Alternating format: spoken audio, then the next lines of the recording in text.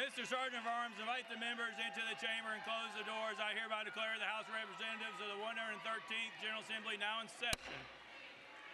Will the members please stand with the visitors in the gallery remain standing through the Pledge of Allegiance. Representative Kiesling will introduce the chaplain of the day. Thank you, Mr. Speaker. It's truly my honor to introduce to you today my pastor, Pastor Eric Thoman up at Eder Baptist Church there in Byrdstown. Now, in addition to his pastoral duties, he also serves as our Director of Missions for the Riverside Baptist Association, which consists of, we have member churches in Pickett, Fentress, Overton, and Clay counties. Pastor Thoman is a Buckeye by birth. He grew up in Columbus. He is a strong Ohio State guy, but we tolerate him there in Byrdstown. He and his wife Amy have been married together for 31 years, 7 children, 3 biological, 4 adopted. Of course, he's been involved in, for the past several years, involved in youth pastoring and church planting. For the past 7 years, he's served as Pawn and North American Mission Board missionary through our Southern Baptist Convention. So, members, Pastor Eric Thoman. It's an honor and a privilege to be here with you today, and I so much appreciate just all the work you all do and all that you have to go through. I want to just read a scripture today. John chapter 3, verse 14. And as Moses lifted up the serpent in the wilderness, even so the Son of Man must be lifted up, that whosoever believeth in him should not perish but have eternal life. For God so loved the world that he gave his only begotten Son, that whosoever believeth in him should not perish but have everlasting life. For God sent not his Son into the world to condemn the world, but that the world through him might be saved. You all do such a wonderful job. That's one of the things I like, coming from Ohio and being a Buckeye. I do root for Tennessee now, but I'm still, you can't change what you are. But I do so much appreciate the work you do and what goes on in this state and just how things are run. And I especially so appreciate Representative Kiesling and his family. But as I think about things in our world, and I know you have decisions you have to make and all you have to go through, and with meetings and discussions, and I guess my answer is simple. The answer for all what's going on in our state and in our world is found in this passage of Scripture I just read. The answer is Jesus. Legislators, you can't change hearts, but only the gospel can. Only Jesus can. But we are living in a time where evil is called good, and what's good is considered evil. We all we must get back to Jesus and just be focused on him and let him just direct our path. The Bible says he's the way, the truth, and the life. That's a promise we have from the Word of God. Let's pray. Dear Heavenly Father God, I thank you so much for these men and women, Lord, for the hard job that they have, Lord. And Lord, in a sense, and it's what they are, Lord, they are ministers of this state, dear God. They are servants, Lord. And they serve the people of Tennessee, and we're just so thankful for them, God. Lord, we just pray that you will just give them your strength, Lord, to deal with all that they have to deal with, Lord. Lord, we pray, God, and I pray, Lord, if there's ones here who don't know Jesus, if they don't have that personal relationship with you, dear Lord, I pray that they will seek the Lord while he may be found. Lord, I pray that you'll just guide and direct their steps, Lord. God, I just pray that that they will seek you in all the decisions that they make. God, we know from your word that Jesus is the answer. Jesus is the one who can change people's hearts, dear Lord. God, I just pray for this day and for all the activity and all that's going on in in Nashville today, Lord. God, I just pray, Lord, that we will just be focused on you, Lord, and that we will just ask, what would Jesus have us to do? And God, I pray that we'll seek you, Lord. We can't do anything without you. So, Lord, I just pray your hedge of protection and, Lord, your hands of strength just to be upon these men and these women who are here. And we pray this in Jesus' name. Amen. Representative Keesling will lead us in the Pledge of Allegiance. Thank you, Mr. Speaker. Let us pledge. Pledge allegiance to the flag of the United States of America and to the republic for which it stands, one nation under God, indivisible, with liberty and justice for all.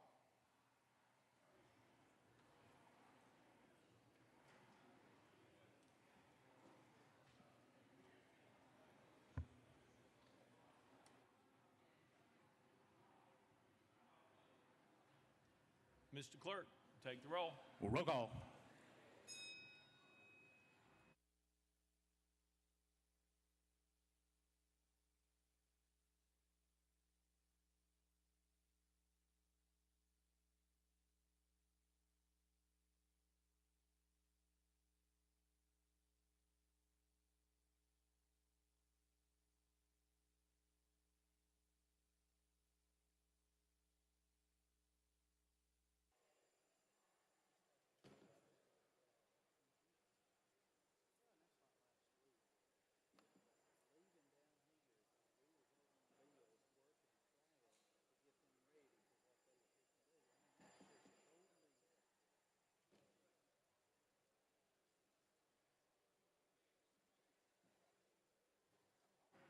Mr. Clerk, take the roll.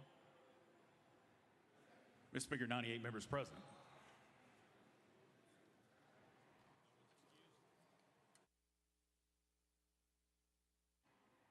Next order, Mr. Clerk. Welcoming and honoring. Welcome and honor anyone seeking recognition.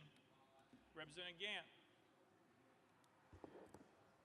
Thank you, Mr. Speaker. I wanted to report that in McNairy County, the electric service is being restored all over the county, but I want to give thanks to Pickwick Electric and also the neighboring electric co-ops, Gibson Electric, and Mr. Speaker, I think Cumberland Electric from your neck of the woods came to aid us, and we just want to give them a big thanks for all they're doing for us. Thank you. Thank you. Representative Haston. Thank you, Mr. Speaker. I'd like for everybody to welcome my daughter, Kyler, to the House floor today. She's with me. She and I, later this afternoon, will be attending the funeral of a great man, a man that she and I call Granddad. And he had one daughter that we lost in the tornado in '99. Had one grandson, 3 great-grandchildren. Most people knew him as Brother Kirk or Coach Kirk. In his 94 years, he taught and coached at Freed Hardeman, was a 2-sport star playing baseball and basketball at David Lipscomb. He, up until the age of 92, he was a full-time preacher, so just retired 2 years ago from that.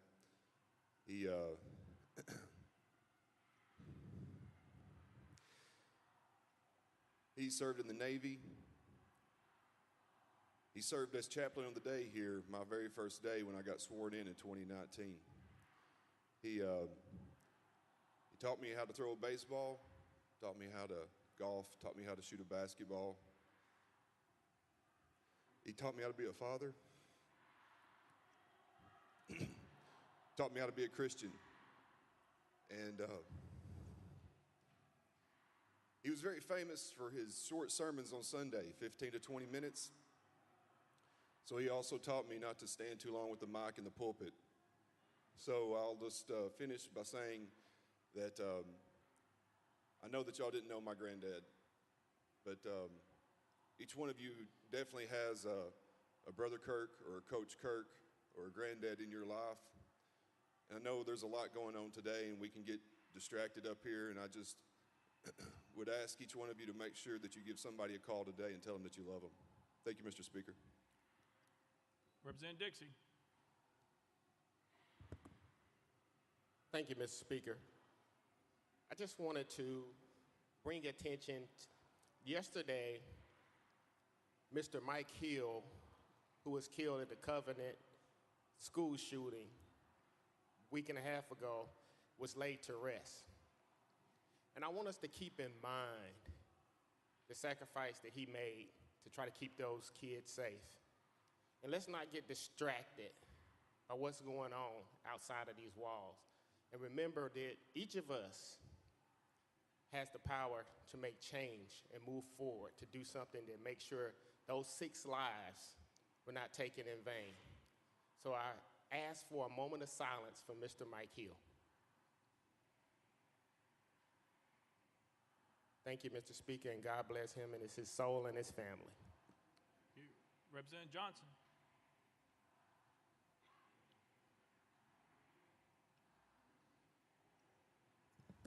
Thank you, Mr. Speaker. I just wanted to welcome all of the folks, the buses that came from Knoxville. I certainly appreciate them attending today. And I would just like to ask that all of the people in the gallery, I love that you're here. I hope you stay quiet today so you can be witness to this entire process. We appreciate you. We thank you. We welcome you, and we are here for our constituents. Representative Freeman. Thank you, Mr. Speaker. I'd like to welcome my cousin, Marcy, who is in the gallery today watching. And then I would also like to remind everyone, as my colleague, Representative Dixie did, of why everybody is here today, why they ended up here. And that's because we lost 6 lives in Nashville to a senseless gun violence. And also this week, Catherine Kuntz, who was a headmaster at Covenant, was laid to rest. And her husband said some pretty remarkable words that I'd like to share a brief excerpt. Catherine would be embarrassed if our admiration of her distracted us from the other wounded households. She was a champion for others and among the first to recognize when someone is isolated and lacking support, burdened by shame. Therefore, honoring Catherine compels us to remember a seventh family, equally wounded in the loss of someone dear to them. We count on the Lord and our community to support them generously, extravagantly, and to offer them the hope that sustains. We are trusting in the strong and loving embrace of a strong and loving God to take each of the 7 that died and heal their wounds and their souls. I don't think I would have the courage to, and the forgiveness to honor the 7th person, but Catherine did. And it reminds us all that we need to be forgiving and not be distracted by everything that's going on around us, and remember that 7 people died last week. Thank you. Representative Keisling. Thank you, Mr. Speaker. Joining us today, members, as an honorary page is Beth Perry. Beth is a junior at Oneida High School there in Scott County. She's accompanied today by her mother, who is a teacher at Huntsville Middle School, Joy. If you would, please make them welcome. Thank you, Mr. Speaker.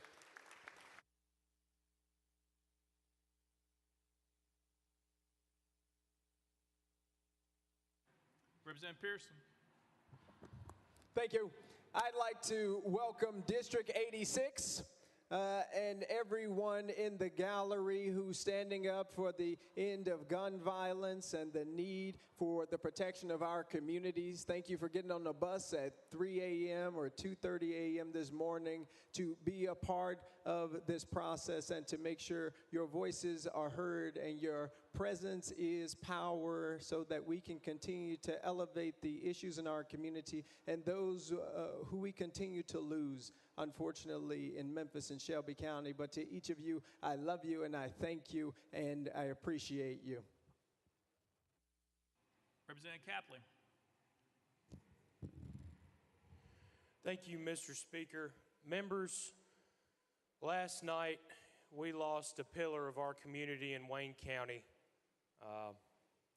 Mr. Herbert Brewer, who was a county commissioner for probably 40 years, Mr. Speaker, a dear friend of mine, a father, a grandfather, and just a good person. So, if we could please take a moment of silence for him and his family today.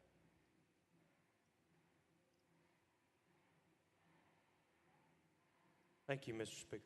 Thank you. Representative Harris. Thank you, Mr. Speaker. I just want to take a moment and recognize some of my friends and as well as constituents from Memphis, Tennessee. Representative Ritchie. Thank you, Mr. Speaker. Members, if you would take a moment to honor one of our freshman legislators today that is celebrating his birthday, Mr. Jake McCowan. Let's give him a round of applause.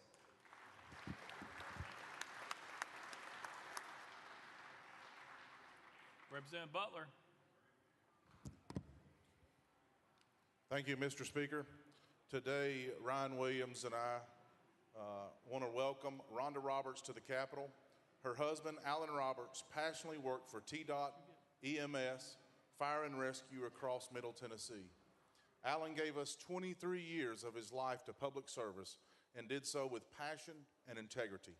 It is a privilege for Representative Williams and I to stand here today to honor the memory of Alan and to honor his wife for their sacrifices.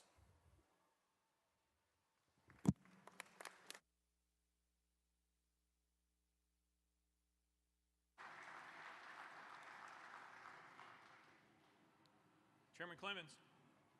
Thank you, Mr. Speaker. I just rise today. I have 3 young children, 3rd grade, 5th grade, 7th grade. They have had the benefit of learning from some of the best public school teachers in the state of Tennessee at Waverly Belmont Elementary and J.T. Moore Middle School. And I just want to welcome the teachers that are here today for doing everything that you do each and every day with courage, with honor, with integrity. Thank you for being here. We appreciate you. Leader Camper. Thank you, Mr. Speaker. Mr. Speaker, members, I see some friends of mine in the audience I'd like for you all to make welcome. I saw Lexi Carter is a friend of mine, long-standing friend of mine. I see Theron Bond, and I know there are some people here from Whitehaven High School, there's some students here, so make them feel welcome. Thank you. Representative Hale. Thank you, Mr. Speaker. I want to take just a moment to say thank you and to honor the state of Tennessee, our leadership, our county emergency people, TEMA, the Red Cross, volunteers. One of our communities that was hit last week with the tornadoes, Reedville in Cannon County. There's about 25 homes, 3 businesses, but we're blessed and thankful that no lives were lost. So thank you.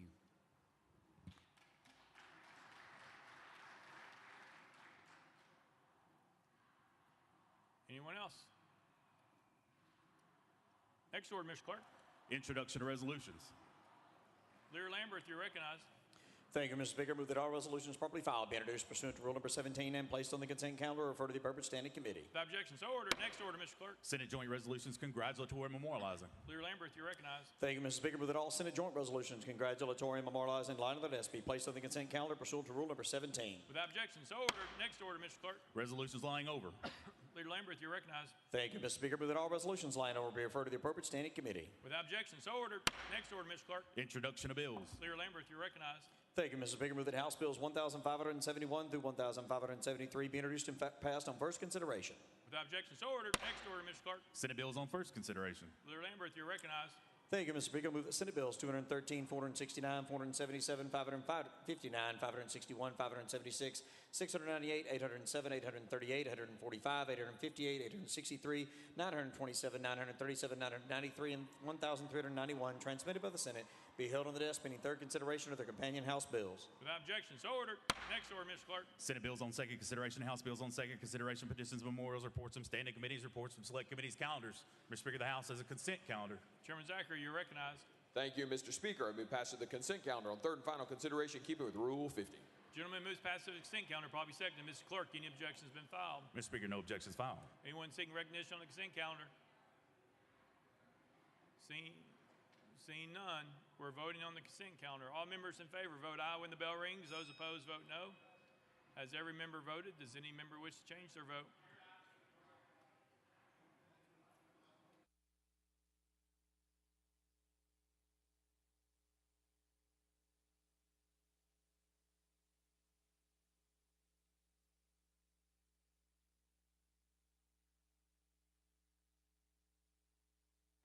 Mr. Clerk, take the vote. Ayes 97, no nays, one present not voting. Having received the constitutional majority, I declare the consent calendar passed without objection. The motion to reconsider is tabled.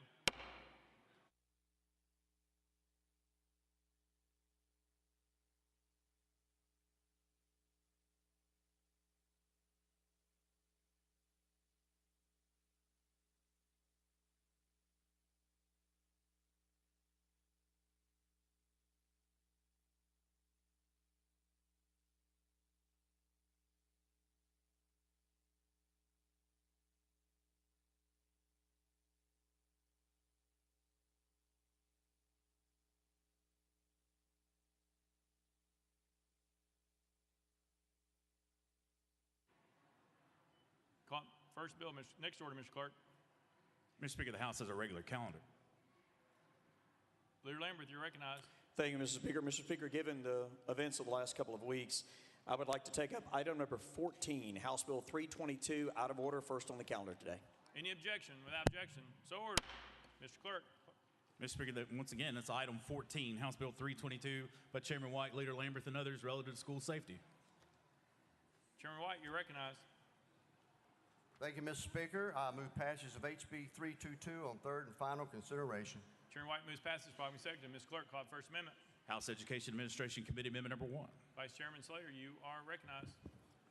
Thank you, Mr. Speaker. Roll to the heel of the amendments. Without objection, roll to the hill. Next amendment, Mr. Clerk. House Amendment 2 by Leader Lambert, Mr. Speaker, was timely filed. Leader Lambert, you're recognized. Thank you, Mr. Speaker. And to the clerk is that amendment code 6917. Thank you, Mr. Clerk. Mr. Speaker, I move passage of amendment number 2, or move adoption, sorry. Leader Lambert moves adoption of amendment number 2, probably seconded. Any discussion on the amendment? Any discussion? Leader Lambert, you're recognized. Thank you, Mr. Speaker. Members and guests today, the bill we're about to embark upon is critical to the safety of our children and our schools in this state. This bill was announced first when the governor gave his state of the state from this very well. And while it may not be the full solution to the evil and violence that we see out in the world that endangers our children, it is absolutely a significant step forward. When the tragedy happened at Covenant School, the bill that you have before you dealt primarily with public schools. When that horrendous loss of life occurred, it immediately showed that we could not focus just on the safety of our public school students, but had to focus on all of our schools and all of our students. The amendment before you includes the following provisions. Private schools must develop safety plans that address emergency response and crisis management. Private schools may enlist local law enforcement's assistance if they so choose, and we recommend it. Private schools must lock exterior doors as well as only permit the primary entrance to be unlocked at the start and end of school or when a staff member is present. Private schools must complete the same drills as public schools: armed intruder, incident command, bus safety, if they have buses. And security guards at private schools must complete the same training that security guards at public schools complete. This is a significant step forward, and it ensures that the bill before us includes both public and private school students and matches up with items that you will see in the budget in a few weeks to include money for hardened infrastructure and SROs. With that, Mr. Speaker, I move adoption. Leader Lamberth moves adoption. Amendment number 2, discussion. Representative, no discussion. All right. Any objection to the question? All right, it's on the board. All those in favor vote aye. When the bell rings, those opposed vote no.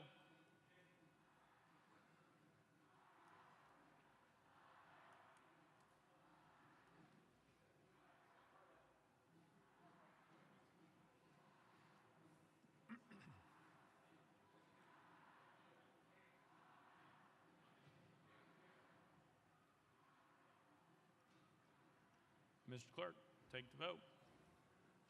Ayes 95, no nays, 3 present, not voting. Amendment number 2 is adopted. Next amendment, Mr. Clerk. House Amendment 3 by Representative Powell. Mr. Speaker, it was timely filed. Representative Powell, you're recognized. Thank you, Mr. Speaker. Members, I know it's somewhat extraordinary to introduce an amendment at this time, but I think this is a very important amendment to add.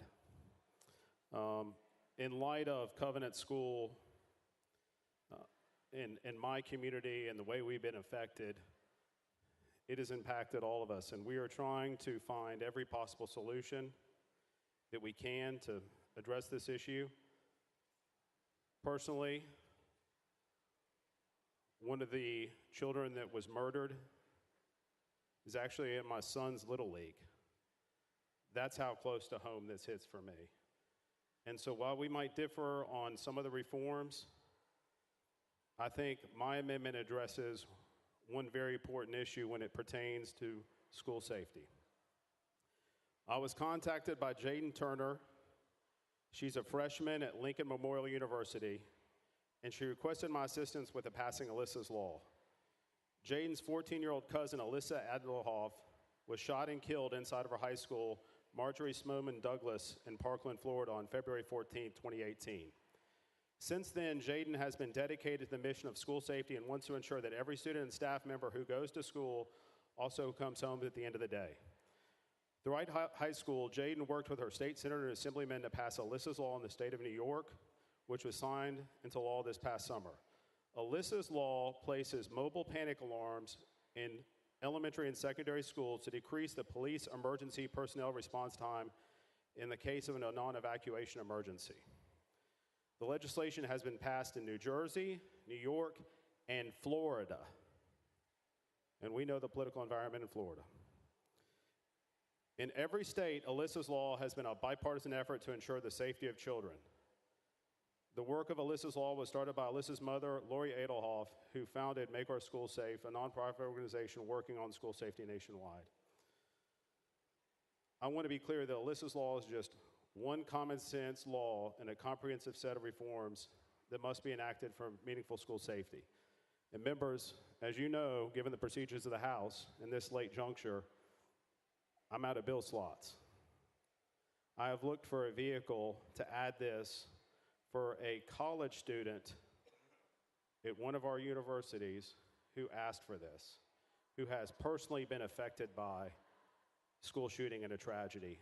I think adding this option in our schools and having the schools, and I want to bring your attention to my amendment. It says shall consider including the district-wide school safety plan, this option.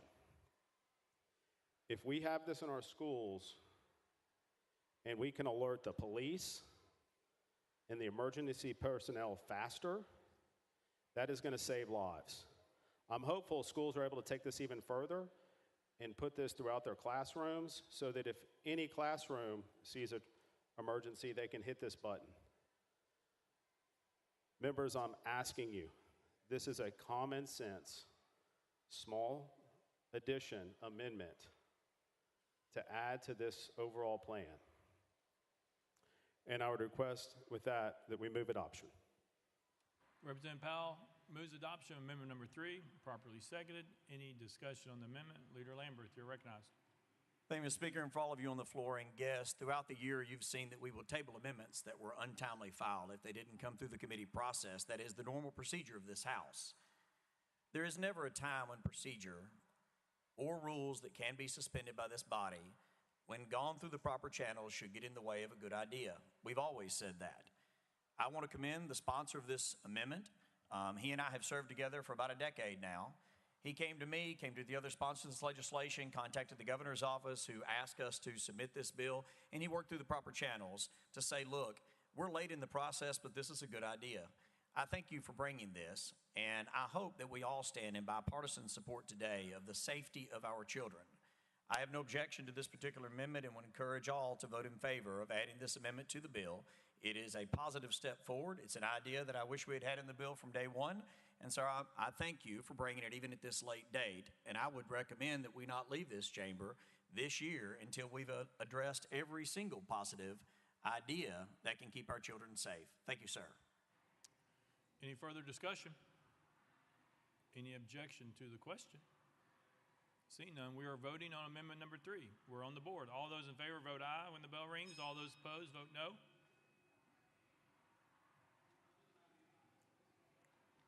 Has every member voted? Does any member wish to change their vote? Mr. Clerk, please take the vote. Ayes 98, no nays. Amendment number 3 is adopted. Next amendment, Mr. Clerk. Mr. Speaker, that brings the body back to the heel of the amendments. Education Administration Committee Amendment number 1. Vice Chairman Slater, you're recognized. Thank you, Mr. Speaker. We move to withdraw. Without objection, amendment number 1 withdrawn. Next amendment, Mr. Clerk. Mr. Speaker, no further amendments. Chairman White, you're recognized. Thank you, Mr. Speaker. And members, I would like to take a few moments just to describe to you the gist of this bill. I'd first like to start out by thanking Governor Lee, the administration. They brought, as the leader said, he spoke of this in the State of the State. We've been working on this since January, trying to go through many versions. I congratulate Representative Powell for bringing a great amendment, even at this time. So thank you very much. What the attempt is doing in this particular bill, and as the leader said, we may do more in the future, but here's the general gist. We're asking in this bill that every LEA, Local Education Administration, develop a district-wide safety plan that will include crisis intervention, emergency response, emergency management, and armed intruder drills.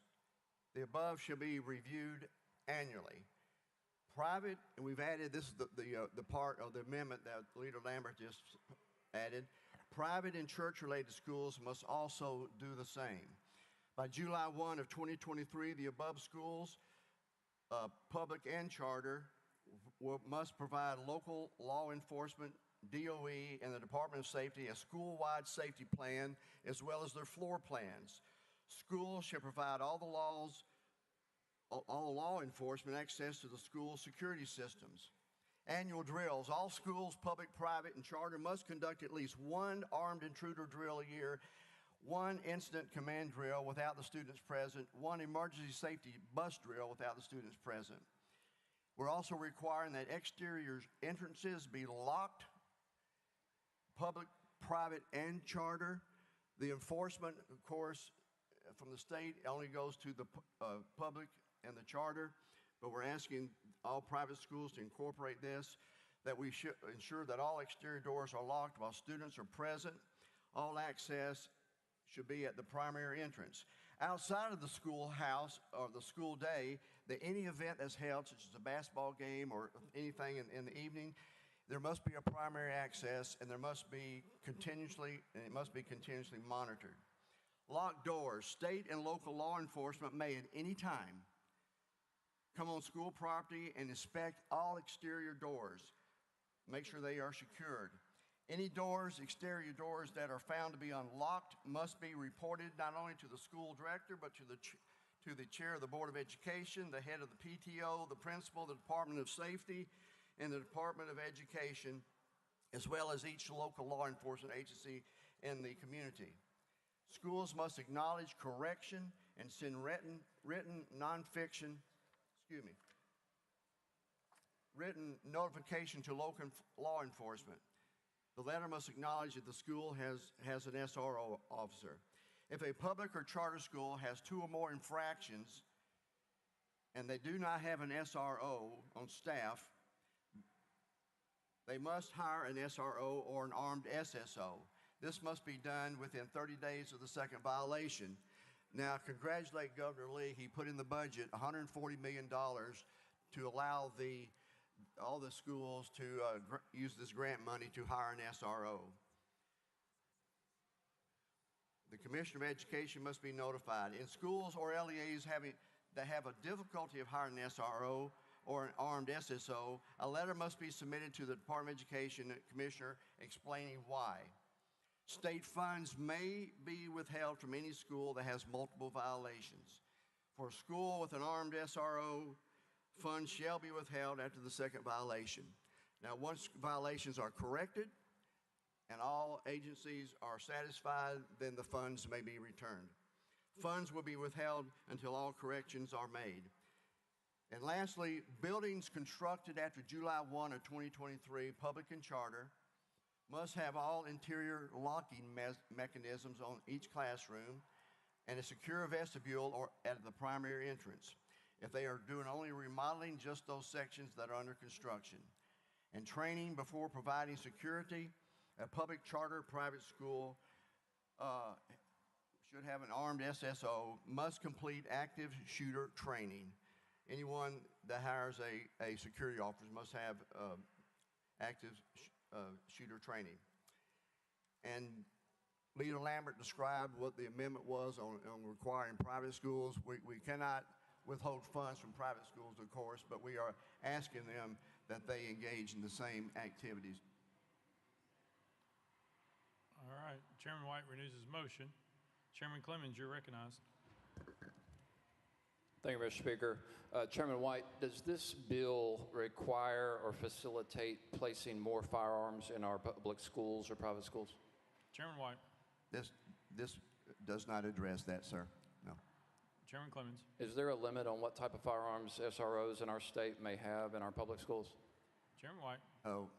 Chairman Clemens. This bill, which sounds like we're attempting to fortify our public schools and albeit make them safer, I believe this is part of, I believe you said, what the governor announced earlier this week as part of his plan. And in part of that plan, he announced that he was going to ensure that every school had an armed officer in that school. Is there another bill forthcoming that includes that? Chairman White. That's in the budget that he has proposed. It's not in this bill, but it's in the budget that will come for us in a couple of weeks. Chairman Clemens. Thank you for that clarification, Mr. Chairman. And so I just want to simply make the point that ensuring the security of our schools is important. As I said earlier in this session, obviously I have children in public school. I know everyone here has children or grandchildren or have had probably go through a school system, private or public. But I just want to make the simple point that the need for this type of law is a result of the real problem. This is not a solution to the real problem. I want to make sure that everybody is aware of that. And I appreciate Mr. Leader, I appreciate Mr. Chairman, I appreciate y'all acknowledging that this is not the entire solution, because that's true. And I hope that we can work together to pass an array of solutions, because simply fortifying our schools and doing everything we can to increase security of those schools is not it's not the solution. It's a result of the real problem. And so I ask for y'all to work with us to pass more legislation this session to address the real problem, to ensure or do everything we can to ensure the safety of our children. Thank you, Mr. Chairman. Thank you, Speaker. Leader Lambert. Thank you, Mr. Speaker, and Chairman, thank you. This is a significant step forward. And yes, fortifying our schools right now in this state is absolutely what we need to do. If there's one place on the planet that a child deserves to feel safe, it is in our schools. And I guarantee you, talk to any one of these children that have come down here, talk to any one of these parents, talk to everyone in your districts, they do not feel safe right now because they know that they are not. So whatever it takes to make sure they are safe at school and feel safe at school, yes, sir, we will fortify those schools. We will hire SRO officers. We will pay for them with state dollars so that no community throughout this state has any excuse not to have armed security that is well trained, better trained than any threat that may come at that school, to be able to neutralize that threat long before any evil person gets anywhere near our kids, as well as the safety plans, as well as the locked doors. Every child should be safe at school. There are children that come to school in this state that are not safe in their own homes. It's heartbreaking to think about, but school should be a safe place for them, for every child in this state. There are many other options that we are going to look at this year, and I hope in a bipartisan fashion we look at every single possible option to make the entire state safe in every community. But for this bill, at this time today, I would ask you and all of our colleagues to vote in favor of a bill that I guarantee you will improve safety at our schools. We can at least do that today at this moment. Chairman Clements. Thank you, Mr. Slater and Mr. Speaker. I think we need to be cognizant as well that our children notice their surroundings, and I agree. Our schools need to be a safe, nurturing environment.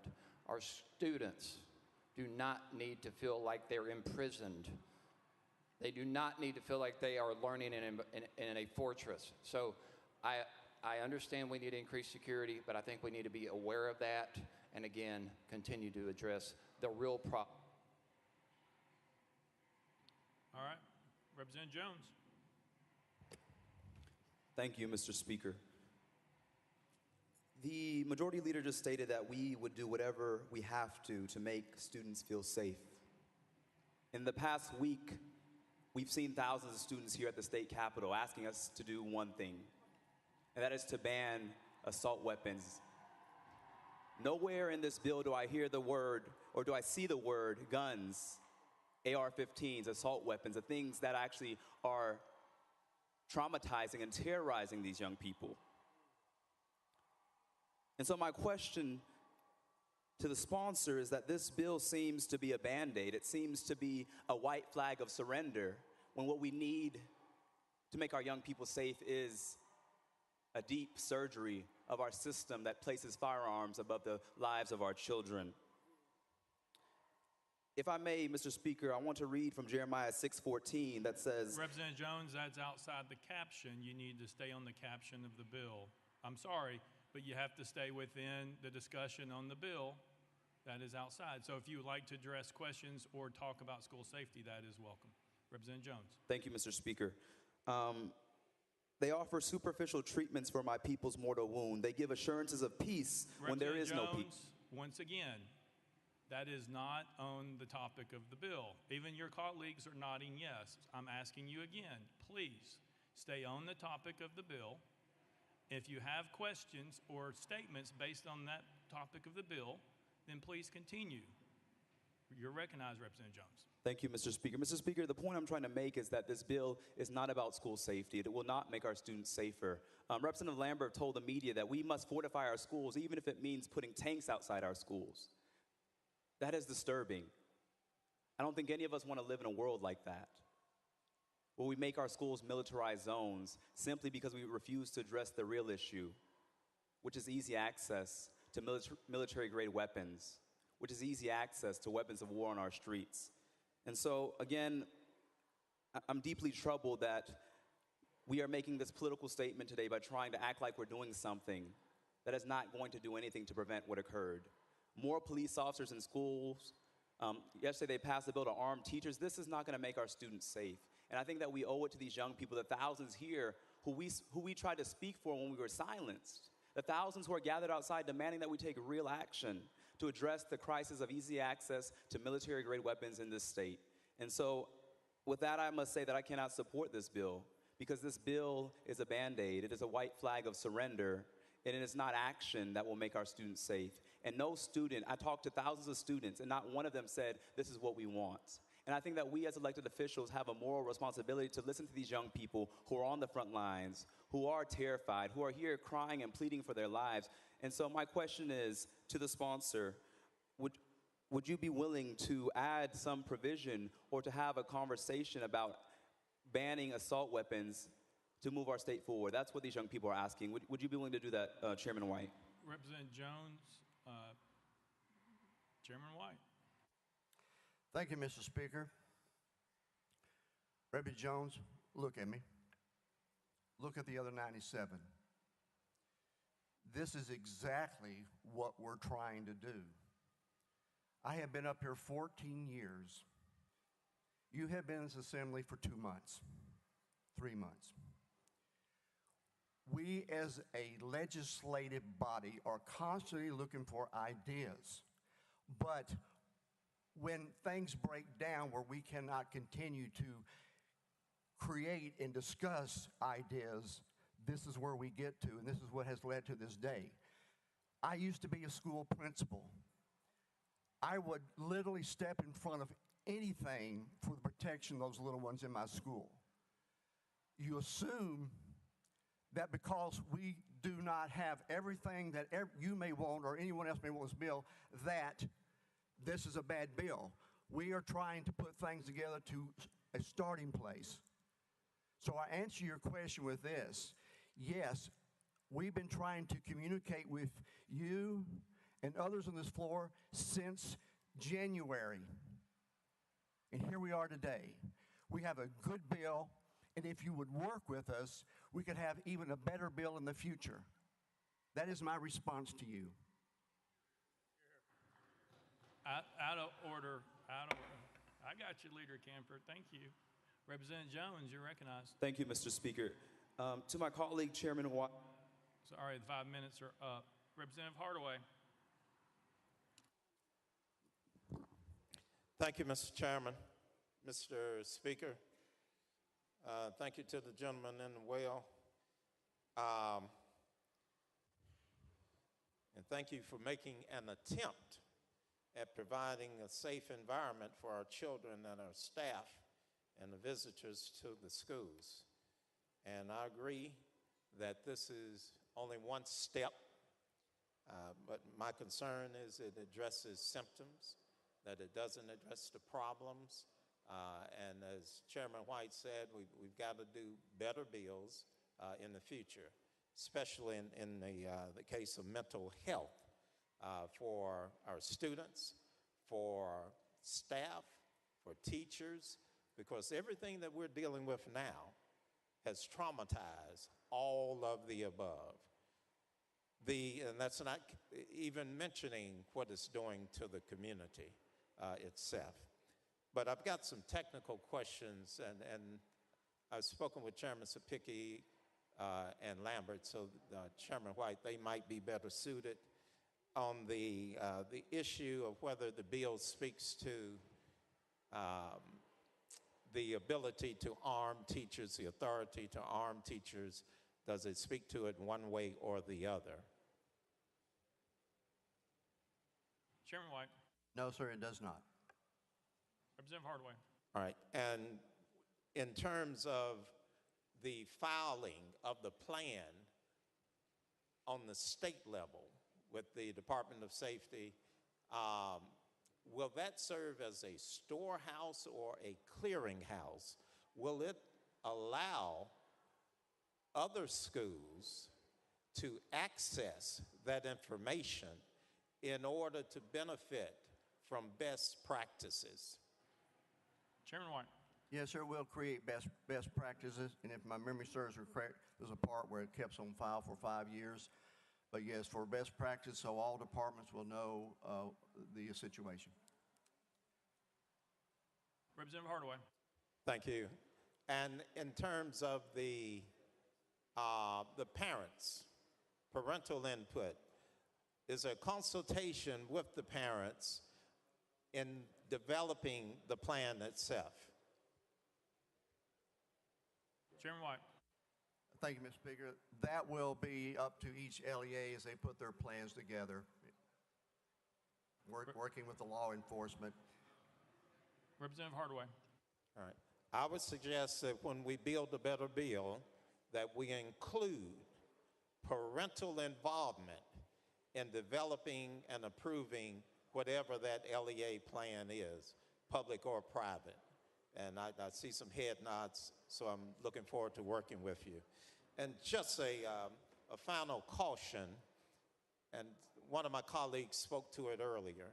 We don't want to get to the point to where we're creating a lockup for children and teachers as opposed to addressing the problems that we have in the community, whether we describe it as sensible gun regulation or as accessible, affordable, adequate mental health care.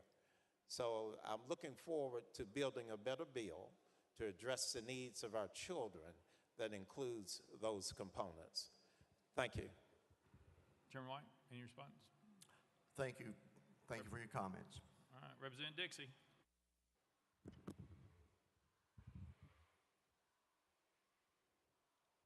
Thank you, Mr. Speaker. I think that one thing that we can all agree is that we do want our children to be safe in schools, but they also deserve to be safe at their homes, in their neighborhoods, in the grocery stores, movie theaters, parks. So these are some of the things that we need to also look at this holistically and make a comprehensive bill that helps out. Now, this bill, I don't think it does, and I've read it a couple of times, address the mental issues that may come along when another shooting will happen. Because the locking of doors, and we saw that almost 2 weeks ago, doesn't prevent this from happening.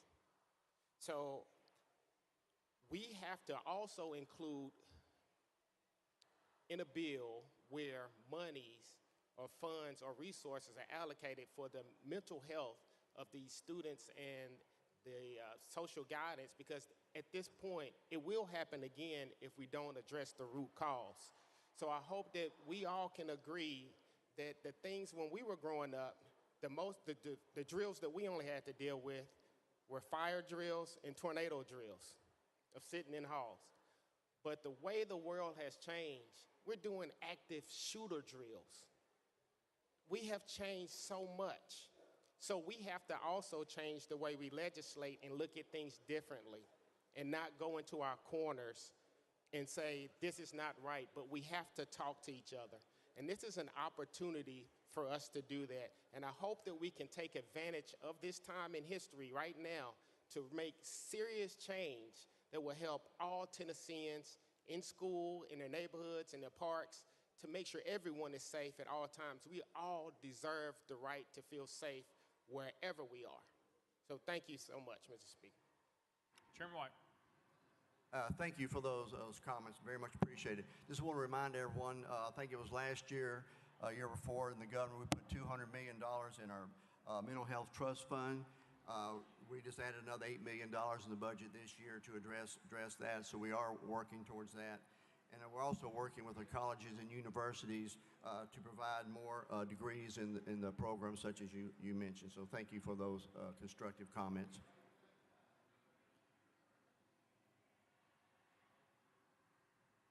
Leader Camper, you're up. Thank you, Mr. Speaker. Mr. Sponsor, last week we had a member to say that this bill was a first step, and a good first step. And you mentioned it in your comments that this would be a first good step. And you further mentioned that we have an enormous opportunity before us, that we can do something more comprehensive than just this bill. And so we are looking forward to do exactly that. So I'm assuming the lines of communication are still open, and I applaud you for that. Mr. Sponsor, I have a question about the funds that you talked about for charter schools, I guess in all of the schools, I imagine, for non-compliance. And so I'm concerned about charter schools who have limited funds and not a lot of resources as like a network of charters, just these individual charter schools. And the fact that we said charter schools are public schools. So will the LEA be responsible for coordinating all the schools, whether charter or traditional, under this bill? Or do the charters have to do their own individual hiring an SRO, applying for the grant, and going through this process? And if they are not in compliance, they're going to be penalized. Can you talk to that? Chairman White. Yes, thank you. Very, very good questions. As you stated, a charter school is a public school, but it is authorized either under the local LEA or under our charter school commission. So that will be their authority of working together. So they can also apply for the grants for the SRO officers just like any other school or LEA. And they will do that through their school authorizing agent, which is either their local school LEA or the charter commission. Leader Camper. So the approving authority will be responsible for helping them apply for the funds or ensuring that they're in compliance, whether it's the charter authority, whether it's an ASD, whether it's a local LEA. My concern is that I think for the LEAs, it needs to be a comprehensive plan and that they're all working in concert with each other.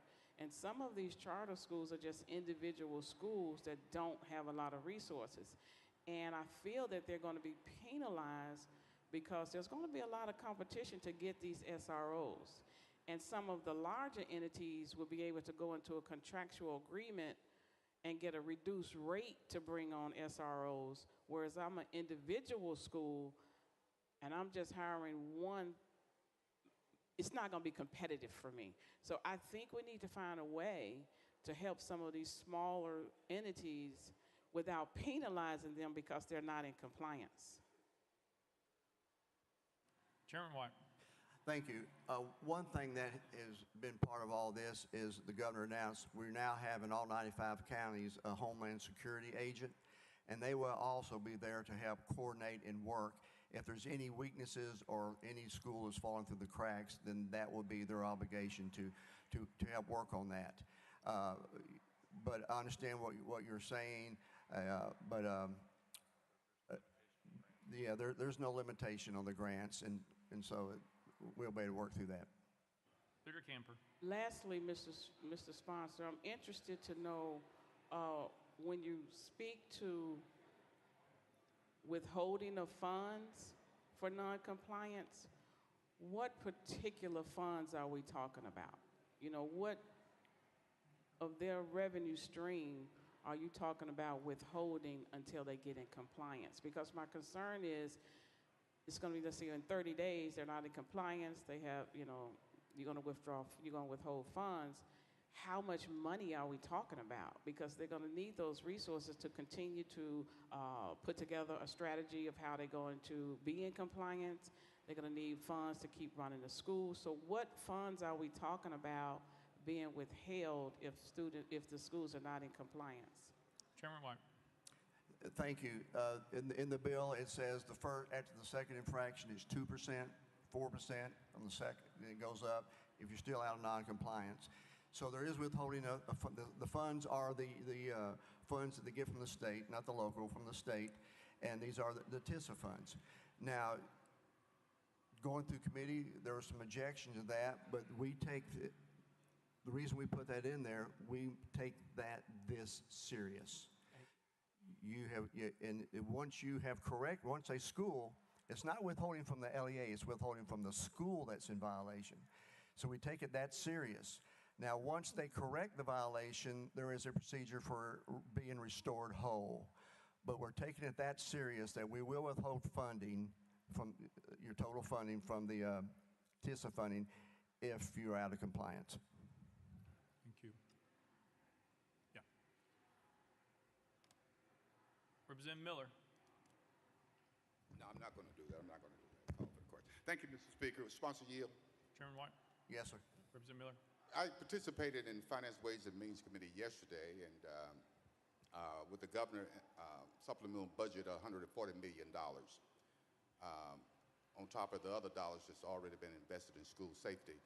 My question is, in reference to the SROs, is it my understanding that each school would receive one SRO officer? Chairman White. Oh, Leader Lambert. Thank you, Mr. Speaker. And I know we're wandered into a different bill or a different set of bills, which are the budget, but it does relate to this bill because this bill requires SROs in every school if they have certain, if they don't have locked doors and everything else. So this bill, to be very clear, does go with your question. So to directly that question, which we'll take up in the budget, it's roughly $140 million where the state of Tennessee, the taxpayers of this state, are providing enough money for every single school to have an SRO. Now, the way that would work is you're going to have an MOU between the Sheriff's Department and the schools, and it does include also armed security guards. There are some places that use SSOs instead of SROs. Those are normally, employees of the local education, the LEA. So, it is a combination of that, but in general, it is $140 million for an SRO at every school on a reimbursement rate through the Department of Safety from grants so that they are evaluating that to ensure it actually goes to SROs or SSOs. Representative Miller. Thank you. So am I to understand again, if you have a school, let's say with 1,000 students and personnel, that particular school would receive one SRO officer. What about a school with 500 students and personnel? Would they also receive one SRO officer? Leader Lambert.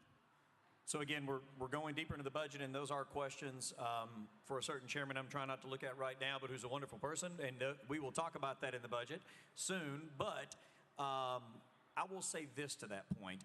The goal is to have an SRO in every single school. If a local school system, we choose to have 2 or 3 or 4, we're at least going to fund one of them, but we are not holding them back. So if you have a school system like ours in Sumner County that already has an SRO in virtually every school, some of them will go to 2 schools that are close by each other, they can keep that funding in place that the locals already provide and take these state funds and hire a second SRO for schools. I've already begun some of those conversations with local law enforcement and our local school system, and I would encourage all of you to do the same. We want to raise the bar, not just keep it at a par level. Representative Miller. Again, I think most members would agree that we're moving in the right directions, but we have to do better and do more. So thank you, Mr. Speaker. Thank you. Representative Johnson of Knox. Thank you, Mr. Speaker. I guess there's been a little of this discussed, but I understand the importance of having security in the schools. But as someone who was sitting in our classroom August 21st, 2008, preparing our classroom before kids came down for first period, looking out the window, seeing the door open from the cafeteria, I was in a portable down from the school, and seeing just hundreds of kids running, screaming, crying from the building, running down to my classroom, not even able to articulate what just happened at the school shooting in Central where we lost Ryan McDonald. And my concern here is there were police officers in that cafeteria when this happened. What I think that we need to focus on, that school was secure. None of this would have happened. We had officers, we had security.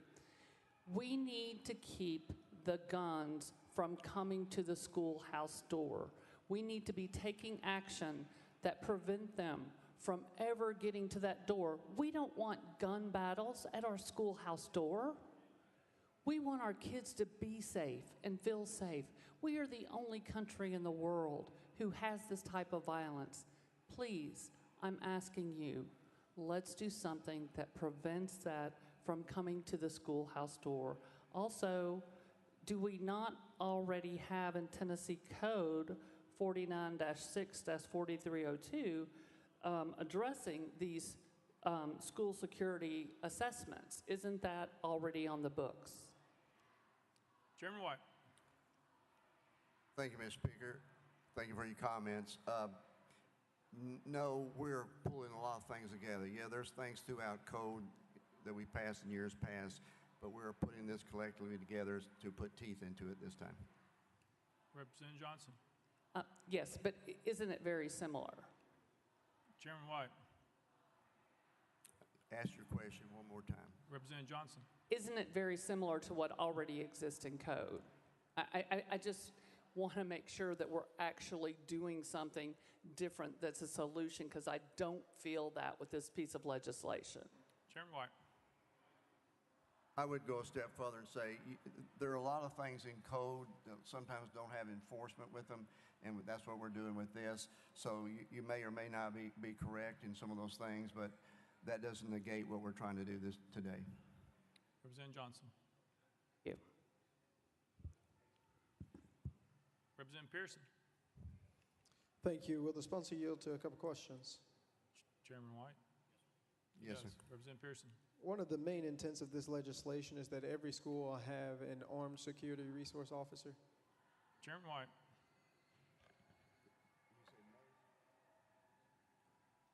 Leader Lambert. No, sir. The main intent of this bill is to improve school security at every school, both with hardened entrances requiring locked doors, having Homeland Security agents, one in each county, to evaluate that and work with local law enforcement. And then there is a budget that we will be considering in a few weeks that includes $140 million for SROs.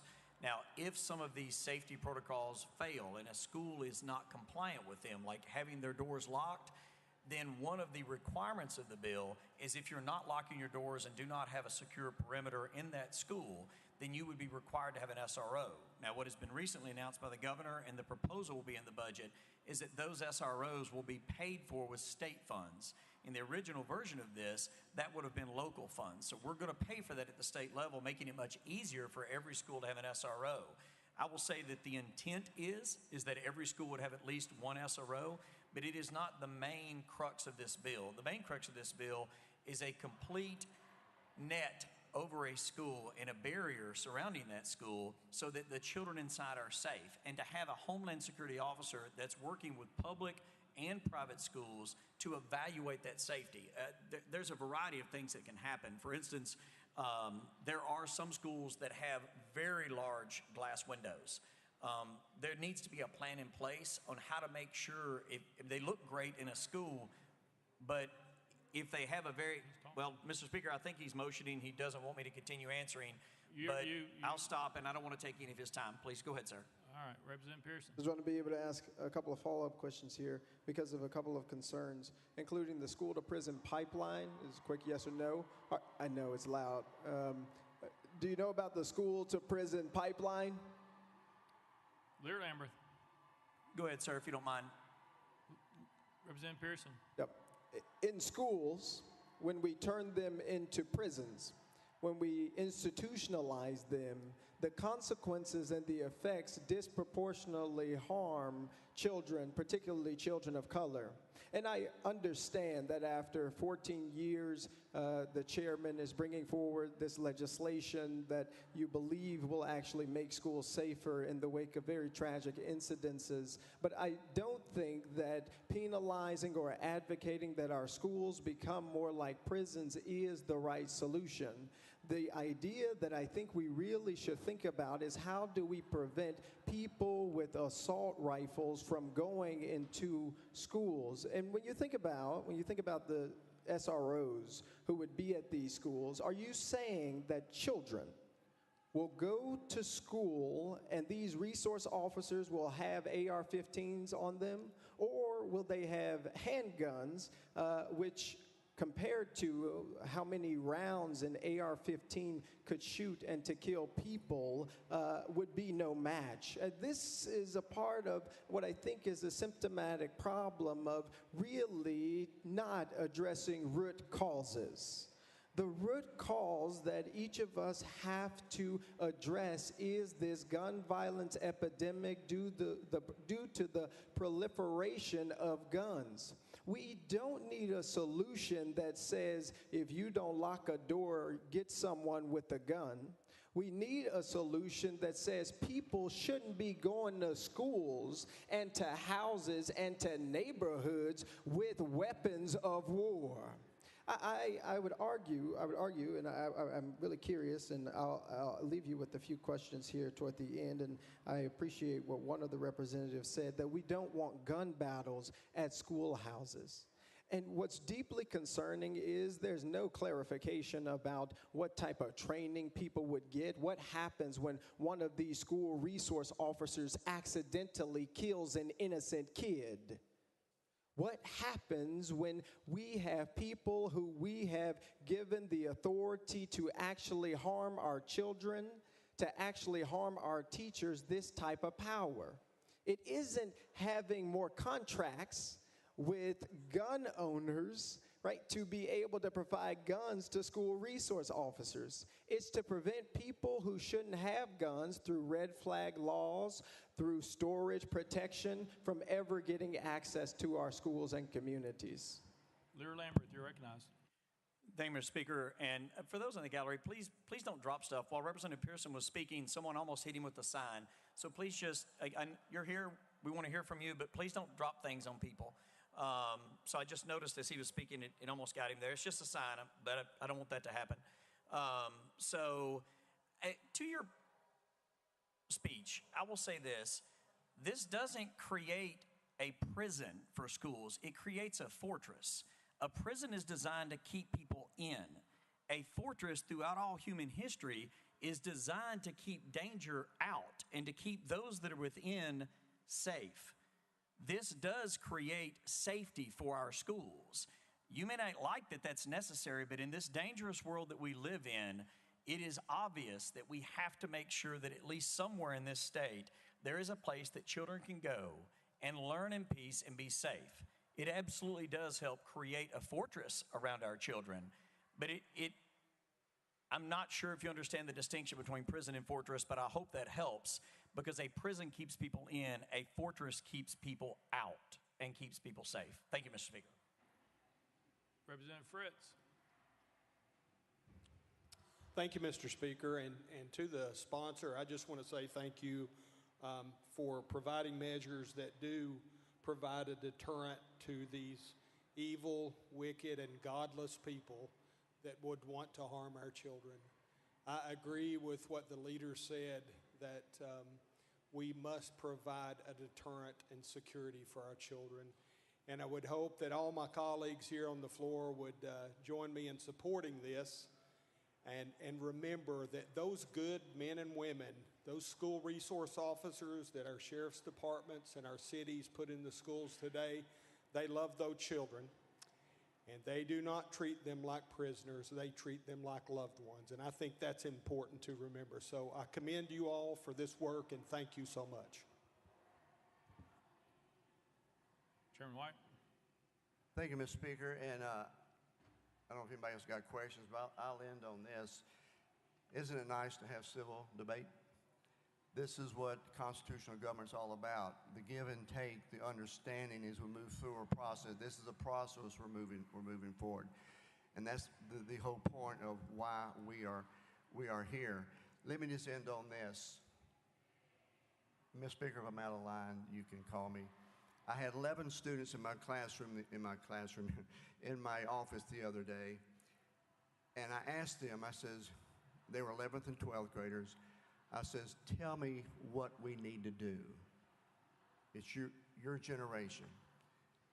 Expecting some of the same, you know what they told me? They said that we need to restore moral values in our country. We need to restore the sanctity of our homes. And we need to pray before it happens and not wait till after it happens. That came from the mouth of school children. And so that's what we're all here about, to do with the best thing for our young people. We all have a heart for young people. We just have to be able to get to a process where we're all working together. With that, Mr. Speaker, we have an excellent bill here moving forward, and I renew my motion. Thank you. Representative Travis. Thank you, Mr. Speaker. I call previous question. Representative Travis calls previous question. Any objection? We're on the board. We're voting on previous question. All those in favor vote aye when the bell rings. Those opposed vote no.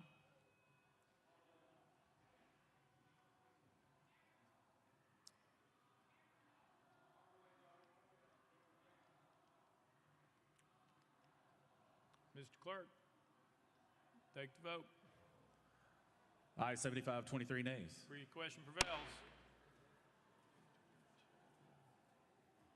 We are voting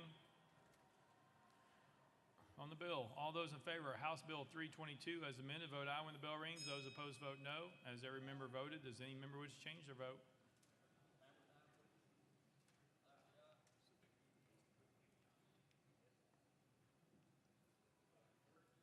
Hardaway? Is that a yes? Yes. All right. Mr. Clerk, take the vote. Ayes 95, 4 nays. House Bill 322, having received the constitutional majority, I hereby declare it passed without objection to the most reading considers table. Leader Lambert. Thank you, Mr. Speaker. And again, we have many guests with us today, and I would like them to see some of these bills that provide for real solutions. With that, I would make a motion that we take up item number 29, House Bill 1051, out of order. Any objection? Without objection, so ordered. Call up next bill, Mr. Clerk. Mr. Clerk. Yeah, call up next bill, Mr. Clerk. Mr. Speaker, House Bill 1051 by Chairman Vaughn, relative to individuals authorized to complete certificates of need. Mr. Speaker, the Senate bill is on the desk. Chairman Vaughn, you're recognized.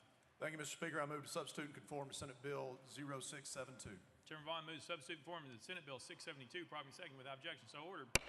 Chairman Vaughn. Thank you, Mr. Speaker. I now move passage of Senate Bill 672 on third and final consideration. Chairman Vaughn moves passage of Senate Bill 672 on third and final consideration. Properly seconded. Mr. Clerk, call up First Amendment. House Health Committee Amendment number 1, Mr. Speaker, it's the same as Senate Amendment number 1. Chairman Terry, you're recognized. Thank you, Mr. Speaker. Move to withdraw. Without objection, amendment number 1 withdrawn. Next amendment, Mr. Clerk. Mr. Speaker, no further amendments. Chairman Vaughn, you're recognized. Thank you, Mr. Speaker. Colleagues, what this bill wants to do is restructure the way that certificate of need is issued for people who present in emergency rooms requiring psychiatric care. Whenever we have people who come to our regular hospitals and present, there is a system which has been damaged by the lack of trained professionals in the system and the bureaucracy that is there in place today. What we've done is we've worked with the Tennessee Psychiatric Association, the Tennessee Hospital Association, the TMA, to come up with a new way for people to, when they present, to be seen faster so that whether or not we can get them into a psychiatric facility and get them taken care of as quickly as possible. And with that, sir, I renew my motion. Chairman Vaughn renews his motion. Any discussion on the bill? Representative Parkinson, you're recognized. Thank you, Mr. Speaker. I know I'm out of order, but I did want to make note that our former colleague, Mike Stewart, is in the building, so if you make him feel welcome again, we appreciate him being here.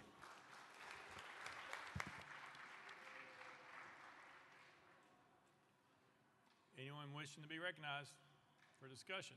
Representative Mitchell. Yeah, thank you, Mr. Speaker. You know, the bill earlier, you know, I had things to say about that, but this kind of like the leader said, we're rolling out, you know, these, I guess, pain medication for the cancer. You know, the first bill was about school security. You know, we got schools in our state. They also have schools in other countries.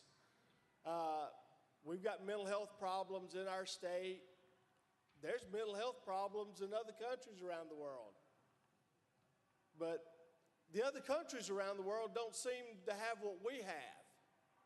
Mass killings, mass shootings. So again, I applaud the previous sponsors for their work. It's taken a step forward. I applaud this sponsor for his work. It's taken a step forward. But we continue to give aspirin for the cancer. Let's cut the cancer out. We know what the problem is. We know it's weapons of mass killing. It's AR-15s, it's AK-47s going into our schools, Representative Mitchell, this bill is about, Representative Mitchell, you're out of order. Hang on one second, Representative Mitchell, you are out of order. This bill is about mental health. You can continue talking. Would you like to talk about the bill on the subject? Yes or no, please? Okay, you are recognized to talk about the bill that's before us. Representative Mitchell, you are recognized.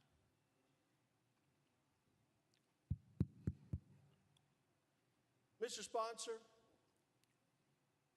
I heard this bill in multiple committees, and I have problems with it, but this bill was presented by your leader before you walked up there as one of the solutions to the violence going on in our society. Was that true? Chairman Vaughn. Representative, to be honest with you, I was in transit coming to the podium, and I can't recall. There was hubbub around me. I cannot recall. I apologize to you, sir. Representative Mitchell. Thank you, Mr. Sponsor. Well, I'm pretty sure maybe the speaker heard him introduce this as one of the solutions to the violence and the deaths in our schools and our society, because that's what I heard. So I think what I was saying was pretty germane to this issue. Either we're going to let people speak and address the issue. I take the leader at his word. He said this is the first step of many other things we're going forward to do. But I just want everybody to know we're giving aspirin to the cancer. We've got to address the cancer at some point. So he can cut off my mic over and over and over again. But I'm not going to shut up until we stop kids from being murdered in their schools. Members, you all voted on the House rules. The House rules say when the bill is before us, we stay on the topic of the bill. That is what you do. The conversation surrounds the legislation. That's been history in this place for as long as we've been here. That is the rule. You know that's the rule. You know that's how we have done it. Representative Hardaway, for what purpose, please? Representative Hardaway. Thank you, Speaker. Parliamentary inquiry. Staying on the bill sometimes requires placing comments in context, and that sometimes requires a little leeway from the speaker. That's been tradition. That's been the common practice. So I would suggest, sir, that we may want to keep that in mind. Thank you. Representative Hardaway, I think you could see on the previous conversations, leeway was granted for them to make their point on previous legislation. But this legislation is dealing with mental health. Leader Camper?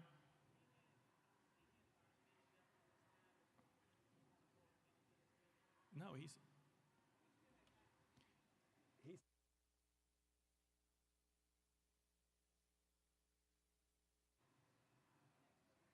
Representative Johnson, you're recognized.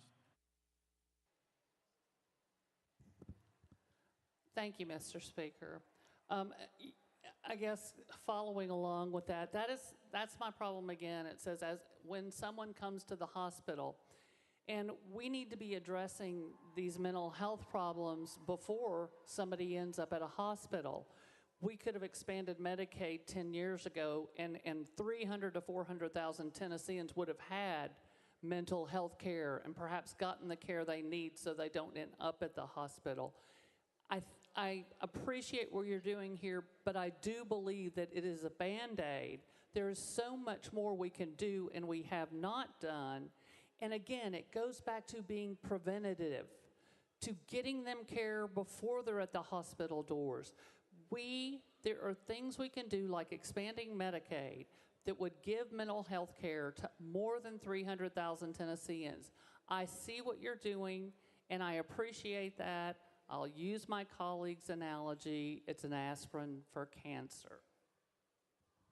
And thank you for, it's nice to get called on so much today. I'm glad the crowd is here.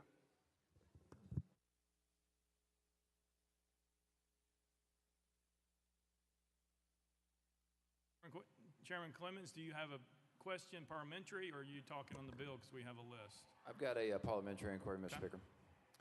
With regard to the permanent House rules of order, first of all, not all of us voted to adopt those permanent rules of order.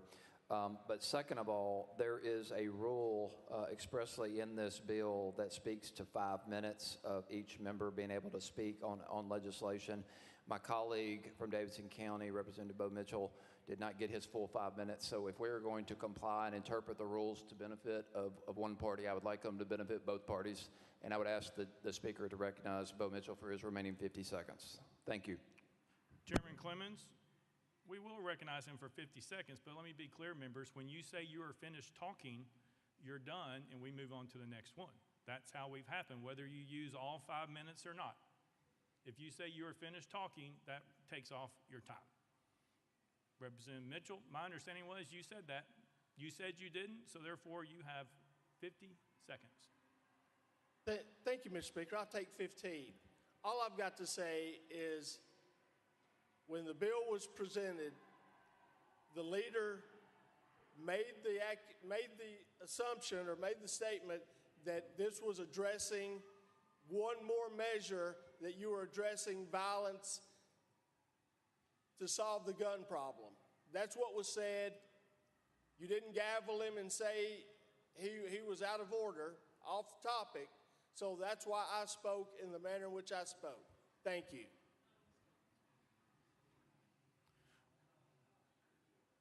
Representative, the leader actually spoke to bring the bill out of order. He was not on the bill, first of all. So that's a differencing opinion. Representative Williams, you're recognized. Thank you, Mr. Speaker. I want to thank the sponsor for this bill. What this bill does in my community, where mental health treatment and services are so limited, this body has spent several years allowing for mental health treatment to our citizens because the access to mental health treatment is so limited.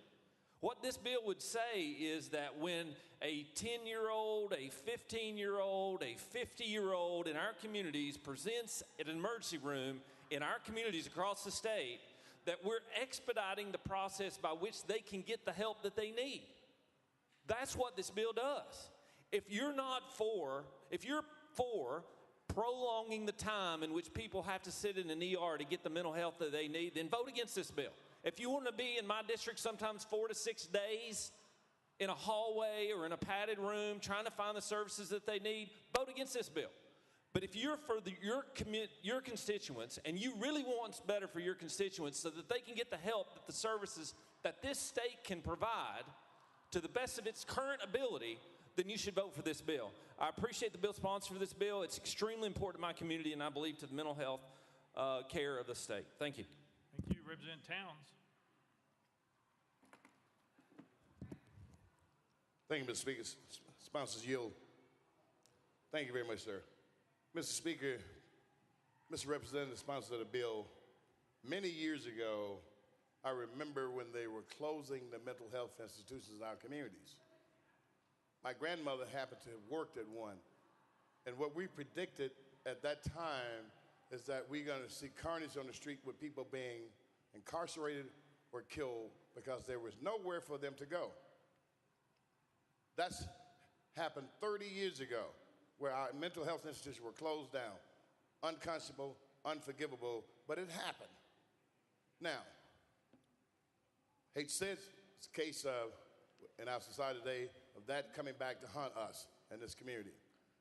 Will this bill, when we find that there's a tremendous amount, we already know that there is a tremendous amount of hurt, mental hurt, people are anguished and need help. When we find the numbers are verified and they're very large, will this allow us to develop more institutions specifically for mental health care? That's what I'd like to know. Chairman Vaughn. Thank you, Mr. Speaker, and to my colleague from Shelby County. My friend, my representative from Hardeman County, we know firsthand about the reduction in size of mental health facilities as the Western Mental Health Institute was greatly reduced in scope and size. That was anchored in my hometown of Bolivar, Tennessee. This bill does not address, it has no funding mechanism with regards to how we build more facilities to treat these folks. What this bill does is it attempts to reduce the bureaucracy that keeps people waiting for the proper personnel to show up to be able to get them out of a regular hospital emergency room and into a mental facility that has capacity as soon as possible. Again, because of the way that the healthcare professional, and particularly mental health care professional shortages that we've seen around the state, what this does is this allows for a combination of different certifications of people who can see them and gives us more options for those folks when they present to a normal hospital to be able to get them that care that they're looking for sooner. So I know that this is a streamlining bill, sir, and it's one that is a very important area, especially considering today. Representative Towns. Mr. Speaker, thank you, and thank you for that, Mr. Representative, and I appreciate that. However, we are hemorrhaging, and we need to look at developing a comprehensive package where we can address the mental illness in our state. The problems are only getting worse. I read some statistics just this week about the suicide rate of our young people increasing. In the black community, off the charts, never before. You're old enough to remember when we had those institutions, and they were lower amounts of these infractions that happened with citizen police officers because we had the real care. And if we're not developing a system of really caring for them mentally, okay, or our people and whomever and wherever it is, we're not doing enough. Obviously, I don't want to see a person in crisis having a prolonged, protracted type of time to be seen. But that's not all. That is not only what they need. They need more care. They need more care, and they need it prior to even that, what we're talking about. This may help, but we need to look at, and we have money in Tennessee now. We need to look at what it is that we need and what we've done to help our people that are suffering mentally. So I would encourage us to get together, let's talk about it again, and figure out what can we do, because the pop-up shop's not going to solve the problem. We need to have some institutions that delivered care to our citizens in a fashion that makes them whole again. If I was in crisis, I would want it. If you were in crisis, you would want it, and we know our people need it. So with that, that's what I'm going to encourage that we do. Mr. Speaker, thank you. Chairman Vaughn. Thank you, sir.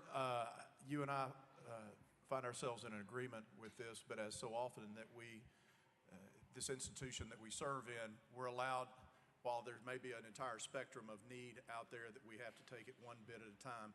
And what this is a positive step forward that I hope that everyone in the chamber could support. Thank you, sir. Representative Jernigan.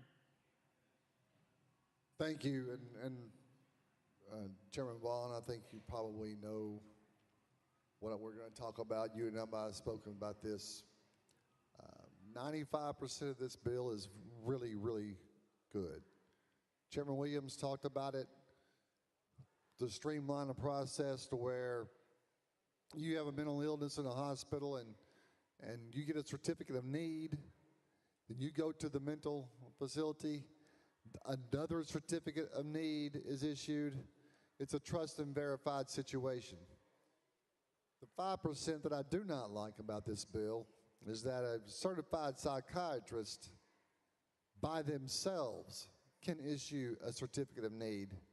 One person can commit someone without verifying on the other end. I do not like that much power being on one person certifying someone without their consent. So I just wanted to put that on the record. It's just unfortunate. I'm not going to make perfect the enemy of good. So, but I wanted to put it on the record, Chairman, and you and I talked about it, and we share the same thing. Chairman Vaughn. To my colleague from Davidson County, you have been very consistent on this matter and this issue and have made points to be pondered and considered, and I appreciate that very much. Thank you. Chairman Spicky.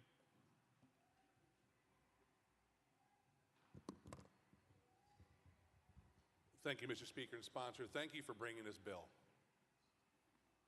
In Murray County, we have a facility that sits less than a quarter mile from our hospital. And over the summer, I spent multiple visits in this mental health facility talking to the professionals in there about the importance and the things that are affecting our children.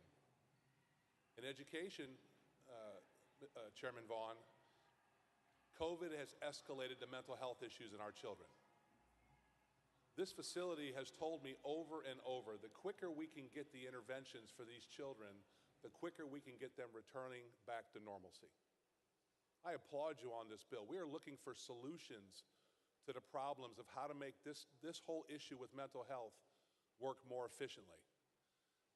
Members, this is something that we need to address across the state of Tennessee in every district that we have, that we need to make sure that the facilities are there and the process is there to make sure that the people who need this help can get it as quickly as possible.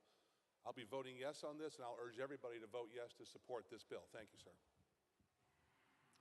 Chairman Vaughn. Nothing. Representative Travis. Thank you, Mr. Speaker. I call previous question. Previous question been called. Any objection? Seeing none, we're voting. All those in favor of Senate Bill 672, vote aye when the bell rings. Those opposed, vote no. Has everyone voted? Does anybody wish to change their vote? Powers aye.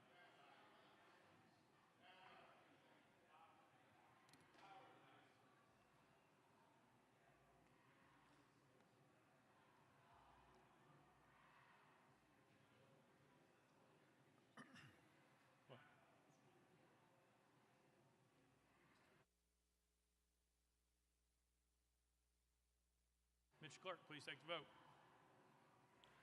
Ayes 94, no nays, 3 present, not voting. Senate Bill 672, having received the constitutional majority, I hereby declare it passed without objection. The motion reconsider is tabled. Call up next bill, Mr. Clerk. Leader Lambert, you're recognized. Thank you, Mr. Speaker. At this time, I would make a motion that we take up item number 24, 1016, that deals with increased attention to school threats. For the motion, get the proper second. Any objection? Without objection, so ordered. Mr. Clerk.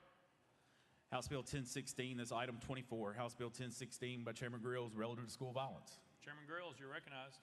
Thank you, Mr. Speaker. I move passage of HB 1016 on third and final consideration. Chairman Grills moves passage, properly seconded. Mr. Clerk, call First Amendment. House Criminal Justice Committee Amendment number 1. Chairman Halsey, you're recognized.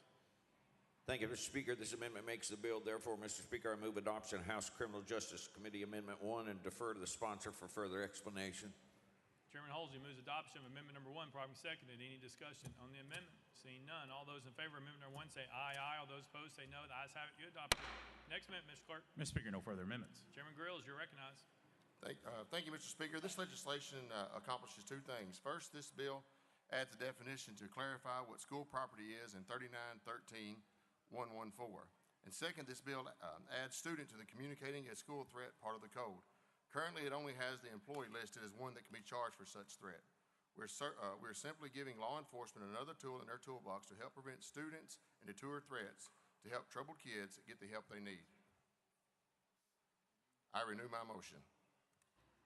Chairman Grills renews his motion. Any discussion on the bill? Representative Jones. Thank you, Mr. Speaker. I hope that my colleagues here and the people in the gallery and the people watching across the nation realize what is happening.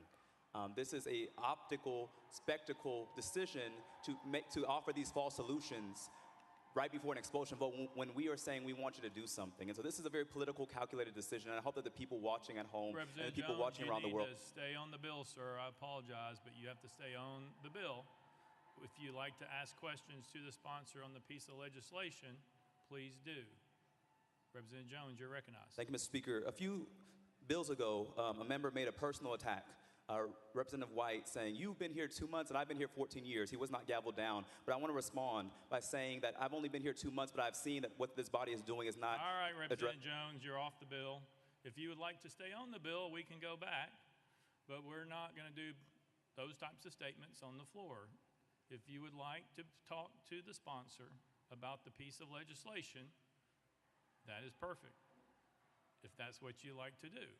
So please keep it with the bill that's before us. Representative Jones. Thank you, Mr. Speaker. Representative Grills, when this bill dealing with school threats, does it address the issue of mass shootings in schools? Chairman Grills. Thank you, Mr. Speaker. This bill addresses the threats towards schools. Representative Jones. Does it mention mass shootings, which is the #1 threat that we're trying to address in this body right now? Does it address mass shootings that are targeting our schools and our students? Chairman Grills. Thank you, Mr. Speaker. It addresses all threats towards schools. Representative Jones. Thank you, Mr. Speaker. It seems like we're just making bills to say we did something. So Representative Grill says it addresses all threats to schools. The threat that we need to be talking about are the mass shootings that have happened recently that have plagued our community. And so a bill that does not mention easy access to weapons of war, I don't think is addressing the threats to our schools. A bill that does not address the proliferation of guns in our communities is not addressing the threats to our schools. A bill that does not even mention these words is not really about the threats to our schools, but it's a PR move by the majority party. Thank you. Chairman Grills. Thank you, Mr. Speaker. I would like for the record to show that this bill was filed back in February. This is not reactive. This is something that we've been working on with some of the folks back in my district since late last year. This is not something that we're just trying to score political points with. And with that, I renew my motion. Thank you. Leader Lambert, you were wanting to be recognized earlier? Nope, you pass. Representative Campbell. Thank you, Mr. Speaker. This bill, House Bill 1016, was filed in the House January 30th, early February in the Senate. If you want to talk about playing to the cameras, that's what just occurred. This bill was filed in January. Stick to the bill, please. Very good. Representative Johnson, you're recognized. Thank you, Mr. Speaker. I've definitely been at schools that have had threats. That's absolutely happened. My concern is typically when there is a mass shooter, there is no threat. Once again, this is a very small measure that typically won't have effect on any of the school slaughters that we have seen. So I recognize that this is a bill that talks about the threats, but I'm not aware of a school that's gotten a threat before a serious incident, and so I'm just not sure that this is going to cause any effect on what we're seeing happening. Chairman Grills. I renew my motion. Any further discussion? Seeing none. Any objection to the question? Seeing none. All those in favor of House Bill 1016 as amended, vote aye when the bell rings. Those opposed, vote no. Mr. Clerk, has every member voted? Does any member wish to change their vote?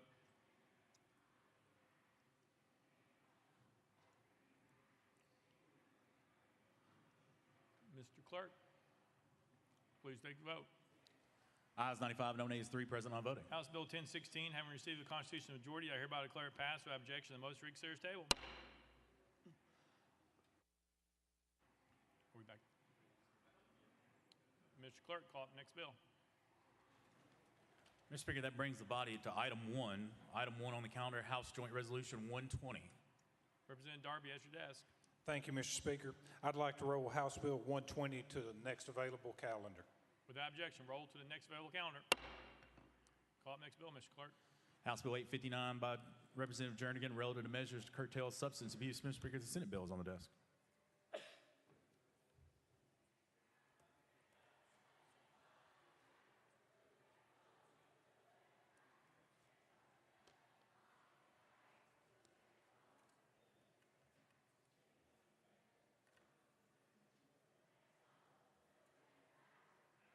Representative Jernigan, you're recognized. Thank you, Mr. Speaker. I move to substitute and conform to Senate Bill 799.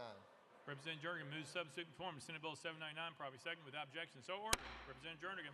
I move passage of Senate Bill 799 on third and final consideration. Representative Jernigan moves passage of Senate Bill 799 on third and final consideration, probably second. Mr. Clerk, call up first amendment. House Health Committee Amendment number 1, Mr. Speaker, it's the same as Senate Amendment number 1. Chairman Terry, you're recognized. Thank you, Mr. Speaker. Move to withdraw. Without objection, amendment number 1 is withdrawn. Next amendment, Mr. Clerk. Mr. Speaker, no further amendments. Representative Jernigan, you're recognized. Thank you, Mr. Speaker. House Bill 859. It allows for the Department of Health to share de-identified data from EMS run reports for the purposes of overdoses and responses. The share of this information will help us combat overdoses in real time, getting resources to first responders to hot spots and spikes around the state. Been working with the Department of Health since October, and we believe this legislation will help in real time. I can go into further detail if you'd like, but I'd like to renew my motion, Mr. Speaker. Representative Jernigan renews his motion. Any discussion on the bill? Representative Williams. Thank you, Mr. Speaker. Representative, just want to say thank you for this bill. I think it's really important. One of the best ways that we can prevent overdose deaths is to be better aware of where those are occurring across the state. What your bill would do would give us more data, more information to be able to understand, and not just what's going on with those overdose deaths, but maybe where pathways as it relates to these illegal substances are passing through our state. So I really applaud you for this bill. I think it's really important and it keeps Tennessee safe, but just want to say thank you. Representative Jernigan. Thank you, and you're absolutely correct. But what we is get the resources. If there's a spike in Cookville in a suburban area,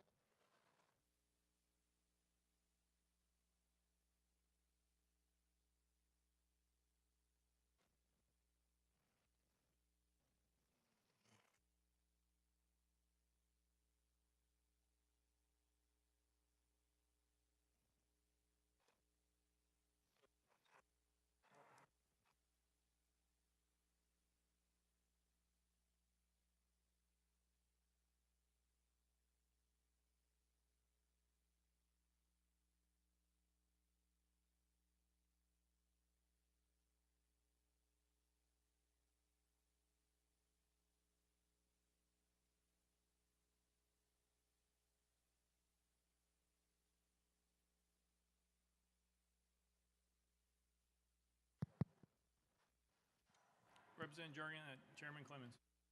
thank you. Just really quick, Chairman Williams. This will allow for, say, a suburb in Cookville that you get EMS reports, and then your county government sees that, and they get Narcan to the first responders immediately, and then for the police officers, they can look to see, okay, there's some bad operators, let's go see where they're at, and they can do that at a census block level. So thank you for your comments. Thank you. Any further discussion? Seeing none, any objection to the question? Seeing none, we're voting. All those in favor of Senate Bill 799, vote aye when the bell rings. Those opposed, vote no. Alexander, aye. Has every member voted? Same member wish to change your vote. Dixie, aye. Grills, aye.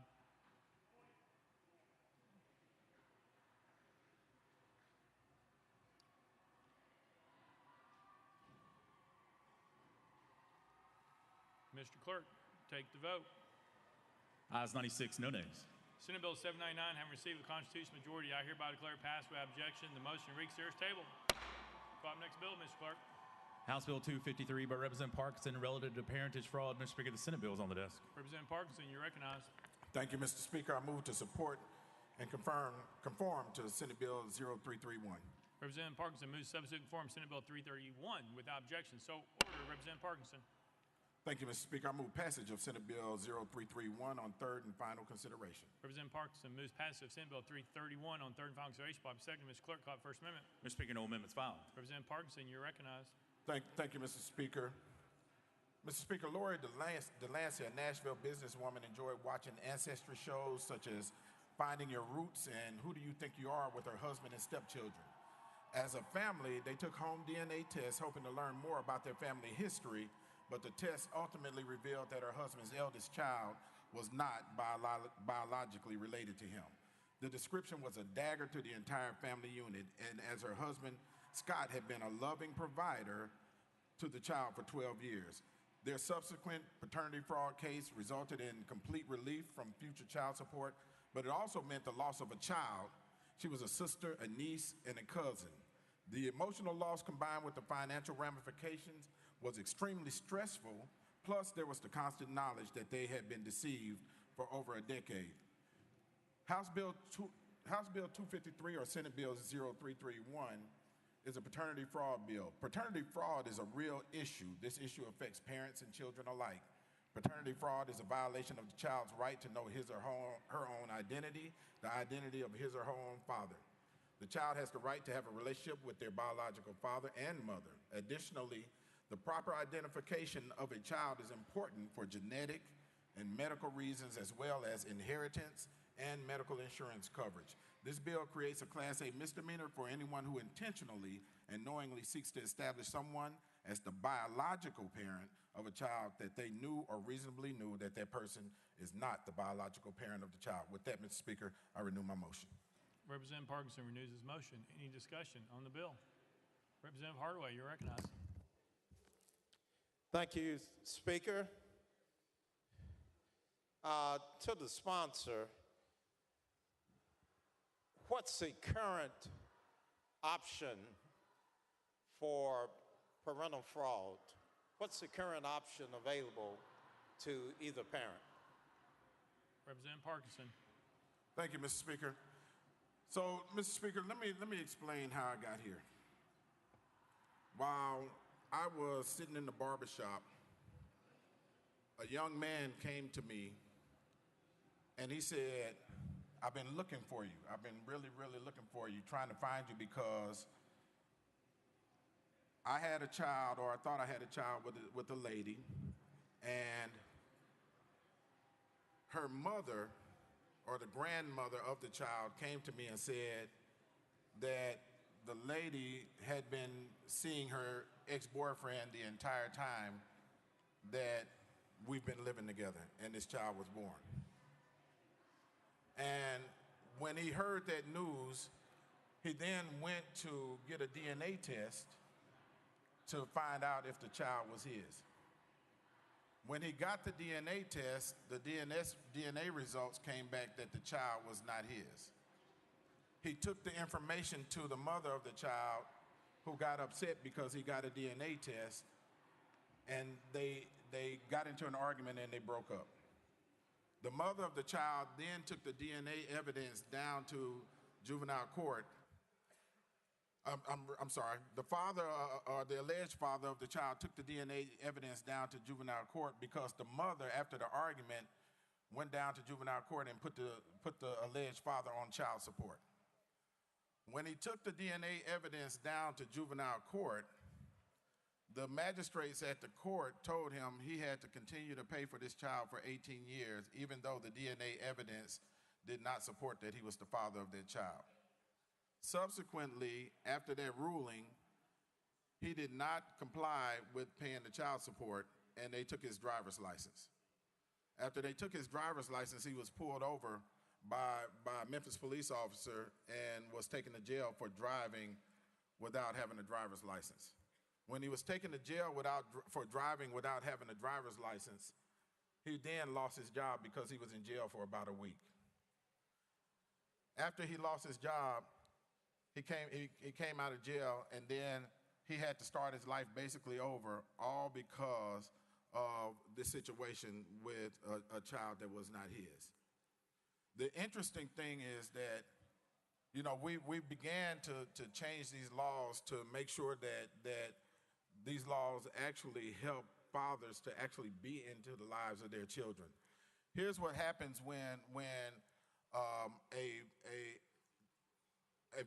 the DNA or the wrong father is put on that birth certificate.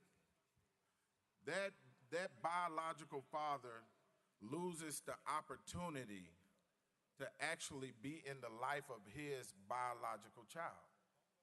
And that's theft. That child loses the opportunity to be in the life of his or her biological father. And that's wrong. Additionally, in the event that this child grows up and has medical challenges, let's say if this child needs a lung, well, that stepfather or that father that was erroneously put as the biological father may not be a match, whereas his biological father may actually be a match and could actually save his life. Additionally, if that biological father is not the actual name, what if this biological father can actually leave an inheritance to that child? What about medical insurance? And I know that the member that's asking this question ran this legislation before, but he failed to be able to get it passed. But we are in a space now where we are getting meaningful legislation passed that will help these families to join together. And with that, Mr. Speaker, I renew my motion. Representative Parkins renews his motion. Representative Hardaway.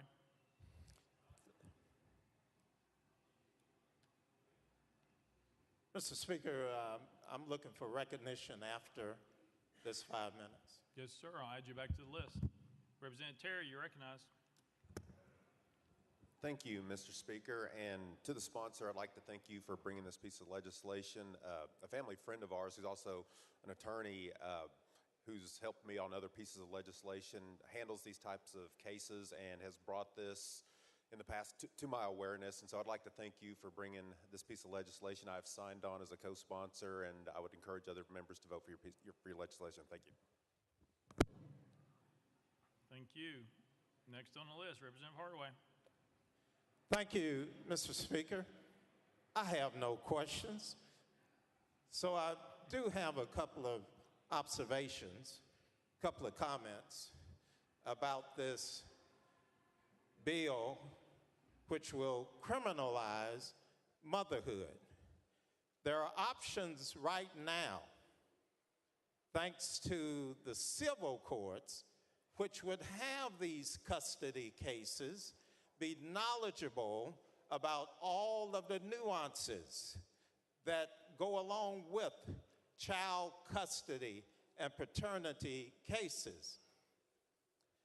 When you talk about criminalizing motherhood, you're talking about getting into the mind and the understanding the emotions in a relationship where two people have created a child, whether intentional or not. That doesn't rise to criminal intent. There are too many different questions about what ifs and how do we accommodate the traumatic effect on the child of knowing that they were at the core of a debate that sent mommy to jail. If that doesn't traumatize a child, I don't know what does. At that point, the child has neither a father nor a mother for at least 1129, because that's the penalty that goes along with this.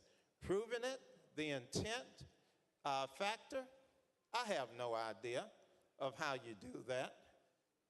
Maybe the sponsor does. I doubt it. But the ability to get this through criminal courts instead of leaving it in family courts or in a civil action Taking it away from that makes no sense whatsoever. Bringing a criminal element into a dispute about paternity. If you tell me that a child is better off with his mother incarcerated, I'll have to look at you like something's wrong. No child should have the trauma of figuring out if they were responsible for their mom going to jail. It's that simple. We have a system that works. We should stay with that system. It's in civil court.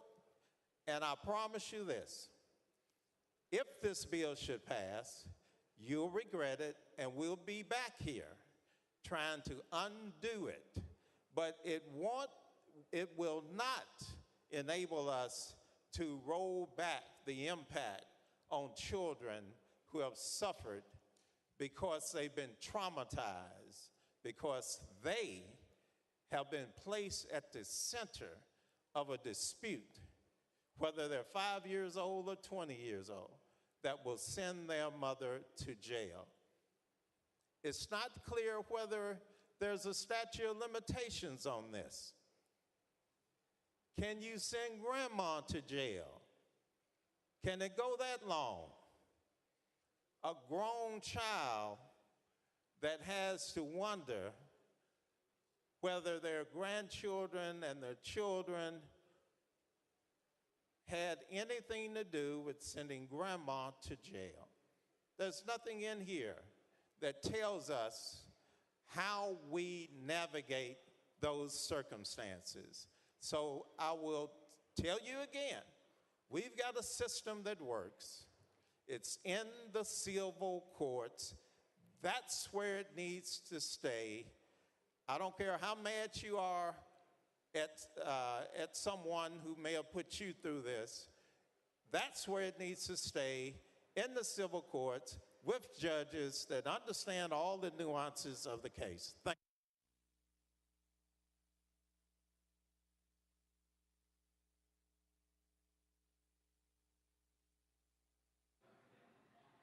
Representative Parkinson. Mr. Speaker, that was grandstanding. No need to respond. Thank you. Representative Sparks, you're recognized.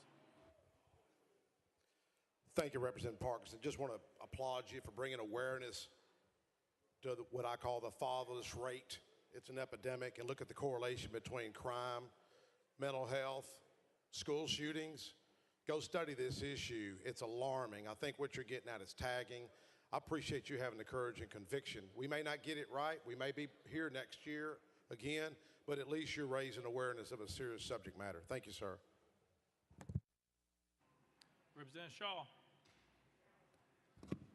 Thank you, Mr. Speaker. Call for the question. Question's been called. Any objection? Seeing none, we're voting. All those in favor of Senate Bill 331, vote aye when the bell rings. Those opposed, vote no.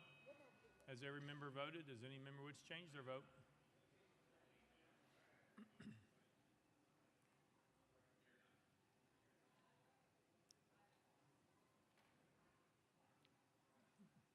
Mr. Clerk, take the vote. Aye, 72, 15 nay, 2 present, not voting. Senate Bill 331 having received the Constitution majority, I hereby declare it passed without objection. The motion to reconsider is tabled. Call up next bill, Mr. Clerk. House Bill 1081 by Representative Parkinson, relative to crime. Representative Parkinson, you're recognized. Thank you, Mr. Speaker. Roll that one space. I got the wrong folder. Without objection, rolled one space. Call up next bill, Mr. Clerk. House Bill 1291 by Representative Parkinson, relative to professions. Representative Parkinson, Mr. Speaker, Senate bill is on the desk. Thank you, sir. Representative Parkinson, you're recognized. Thank you, Mr. Speaker. I move to substitute and conform to Senate Bill 1247. Representative Parkinson moves substitute and conform to Senate Bill 1247, properly seconded without objection. So ordered. Representative Parkinson. Thank you, Mr. Speaker. I move passage of Senate Bill 1247 on third and final consideration. Representative Parkinson moves passage of Senate Bill 1247 on third and final consideration. Properly seconded. Mr. Clerk, call First Amendment. House Commerce Committee Amendment number 1, Mr. Speaker, same as Senate Amendment number 1. Chairman Vaughn, you're recognized. Thank you, Mr. Speaker. That amendment is the same as the Senate's, so we're going to move to withdraw. Without objection, amendment number 1 withdrawn. Next amendment, Mr. Clerk. Mr. Speaker, no further amendments. Representative Parkinson, you're recognized. Thank you, Mr. Speaker. This Senate bill authorized the Board of Cosmetology and Barbers Examiners to reinstate an expired cosmetologist, esthetician, manicurist, natural hair stylist, master barber instructor, or technician license that has expired for more than 3 years but less than 8 years. Secondly, it requires such persons applying to be in good standing with the board and to have been licensed to practice for more than 20 years. Lastly, the bill authorizes the board to waive reexamination or additional education requirements or to prescribe reasonable conditions for the applicant to meet, including an additional fee for reinstatement. The bill comes from constituents because of COVID. They missed the opportunity to renew their licenses. They had been barbers and cosmetologists for decades, and they didn't want to have to take the examination again or go through schools again because unlike other professions, there are no continuing education. So with that, Mr. Speaker, I renew my motion.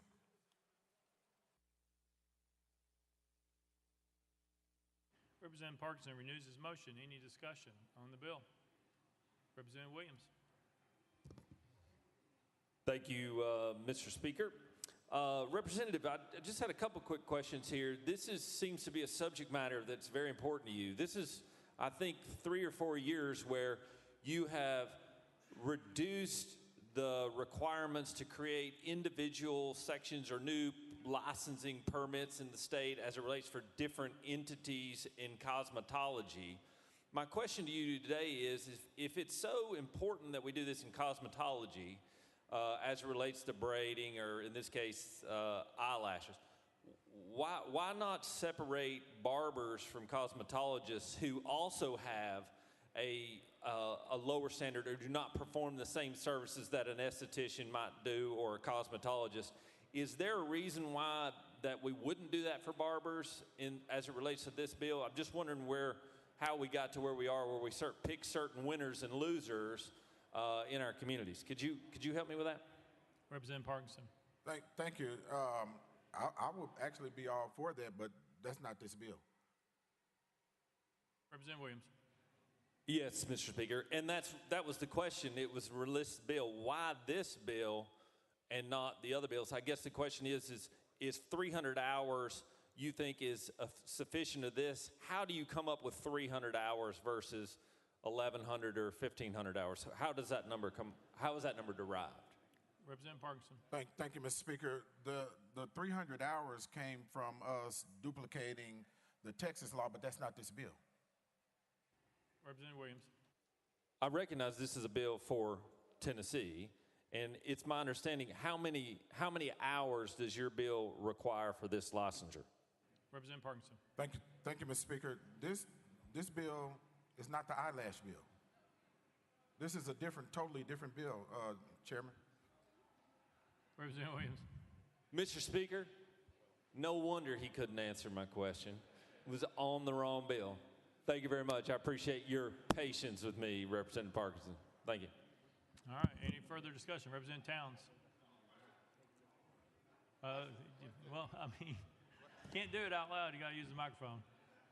Thank you, Mr. Speaker. Call the question. Question's been called. Any objection? Seeing none, we're voting. All those in favor of Senate Bill 1214, vote aye when the bell rings. Those opposed, vote no.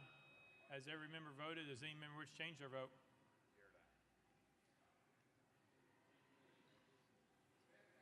Burkhart, aye.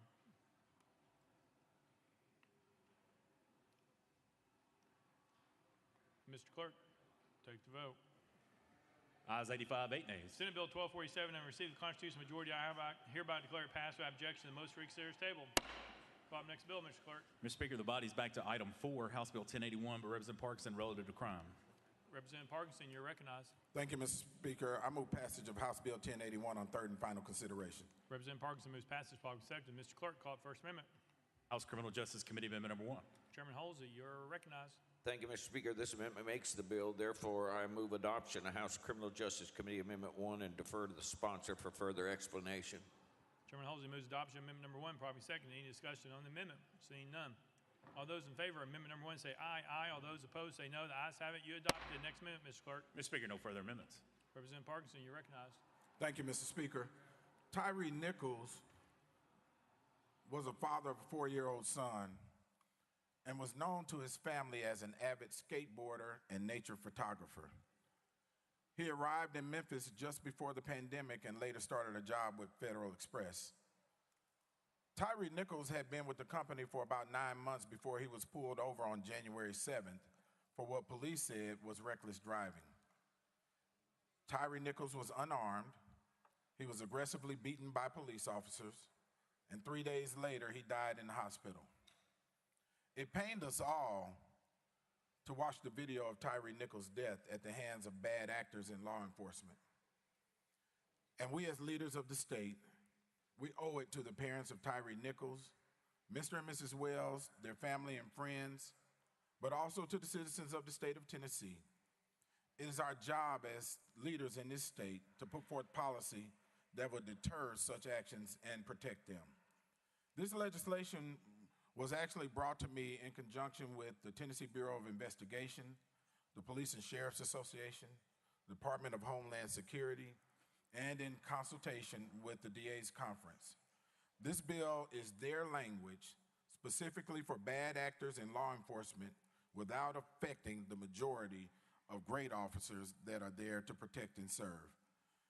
What this bill does is it allows for a judge to consider the same enhancements that they would consider for a civilian attacking a law enforcement officer, for a law enforcement officer that is charged with assaults, robberies, homicides, kidnapping, false imprisonment offenses, and sexual offenses while in the course of their duties. With that, Mr. Speaker, I renew my motion.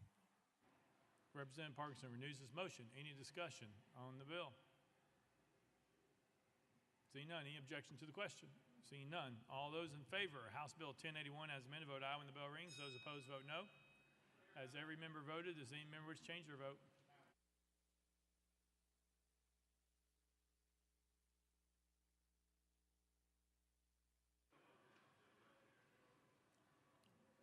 Mr. Clerk, take the vote. Ayes 94, 1 nay, 1 present, not voting. House Bill 1081 and received a constitutional majority. I hereby declare it passed without objection. The most reconsidered table. Call up next bill, Mr. Clerk. House Bill 1000 by Chairman Rudd and others relative to expunction. Chairman Rudd, you're recognized. Thank you, Mr. Speaker. I move passage on HB 1000 on third and final consideration. Chairman Rudd moves passage. Properly seconded. Mr. Clerk, call up First Amendment. House Criminal Justice Committee Amendment number 1. Chairman Holsey, you're recognized. Thank you, Mr. Speaker. This amendment makes the bill. Therefore, Mr. Speaker, I move adoption of House Criminal Justice Committee Amendment 1 and defer to the sponsor for further explanation. Chairman Holsey moves adoption of amendment number 1. Properly seconded. Any discussion of the amendment? Seeing none. All those in favor of amendment number 1 say aye, aye. All those opposed say no. The ayes have it. You adopted. Next amendment, Mr. Clerk. Mr. Speaker, no further amendments. Chairman Rudd, you're recognized. Thank you, Mr. Speaker. This bill is a very targeted expungement bill. As you know, we passed in the last few years 41 expungements of misdemeanors and felonies. We just in the last 2 years, we passed a bundle of 12. And I have told people in my elections and campaign finance committee that I believe monetary theft, that you should have a pathway to get your citizens' rights restored. And this is setting an example. This is one of the strongest, if not the strongest, expungement bills in this legislature's history. Of 15 years after you served your sentence, you have not been convicted of a crime, you can get your rights restored, both voting rights and gun rights back, so you can participate as a normal citizen. And this is covering a very targeted, specific thing of voter registration fraud and vote fraud. Again, if you've gone 15 years with no convictions, you can get your rights back. And with that, Mr. Speaker, I renew my motion. Chairman Rudd renews his motion. Any discussion on the bill? Seeing none, any objection to the question? Seeing none, we're voting. All those in favor of House Bill 1000 as amended, vote aye when the bell rings. Those opposed, vote no. Has every member voted? Does any member wish to change their vote? Beck, aye. Martin or Carroll, aye.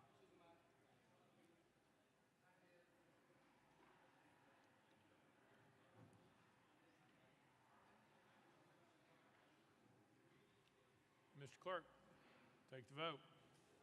Ayes 92, 1 nay. House Bill 1000 having a constitutional majority, I hereby declare it passed without objection. The most reconsidered table. Call up next bill, Mr. Clerk. House Bill 318 by Chairman Rudder and others relative to children. Mr. Speaker, the Senate bill is on the desk. Chairman Clemens, for what purpose, please? Parliamentary inquiry, Mr. Speaker. Chairman Clemens. Thank you, Mr. Speaker. Under the rules of procedure governing the House, in the case, I understand under Rule 4, referring to order in the gallery or the lobby, that does give the Speaker the ability to order the same to be cleared. However, it's come to my attention that attendance in the gallery has been limited on both sides outside. When people are leaving the gallery, they're not being allowed back up. And it does not appear to be a full gallery, and there are people out there who have communicated to me that they would like to sit in the gallery and observe these proceedings in person.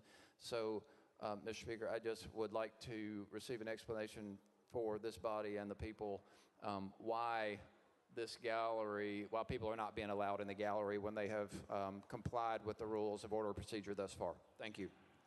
We're not sure. We'll have staff go out and ask those who are doing capacity. I know that there's capacity in the balcony for just the number of seats that are allowed. We'll ask them on that. There's also Department of Safety issued numbers for people outside the chamber on what they felt like was a safe capacity to have. So we're honoring those requests, but we'll check with those going in and out of the balcony. Thank you. We were unaware of such. Chair Lady Rudder, you're recognized. I appreciate you letting me.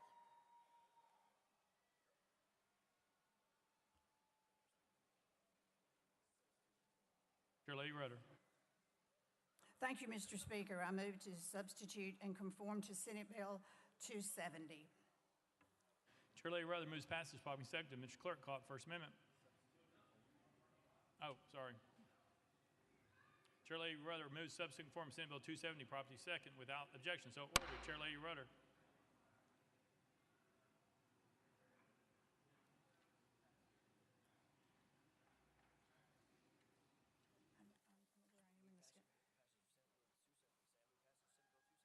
I move passage of Senate Bill 270 on third and final consideration. Chair Lady Rudder moves passage of Senate Bill 270 on third and final consideration. Properly second. Mr. Clerk, call it First Amendment. House Civil Justice Committee Amendment number 1. Chairman Farmer, you're recognized. Thank you, Mr. Speaker. Roll to the Hill of the amendments. Without objection, roll to the Hill. Next amendment, Mr. Clerk. House Finance Ways and Means Committee Amendment number 1, filed as House Amendment 2, same as Senate Amendment 2. Chair Lady Hazelwood, you're recognized. Thank you, Mr. Speaker. Same as Senate Amendment. Move to withdraw. Without objection, amendment number 2 withdrawn. Next amendment, Mr. Clerk. Mr. Speaker, that brings us back to Civil Justice Committee Amendment number 1. Chairman Farmer, you're recognized. Thank you, Mr. Speaker. Move to withdraw. Without objection, amendment number 1 withdrawn. Next amendment, Mr. Clerk. Mr. Speaker, no further amendments. Chair Lady Rudder, you're recognized. Thank you, Mr. Speaker. This is an administration bill to help streamline the adoption process so we can get babies into loving homes as soon as possible. This legislation seeks to make the process more user-friendly, efficient, and attractive as an alternative to abortion for unplanned pregnancies. With that, I renew my motion.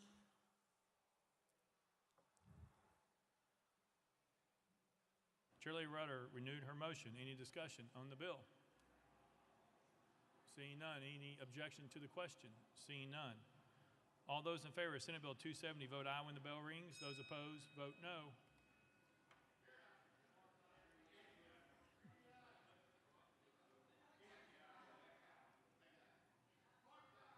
Has every member voted? Does any member wish to change their vote?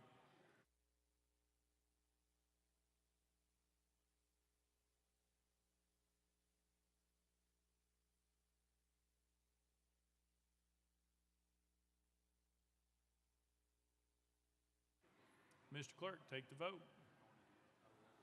Ayes 97, no nays. Senate Bill 270 having received a constitutional majority, I hereby declare passed without objection. The motion reconsider is tabled. Leader Camper and those in the balcony, the word was sent back that they're having a hard time determining the number of seats because people are standing, not saying you cannot stand. They're trying to determine how many seats are available because that is the capacity. So if you could help them, you can stand, but they also need to see how many empty seats there are so that they know in those rows how many seats are available. And so if if we're trying to allow people to come in and out, then we have to know how many people are in the balcony so we don't overrun the capacity requirement. That was the issue that came back. Thank you all. Mr. Clerk, call up next bill. House Bill 445 by Chairman Whitson and others, relative to the use of surveillance cameras on interstate highways and state rights-of-ways. Mr. Speaker, the Senate bill is on the desk. Chairman Whitson, you're recognized. Thank you, Mr. Speaker. I move to substitute and conform to Senate Bill 439. Chairman Whitson moves to substitute and form Senate Bill 439, properly second. Without objection, so ordered. Chairman Whitson.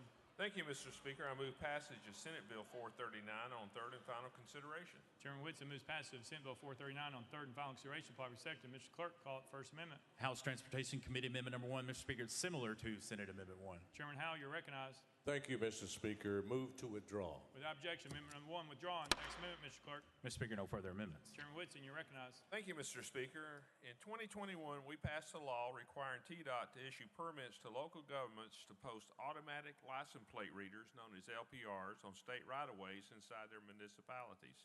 This bill simply clarifies that existing process to make sure that LPRs used to track fleeing suspects or search for missing persons versus amber or silver alerts are an option for governments to purchase and install these systems, often at a much lower cost. Cameras used under this act must comply with our current license plate reader law and therefore can only be automated license plate readers and not any other type of surveillance camera. It guarantees that any LPR used meets the National Defense Authorization Act, making sure no device may contain spyware or share Tennesseans' information with foreign governments. These LPRs meet the highest possible security standards for privacy and protection. Additionally, we also make sure that these cameras are not used for traffic enforcement. With that, Mr. Speaker, I renew my motion. Chairman Whitson renews his motion. Any discussion on the bill? Representative Hardaway. Oh, I'm sorry, hang on. Representative Gillespie is first, then you, Representative. My fault. Thank you, Mr. Speaker. Chairman Woodson, thank you so much. This will really help some of the situations that are going on in my community and give law enforcement better tools to be able to go after the people that are doing drive-by shootings on the interstate and fleeing other crimes across the community. So I just want to voice my support for this and thank you so much. Chairman Whitson. Representative Gillespie, very helpful. Representative Hardaway. Thank you, Speaker, and thank you, Chairman, for the bill. How does it impact state agencies or federal agencies? Do they still have to, or do they now have to consult with TDOT? Chairman Whitson.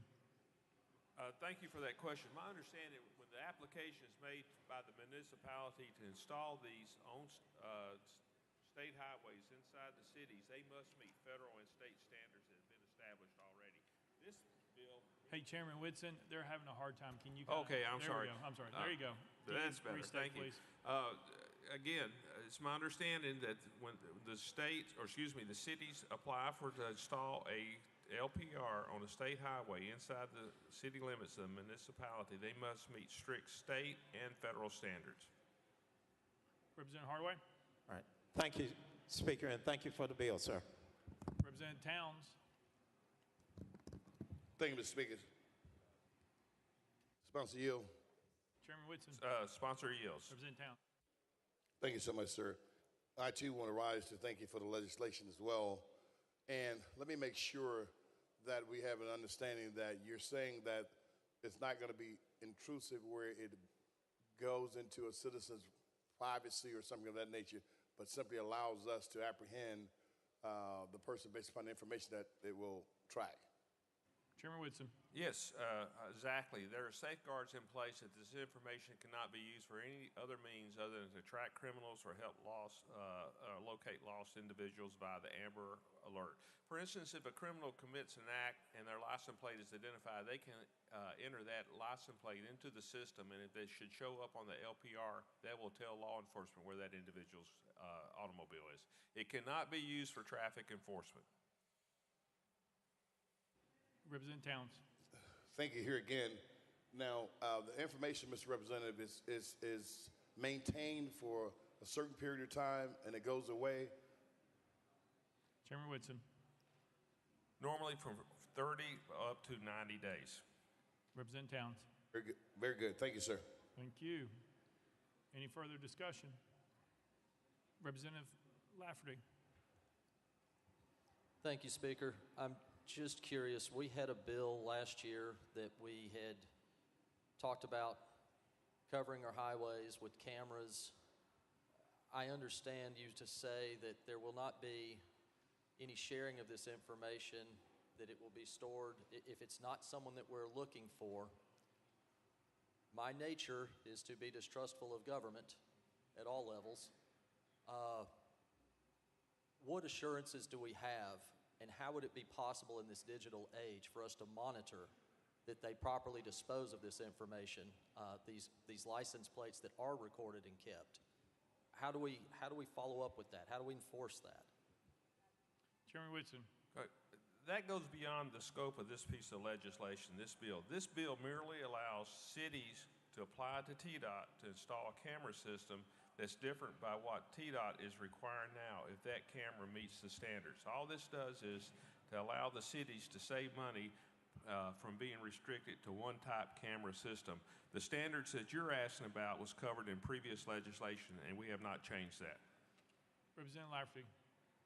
So thousands of people drive by this camera daily, and they're only looking for whatever license plate number might be on the radar for them that day. Is that accurate?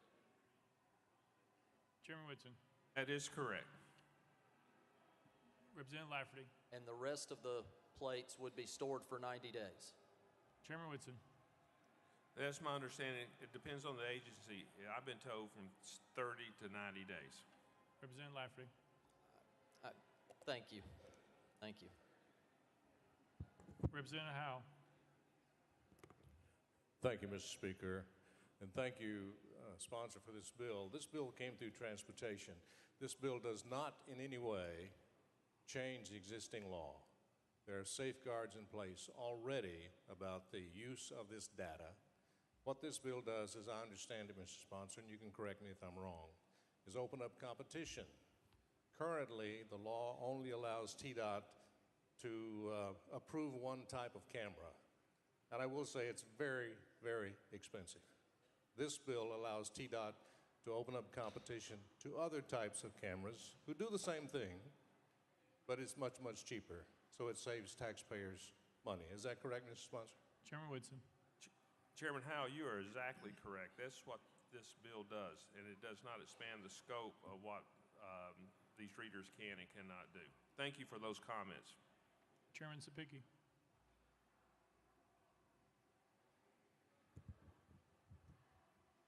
Thank you, Mr. Speaker. And to the sponsor, just for clarification, a couple questions. Does this bill, with the competition aspect, does this bill allow local municipalities to petition or work with TDOT to place these cameras on federal interstates? Chairman Whitson. This bill deals with state highways inside the municipalities that TDOT approves. Chairman Sapicki. Okay, maybe I'll ask a better question then.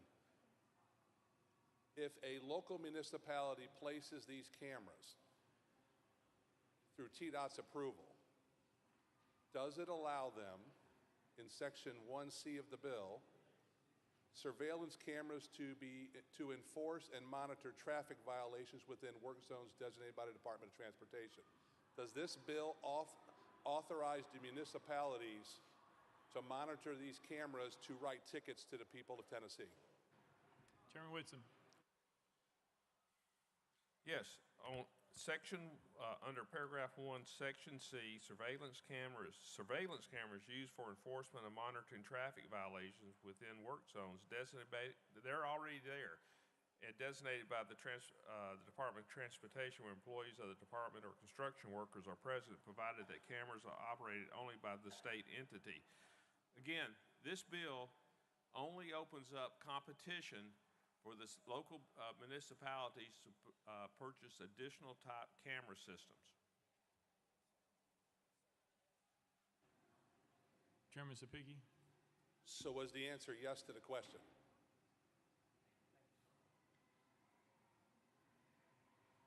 Chairman Whitson.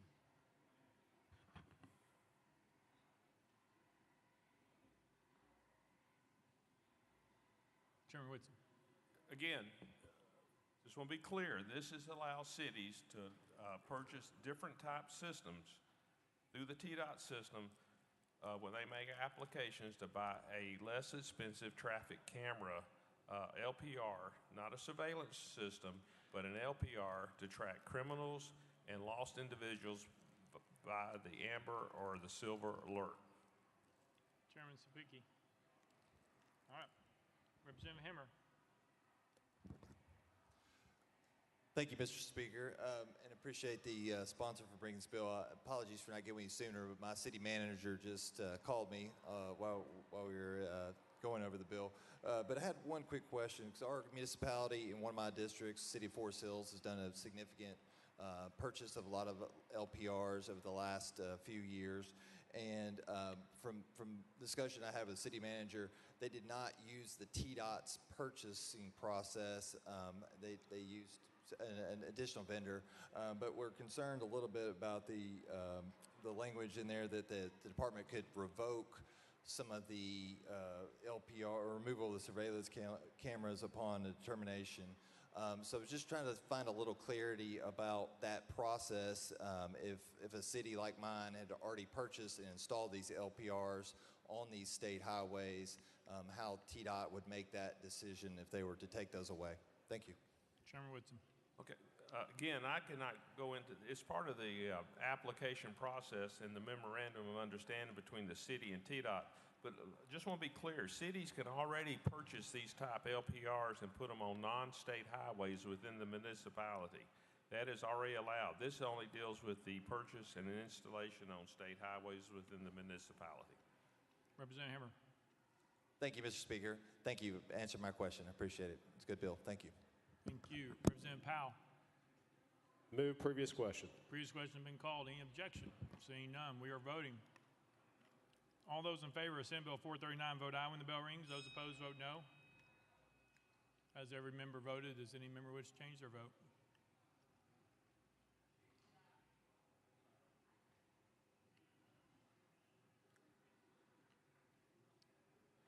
Hardaway, aye. Mr. Clerk, take the vote. Ayes 71, 20 nays, 5 present, non voting. Senate Bill 439 now received a constitutional majority. I hereby declare passed without objection. The motion to reconsider is tabled.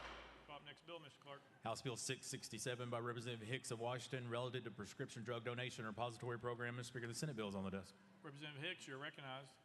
Thank you, Mr. Speaker. I move to substitute and conform to Senate Bill 675. Representative Hicks moves to substitute and conform to Senate Bill 675, probably second without objection. So ordered. Representative Hicks.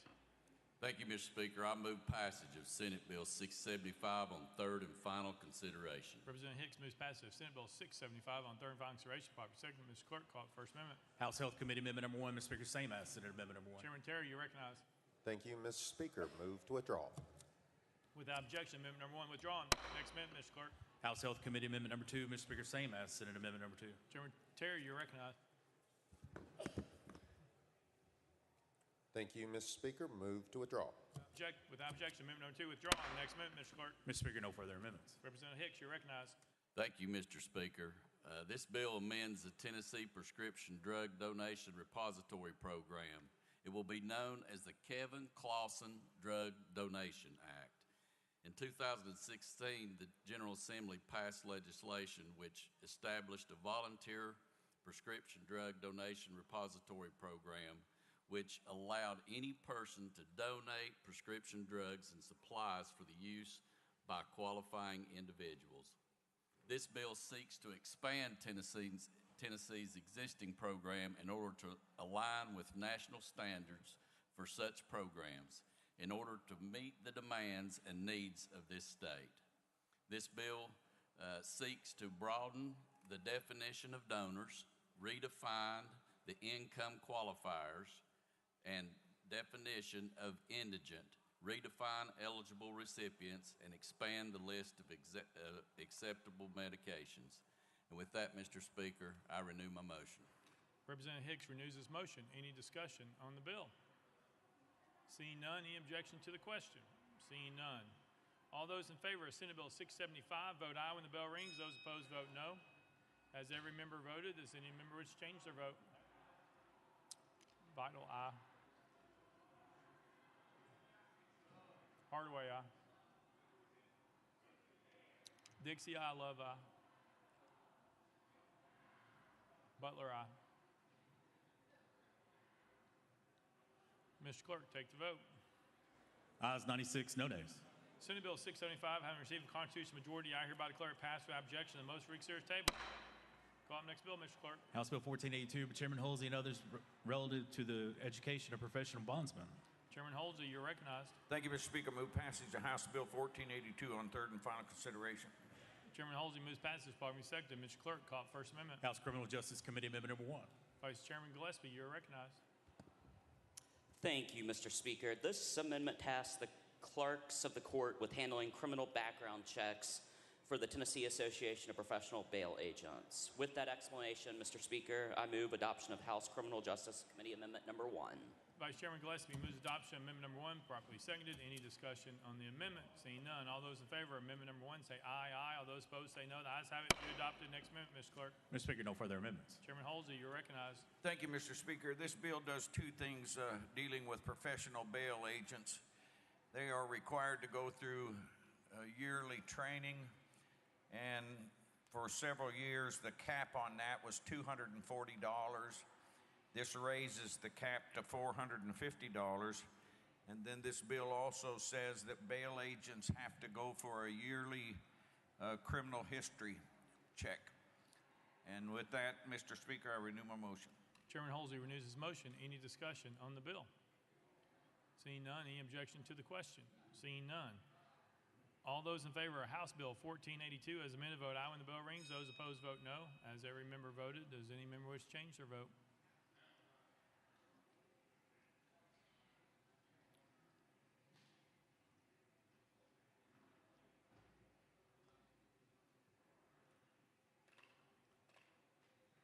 Mr. Clerk, take the vote. Ayes 90, no nays, 1 present, on voting. House Bill 1482, having received the constitutional majority, I hereby declare it passed without objection to the most reconsidered table. Call up next bill, Mr. Clerk. House Bill 1310 by Chairman Kumar relative to genetic information. Chairman Kumar, you're recognized.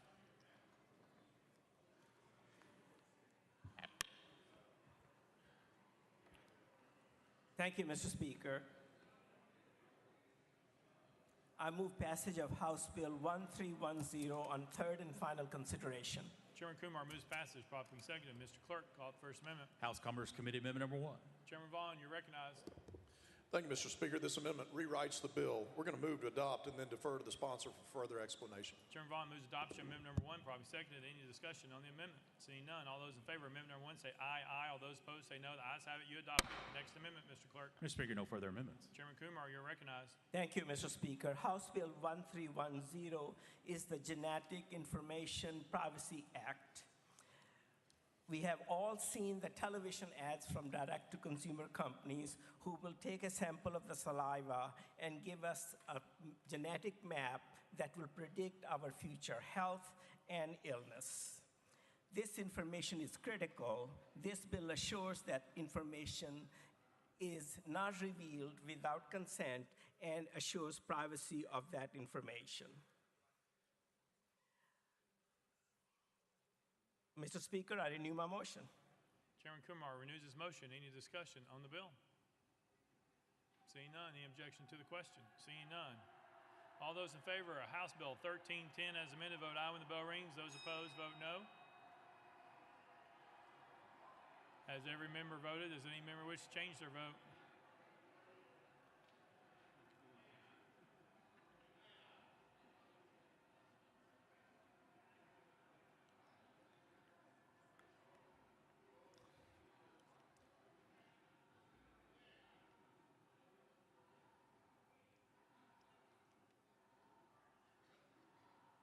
Mr. Clerk, take the vote. Ayes 90, no nays. House Bill 1310, having received a constitutional majority, I hereby declare it passed without objection to the most reconsidered table. Call up next bill, Mr. Clerk. House Bill 1312 by Chairman Kumar relative to health care. Mr. Speaker, Senate bills on the desk. Chairman Kumar, you're recognized. Thank you, Mr. Speaker. I move to substitute and conform to Senate Bill 1451. Chairman Kumar moves to substitute and form Senate Bill 1451 on properly seconded without objection. So ordered. Chairman Kumar. Thank you, Mr. Speaker.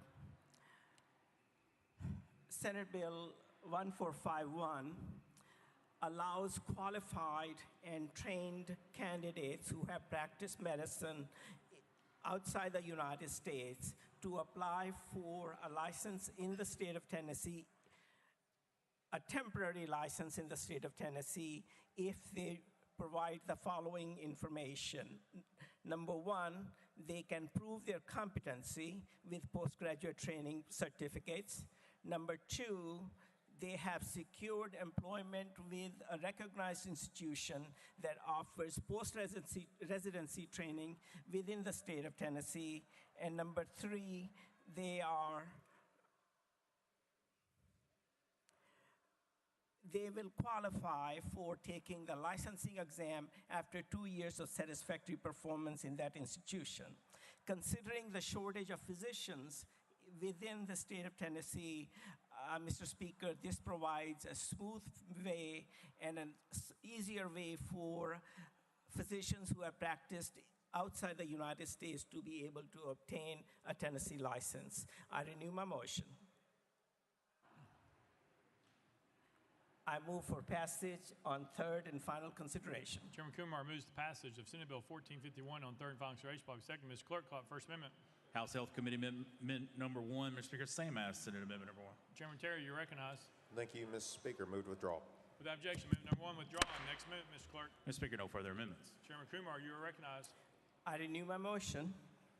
Chairman Kumar renews his motion. Any discussion on the bill? Representative Hardaway. Thank you, Speaker.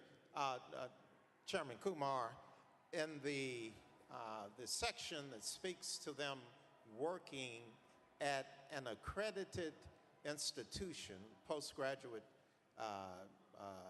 training, is the bill specifically say they must be in that program, in that training program, or merely employed by the institution?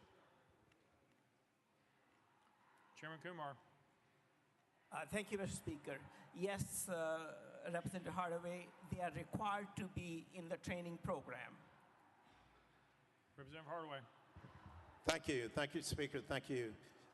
Your bill is welcome because we haven't found another way to speed up the production of health professionals. So thank you. Thank you. Any further discussion? Any objection to the question? Seeing none. All those in favor of Senate Bill 1451, vote aye when the bell rings. Those opposed, vote no. Has every member voted? Does any member wish to change their vote? Cheryl, aye.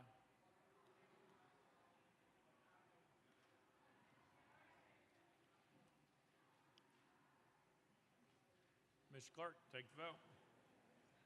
Ayes 92, one nay. Senate Bill 1451 and received a constitutional majority. I hereby declare passed without objection. The motion for consider is tabled.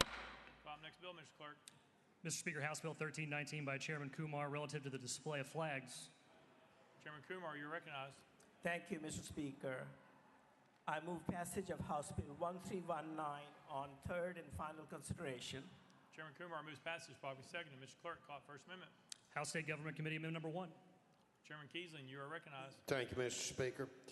Amendment 1 does rewrite the bill. We'll defer to Chairman Kumar for further explanation. We move to adopt. Thank you, Mr. Speaker. Chairman Keesling moves adoption of amendment number 1. Probably seconded. Any discussion on the amendment? Seeing none. All those in favor of amendment number 1 say aye. Aye. All those opposed say no. The ayes have it. You adopted. Next amendment, Mr. Schmerk. No further amendments, Mr. Speaker. Chairman Kumar, you're recognized. Thank you, Mr. Speaker. Members, this is the act to honor our flags. House Bill 1319 acknowledges that flags of the United States and the state of Tennessee are great symbols of our nation and our state. They must fly in freedom, liberty, and majesty. This requires that these two flags shall be the only flags flown continuously on buildings and campuses that are a property of the state of Tennessee and its divisions, including educational institutions. Flags of clubs, societies, and other organizations enjoy protections under the First Amendment, but are to be displayed and flown only during functions of those organizations. Only the flags of the United States and the state of Tennessee shall be flown continuously on these places. Flags of individual organizations and colleges are exempt, as are flags that are protected by Tennessee Heritage Protection Act, as well as POW and MIA flags. Mr. Speaker, I renew my motion. Chairman Kumar renews his motion. Any discussion? Representative Jones. Thank you, Mr. Speaker. I'm very alarmed by this bill and the implications for the First Amendment, and so I just want to walk through it step by step with Representative Kumar. So it says it exempts flags that are protected under the Heritage Protection Act, so that would be Confederate flags. But if we wanted to put a pride flag on a building, if we wanted to put a Black Lives Matter flag, that would be prohibited under this law. Is that correct? Chairman Kumar. These are flags flown on buildings owned by the state of Tennessee and its divisions and educational institutions. This does not affect the private buildings. Representative Jones. So a college campus, if the students wanted to fly the pride flag, they will be prohibited from doing that. Is that correct, Representative Kumar? Chairman Kumar. Kindly specify the flag. Representative Jones.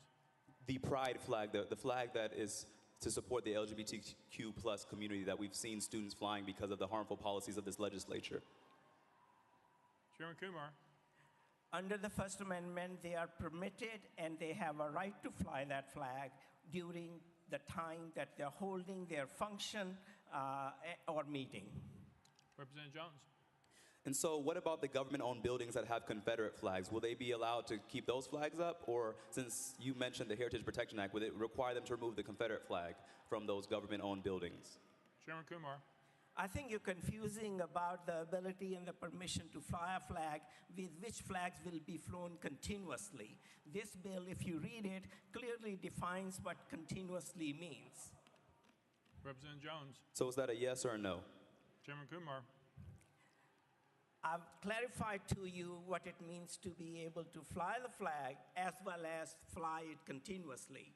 The flag of the United States of America and the state of Tennessee, along with the exemptions listed in here, are the only flags that can be flown continuously. Representative Jones.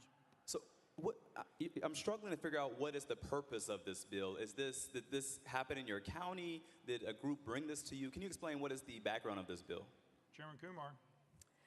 This is my way of paying homage to the flag of the United States and the flag of the state of Tennessee, that they shall fly continuously and uninterrupted over buildings owned by the state of Tennessee and its divisions. Representative Jones. Again, so has this not occurred in your county? Can you tell me what is the purpose of bringing this? Have they not been allowed to fly continuously in your district? What is going on with this bill? Chairman Kumar. This bill has a larger purpose. I'm not trying to address one particular situation. Representative Jones. Thank you, Mr. Speaker. I feel like this bill enters into some dangerous territory when we come to the First Amendment. And I feel like it is targeting college campuses. I feel like it is also a form of idolatry. You're talking about the sacredness of a symbol, which we support as lawmakers, but it just feels a little weird, and so I can't support this bill, and I wish that, I think that there are going to be some First Amendment objections to this from groups outside of this chamber, because it seems to be a violation of the First Amendment right. And the Supreme Court case of Tinker v. Des Moines says that constitutional rights do not stop at the schoolhouse gate. And so I believe that this is going to adversely impact our students. It's going to restrict the right of students to exercise their First Amendment right. And I think it also is a solution in search of a problem. And so with that, I can't support your bill. And thank you for answering my questions.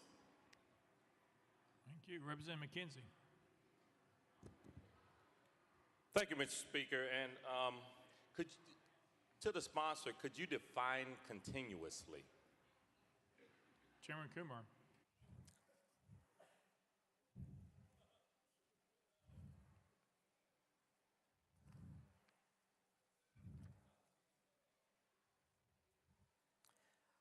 Thank you, Mr. Speaker.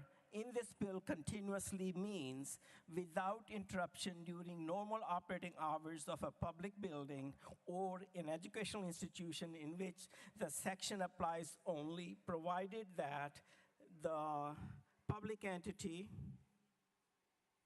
exercising control over such a building or campus may expand their normal operating hours for purpose of flying a flag. Representative McKenzie. Thank you, Mr. Speaker. So, in terms of the owner, I guess I wouldn't consider a college student who's in a dormitory an owner. So, if that college student had a Tennessee Titans flag flying outside of his window, would he have to bring it in every night and he or she have to bring it in every night and repost it in the morning, or can they fly that Tennessee Titan flag continuously? Chairman Kumar. Flags of these organizations are exempt from this restriction. Sorry, Representative McKenzie. Thank you, Mr. Speaker. Now, so how about we change that to the Sons of the Confederacy? If they're having, if they're, having their flag flown, if a student's flying that, would he or she be able to have to bring it in at night, or is that flag on the list as well? Chairman Kumar. Kindly tell me again, which flag are we talking about now? Representative McKenzie. The Sons of the Confederacy. Chairman Kumar. Since that is a society and a club, they can display their flag only during the time they are having their meeting. Representative McKenzie. Thank you. And so if someone flies it beyond that period of time, and let's stick with the college example, is the student penalized? Is the RA penalized? The dorm director, dean of student housing, or the president of the university, or the board? Chairman Kumar.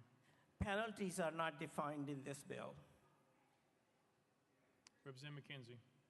Okay, so if it happens, and so is this just a bill to make people aware of the limitations? I don't understand why we would pass a law without a law enforcement around that. So what's your point and purpose of bringing this bill before us today? Chairman Kumar. The fact that it does not specify penalties does not mean that there are no administrative restrictions, and it's up to the administration to enforce the law, and between the Department of Education and administration, they will be able to enforce the law, but this is not a punitive effort. Representative McKenzie. Okay, so if a college or university is I don't know who would charge them, but some mysterious person charges or alleges that a student is flying a pride flag, it goes to the administration. Does the administration have the right then to ignore the complaint? Chairman Kumar. That would be not expected of a proper administration, then it's not an administration. Representative McKenzie. Thank you, Mr. Speaker. Any further discussion? Representative Love. Thank you, Mr. Chairman and sponsor. I have a public university in my district, Tennessee State University.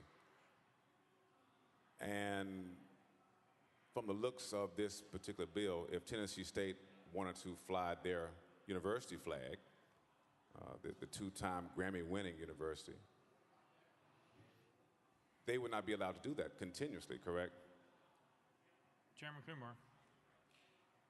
If you read the bill, flags of certain entities and organizations, including the universities themselves, those are exempt. And I have worked with the educational institutions within our state to make sure that their flags, organizational flags, flags of certain entities within the government, as well as our own legislative flag, can be flown. Representative Love.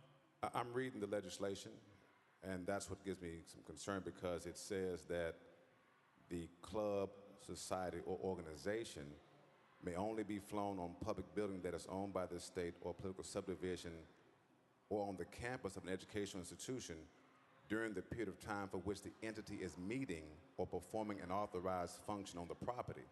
My question is, if the university wants to fly the flag continuously, whether the band is performing or not, it looks like that's prohibited. Chairman Kumar. Also, if you read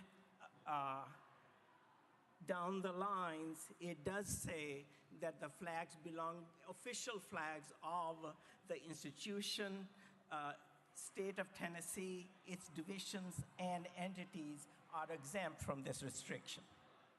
Representative Love. Thank you, Mr. Speaker. I didn't see that in there, and maybe you can point that out for me, what section that's in. Chairman Kumar.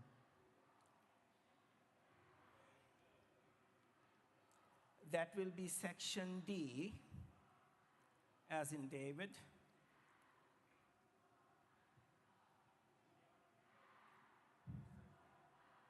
Representative Love. Section D says, as used in this section continuously means without interruption during the normal operation hours of the public school to which this section applies, provided that the public entity exercising control of such public school may expand their normal operating hours for the purpose of flying one or more flags in accordance with this section. Nothing in there says official flags of the university or the entity. Chairman Kumar. Section 2, subdivision 2, section 2, C, 2, subdivision C1 does not prohibit a political subdivision, a department or agency or entity of the state or a post-secondary institution of higher education from flying one or more official flags. Representative Love. Show me that section again. I'm sorry, I was looking at section D, where you showed me first time. So what section is it in now? Chairman Kumar. Section 2, C, lowercase c, and then 2 again, and then D. It is on the second page, top paragraph. Representative Love. Thank you. All right. Chairman Kumar. Chairman Kumar. Thank you, Mr. Speaker. I was saying that if it's difficult to find, the honorable gentleman from Davidson County could just trust what I'm saying.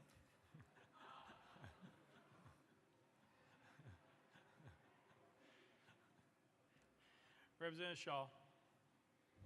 Thank you, Mr. Speaker. Sponsor yield. Chairman Kumar. Yes, Mr. Representative.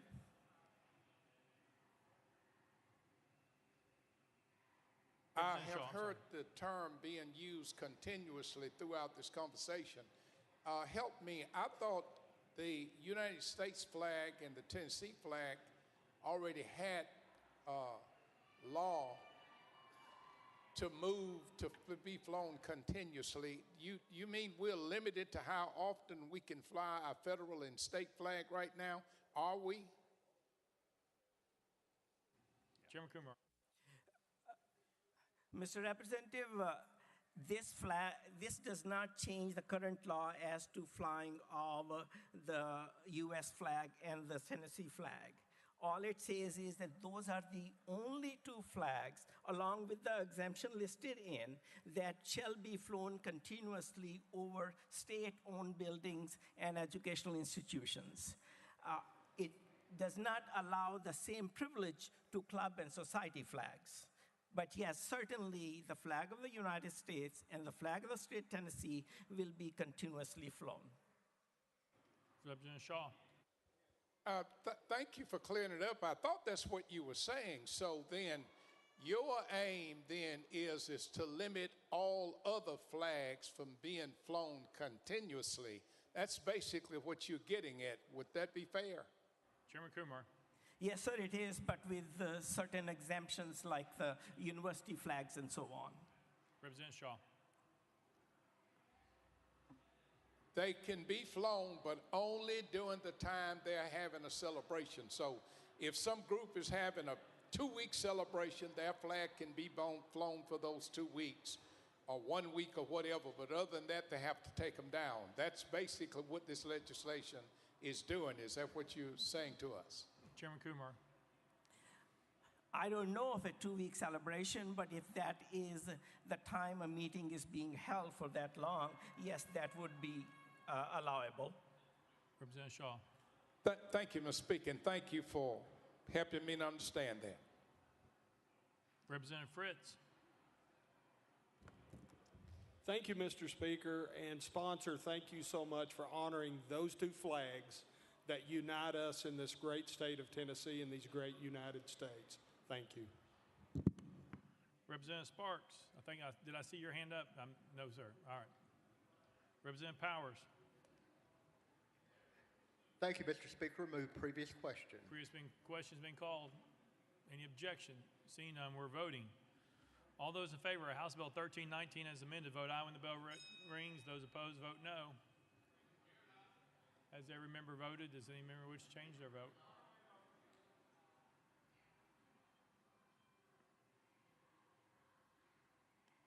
Mr. Clerk, take the vote. Ayes 73, nays 23. House Bill 1319 having received a constitutional majority, I hereby declare it passed without objection. The motion reads series table. Call up next bill, Mr. Clerk. Mr. Speaker, the body has already disposed of item 14. We are on item 15, House Bill 1388 by Chairman Reagan relative to radiologic imaging and radiation therapy. Chairman Reagan, you're recognized. Thank you, Mr. Speaker. I move passage of House Bill 1388 on third and final consideration. Chairman Reagan moves passage. Probably seconded. Mr. Clerk, call up First Amendment. House Health Committee Amendment number 1. Chairman Terry, you're recognized. Thank you, Mr. Speaker. Move to adopt. Chairman Terry moves adoption of Amendment number 1. Probably seconded. Any discussion on the amendment? Seeing none. All those in favor of Amendment number 1 say aye, aye. All those opposed say no. The ayes have it. You adopt it. Next amendment, Mr. Clerk. No further amendments, Mr. Speaker. Chairman Reagan, you're recognized. Thank you, Mr. Speaker. This bill terminates the Board of Radiological Imaging and Radiation Therapy and leaves the X-ray Operator Board under the State Board of Medical Examiners. Over the last 6 years, from the time this board was created, it has been unable to finalize permanent rules and establish licensing process. Getting rid of this redundant board prevents rules from being put in place that would negatively impact hospital radiology staffing. Tennessee currently has 69 different license requirements, is tied at 9th for the most in the nation. This will eliminate one of those requirements that was potentially going to be on the book. With that explanation and the statement that this board has done nothing except use $50,000 out of our treasury, I renew my motion and stand ready for questions. Chairman Reagan renews his motion. Any discussion on the bill? Representative Jones. Thank you, Mr. Speaker. I was trying to pull up my email, the multiple emails I received when I was a member of Government Operations Committee from radiologists in this state opposing this. In fact, we had many of them come meet with us in our offices and come testify in government operations that this is a bill that is going to put in danger public health and the safety of patients receiving radiological training. One of them was Dr. Thompson, who came to testify before our committee and warned us against the adverse impacts of this bill.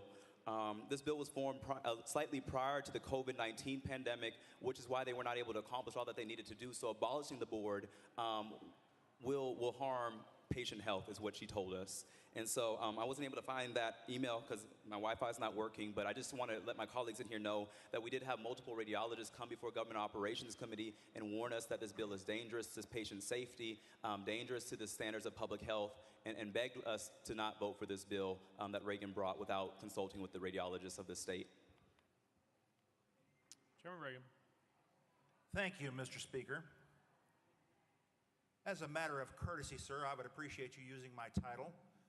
You may refer to me as Chairman, Representative, or Chairman Colonel. Reagan. Say on the bill, sir.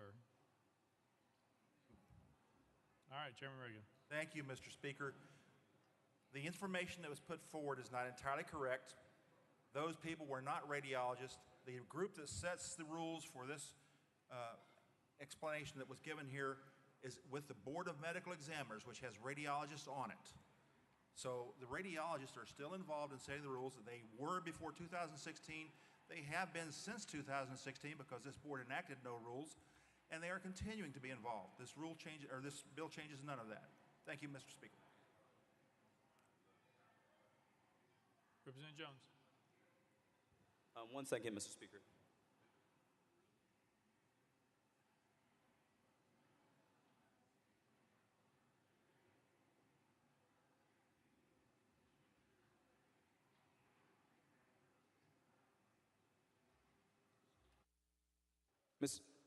Sorry, Mr. Speaker.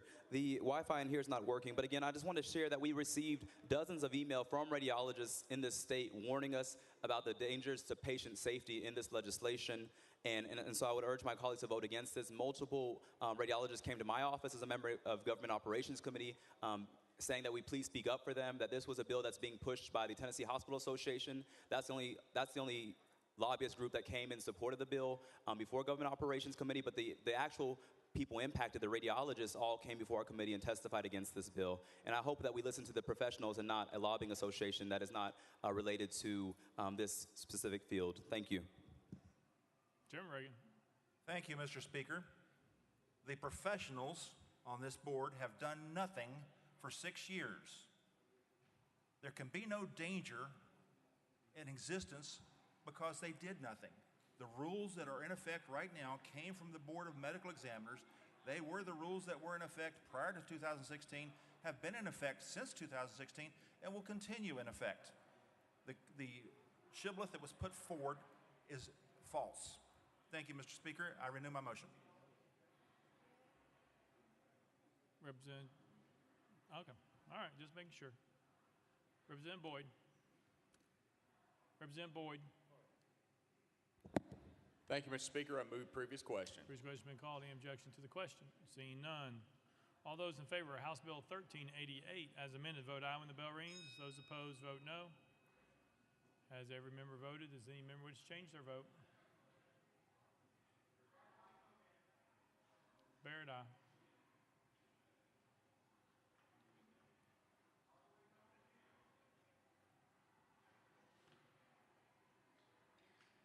Mr. Clerk, take the vote. Aye 73, 18 nays, 4 present not voting. House Bill 1388, having received a constitutional majority, I hereby declare it passed without objection. The motion to reconsider is tabled. Let the journal reflect. Representative Hastings is excused. Bob, next bill, Mr. Clerk. Mr. Speaker, the House is ready to hear House Bill 982 by Chairman Terry relative to cannabis. Senate bills on the desk. Chairman Terry, you're recognized. Thank you, Mr. Speaker. I move to substitute and conform to Senate Bill 859. Chairman Terry moves substitute and conform Senate Bill 859, probably second without objection. So ordered. Chairman Terry. Thank you, Mr. Speaker. I move passage of Senate Bill 859 on third and final consideration. Chairman Terry moves passage of Senate Bill 859 on third and final consideration, probably second. Mr. Clerk, call for First Amendment. House Criminal Justice Committee Amendment number 1. Chairman Halsey, you're recognized. Thank you, Mr. Speaker. This amendment makes the bill. Therefore, I move adoption of House Criminal Justice Committee Amendment 1 and defer to the sponsor for further explanation. Chairman Halsey moves adoption of House Amendment number 1, probably seconded. Any discussion on the amendment? Seeing none. All those in favor of adopting House Amendment number 1 say aye, aye. All those opposed say no. The ayes have it. You adopt it. Next amendment, Mr. Clerk. No further amendments, Mr. Speaker. Chairman Terry, you're recognized. Thank you, Mr. Speaker. And to give the members a bit of background on this, earlier this year, the American Society of Regional Anesthesia put forth guidelines on screening patients for their use of cannabis prior to surgery because of the higher amounts of THC that's in marijuana. And it does not help us as providers if we ask those questions, if the patients are not willing to answer those questions. And so what this bill basically says is that a patient's statement, and only their statement regarding the use of marijuana to a doctor, a pharmacist, or other healthcare providers during the scope of their medical care for the purposes of obtaining medical advice about interactions of marijuana with other medications or medical treatment will not be used against them in a criminal proceeding. With that, I renew my motion. Chairman Terry renews his motion. Any discussion on the bill? Chairman Kumar, you recognized. Thank you, Mr. Chairman, and thank you, Mr. Speaker. Now, what we are saying is because the chronic use of marijuana may affect the anesthesia need of those medications, you are encouraging these patients to be truthful. Chairman Terry. That is correct. We would like, in order for us to take care of patients, we would like to obviously have that information from them. Chairman Kumar. I think it's also a great opportunity to inform patients that marijuana affects their health in such a way, so it's probably not a good idea. Thank you, Mr. Chairman. Chairman Terry. All right. Any further questions? Seeing none, any objection to the question? Seeing none, we are voting. All those in favor of Senate Bill 859 as amended, vote aye when the bell rings. Those opposed, vote no. Has every member cast their vote? Does any member wish to change their vote?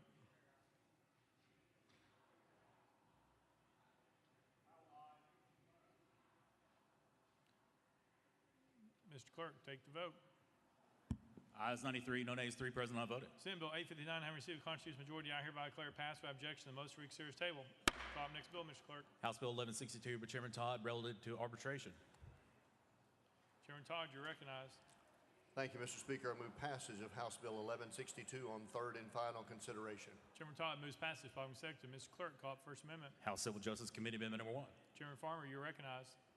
Thank you, Mr. Speaker. This amendment rewrites the bill. I defer to the sponsor for further explanation. Move to adopt. Chairman Farmer moves adoption of amendment number 1. Properly seconded. Any discussion on the amendment? Seeing none. All those in favor of amendment number 1 say aye. Aye. All those opposed say no. The ayes have it. You adopt the next amendment, Mr. Clerk. Mr. Speaker, no further amendments. Chairman Todd, you're recognized. Thank you, Mr. Speaker. The revised Uniform Arbitration Act replaces the current arbitration law that was drafted in the late 1950s and has been in place in Tennessee since the early 1980s. It replaces the law with a revised uniform version that has been updated to meet modern needs and addresses procedural issues not included in the original Arbitration Act. Some form of this bill is now passed in 22 other states. The bill updates and changes arbitration procedures to meet modern needs, addressing numerous procedural issues not included in the original act, and is supported and has input from the Tennessee Bar Association, Tennessee Automotive Association, NFIB, and the Tennessee Chamber.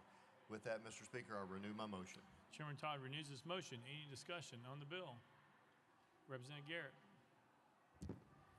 Thank you, Mr. Speaker. Thank you for bringing this legislation. I asked you in civil full, I just want to make sure that this particular legislation doesn't compel anyone to arbitrate anything. This is by an agreement and just updating the existing laws from arbitration, but it doesn't compel anyone to participate in arbitration.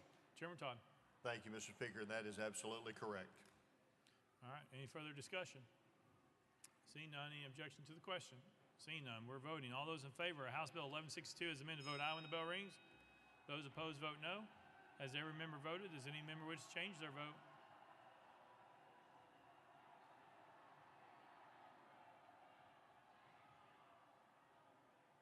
Mr. Clerk, take the vote. Ayes 87, 2 nays. House Bill 1162 having received a constitutional majority, I hereby declare passed by objection to most read series table. We'll call up next bill, Mr. Clerk. Senate Joint Resolution 127 by Chairman Zachary, a resolution to express support for allowing military exemptions, recognizing individual concerns about New Shots Act of 2023. Chairman Zachary, you're recognized. Thank you, Mr. Speaker. I move to concur in Senate Joint Resolution 127. Chairman Zachary moves to concur in Senate Joint Resolution 127, probably seconded. Mr. Clerk, call it First Amendment. Mr. Speaker, no amendments filed.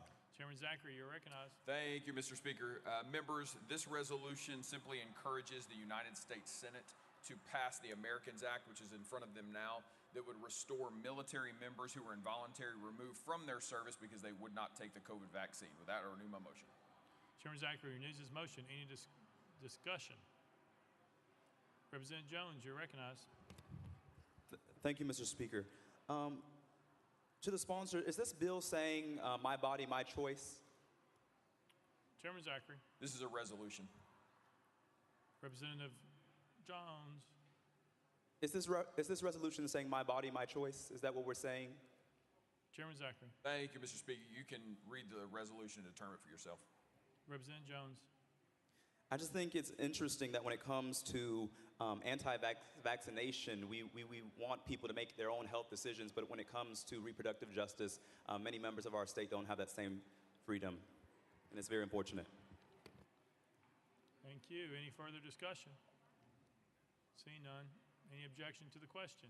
Seeing none. All those in favor of Senate Joint Resolution 127, vote aye when the bell rings. Those opposed, vote no.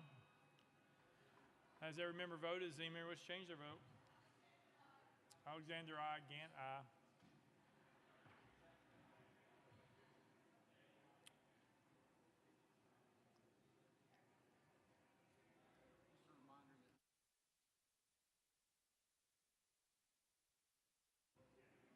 Mr. Clerk, take the vote.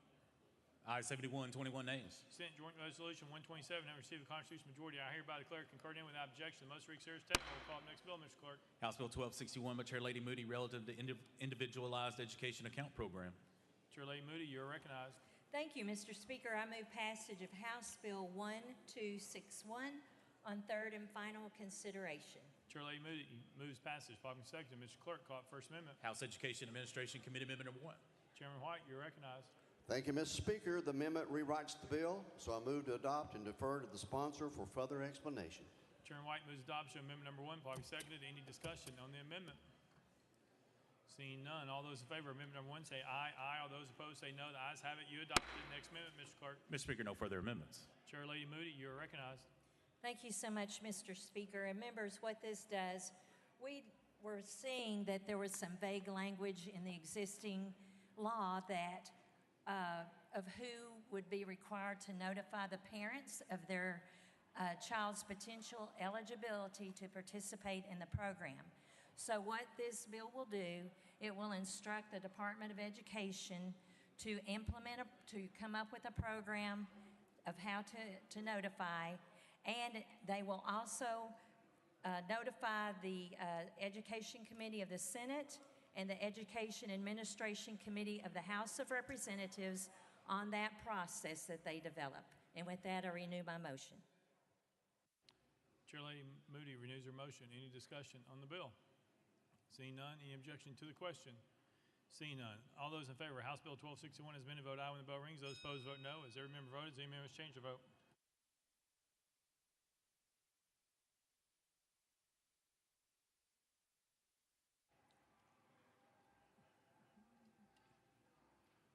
Mr. Clerk, take the vote. Ayes 87, 2 nays. House Bill 1261 having received a constitutional majority, I hereby declare it passed without objection. The motion reads serious table. Call next bill, Mr. Clerk. House Bill 843 by Representative Lynn. Representative Lynn, at your desk. Thank you, Mr. Speaker. I request that this bill be moved to the next available space on the next available calendar. Without objection, roll to the next available calendar on the next available space. So ordered. Call next bill, Mr. Clerk. House Bill 841 by Representative Lynn. Representative Lynn, you're recognized. Thank you, Mr. Speaker. I move that this bill be moved to the next available space on the next available calendar. Without objection, roll. Call next bill, Mr. Clerk. House Bill 641 by Chair Lady Littleton relative to children. Mr. Speaker, the Senate bill is on the desk. Chair Lady Littleton, you're recognized. Thank you, Mr. Speaker. I move to substitute and conform to Senate Bill 0656. Chair Lady Littleton moves to substitute and conform to Senate Bill 656. Probably second without objection. So ordered. Chair Lady Littleton.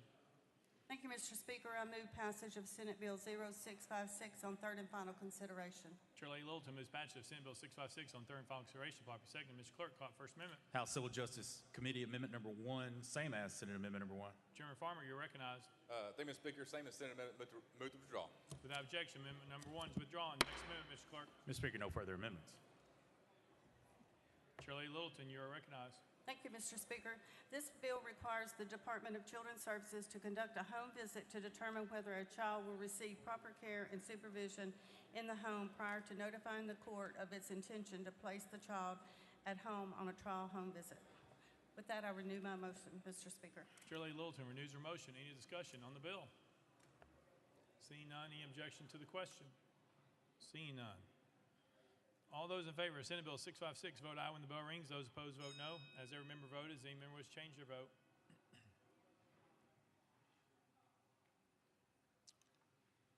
Buzzword aye, bomb aye.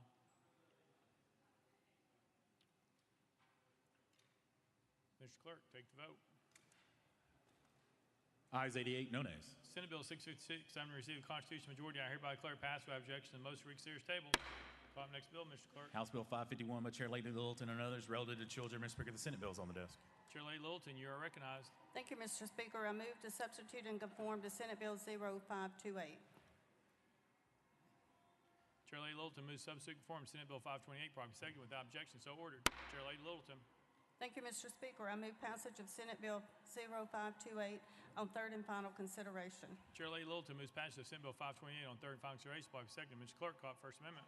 House Bill, Mr. Speaker, House Civil Justice Committee Amendment number 1, same as Senate Amendment number 1. Chairman Farmer, you're recognized.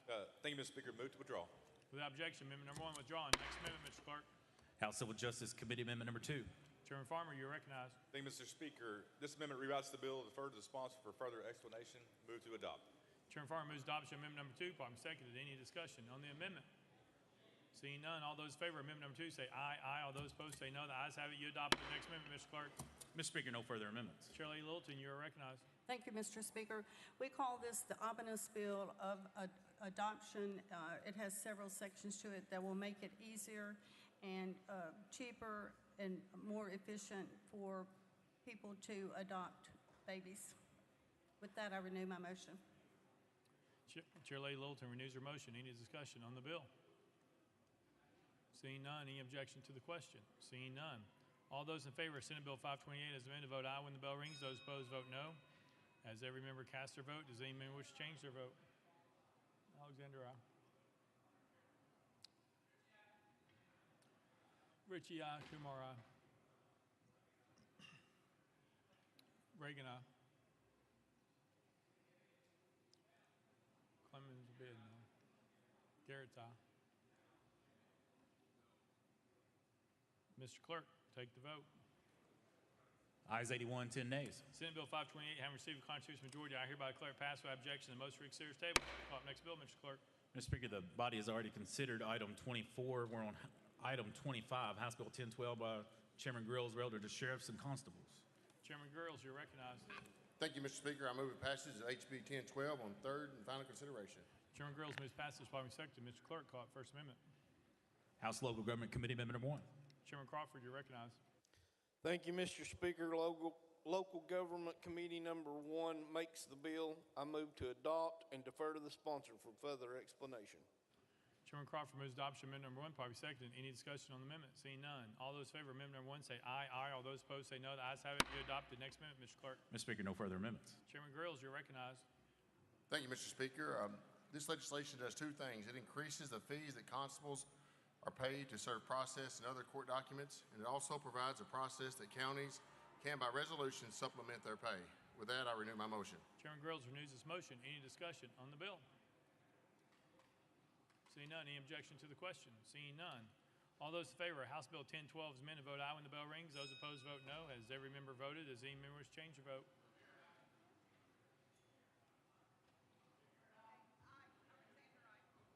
Barrett, aye. Love, aye.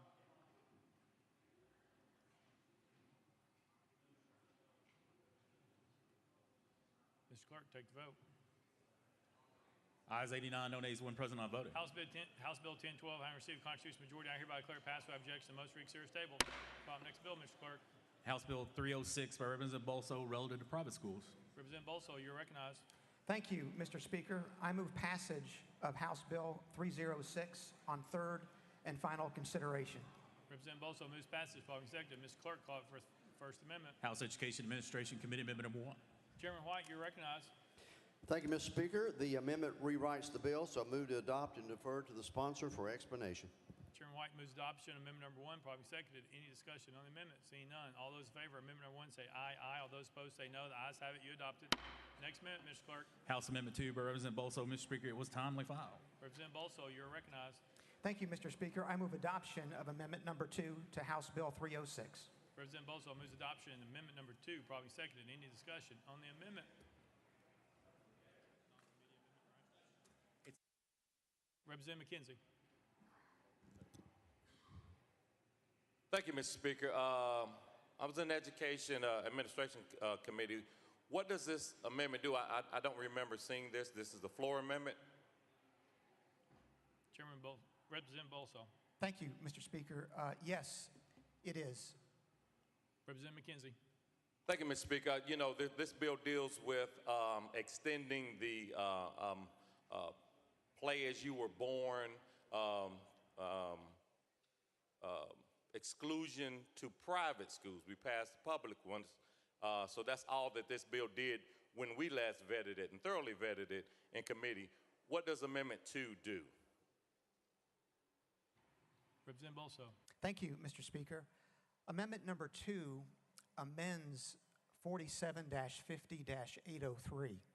Currently, that provision provides that private schools may adopt a firearms policy if they are a K through 12 school.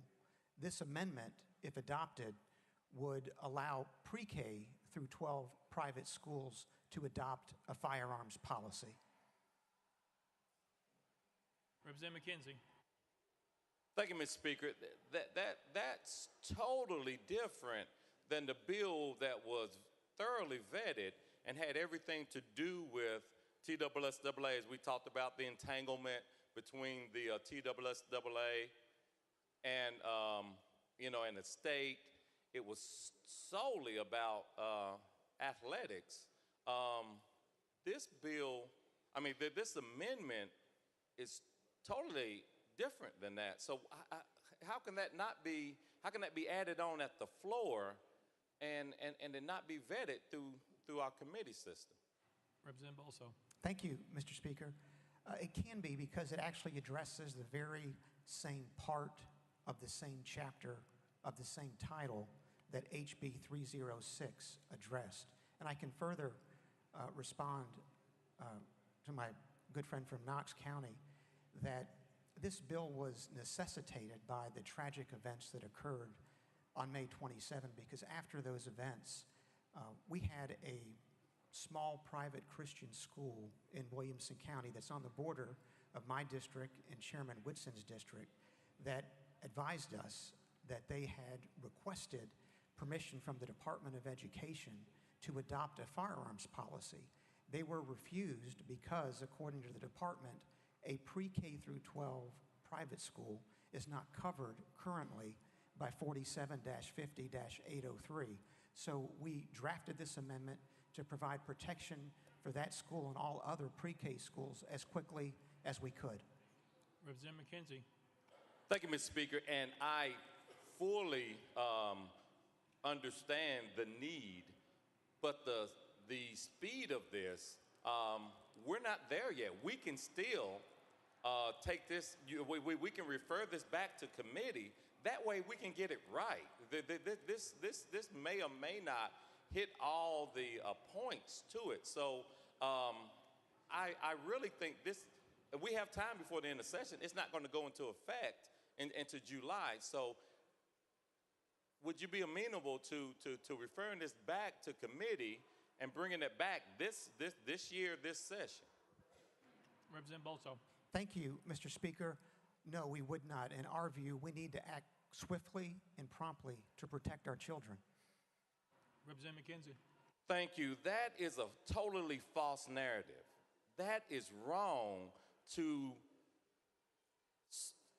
just totally bypass a system that we've had in place for hundreds of years. You're talking about acting in favor of our children. July 1st will be the day. I'm not saying don't pass this. So please don't misunderstand me. This is not expediting anything. It's taking one bill that dealt with transgender folks wanting to play in private school. That's all this bill does. That's all this bill does. And then to put a firearms thing on top of it without any consideration to what the public wants to hear or wants us to hear is not the way to legislate. That's just not. We have a committee structure here, and it works. We have time to take this through the committee structure. Representative Bolso. Thank you, Mr. Speaker. The amendment was brought timely. It was filed in accordance with the permanent rules that this body adopted in January. With that, Mr. Speaker, I will renew my motion. Leader Lambert, for what purpose? And Camper. Thank you, Mr. Speaker. And on the amendment, later in the session, and I agree with everything that's been said as far as adding amendments on, we have had other bills that have minor changes. I understand we're talking about firearms here, and that is always a passionate topic, but the member has an issue in his district. He has a bill that opens that caption up. And from my understanding, and correct me if this is wrong, it literally allows, right now, K through 12 can hire armed security for their schools. But if you are pre-K through 12, you're precluded from doing so. It is a pretty minor change in the law, in my humble opinion. Yes, we can send this back to committee and everything else. I, for one, will be voting for the amendment today because I would like private schools to at least have that ability to be able to do this, whether they have a pre-K or they're K through 12. However, vote your conscience. I mean, if for some reason on the amendment goes down, I hope there's still a bill out there somewhere that would be able to contain this. It seems like a reasonable request, but it is something that obviously I would prefer we not do very often, but it does deal with the member's district, and it does fit within the caption, and it was timely filed. So I just wanted to throw that out there. Thank you, Mr. Speaker. Leader Camper. Thank you, Mr. Speaker. Mr. Speaker and Leader, you all have been pretty strict about adding amendments on this floor and had this tremendous respect for the committee process. And we've had to abide by that. Even when we had something was just as urgent, our bills were sent back. And I think we need to be fair about that. This bill doesn't go into effect until July. Education Committee is still open. We're only asking for 1 week so that it can be vetted. And I think that's okay. We have time. And it goes again to the point where members are feeling like they're not being heard, Mr. Speaker. And I don't think it's too much to ask a member to be open to sending the bill back to committee so that the people on that committee could discuss the bill, maybe take testimony, and maybe somebody that's willing to come and put their name on a list and ask to speak on the bill. But if we don't send it back, we won't get that opportunity. I think it's unfair because we have been strict about it in this body, but now we want to change it because we're at the end of session. Well, we're not at the end of session. According to the leader, we're at the end when we finish. So the committee is open, and I hope, Mr. Sponsor, you be open, at least to allow us to vet this in the Education Committee. Thank you, Mr. Speaker.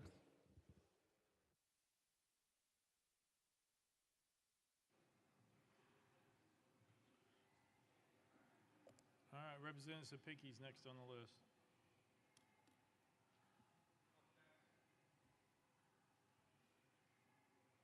Representative Love, for what purpose? Mr. Speaker, I'd like to make the motion that we send this back to Education Administration Committee. It's a proper motion, probably seconded.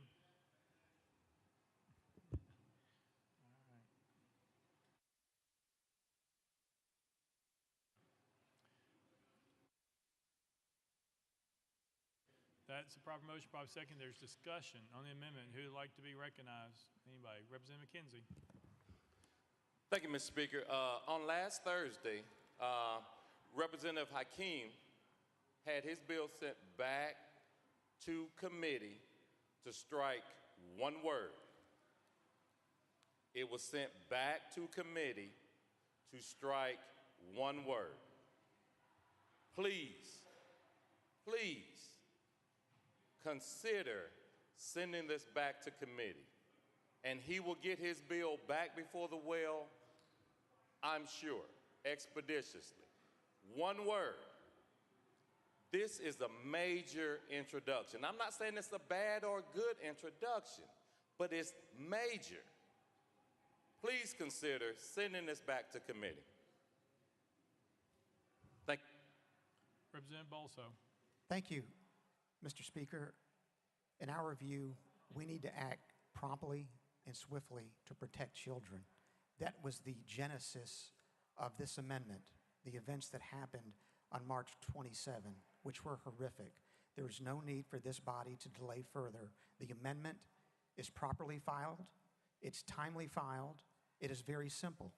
It simply takes 47-50-803 and expands it from K through 12 to pre-K through 12.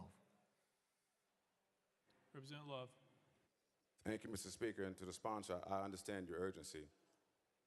Here's my issue.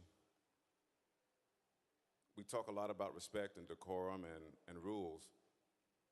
I've been on the Education Committee for 11 years now, and no one discussed the amendment with me. No one brought it to me and said, are you okay with this amendment? No one said, are you okay with us bringing it to the floor today? And so for me, as my colleague said, no one's trying to stop this bill. We're just saying, bring it back to Education Committee. Let us discuss it. As we talk about decorum and respect, even though it's an unwritten rule, we generally have consultation with members of committee, particular ones who have been on there that long. And so for me, I'm saying to you, that's what we're trying to get you to understand, is that the process was skipped over. Thank you.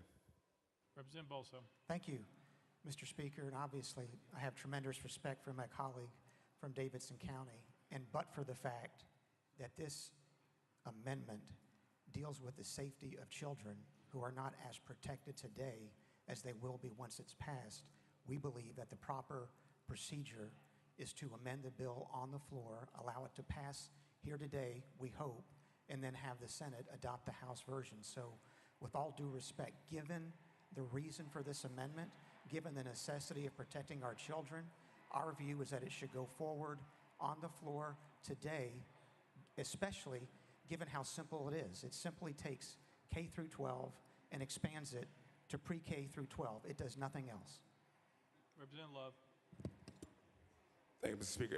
And I will appeal to my chairman of the Education Committee. Many times when we have bills come to the Education Committee, we're all asked one question. Do you promise that if the amendment substantially changes the bill, will you bring it back to Education Committee? Now, we haven't done that in a while, but I remember many years, Mr. Chairman, when we've asked myself and other members of the committee, if the amendment substantially changed. I was asked this year in a committee, Education Committee, said, if you see your bill on the floor get substantially changed, will you agree to bring it back to Education Committee? And I agreed. And I understand, but this is a substantial change from the original bill that you filed. Representative Bolso. Thank you, Mr. Speaker. But for the fact that the subject matter of this amendment arises out of one of the worst days in our community's history, in our state's history, I would agree. But in our view, we need to move today to act to protect children in private schools pre-K through 12. Right now, the statute as written does not provide the protection that we could provide by passing this bill today. Representative Love. Mr. Speaker, to the sponsor, when will the bill take effect according to the legislation? Representative Bolso. Thank you, Mr. Speaker. July 1, 2023. Representative Love. Barring some emergency, we will be out of here before May or June. I promise you, you will have enough time for this to go into effect, even if we go back to Education Administration Committee next week. Representative Bolso. Thank you, Mr. Speaker. We're here today. The bill is simple. The amendment itself is simple. Respectfully, we see no need to delay this. Representative Pearson. Thank you. There's a motion on the table. Can we vote on the motion? No, we're discussing it unless someone calls the question. Okay, I'll call the question. Well, you can't do it after you spoke, unfortunately. So you'd have to be back on the list. Representative Pearson. You can put me back on the list. Yes, sir. And I think anything that's dealing with guns in our school or adding more security resource officers to school, whether you're expanding that K through 12 or pre-K through 12, that not only deserves to go through the committee process, it really needs to have public input as well. And sliding things in, treating different members who have legislation to remove two words differently than representatives who are here adding completely new amendments that I looked and tried to read, but I haven't seen it yet either, is unfair, and it's not that difficult of an ask. Representative Bolso. Thank you, Mr. Speaker. And I do wish to correct one of my responses to my friend from Davidson County. This bill, HB 306, takes effect upon becoming law. It does not take until July 1, 2023 to provide this additional protection for children in private schools in pre-K through 12. That fact weighs in favor of having it attached to the bill today and voted on today on its substance.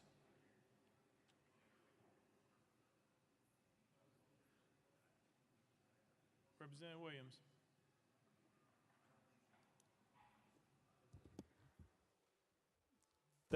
Thank you, Mr. Speaker.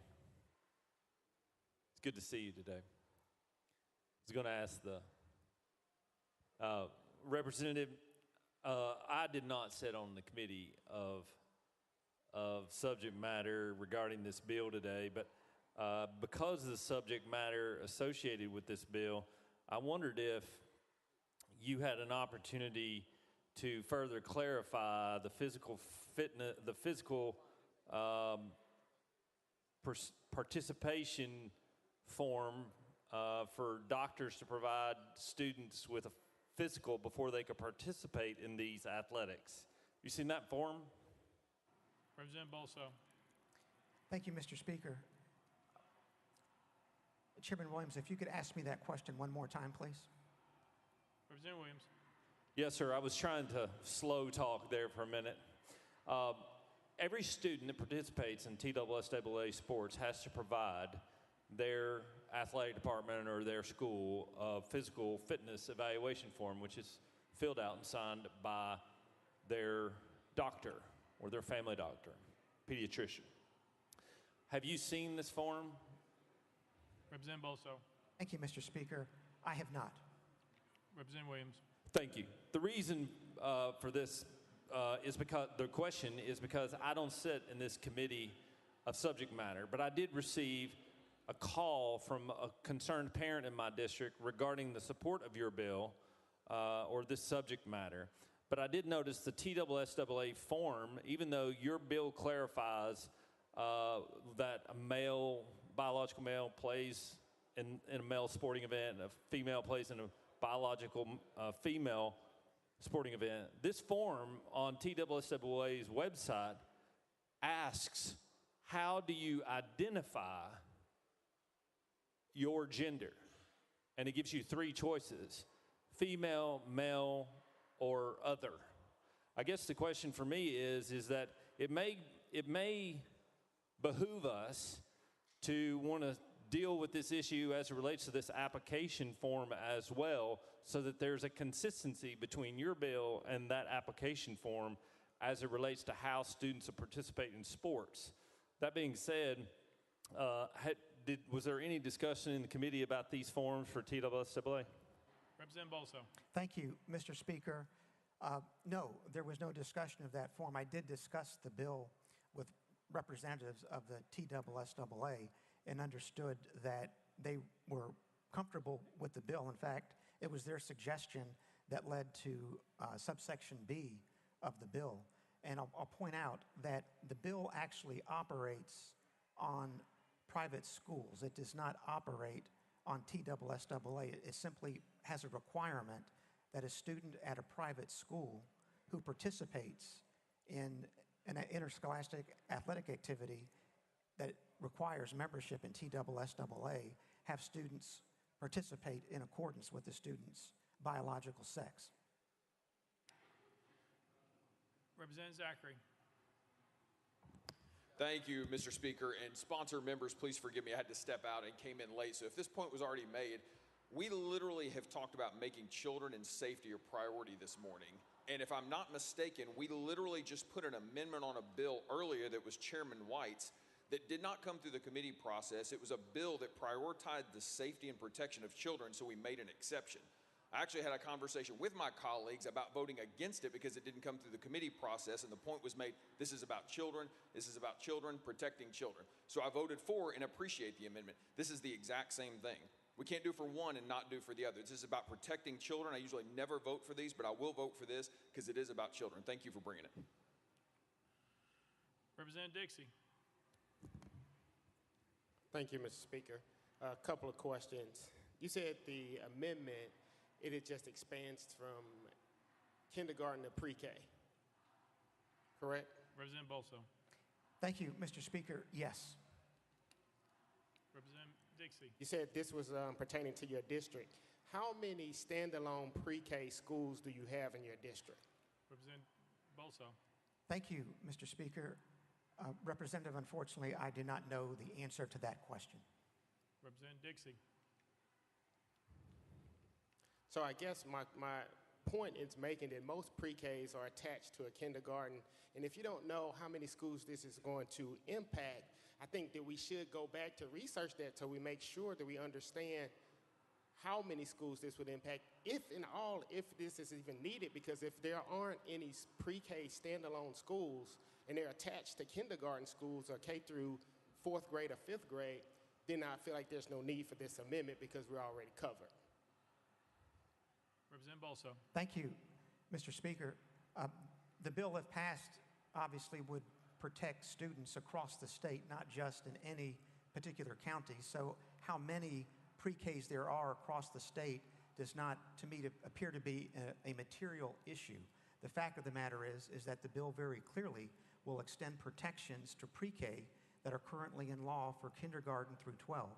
Whether that amendment benefits 50 schools, 100, or 1,000 is not, in my view, respectfully, a material point. Representative Dixie.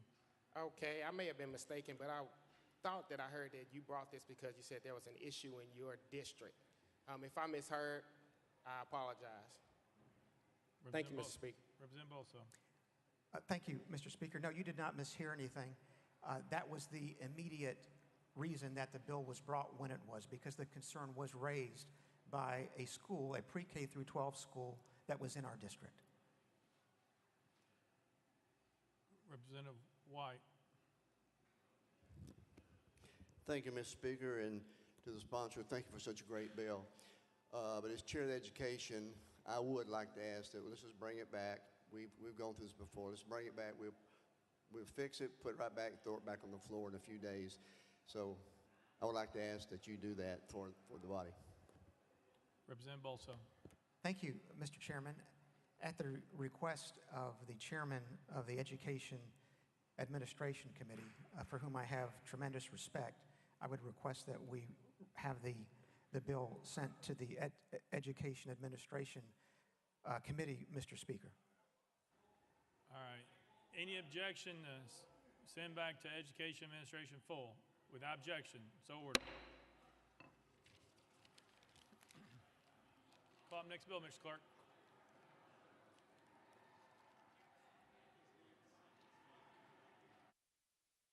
House Bill 36 by Representative Hardaway and others relative to charter schools. Representative Hardaway, you're recognized. Thank you, Speaker. I move passage of House Bill 36 on third and final consideration. Representative Hardaway moves passage, probably seconded. Mr. Clerk, call up First Amendment. House Education Administration Committee Amendment number 1. Chairman White, you're recognized.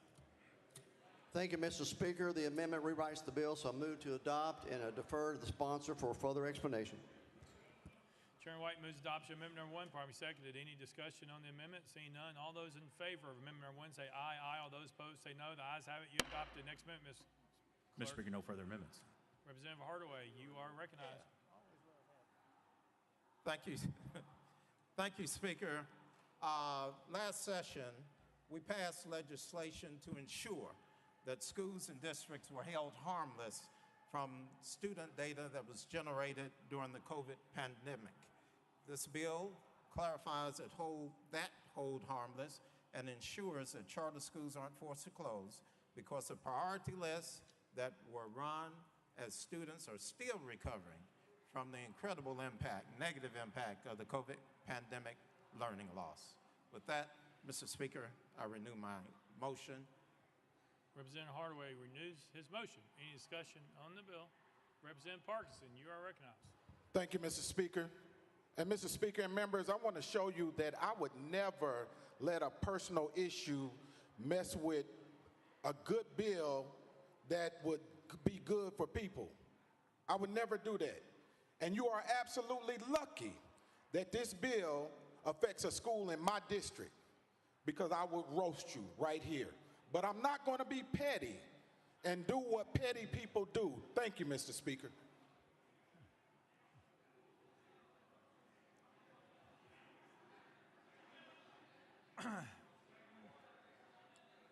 Representative Hardaway, you except maybe renew that motion. I thank the representative for his comments. I renew my motion. Representative Hardaway renews his motion. Any discussion further on the bill? Seeing none. Any objection to the question? Seeing none. All those in favor of House Bill 36 as amended, vote aye when the bell rings. Those opposed, vote no. As every member voted, does any member wish to change their vote?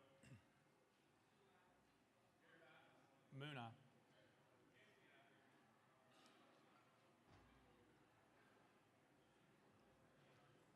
Mr. Clerk, take the vote.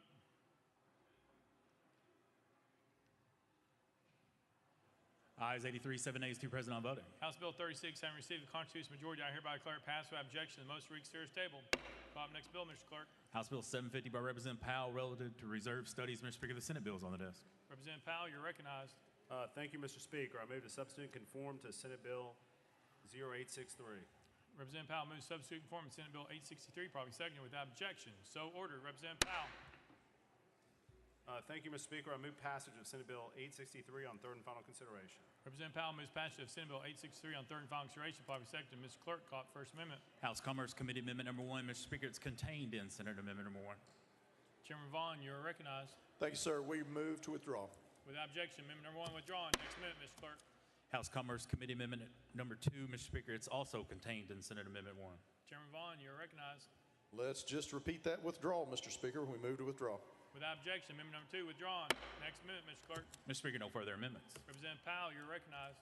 Thank you, Mr. Speaker. This bill amends the Tennessee Condo Act to require the Board of Directors for condo associations to conduct a reserve study every 5 years. A reserve study is a financial planning tool. It informs condo owners of the condition and life expectancy of common elements so they can reserve maintenance and replacement costs and avoid special assessments for repair costs. Special assessments unfairly burden condo owners living in the community at the time of the assessment because it requires them to pay for costs beyond their period of ownership. The bill includes several key provisions. They're all included in the House bill.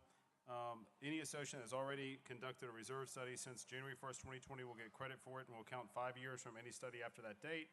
The information in the reserve study must be made available to all condo owners. Any board overseeing common elements less than $10,000 in aggregate value is exempt. Single condos are exempt. Any condo whose board is appointed by the board and controlled by the developer is excluded. The board must review reserves annually for adequacy. It's an important protection for condo owners so they have information to protect their investments and avoid unexpected repairs and assessments. With that, I renew my motion. Representative Powell renews his motion. Any discussion on the bill? Seeing none, any objection to the question? Seeing none. All those in favor of Senate Bill 863, vote aye when the bell rings. Those opposed, vote no. Has every member voted? Does any member wish to change their vote?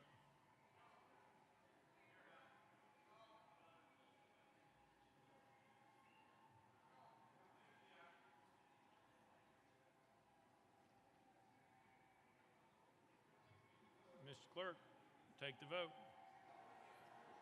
Ayes 87, 1 nay, 2 present, on voting. Senate Bill 863, having received the constitutional majority, I hereby declare it passed without objection. The motion reads serious table.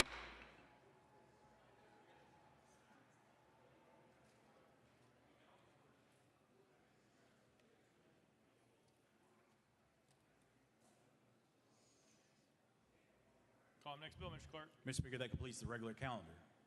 Next order, Mr. Clerk. Unfinished business. Unfinished business.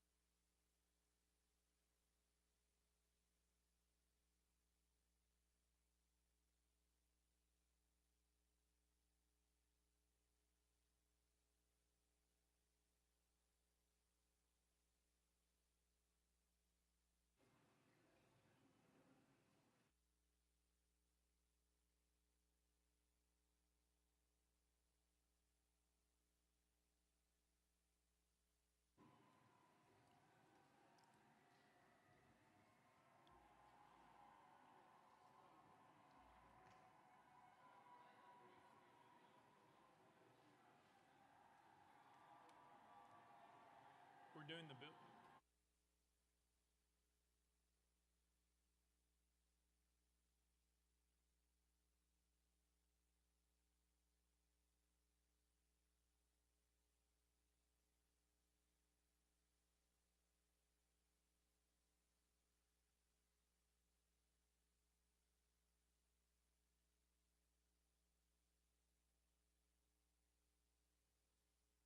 Leader Lambert, you recognize. Thank you, Mr. Speaker.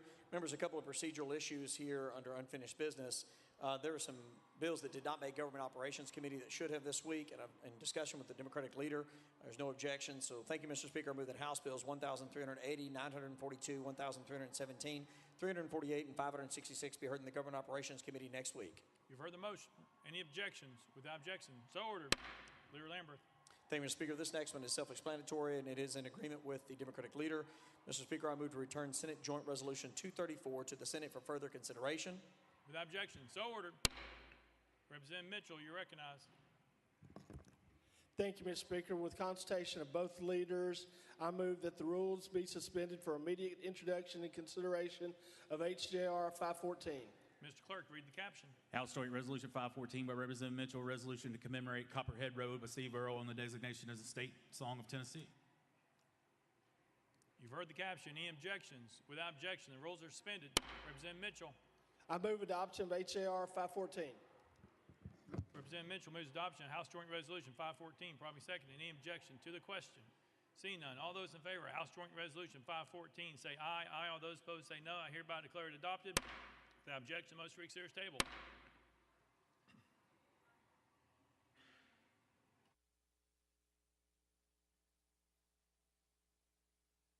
Mr. Clerk. Mr. Speaker, we have some messages from the Senate. Mr. Speaker, I'm directed to return to the House SJR 234 for further consideration. Monday's message calendar. Mr. Clerk.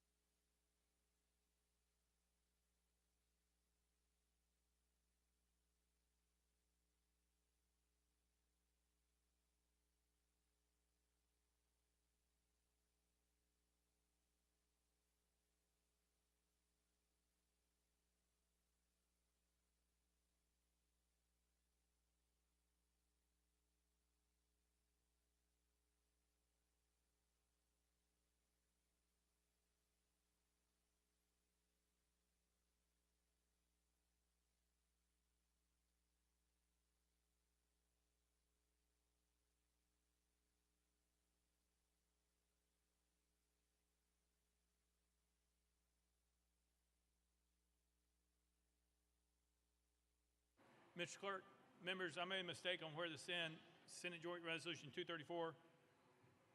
Without objection, we will undo our actions on Senate Joint Resolution 234. Leader Lambert, you are now recognized. Thank you, Mr. Speaker. Just a few moments ago, a member agreed to have his bill sent back to education. And with that, I move that House Bill 306 be heard in the Education Administration Committee next week. You've heard the motion. Are there objections? Without objection, so ordered. Leader Lambert.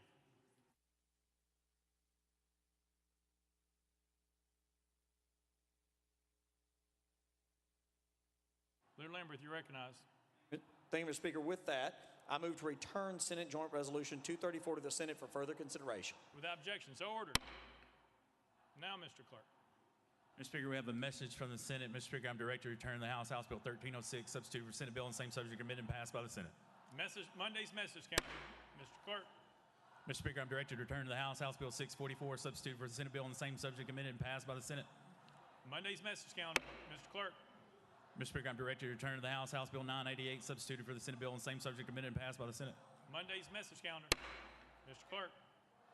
Mr. Speaker, I'm directed to return to the House Bill 1342, substitute for the Senate bill on the same subject, amended and passed by the Senate. Monday's message calendar.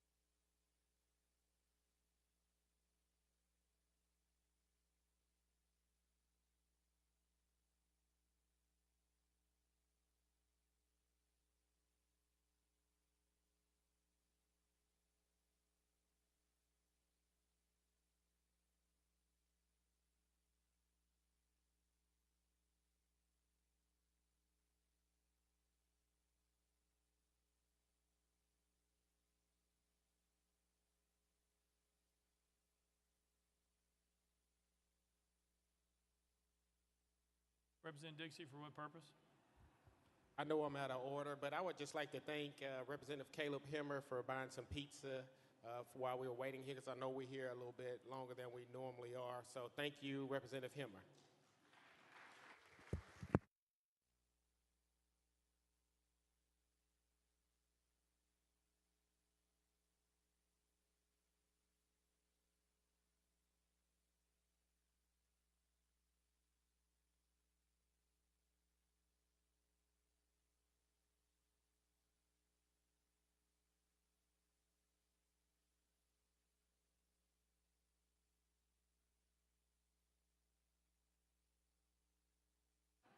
Leader Lambert, you're recognized.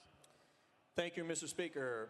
I move to suspend the rules to allow Representative Justin Jones, Representative Gloria Johnson, and Representative Justin Pearson 20 minutes in such members' opening remarks on the resolution that contains their name in the caption, and that if requested, their attorneys be allowed to make remarks during that same 20 minutes, and that the members named be allowed 5 minutes in closing remarks. That's a proper motion, proper seconded. Any objection? No objection, so ordered. Representative Garrett, you're recognized. Thank you, Mr. Speaker. Mr. Speaker, I rise today to suspend the rules for this purpose. Members, those that can hear my voice, today in the People's House, we had 29 bills on the calendar. 29 bills that were debated. Everyone had an opportunity to speak, but most importantly, we We had 29 bills, some that were in that well that were Democrats, some in this well that were Republicans. Today, our republic worked. Today, the gallery was able to watch and stand, watch us do our work. It worked today. That's what's supposed to happen on this House floor when we debate legislation. We hear each other. We don't hear the hate. We don't hear the vitriol. It worked today. It can work for the future. 1 week ago, Mr. Speaker, it didn't work. 1 week ago, we had members take it upon themselves to rush the well and stop the people's business.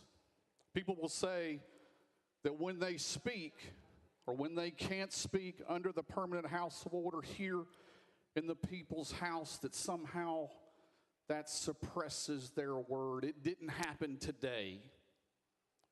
And what happened 1 week ago is that members that shut the order of this institution down silenced 7 million people. Today, I have a motion to suspend the rules to allow the video depicting the events occurring on March 30th, 2023 to be played in the chamber at this time. I so move. That's a proper motion, proper seconded. Any objection? All right, there's objection. That means we are voting.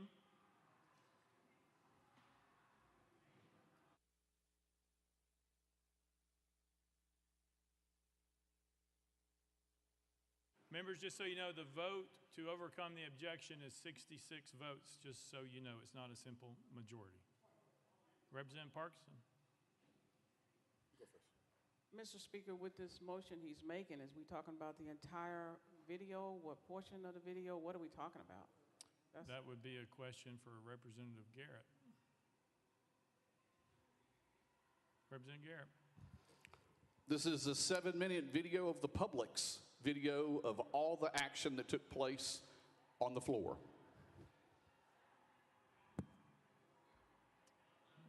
Well, there's objection. Representative Johnson from Knox. Thank you, Mr. Chair. I think that what we're talking about here and the resolution against me is about what happened on this House floor. So I would assume we would keep that video to the House floor. Was that a point of order, or is that a question, or just a statement? You started by saying point of order. It's what I want to say. Okay. Chairman Clemens.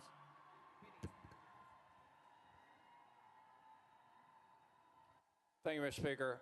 My question is, first of all, we had no prior notice of this motion to suspend the rules. Second of all, we are looking at a piece of evidence here is what has been proposed to play in this body. It has, from what I understand, it is a selective portion of a bigger picture. It does not encapsulate what happened to those poor children. It does not encapsulate what happened outside this building. It did not encapsulate or contain what the footage is from outside this chamber. We want to choose 7 minutes of what? I don't know what events that transpired is he referring to, is the sponsor referring to. So my question is, what 7 minutes? Why only 7 minutes, or why not 3 minutes? I think we need more explanation on this matter. Representative Garrett. Thank you, Mr. Speaker. I think the video will speak for itself. Chairman Clemens. Mr. Speaker, this is completely out of order. This is completely unorthodox. The people who are the subject of this resolution have been refused the video, access to the video. We do not know if it's selectively edited. We do not know what 7 minutes we're talking about here. I mean, if we're going to have due process or something resembling due process, I think it's only fair for not only the people who are subject to expulsion, but also the leaders at the very least to be given a heads up as to what this video is, shown the video in advance, and let us prepare for this. We have at least one member who is represented by counsel. Counsel has not seen this video in preparation for this defense. So, Mr. Speaker, if we are going to maintain some semblance of fairness here, then by all means, I would ask that we vote against this motion to suspend the rules, because I don't know what they have chosen. I don't know what the video is. I don't even know if the video contains any depiction of the people subject to the resolution.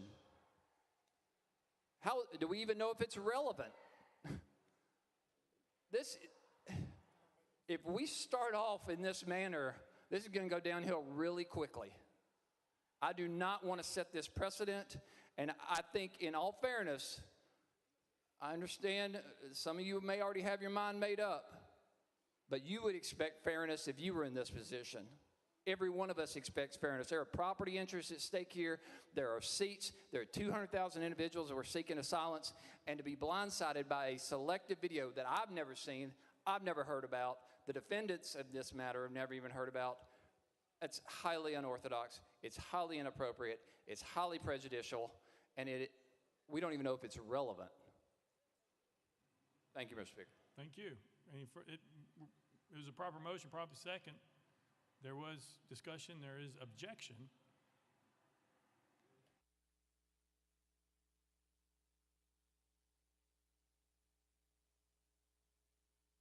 Oh, that's right. So we're on discussion on whether or not to suspend the rules to allow the viewing of the video. That's where we're at. And so right now, that's where we are. It's a proper motion, proper second. It's before us. There's objection. We're discussing it. Chairman Clemens. Thank you, Mr. Speaker. I think we deserve, at the very least, I maintain my objection, but we at least need a description of what the video entails before people vote, so they actually have an idea of what they're voting on. We don't know. So I would ask the sponsor of this motion again to describe what is in the video that we're seeing, whether it's edited, whether it's selectively edited, whether it contains the subjects of the resolutions or does not. Please, we need some information here before we vote so that we can vote in an informed manner. And I know Representative Mitchell, Representative Towns, and others have questions as well. Appreciate you calling their names. Leader Lamberth, you're recognized. Thank you, Mr. Speaker, and I wanted to get back to the motion at hand directly. The motion says, I move to suspend the rules to allow video depicted events occurring on March 30th, 2023 to be played in the chamber at this time. While there may be one member that has a video ready, the motion itself is to suspend the rules to allow video. If others have video that is ready, then that is a road we can obviously go down, but the motion is to allow video depicted events occurring. So I understand the objections, but I, for one, would like to see whatever video, so before I vote on any motion for expulsion, that I can see video of exactly what occurred on this House floor. I was here that day. Most of us were here that day. But if there is video of exactly what occurred here, I may want to see it during our debate as to definitely what to do. And I, for one, have not made my mind up yet. So I would like to look at the video, listen to the debate, and make a determination at that time. Representative Mitchell. Yeah, thank you, Mr. Speaker. You know, folks, this is more or less a trial. So what we're doing right here is we're presenting evidence to the jury before we know whether it's prejudicial or not, which is totally unfair to the defense. From my understanding, the three individuals have not been allowed the video from the leadership. Now, how is that fair when you will not let the people that you're trying to expel have a fair defense, when you won't even let them have the video, but you're willing to show a video that you haven't even allowed the defense to see? You're going to show it to the jury, and the defendants are going to see it at the same time for the first time that the jury sees it. How is that fair? You know, not just the folks in this room are watching, not just the folks in this state are watching, but the entire nation is watching us today. So if you want to go down this road and show the entire nation just how things work here, just go right ahead. Or let's pretend to be fair one time and do the right thing. Thank you. Representative Towns. Mr. Speaker, thank you. Mr. Speaker, I'm also troubled by what I'm hearing on this House floor today. I've been there a very long time, and I've seen a lot of activity, good and bad, especially during the time of the income tax invasion against the state income tax during the state. There was quite a bit going on, and quite a bit was done and was said. But what we're doing today is seemingly we're selecting a video to be shown that's going to obviously show the harshest side where the emotions were inflamed and high. Now, what that's going to do, members, is this. We're 1 week removed from that. What you're getting ready to experience is you're getting ready to re-sensitize yourself to how you felt that day. The purpose of leaving and coming back is where we should have cooled off, better judgment, cooler heads prevail. But if you're showing a video where we were in the thrust and the heat of what was happening that day, you're going to go right back to how you felt that day.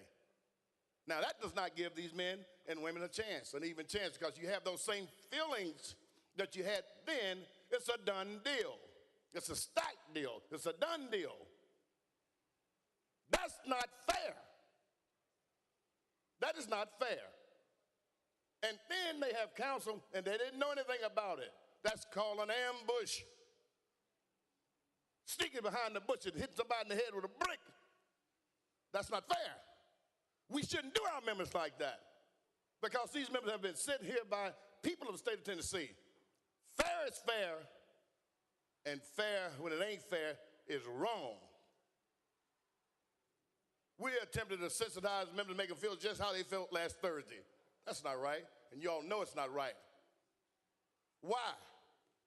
You have the numbers, you have the vote. Why do that? Why would we do that? Go down that road. Give them a fair chance. Give everybody a fair chance. Treat them like members, whether you like them or not. Giving them an opportunity to defend themselves fairly, but not with their hands tied behind their back, not with duct tape on their mouths. They can't fight for themselves.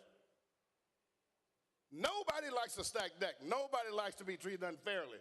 If you whip them fair and square, if you whip a man fair and square, you'll shake your hand. But you build resentment when you don't do it fairly.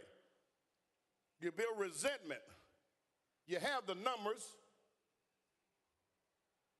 Treat them right in a fair process. And that's not too much to ask. That's demanding fair treatment, as I would for you and anybody on this House floor. You treat people right, not because you have the bigger gun, the bigger muscles, or the most money. You treat people right. And they're not being treated right now because it's ambushing them. They don't know how to fight and develop their strategy to retort what's going to be said on this House floor. And I know many of you are very close and personally, and I know that you're good people and you know how to do things the right way. Don't stack the deck. This comes back to hunt us. This comes back to hunt every member on this House floor. Untie their hands. Allow them to fight for themselves. Do what's right, members. We don't need to see that video. That video, we don't need to see today, because you're going to make everybody upset again. And that's the goal of it, the only goal it could be. Some members probably cooled off and want to do something different. But when you see that damn thing, you're going to have a problem. That's not right. Treat my members fairly. Treat everybody fairly. Thank you, Mr. Speaker. Representative Garrett, okay. Chairman Clemens was next. Thank you, Mr. Speaker. We need to get to the authentication of this video. We need to know who made it, who edited it, Why was it not provided to leadership? The authenticity of this recording is certainly in question and is certainly at the very least necessary before we introduce it into evidence, so to say, in this hearing, to the extent we're going to have any due process on this floor at all today. So my questions to the sponsor would again be, as a fellow attorney, would you please authenticate this video, speak to who recorded it, who edited it, and why was it not provided to leadership? Representative Garrett. Thank you, Mr. Speaker, and I understand all your comments, questions.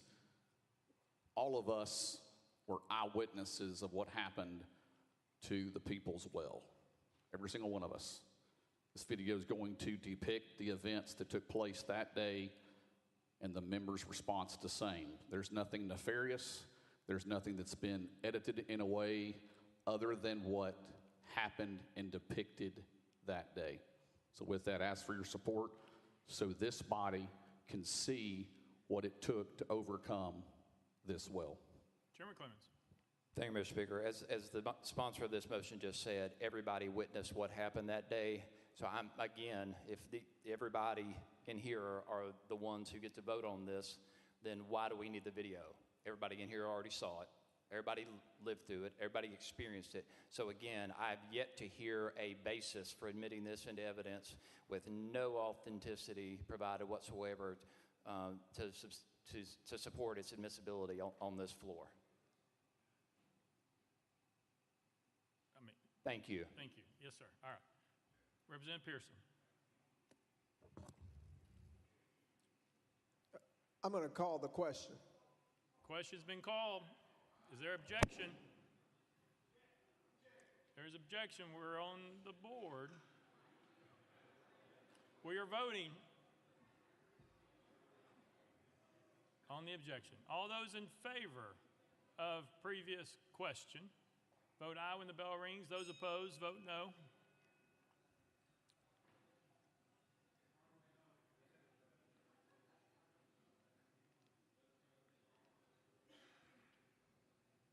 Mr. Clerk, take the vote.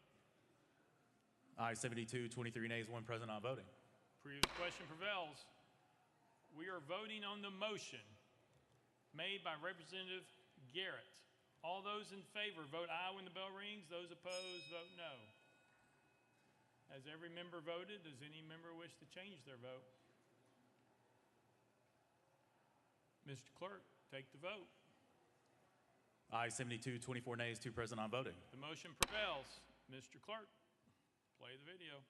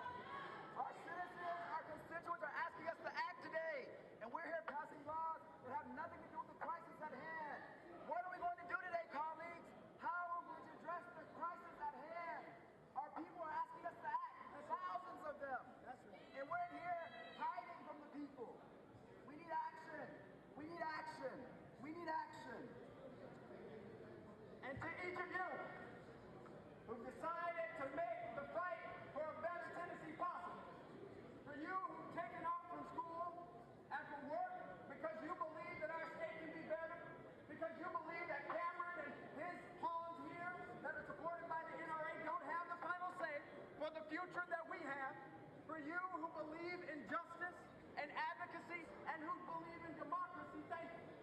Because our fight is not over. I can tell you today we're going to win, but we're going to win. I can tell you the bill that we're going to pass that grows waters like righteousness and justice like everyone, but it's going to come. And it's going to be because you choose to stand up. These folks are old. They're fixed. These folks are not going to last into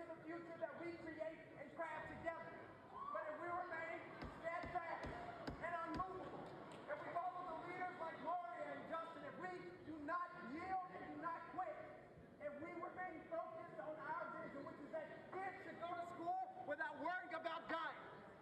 Teachers should go to classrooms without worrying about becoming sick.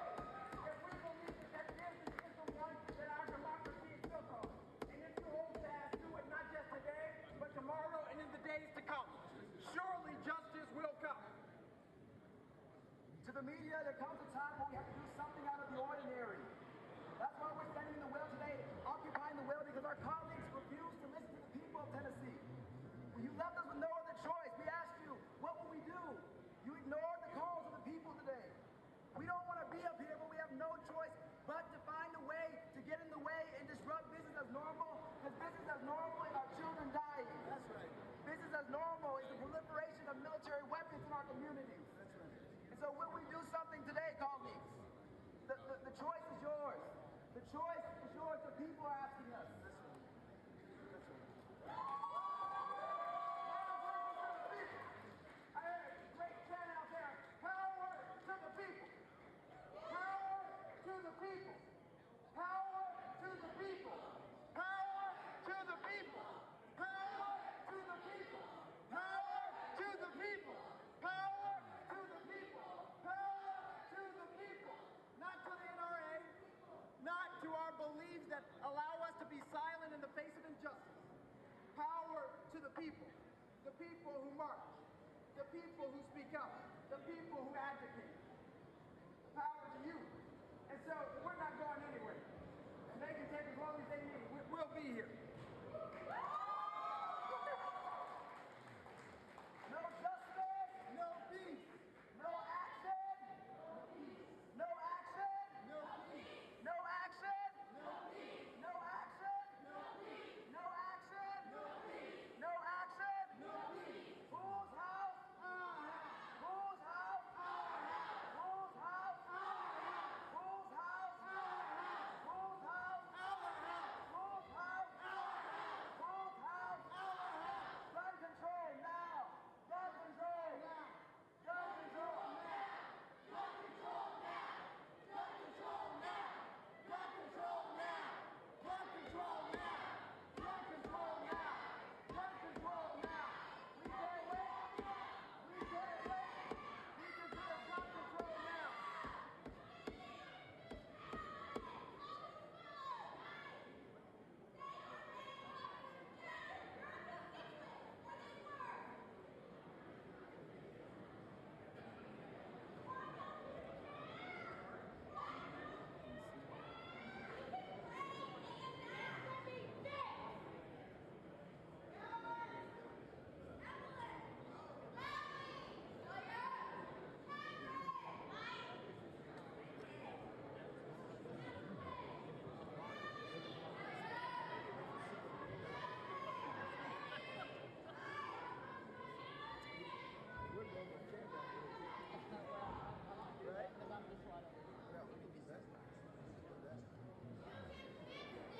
That's right. That's right.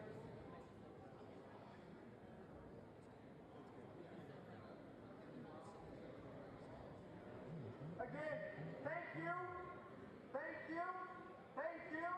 Thank you. Thank you. Thank you. Thank you. Thank you. We can never quit. And truly, if we never quit, we can never lose. They bank on us quitting, getting tired, getting so weary in our well-doing that we don't act for justice anymore.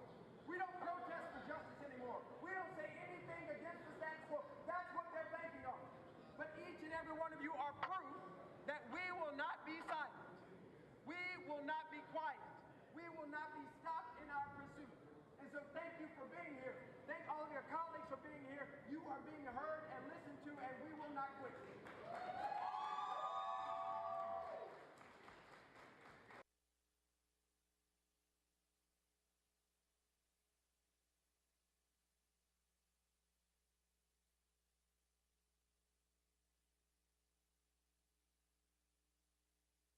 Chairman Holsey, you're recognized.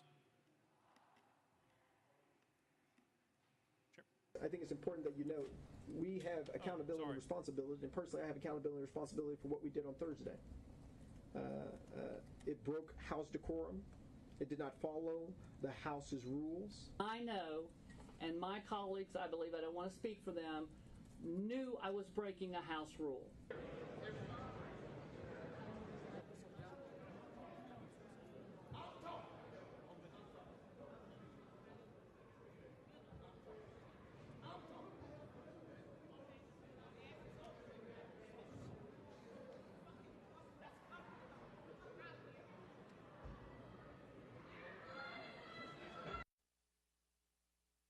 Chairman Holsey, you recognize. Thank you, Mr. Speaker. I move adoption of H.R. 65.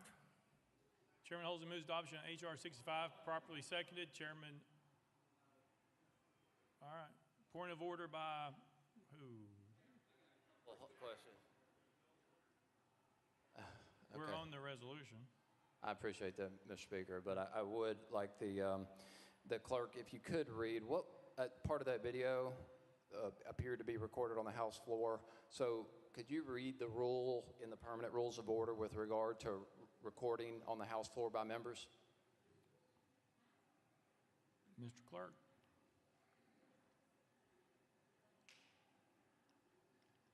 Mr. Speaker, just to be clear, is the representative asking about the rule about members recording and live streaming the proceedings of the House?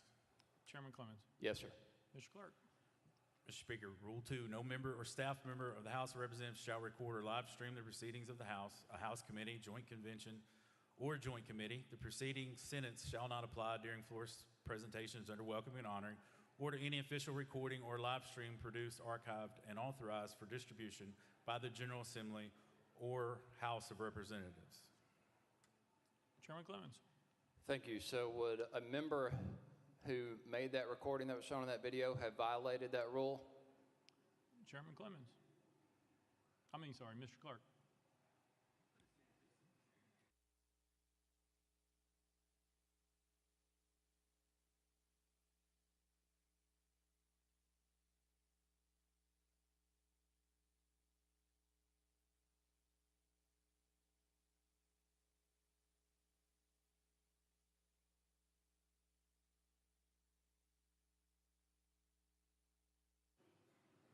Mr. Clerk. Mr. Speaker, I believe at the time during those events, the House was in recess. Chairman Clemens. Thank you, Mr. Speaker. We were not in recess, in fact, until much later. And if we were in recess, it would have been reflected on the video. I would argue that whoever made that recording was in direct violation of the permanent rules of order adopted by the House of Representatives. And so I think that point needs to be in the record, that we not only have failed to authenticate a video that was shown on this floor, we have failed to identify who recorded it. It obviously wasn't provided by anybody in the House Democratic Caucus because we don't know where it came from. So somebody across the aisle who sponsored this resolution or a part of this resolution broke House rules. So are we going to punish them as well today? Mr. Clerk. Mr. Speaker, if a member was recording the proceedings of this body while the House was in session, yes, they violated the House rules. Recordings made while the House was in recess would not be while the House was having proceedings. If a member felt that another member was recording during session in violation of the rules, they could have raised a point of order at the time of the violation. Chairman Clemens. Chairman Clemens. Thank you, Mr. Speaker. So at this time, then, I would like to know the recorder of that video and if they would be willing to speak if they recorded that video during the recess. I think that's only appropriate for the record. That's a question. I don't know who you're directing that to, but we were doing point of orders. Chairman Clemens. Okay, well, then the point, if there's going to be a potential argument made that that recording was made by a member during recess, then wasn't also the behavior of my colleagues that was on the recording in recess? And how is that a violation of the rules?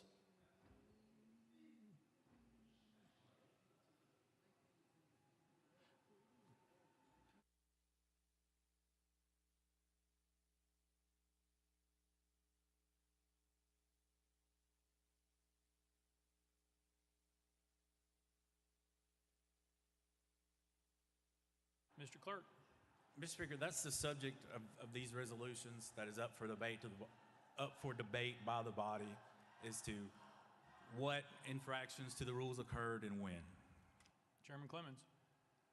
Thank you, Mr. Speaker, and thank you, Clerk. Well, that just goes to the matter of why we try to authenticate video before you admit it into evidence. You want to know the facts, who made it, when it was made, at what point it was made, who edited it, whatever happened. Also, the motion was inappropriate, and the motion didn't cover activities that took place off the floor of representatives. So half that video was shown against the rules of this House because it wasn't even encapsulated in, or covered by the motion that was made to watch the video.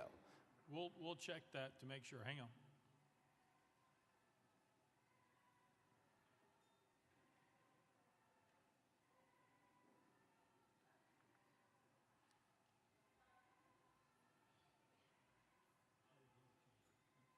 Mr. Clerk.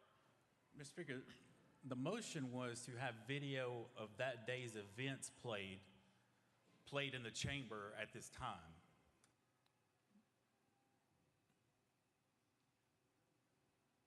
Chairman Clemens. I don't believe that was, if that was in fact the same motion, the press conference clips that were shown were not even made that same day. That was the next day. So here we have another violation of the rules, and we're not playing by the same rules in an even manner that's creating a fair process. Also, I'd like to raise a point of order that the ethics rules governing this House say that anyone who knowingly knows of someone who broke the House rules and doesn't report them has also violated a rule. So at this time, I'd like to know if anyone knows who violated that rule. Obviously, multiple people in this room saw this video before it came to the floor today, so you all know that someone knowingly broke the rules in the order of this House. So you have all violated the rules at this point, everyone who knows that that video exists at least. So again, the point of order is, are we going to expel everyone in this House that knows that video was made and by whom?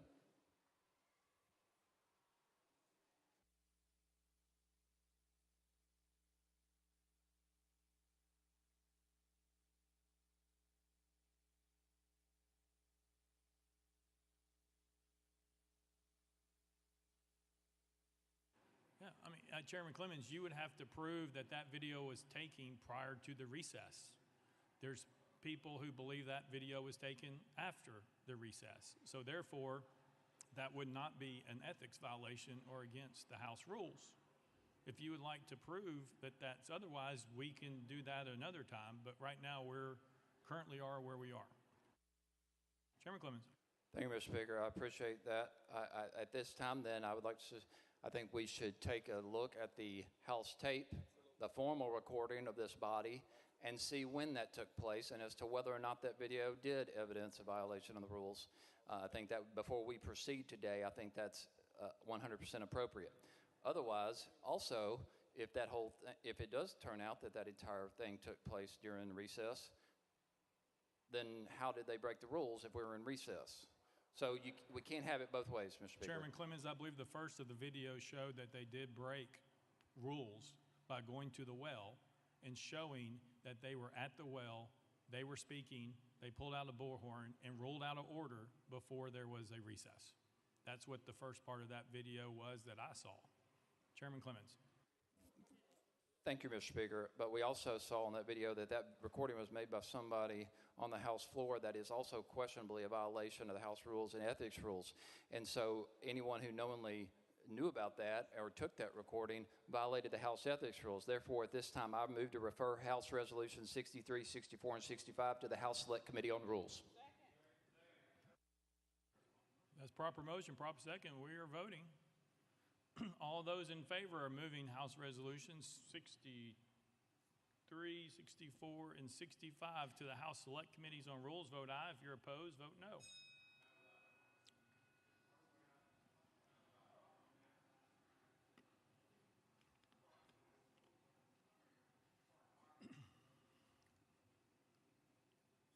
Mr. Clerk, take the vote. Ayes 25, 73 nays. Motion fails. Representative Parkinson. Thank you, Mr. Speaker. I'm concerned I'm concerned about where we're going here because it seems like we're delving in or devolving into an abyss, a dark abyss here. And I've been here for 13 years now, and I've never seen this happen. And I've watched at least one member be expelled from this body, but I don't remember this body presenting any audio or any video or any text messages when they were expelling Jeremy Durham. But now we're presenting videos that appear to be extremely inconclusive or indicting on other members to bias the members or stoke emotion out of the membership. And I don't remember this happening before. And so I'm trying to figure out, why are we in this space? Why are we're creating a circus? And the eyes of the entire world right now are on this chamber. But we're off the top. From the very beginning, we are creating a circus. And it's embarrassing. This is embarrassing. The world is watching us. And they know that what just happened was unfair. They know that this didn't happen when Jeremy Durham was being expelled. He was given a shot to defend himself. But we are biasing all of the members in here with the way we're handling this and the way we are conducting ourselves. Let's be the leaders of our state. Let's lead, and let's lead with fairness. We as members here, all of the members, none of us deserve to be embarrassed worldwide. We are being embarrassed. So let's do this the right way. Let's lead like we should lead, and let's do this the right way. Thank you, Mr. Speaker. Mr. Clerk, he asked a question about a previous expulsion. Can you share with him what evidence was submitted? Mr. Speaker, there was, at the time, the Speaker appointed an ad hoc committee to file a report, to investigate and submit a report to the House. And that report was submitted to the House, and it was posted on the legislative website and distributed to all members. So there was an actual report submitted to the body. President Parkinson. Thank you, Mr. Speaker, and thank you, Mr. Clerk. Did we get that information with this video sent to all of the members, just like that ad hoc committee did for Mr. Durham? Mr. Clerk. Mr. Speaker, to my knowledge, I don't know who the video was sent to.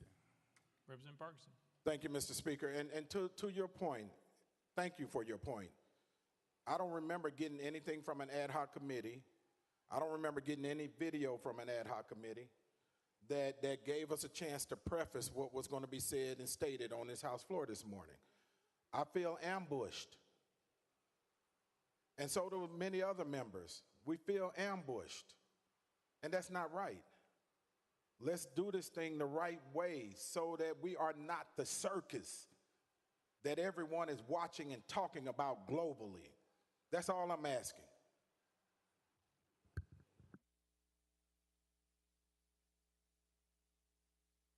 All right, if it's a point of order, that's where we're at. Otherwise, we're taking up the resolution because that's where we are. So if you have a point of order, raise your hand. Representative Mitchell. Yes, sir. Point of order, Mr. Chairman. I'm just trying to figure out, was it ever told to us who did the video, who made the video? That's not a point of order. That's a question. That's not a point of order. Point of order is about the rules and the proceedings, not about the question of who did the video. Representative Mitchell. Yes, Mr. Speaker. But if no one knows, I just got texted a picture of the person videoing. So if they would like to, well, they're not in their seat right now, but if they would like to just speak up and tell everyone they're the one who made the video, and they can tell us whether we were in recess or not. But I got pictures of it. If they don't want to, identify themselves on this floor.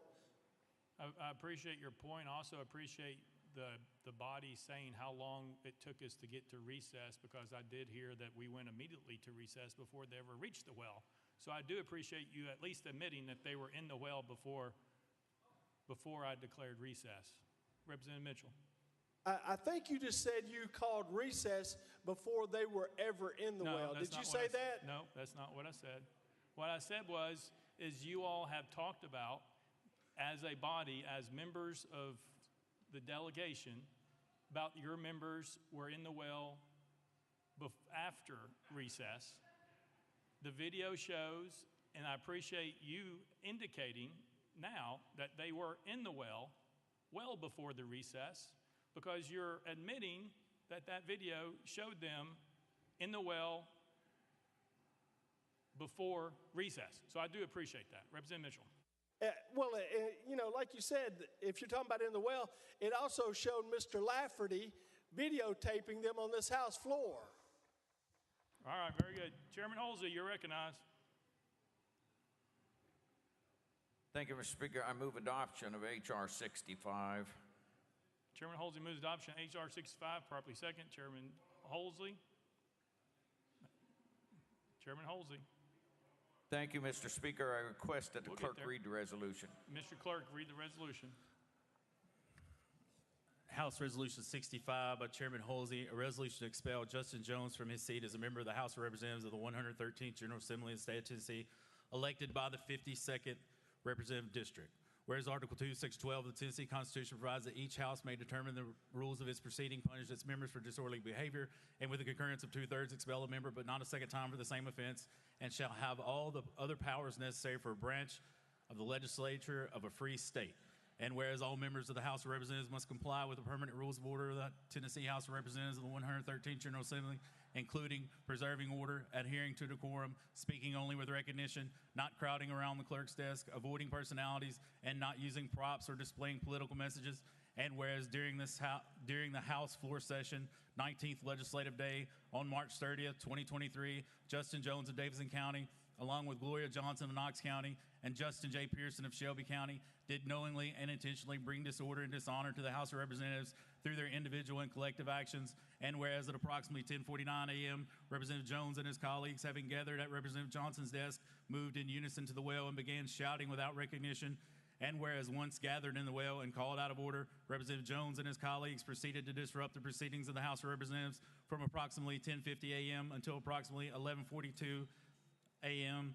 And whereas during this time, Representative Jones and his colleagues shouted, pounded the podium, led chants with citizens in the gallery, and generally engaged in disorderly and disruptive conduct, including refusing to leave the well, sitting on the podium, and utilizing a sign displaying a political message.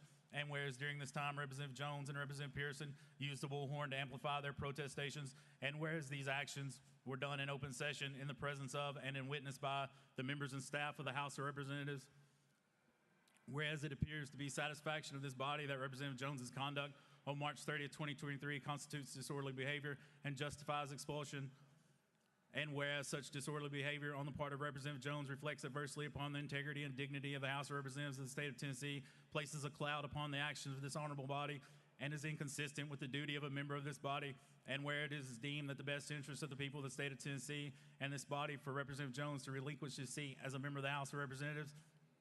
And whereas Representative Jones has been given advance notice of the contents of this resolution and has been afforded the opportunity to debate the resolution on the floor of this House prior to its passage, now therefore be it resolved by the House of Representatives of the 113th General Assembly of the State of Tennessee that pursuant to the authority under Article 2, Section 12 of the Tennessee Constitution, this body hereby expels Justin Jones from his seat as a member of the House of Representatives of the 113th General Assembly of the State of Tennessee, elected by the 52nd Representative District for disorderly behavior occurring on March 30, 2023, and declares the 52nd Representative District seat vacant. Be it further resolved that copies of this resolution be prepared and forwarded to Justin Jones, the legislative body of Davidson County, the Honorable Bill Lee, Governor of the State of Tennessee, and the Honorable Trey Hargett, Secretary of State.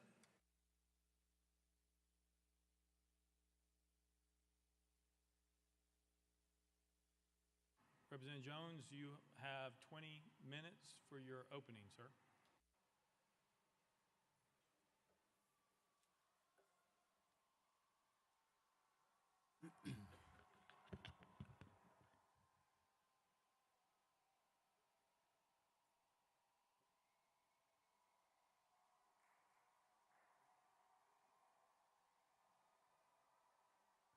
Thank you, Mr. Speaker.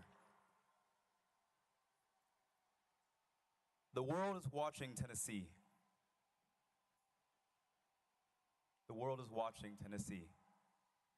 Because what is happening here today is a farce of democracy.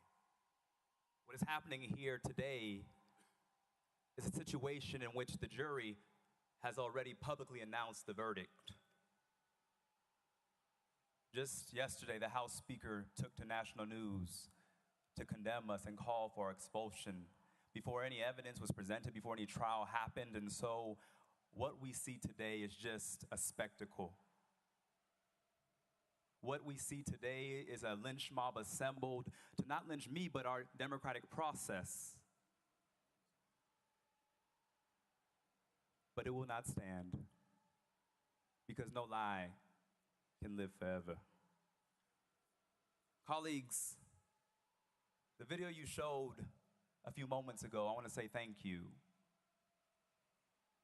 because it showed for the world the ridiculousness of the claims that what we were doing merit the ultimate punishment of expulsion. Mr. Speaker, I represent 78,000 people. And when I came to the well that day, I was not standing for myself, but I was standing for my constituents. And the thousands of Tennesseans gathered in this Capitol demanding that this body act. But most particularly, I was standing for those young people. Those young people, many of whom come from my district, many of whom can't even vote yet, many of whom are disenfranchised, but all of whom are terrified by the continued trend of mass shootings plaguing our state and plaguing this nation. And so that is why I walked up to the well. I walked up to the well because you were pushing my people back. We brought a megaphone because you cut our people off and you cut their representatives off from the microphone time after time after time after time after time again. And there comes a time where people get sick and tired of being sick and tired. And so my colleagues, I say that what we did was act in our responsibility as legislators to serve and give voice to the grievances of people who have been silenced. Article 2, Section 27 says that any member of the House, any member of the Senate has a right to dissent from and protest against legislation that they know to be injurious to the people. The inaction of this body when it comes to the crisis of mass shootings is injurious to the people. The obedience of this body to special interest groups like the NRA is injurious to the people. The proliferation of guns that you promote in this state is injurious to the people. And so we had no other choice but to get our dissent marked for the journals.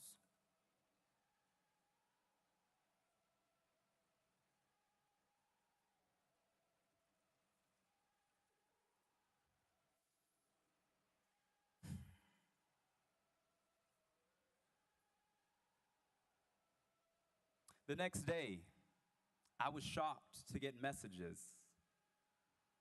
shocked to get copies of articles that House Speaker Cameron Sexton went on national television to lie to the world and say that what happened in this well was an insurrection. What happened out in those halls was an insurrection. I was shocked to have the Speaker of the House condemn mothers and children and grandmothers and parents and concerned citizens, clergy, lie on them and say that they were violent insurrectionists. And I think that he owes the people of Tennessee an apology. Because at no point was there violence. At no point did we encourage violence. In fact, what we were doing was calling for the end of gun violence that is terrorizing our children day after day after day, and all we offer are moments of silence. It is in that spirit of speaking for my constituents, of being a representative of the people, that I approached this well on last Thursday, breaking a House rule, but exercising moral obedience to my constitutional responsibility to be a voice for my people, to be a voice for the Tennesseans who you choose not to listen to because of those NRA checks that are so hefty in your campaign funds. There comes a time where people get sick and tired of being sick and tired. And so I came as a representative to this well. And so today, we are brought to here, where members are responding in the most extreme measure, not because of what we did, but because by breaking the quorum, we broke the glass of your false power for the world to see. We broke the glass of this chamber that someone called sacred. One of the members on the other side of the aisle was in tears and said, "I've never seen such a breach of this sacred chamber." And I thought to myself, that representative has obviously never read history. Because is it in this chamber, if you walk around this Capitol, you'll see bullet holes when representatives got into conflict. You'll see duels take place on this House floor, debating whether people like me should be treated like equal citizens under law. This is not a temple. This is a place where we're supposed to wrestle for our democracy and wrestle ideas and give voice to 78,000 constituents each of us represents. But for so long, this body, drunk with power, has modeled for the world what we know as nothing less than authoritarianism. And today is the climax of that behavior. That a week after a mass shooting plagued our community, the most direct action this legislative body takes, or should I say my colleagues on the other side of the aisle are taking, is to expel us for speaking about the issues of weapons of war on our streets. We called for you all to ban assault weapons, and you respond with an assault on democracy. That is why the nation is watching you today. And I say to my colleagues on the other side of the aisle that no matter what you vote, you have the votes, but you will not be victorious because there are generations of young people who see what is going on. There are young people that as you try and beat us down, they are rising up to take back this state from the extreme forces that have sought to take away the democratic process, the deliberative process. On last Thursday, when thousands gathered here, tried to silence members from talking about the issue of gun violence because they were afraid that a conversation would remind people that there is complicity of this body in what happened at Covenant Elementary School. The truth be told, colleagues, Covenant Elementary School was not the first mass shooting in Nashville. I represent a part of Nashville. And one of my constituents, who I don't know is in this chamber, Ms. Brooks, lost her son, Akila, in that mass shooting that occurred at the Waffle House in Antioch. And after that massacre, we demanded that this body act, but once again, you turned a blind eye and closed your ears and put your head in the sand and refused to listen to the voice of the people. Refused to listen to the voice of the people. And so once again, it was in that spirit of a representative for people who have time after time after time been silenced that I approached this well. And now this body who showed the video of what occurred, no violence, no death threats, but simply saying that until we have action, there will be no peace or safety in our communities. And how do my colleagues respond? They respond with the most extreme measure of expulsion, which has only taken place 3 times in this House. Only 3 times in over 200 years have there been members of the House of Representatives expelled. The first case was in 1866. 6 members were expelled for refusing to confer citizenship on formerly enslaved persons.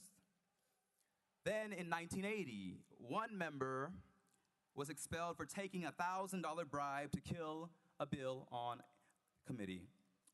In 2016, one member who many of you served with was expelled for 22 counts of sexual harassment.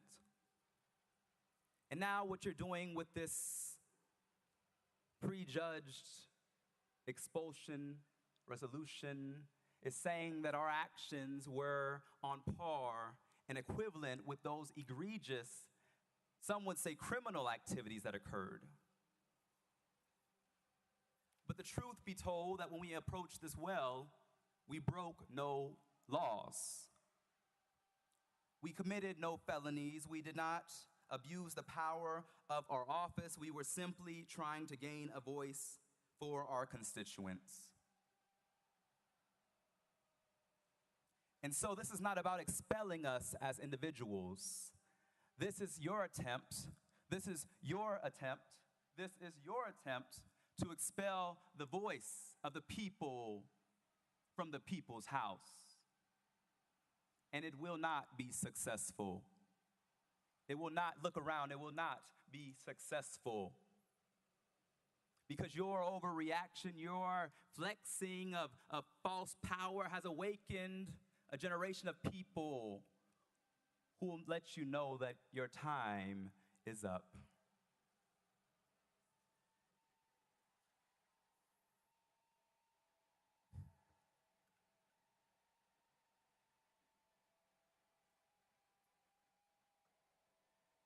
Let's talk about expulsion. For years, one of your colleagues who was an admitted child molester sat in this chamber. No expulsion. One member sits in this chamber who was found guilty of domestic violence. No expulsion.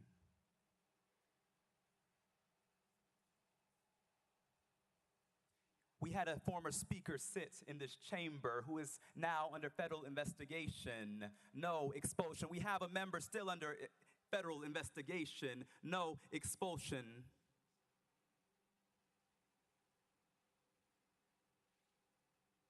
We had a member pee in another member's chair in this chamber. No expulsion. In fact, they're in leadership. But in the governor's administration. And so once again, what you're saying to us, since you're trying to put us on trial, I'll say what you're really putting on trial is the state of Tennessee. What you're really showing for the world is holding up a mirror to a state that is going back to some dark, dark roots. A state in which the Ku Klux Klan was founded is now attempting another power grab by silencing the two youngest black representatives and one of the only women, Democratic women in this body. That's what this is about. Let us be real today. Let us be real today. Colleagues, there's another part of this. This extreme measure is a violation twofold. Because it also is an attempt to silence and undo the will of over 200,000 Tennesseans whom the three of us represent. Your extreme measure is an attempt to subvert the will of voters who democratically elected us as representatives to speak and to passionately fight for them.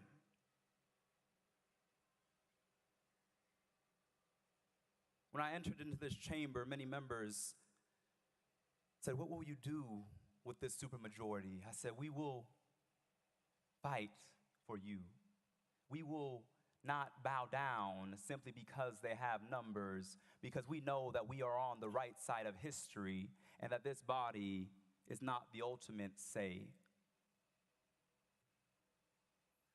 That this is not a palace or a frat house or the Belmead Country Club, but that this is the people's house.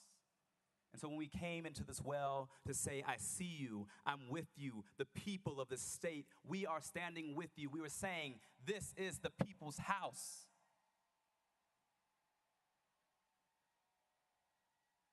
we will not bow down. Somebody said they were shouting on the floor. They were shouting on the floor. And it reminded me of a scripture from Genesis that said, the blood cried out. The blood cried out. That's what we were saying. There's a scripture that says, if we are silent, the stones will shout out. That's why we were shouting. No action, no peace. No action, no peace. No action, no peace.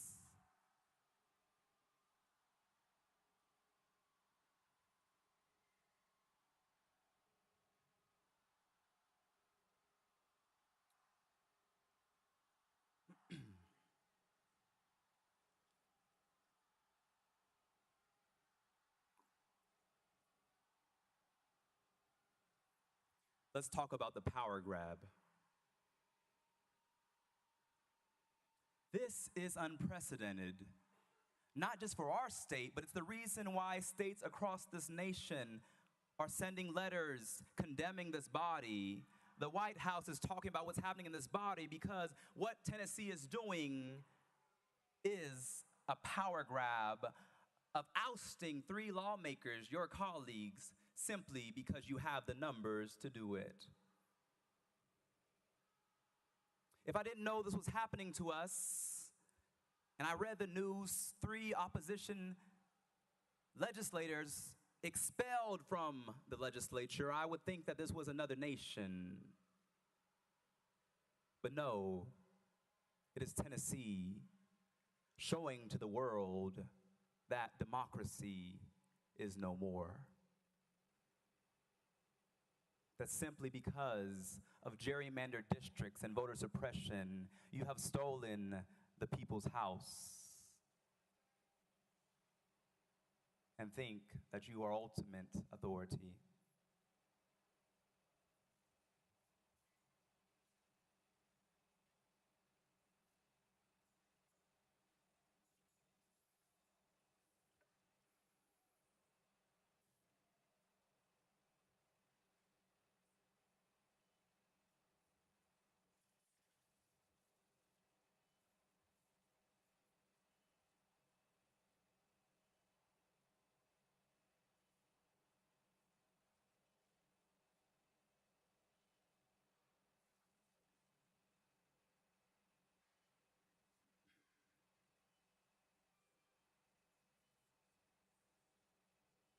Whereas, during the House floor session on March 30th, 2023, Justin Jones of Davidson County, along with Gloria Johnson of Knox and Justin Pearson of Shelby County, did knowingly and intentionally bring disorder and dishonor to the House of Representatives through their individual and collective actions.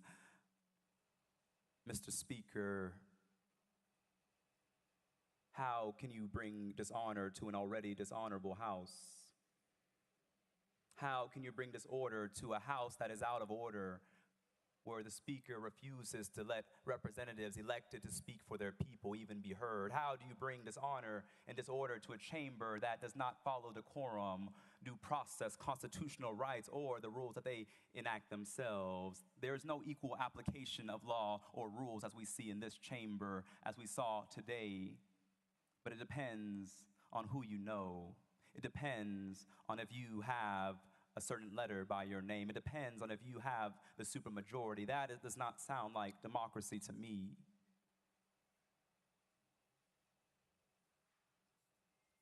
Many members counseled and said, perhaps you should come here and plead mercy.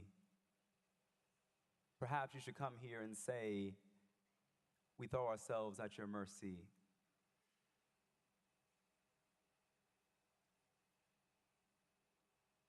That we should be ashamed of what we did and hold our heads down low.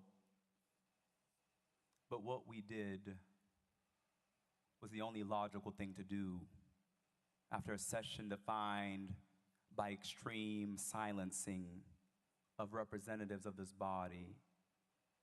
A session defined by multiple moments in which the attempt to even bring up gun violence was immediately out of order. That was your 20 minutes. Representative Garrett, you are recognized. Thank you, Mr. Speaker. Thank you for your comments, Representative Jones. I've got several questions. And first, I'd like to know that the questions I'm going to ask today, will you be able to answer them specifically? Representative Jones.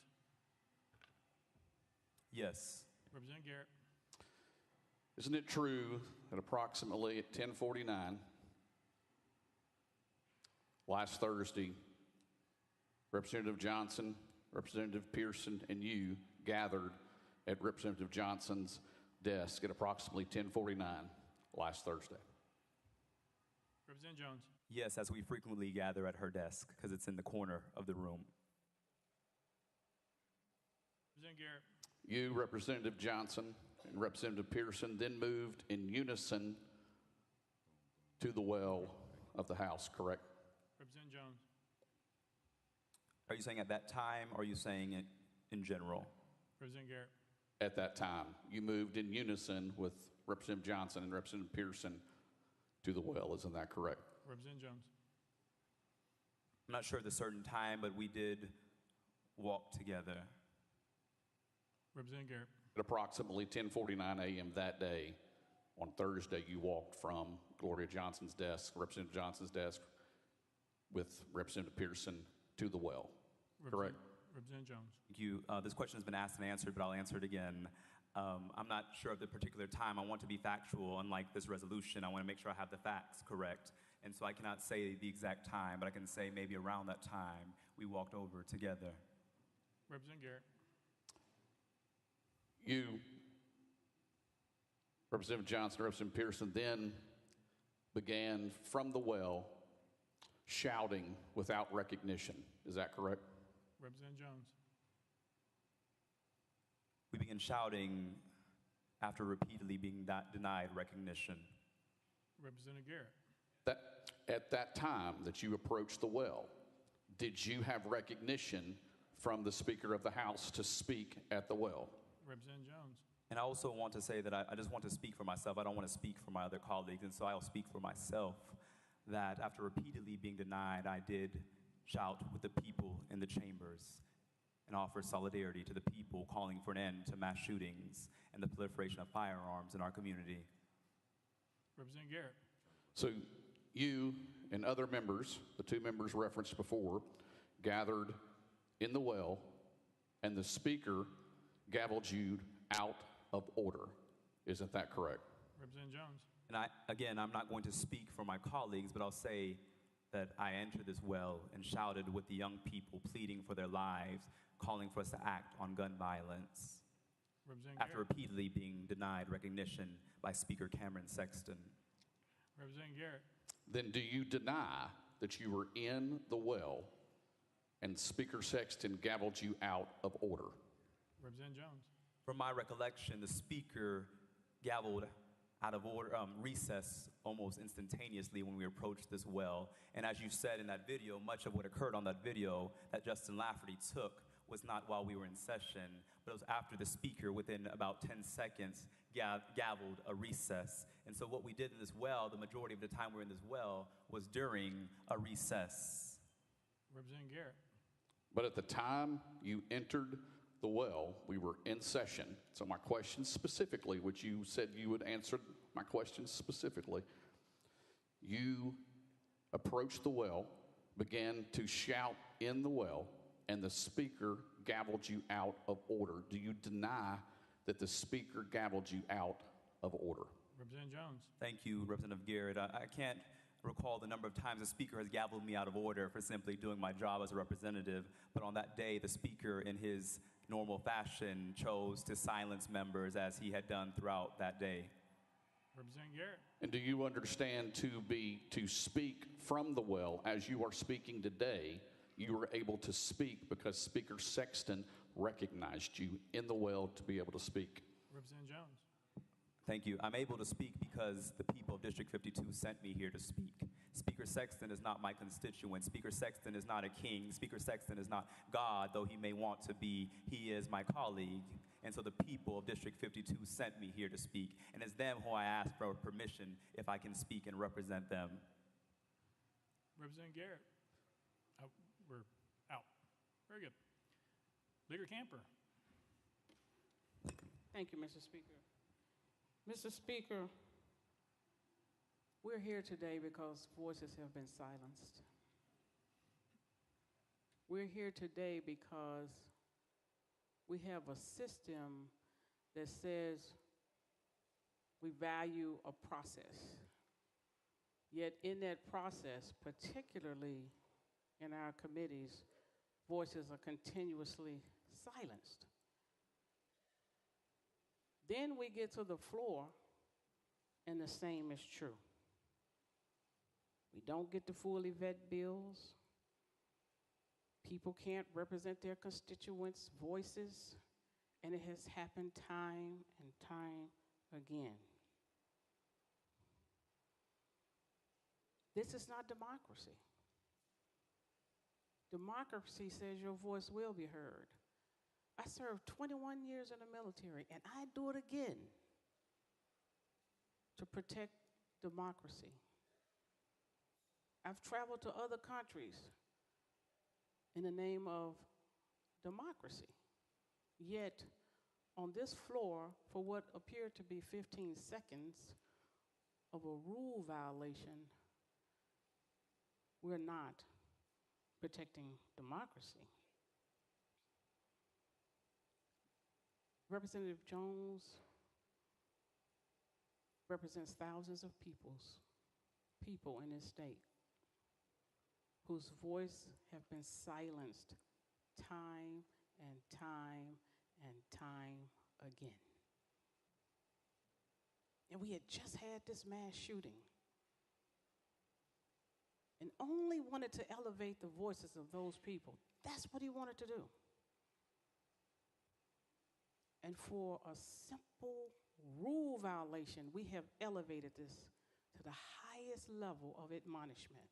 That's not democracy. And even more, the gentleman has already been stripped of his committees, has already been restricted access to this building to represent those voices. And so now we're going to double punish. We're going to punish you, and then we're going to punish you. That's not democracy. As a member of this body, I'm here to make sure that we do uphold our democracy and that we value the voices of the people that are sent here, all of us. It's honorable to be sent here to represent those voices. And history is going to reflect what we do this day. History will reflect if it was worth these 15 minutes, 15 seconds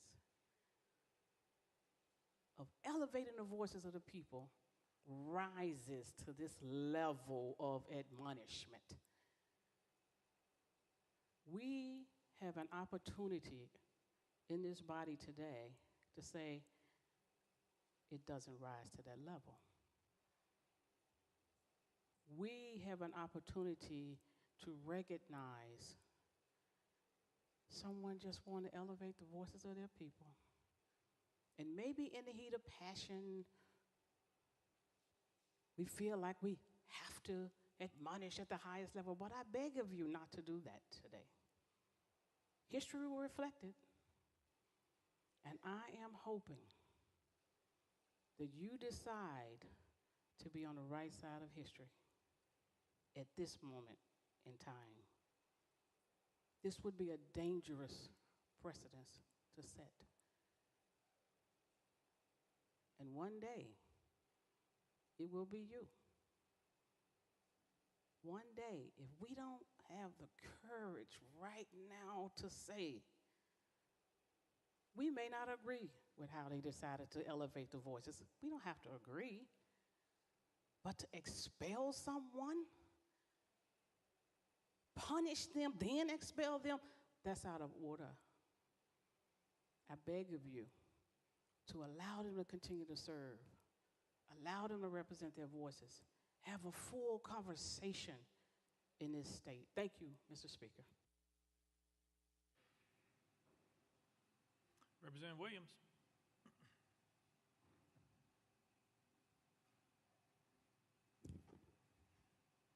Thank you,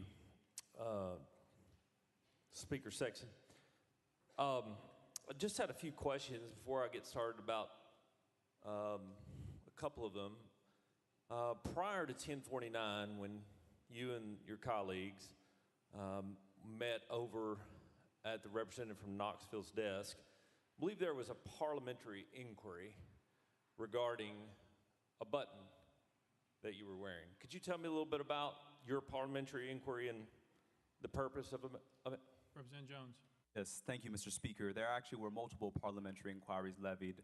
The first parliamentary inquiry was when the Speaker shut off my voting machine when I walked out to stand with those protesting. And I came back, and it said I could not vote on that machine. I'd never seen that happen in this body, a member who stepped outside coming back in and their voting machine being shut off.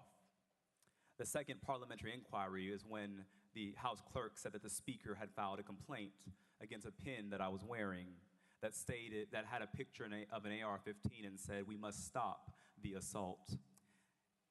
I raised the parliamentary inquiry because a few days prior, Senator Joey Hensley entered to this well with a Confederate flag tie on and was allowed to stand here. But I was threatened with a complaint for wearing a pin that expressed the demands of my district and of my constituents that we take action to end the proliferation of assault weapons in our community. Representative Williams. Thank you. Appreciate your answer to the question.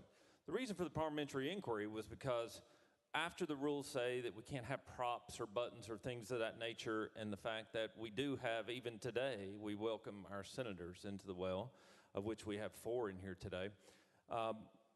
The interesting part about it is the button was on your lapel. You were asked about the parliamentary inquiry. You were told by the clerk that no, it was not proper. It was against the rules in order to do so. And as soon as that was happened, I sat here at my desk, I looked over there, and then immediately you put the button back on your lapel and said, "The rules don't apply to me." And so I recognized that when I saw it, and that button was on your lapel when you overtook the well. I guess the question for me too is when you took the bullhorn where you stand today, how did that bullhorn get into this chamber? Did you sneak it in the dark overcoat that you had when you went in and out of the house that day, or did you put it in your desk drawer? Tell me how you came to acquire that bullhorn. Representative Jones. Thank you, Mr. Speaker. There was multiple questions there, and so let's take them one by one. Representative Williams, with all due respect, I answered, and you tried to tell me what my answer should have been, but which it was not. And so just because you want it to be an answer does not mean that it is the answer.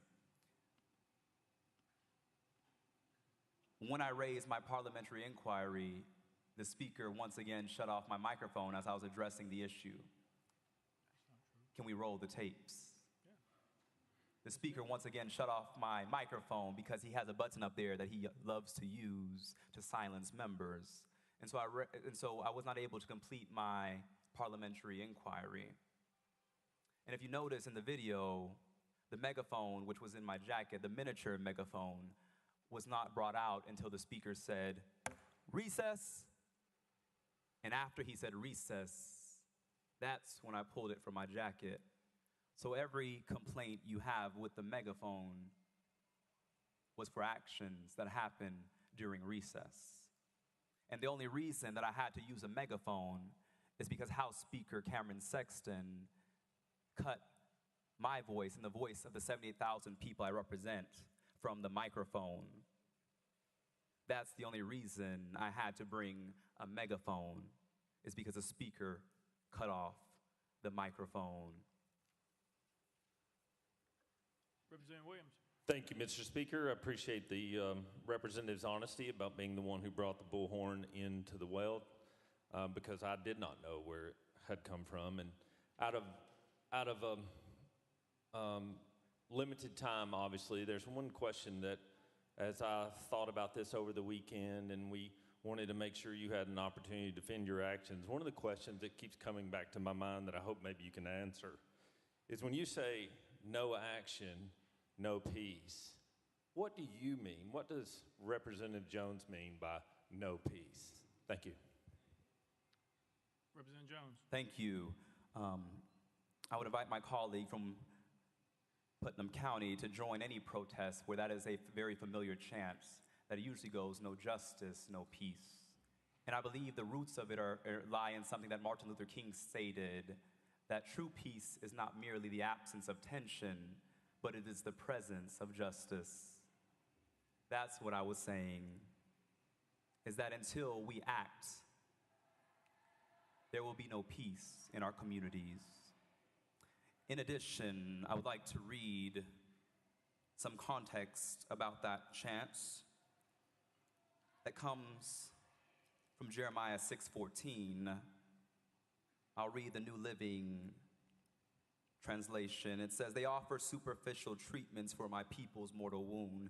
They give assurances of peace where there is no peace. I'll go to the New International Version. They dress the wound of my people as though it was not serious.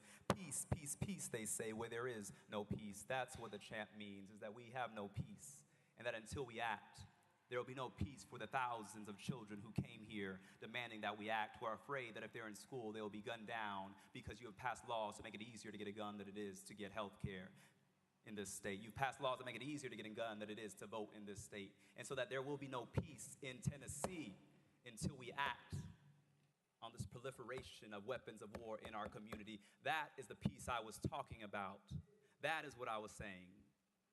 Representative Williams, thank you for your question. Representative Freeman. Thank you, Mr. Speaker. And members, I rise today to implore you not to do this. We have votes on this floor all the time that I disagree with, but this one sets a very dangerous precedent. There are 78,000 people that Representative Jones represents. He was elected in a competitive primary. This is who that district wants to represent them. March 27th, 6 people were killed in Nashville, 3 children. We had a couple of presentations. I was fortunate enough to say some words. My colleague, who also represents Davidson County, wanted to say some words and didn't get the opportunity. The passion that he has for his constituents overflowed, and he couldn't take it anymore and felt like his voice and the voice of the 78,000 people that he represents needed to be heard. You know, I understand that my colleague, Representative Jones, challenges you.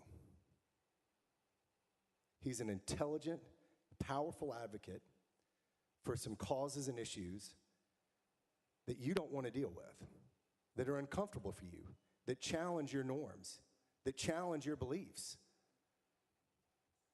He speaks to all these people up here. They want him to be here. And I think that scares people in this room. I think it scares people in this room that he can speak to the people and speaks for the people in a way that many of us in this room can't. I urge you to not vote to expel. We need his voice. You may not agree with him. I don't agree with all of you all the time. Surprise. But we need his voice. He represents a constituency in our state, which we are the Tennessee State House of Representatives, and we cannot silence those people. I'm sorry to the 78,000 people that duly elected Representative Justin Jones if his voice is stripped from you. And I urge all of you to vote against expulsion. Representative Garrett. Thank you, Mr. Speaker. I've only got a few questions in the time that I have, and I appreciate your candor and I appreciate your responses. And again, I would ask that hopefully you can respond specifically to my question. You knew that Article 2, Section 12 of the Tennessee Constitution vested the House with the power to set its own rules, correct? Representative Jones. Thank you, Mr. Speaker. I cannot cite the specific provision in the state constitution, but I know that rules were passed in this chamber that the majority of colleagues on my side of the aisle did not agree to. Representative Garrett. And I understand that some folks voted against the rules that we passed here. That's your obligation to vote against them. But if you vote against them, does that mean that you don't have to follow them? Representative Jones. No, that's not what I'm saying, Representative Garrett, but I believe that this is the first time in Tennessee history that a rule violation is resulting in an expulsion hearing. This is the first time that a minor infraction of rules brings a member before this body to be expelled, because as I listed, every other measure of expulsion beginning in 1866 to 2016 were for acts that were criminal, unethical, not a rule violation. Representative Garrett.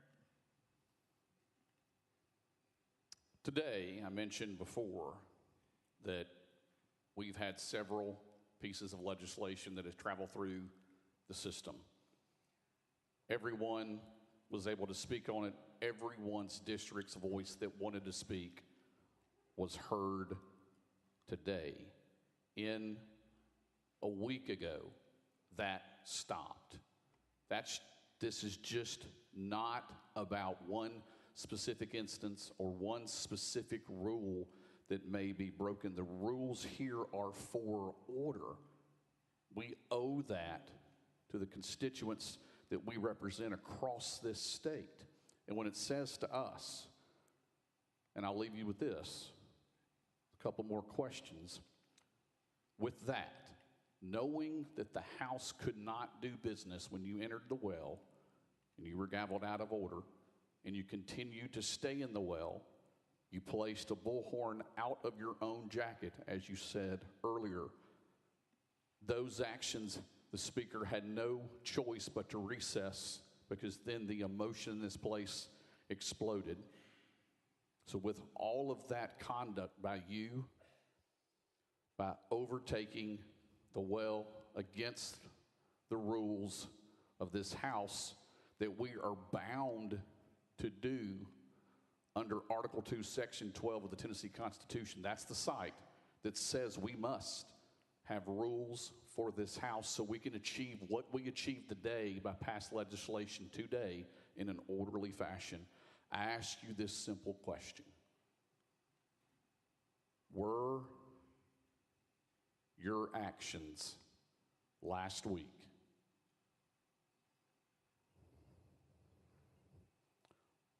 as you define them, were they disorderly and disruptive to this House chamber?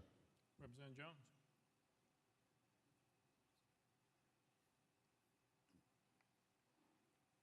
Thank you, Mr. Speaker. I had to take notes because I believe there's about 10 questions in Representative Garrett's comments. I want to begin with the first one, the first statement made.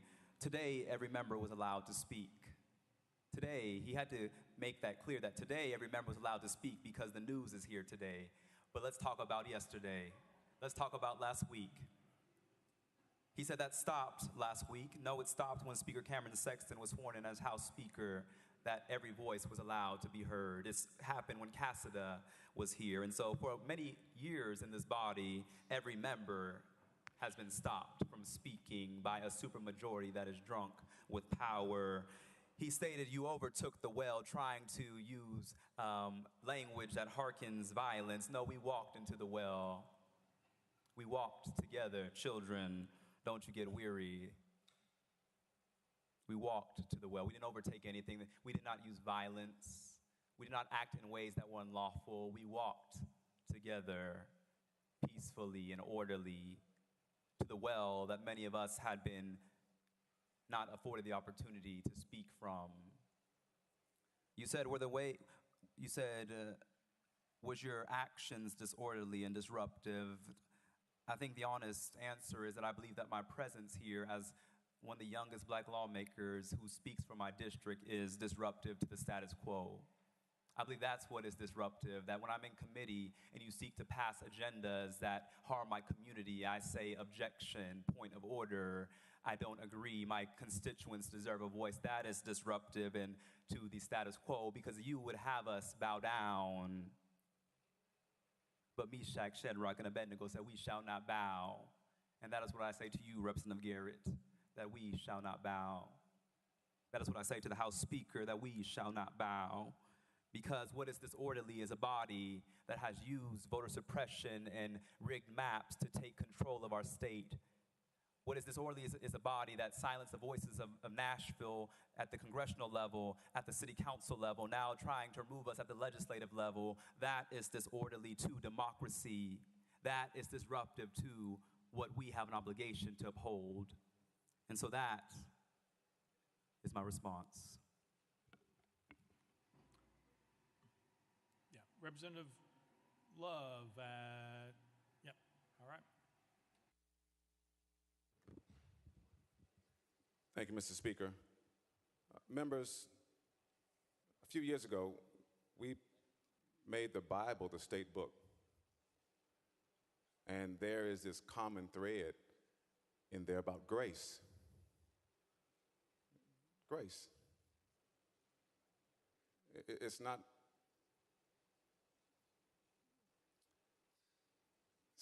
easy to bestow grace.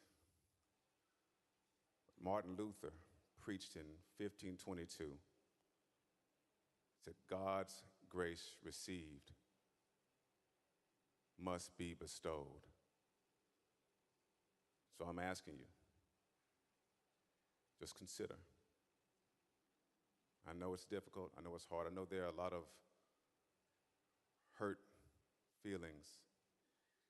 But I'm asking you to consider the grand scheme of things, the future of our body, and not take this particular vote.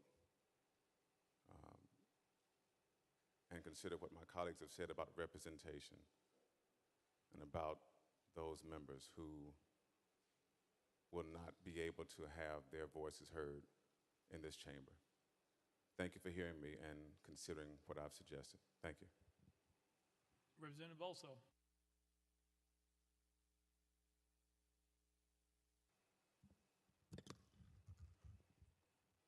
Thank you.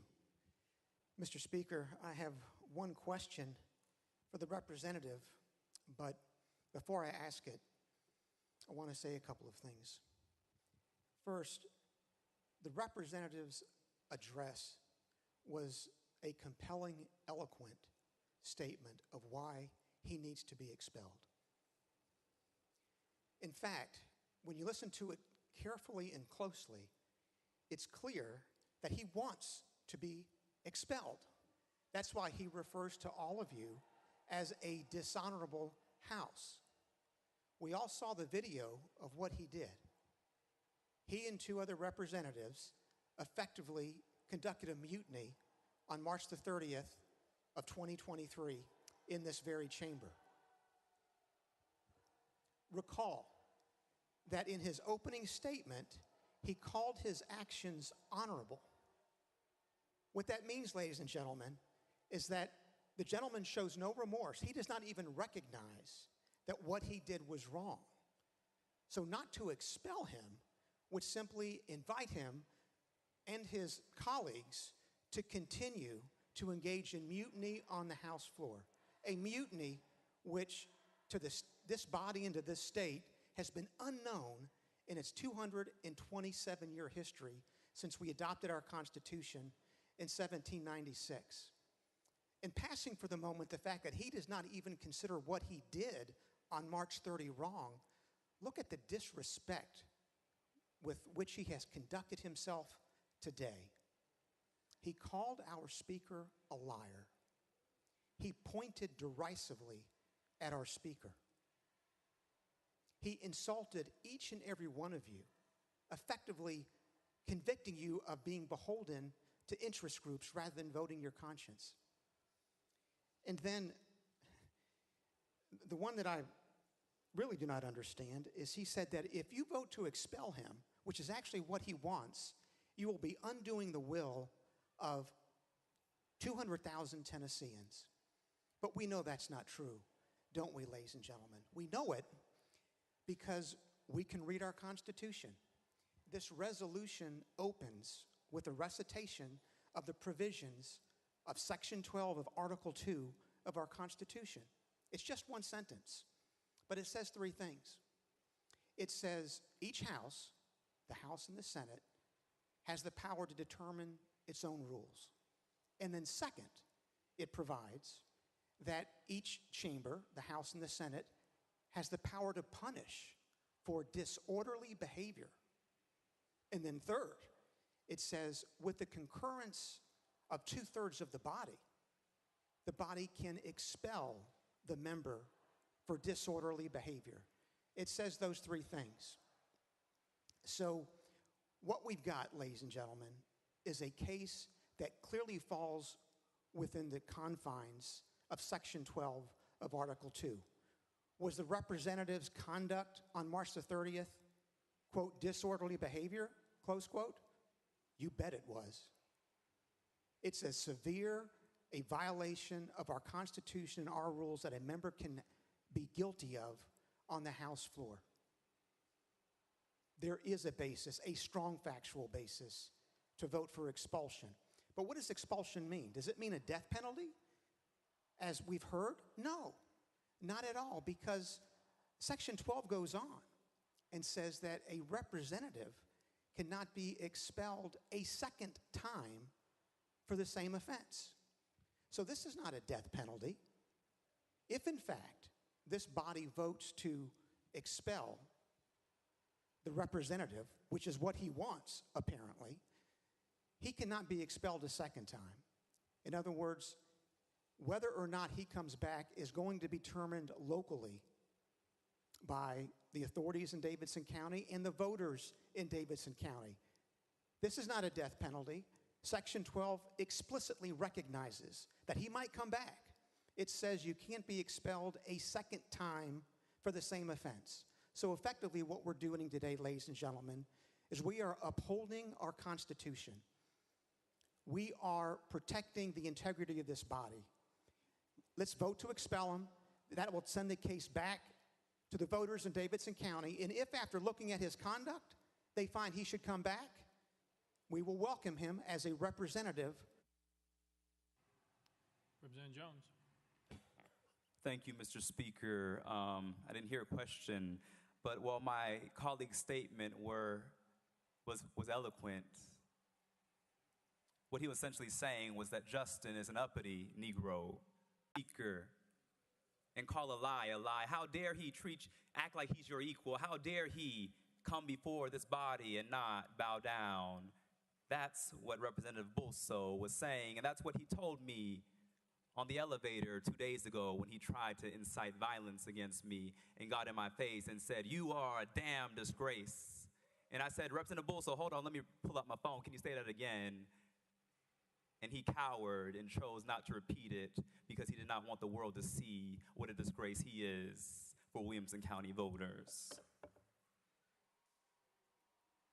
What we are doing today is not respecting the Constitution, but I'm not surprised because time after time again, this body chooses to burn the Constitution. In fact, we've passed more lawsuits than legitimate laws. When I hear Representative Bulso's statement, it reminds me that there are people in this chamber whose real offense is not what we did, but that in breaking the quorum, we asserted our humanity, we asserted the voices and humanity of our district, we asserted our dignity as equal members of this body who you would rather have silenced, who you would rather have not hear, who you would rather have back somewhere else instead of up here as your equal. And that, sir, is disheartening. Because I know that not every member of the other side of the aisle feels like you do, Representative Bulso. But throughout this session, I have seen the passion with which you have to attack marginalized communities, and it has disheartened me to see that someone like that sits in this chamber. Someone who has made it his mission to target the vulnerable. It hurts to see that. And so I did say that what the speaker did was lie when he went on national television and told national news that the kids outside, the children who were pleading for their lives, calling for an end to mass shootings, he said they were insurrectionists. He said that they tried to rush the chamber. He said that what we did was violent, and that was a lie, as the video showed you. Thank you for the evidence. Play that on Fox News next time, and not the edited video that the speaker chose to retweet and tag Donald Trump and tag all these conservative pundits. That is what the speaker did a few days ago, and that is dishonorable. It is beneath the dignity of the office of House Speaker to have the speaker targeting and trying to incite violence against members of this body. But his words have consequences. As one of our community members had his house shot, his words have consequences. As youth who participated in the protests asked me, is it safe to come to the next protest after the speaker called us insurrectionists? Mothers saying, is it going to be safe for my children? Or was the speaker giving a dog whistle to the Proud Boys and other groups to show up? That is dishonorable. And like I said before, I pray for an apology. Because, Representative Bulso, I will apologize when the speaker and you all apologize to the families at Covenant. When you apologize to the families from the Waffle House. When you apologize to those many countless victims to gun violence because of your reckless gun laws, because of your reckless laws that proliferate weapons of war in our communities. When you apologize, then I will apologize.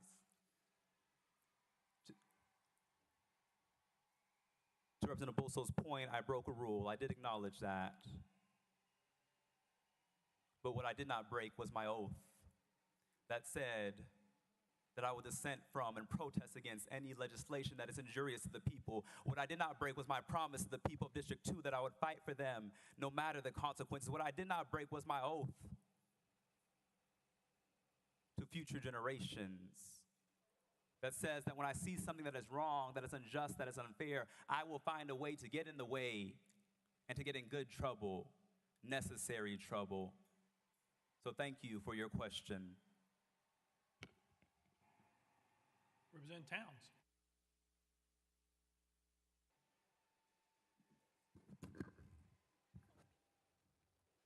Thank you, Mr. Speaker. Members, what I see today is really a spirit of anger on this House floor. People are angry.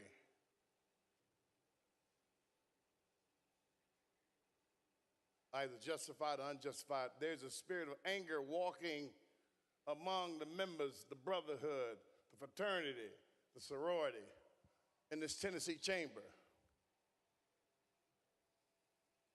There should not be a spirit of anger. There's an old saying that goes that to whom the gods will destroy, they must first make angry. When they're about us, we lose our heads. We're fighting in a war, or we're fighting for something. When we lose our heads and become angry, we do dangerous things to each other. And the body of politics, the body of the Tennessee Chamber, we're doing dangerous things, attempting to do dangerous things, dastardly things, unwilling things, bad things to each other. The brotherhood, the sisterhood, that is not good. Each of you know, you live long enough to know that democracy is messy sometimes. Democracy is messy. Go all the way back to the founder of the country. Deal with the women's movement, the right to vote. Deal with the civil rights movement. Democracy is messy, and it always will be messy to get something out of it. You're trying to get to the pearls of wisdom, the pearls, the gold, the diamonds. But it's a messy process. It's not pretty all the time. It's never been pretty all the time. Any of you all that understand and know history, it's always a little messy. But we perfected some things in this country that allow us to make change and evolve and do good. Right now, we're not doing good because under these circumstances that happen to our fellow members, we're trying to crucify them when there were other measures that could be taken. There are other measures that could be taken that could have driven the point home as it relates to what we want to see, decorum and order. Other things could have been taken. But we opted out because we're angry to seek the nuclear option. When you drop a nuclear bomb, you destroy everything. You never use a sledgehammer to kill a gnat with. We are dropping the nuclear option on one of our fellow members. Now, ladies and gentlemen, that dog bites twice. Comes back to bite you in your butt too. We should not go to the extreme of expelling our members for fighting for what many of the citizens want to happen, whether you agree with it or not. Is there the right way to do things? Of course there is. Many of y'all probably secretly admire the courage of our young members and glory. You probably admire the courage. How many of y'all can remember how you acted when you were 20 years old, 25 years old? If there's a video camera around, I bet you don't want to see that. Our conduct. Some of us are older and we did not have everything that we did on tape today. So you make allowances for our young people to grow and to become, because regardless, at some point, they're going to have to run this country. I'm encouraging some compassion. Don't vote for this expulsion of any of our members. I didn't vote for the Jeremy Dermer expulsion. I thought it was wrong. It was wrong then, and it's wrong today. They should not be expelled for fighting for something that many of the citizens of the state of Tennessee want. Let's think deeply, let's think caringly, and let's show we have the ability to lead with a good heart. Mr. Speaker, thank you.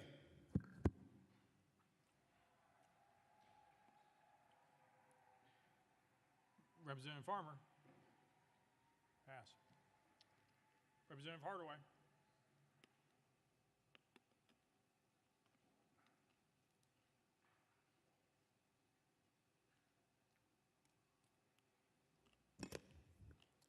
Thank you, Speaker. Colleagues, I've thought long and hard what I needed to say to y'all. It's simple. We all need Mo Black Jesus. That guy with the woolly hair and the bronze feet. Now, that truth is what we base our lives on. So I'm not surprised that we're here. I'm disappointed and to a great extent, just disgusted. I was here when Kent Williams became Speaker. The chaos, the confusion, threats against his life,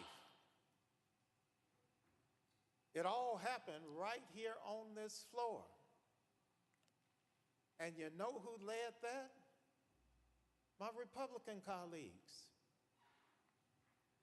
neither I nor any of my Democratic colleagues jumped up and demanded their resignations or demanded that they be hauled before the Ethics Committee, much less demand that they be expelled. And after he was elected Speaker, listen to me, he had to have the Tennessee Highway Patrol to escort him from his desk to the Speaker's podium. Speaker, you were here. If you weren't here, you need to listen to this because it's scary. It is scary. I watched how men and women went from gentlemen and gentle ladies into monsters. It was the worst possible scene that I have ever seen and that you could ever imagine on the floor of the House. But let's talk about why we're here. We're here because 3 9-year-olds and 3 adults were murdered at school, which should be one of the safest places that you could be in your life. I can't imagine the trauma that these young folks will have to live with for the rest of their lives. I can't imagine the trauma that their parents will have to experience every time they leave the house going to where? School. And it's something that we could have acted on last session, session before that, the session before that, and we chose not to. These young folks came in, refused to be a prisoner of procrastination, and demanded justice. That's why we're here. They demanded justice for those children and justice for those hundreds of children who have died across Tennessee over the years. I'm happy that we've started to move on legislation that will help to mitigate the problem so that our classrooms and our playgrounds don't become killing fields in Tennessee. I'm grateful for the work that we've done. But I tell you, young, gifted, intelligent, and black, I'm proud of him. He broke rules. He did not break the law. This is, in spite of what my colleague said, this is the death penalty, because if he's expelled, he will no longer be a part of this process. So I urge you, do the right thing. Vote like you were voting for your seatmate.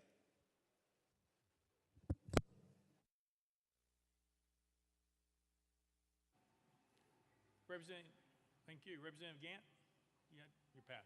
All right. Representative Mitchell. Thank you, Mr. Speaker.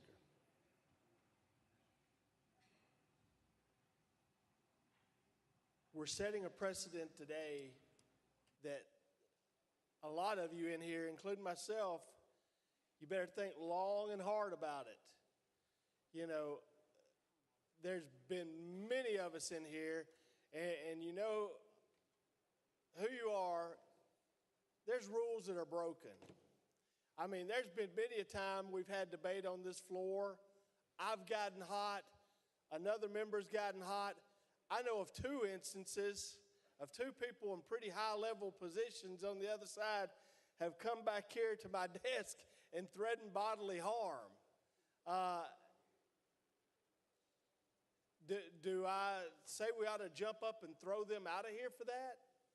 No, in the moment, they lost their temper. They lost their composure because they believed what they believed. They were willing to fight for what they believed in. You got to admire that. So I'm sorry if you're sitting in here and you're not willing to fight for what you believe in. I understand you've got to be composed, but every now and then you're going to lose it. Even the best of us are going to lose it. But today, you set this precedent that you're going to throw him out of here for breaking a rule. I've said it before and I've said it again. I've had some people sit beside me on this House floor. I've had to look up the aisle at a former speaker that there's not a jail cell that he doesn't deserve to be in, and have to sit here and look at that. And I didn't hear a peep out of anybody saying we ought to toss him out of here. And everybody knew it wasn't a rule he broke. There wasn't a felony he didn't see, he didn't want to break. But not a soul said a thing about it. We all just, we'll let the process work itself out. You know, I had somebody sit beside me, multiple teenage girls say things that should make us all cringe about that member. No one wanted to do anything about that. But we're going to throw a young man out today who had the audacity to fight for what he believes in. I hope you have the audacity to fight for what you believe in. If not, there's the door. You shouldn't be here. If you're not willing to do what it takes to make change, to make this state better, to make your community better, you're probably in the wrong place. But do people lose their composure sometimes? Yes, they do. Guilty is charged right here. I'll be the last one to throw that rock.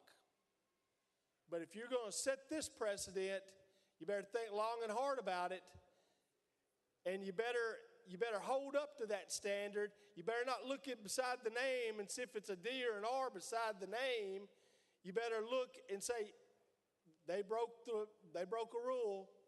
You know, somebody may have been videotaping on the House floor. You can hear the speaker say recess in the video, you know. So, I mean, if you're going to set that precedent, you know, you may want to go watch that video. So, don't look if a D or an R is beside their name. You're going to set the precedent. Let's live by it. Just think about that, folks. Have a little grace. And look in yourself and say, will I fight for what I believe in? Thank you.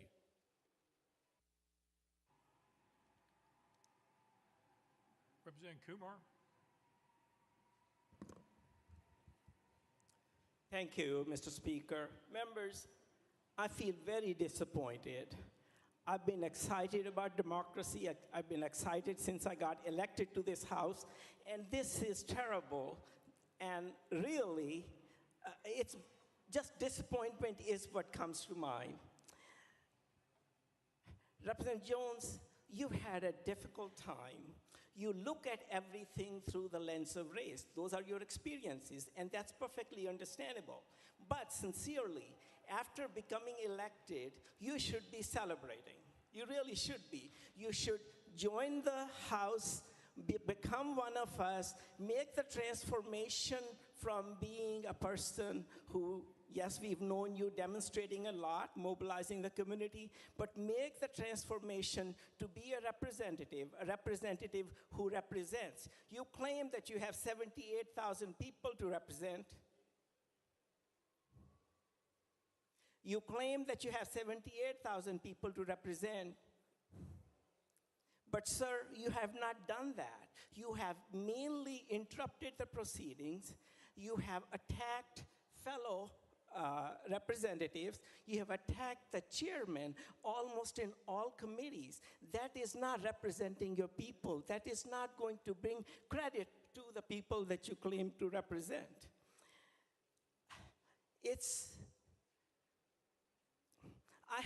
I'm an immigrant, everybody knows. I have been in this country for 53 years. And when it was 50 years, you recognized me for that. It was a celebration in my mind and for my family. In those 53 years in America, I have never encountered a racial slur. I'm really not aware that any of that applies to me. I live a good life.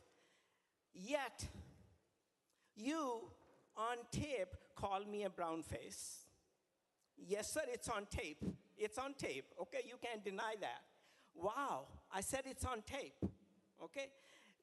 You called me that. After the committee meeting on that same day, you walked up to me. You had no business coming up to me. You were sitting a row or two ahead of me. You shoved your finger in my face and said,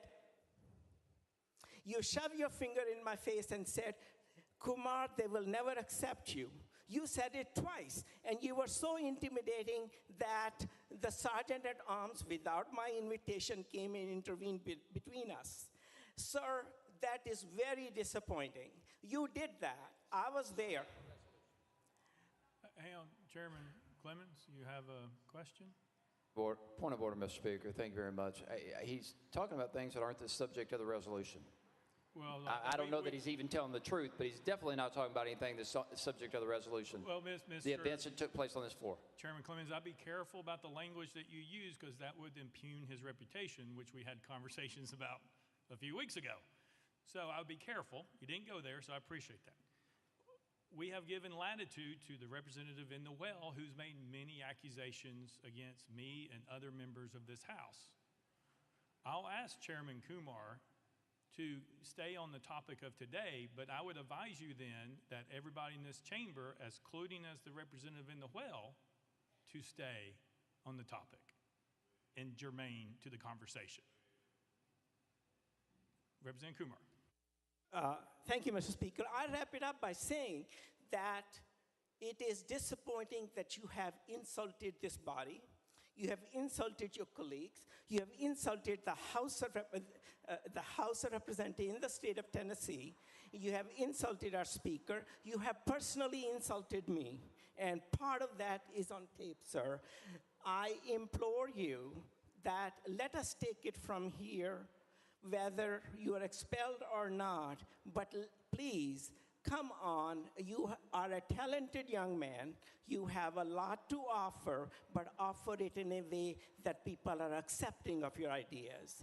Join the society where you celebrate your achievements. I wish you all the best. Thank you, Mr. Speaker. Thank you. Representative Jones. Thank you so much, Mr. Speaker. And there's a lot to unpack there, Representative Kumar.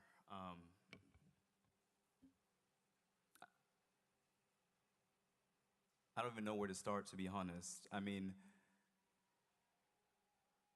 it's sad what you just stated to me, and that's what this is really about. He said, you see everything under the lens of race. When you join this body, you should just become one of us. Just assimilate.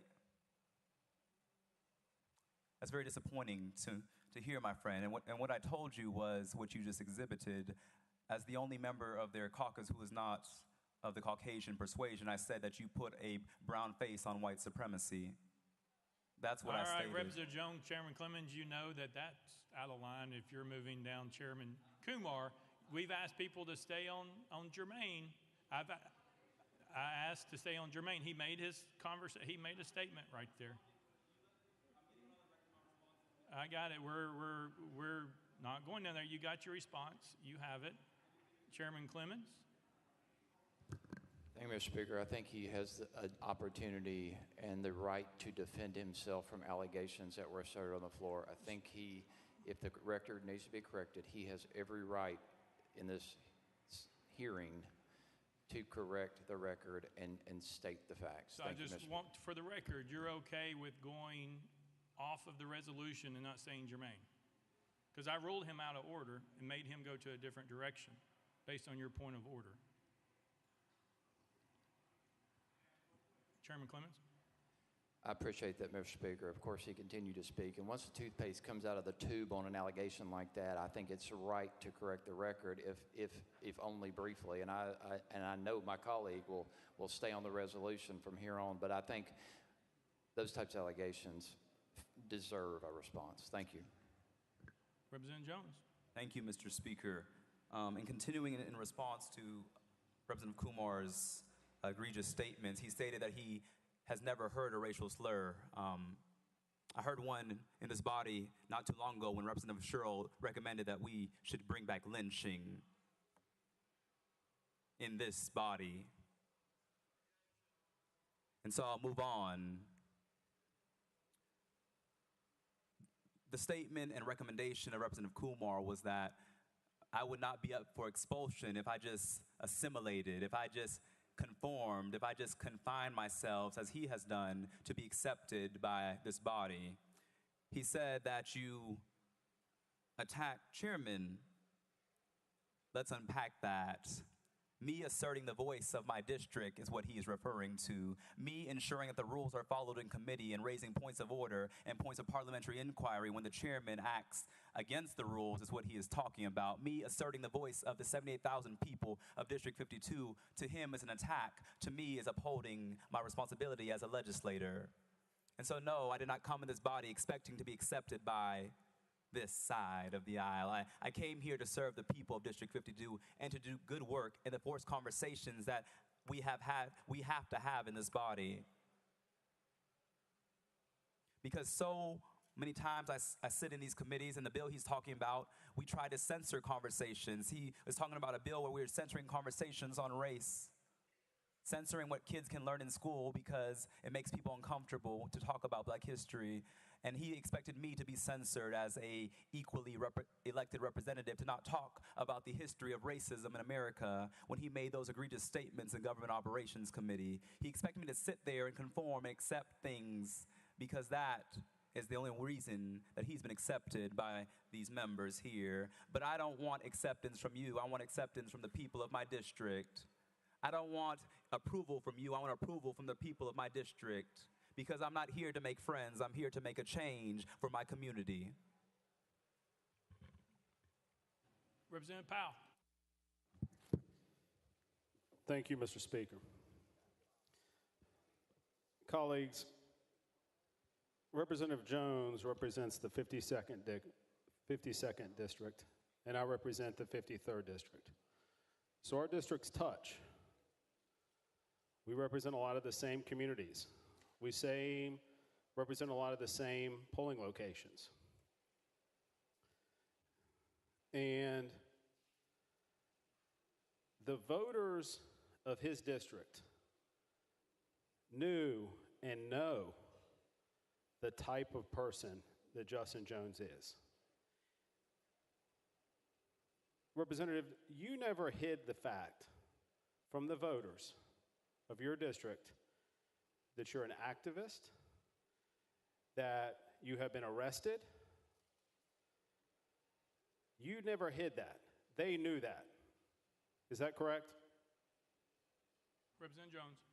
That's correct. In fact, Chairman Faison recently said, wasn't your slogan from the jailhouse to the State House when he introduced me to a member of Congress who was visiting a couple weeks ago? I never hid who I was and talked about the history and necessity for good trouble in this body. Representative Powell. Members, I was with Representative Jones the day he was elected. I was at the polling location with him. I helped him pick up signs, his signs, after the polls closed. I was there when the vote tally sheet was put up on the wall that showed that he had won his election. The people of Tennessee, each one of us, we represent different districts and different communities. We bring our experiences up here. That is what's wonderful about a representative democracy. And the people of District 52 knew and they know who Representative Jones is. And I have all the confidence in the world that they believe his message and everything that he's done to fight for his community. Members, I said this, and I'll say it again. I was in a third grade class the day of the shooting, reading down the street from this school to my son's class, full of third graders. When that shooting occurred, I was concerned that that might be my child's school. I didn't know.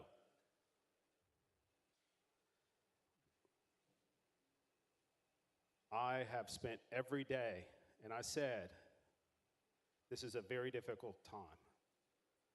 But members, I don't know why we are here today debating Justin Jones breaking the House rules. And yes, he voted against the House rules. I voted against the House rules. I had concerns about limiting debate and cutting off debate would cause issues, and it has caused issues amongst this body. But we are spending now unprecedented amount of times on this floor dealing with this issue. I had to leave here Monday night after this resolution was introduced and go to my son's Little League field and see red ribbons surrounding the outfield in memory of William Kinney, who was murdered. And I'm outraged, and we should all be outraged.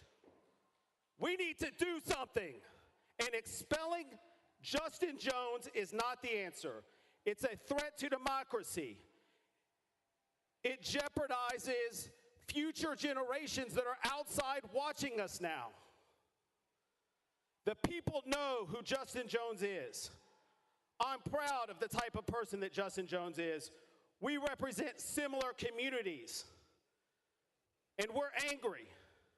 And we have different ways of expressing ourselves. And I know we were shown a video, and it wasn't the official House video. I wonder where the official House video is. I'd like to see it, because it's germane to this debate. But expelling Justin Jones is not the answer, colleagues, and I urge you to please vote against expulsion. Thank you. Representative Jones, anything? Nope. Representative Keisling. Thank you, Mr. Speaker. I call for the previous question. Previous question been called. There's objection. We are on the board. Previous question's been called. We're on the board. All those in favor vote aye when the bell rings. Those opposed vote no. As every member voted, does any member wish to change their vote?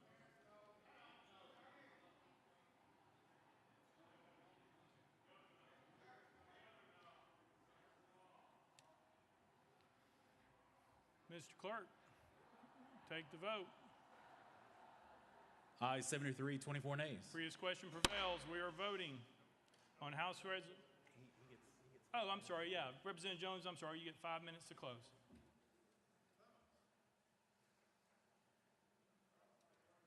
You have 5 minutes. Chairman Clemens. Thank you, Mr. Speaker. We are talking about nothing less than 75 people overruling the wishes of 78,000 people. And you're going to cut off debate? Give me a break. Is this a circus?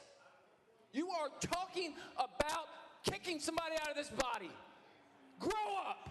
If you can't sit through a conversation or a debate on something no less than expelling a colleague, grow up. Get out of here. You don't belong here. You want to call the question? I am humiliated. I'm embarrassed. Look at the rules of procedure, the ethic rules. The purpose of this is to hold the respect and confidence of the people. Representatives should avoid conduct that even appears to violate the trust the people have placed in them. What are we doing? Calling the question. Ladies and gentlemen, point of order is, if you don't want to sit here and have this discussion, withdraw the resolution. Let's move on to the people's business and actually address the issue that created what made you uncomfortable. The loss of life, not just those 6 losses of lives, people in every community across this state that continue to be killed by gun violence. Hey, Chairman Clemens, it's a point of order. I understand you're upset by the call of the question. If somebody have a point of order where we are, not a speech on the floor, but we're at a point of order if that's where you're wanting to go. The question's been called. It was put on the board as objection. The rule prevailed to take the vote. If there's a question about point of order, we'll be happy to take it. Anybody? Leader Camper? No? Representative Hakeem? Thank you, Mr. Speaker. There were a number of us who had their names on the list to speak. And I think it would be totally disrespectful not to allow us an opportunity to make necessary comments. One of the problems that we have is that the cutting off of debate. I mean, that's what we're here for. We talk about it being messy. We're talking about getting things done. We're talking about coming to a consensus. How can we do that if we don't hear the voices of more than ourselves, so to speak? All right. Yeah, is that a question for Mr. Clerk about calling the question? Okay, Mr. Clerk, can you read the rule, please? Mr. Speaker, previous questions shall only be admitted when demanded by 2/3 of the members present. Previous question's been called. Anybody can call it at any time, and we all know that that's a possibility. Leader Camper. Thank you, Point of Mr. order. Speaker. Mr. Speaker, I move that we reconsider our actions on that. Is that appropriate? Or we ask that members reconsider their actions and withdraw your motion, allow us to continue the debate.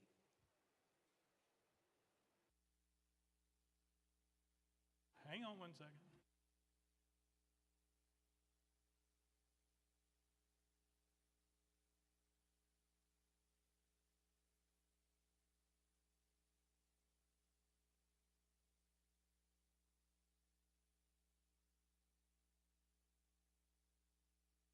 Mr. Clerk.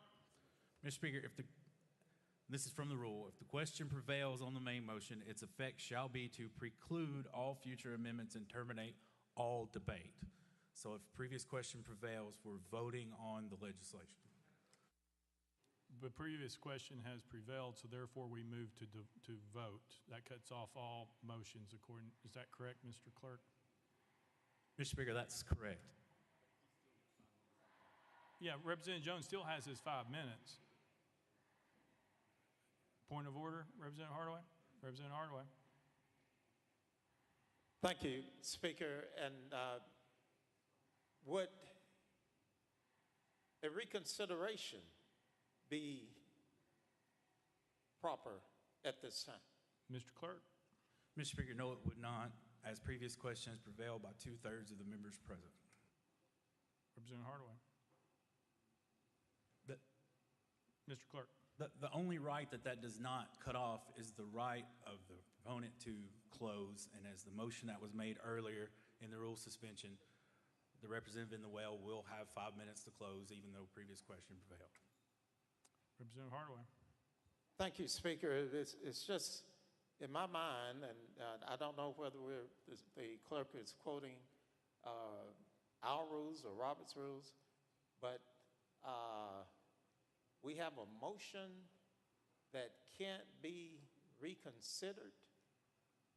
Mr. Clerk. An action, rather, that can't be reconsidered. Mr. Clerk. Mr. Speaker, the only opportunity to even be recognized once previous question has prevailed is as you have for a point of order or a parliamentary inquiry. So there's no opportunity to present a motion to reconsider. Representative Hardaway.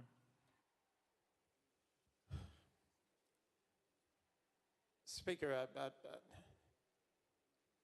I disagree. However, we're going to move on.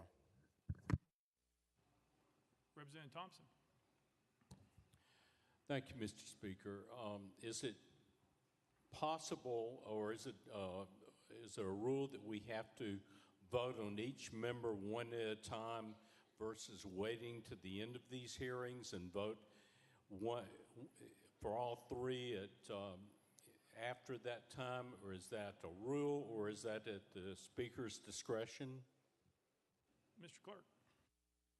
Mr. Speaker, these are being taken up one at a time. The only resolution before the body right now is House Resolution 65, so that's the only one of the three resolutions that the body will now be voting on. Any further point of orders? All right, we are voting. Oh, 5 minutes. I keep forgetting. My bad. My bad. I got it. My apologies. Representative Jones. Thank you, Mr. Speaker.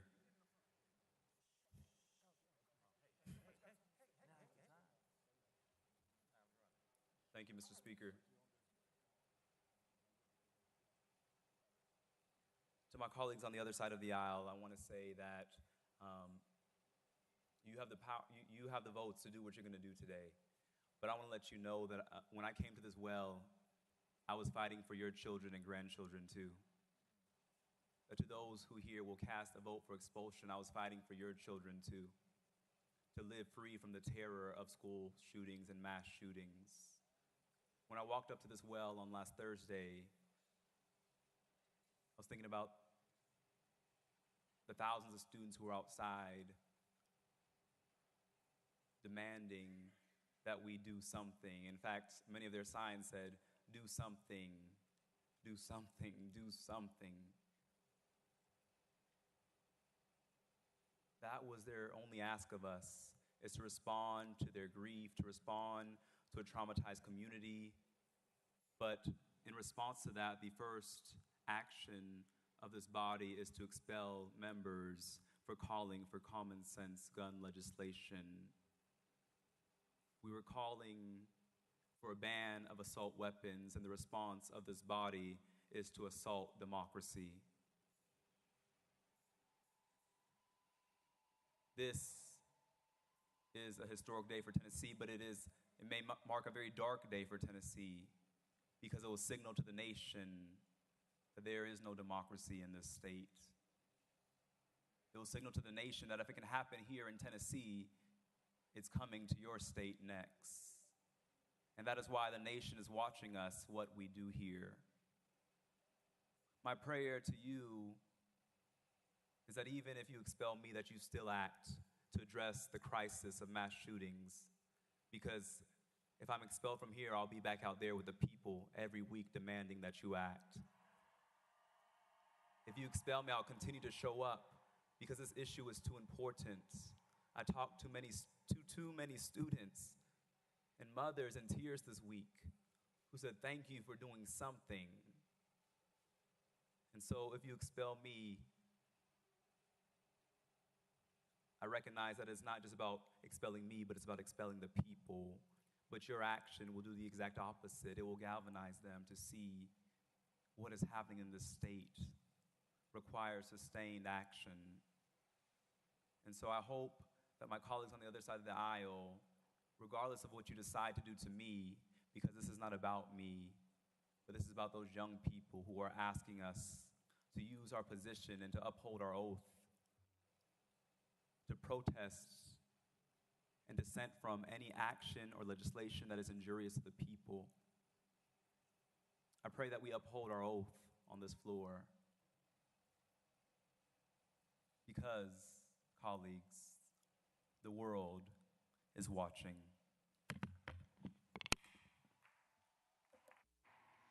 All right, we are voting on House Resolution 65.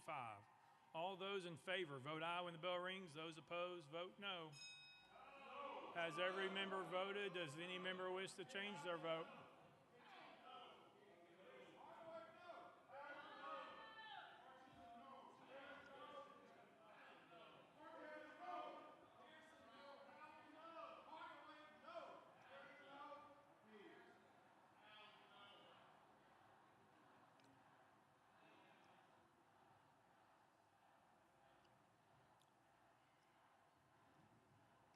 Mr. Clerk, take the vote.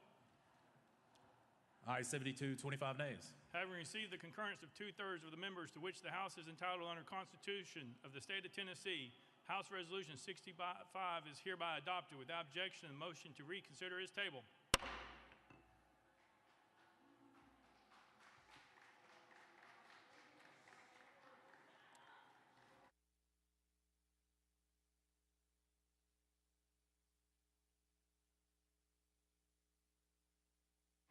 Pursuant to Article 2, Section 12 of the Constitution of the State of Tennessee, I hereby declare Representative Justin Jones of the 57th Representative District expelled from the House of Representatives of the 113th Assembly of the State of Tennessee.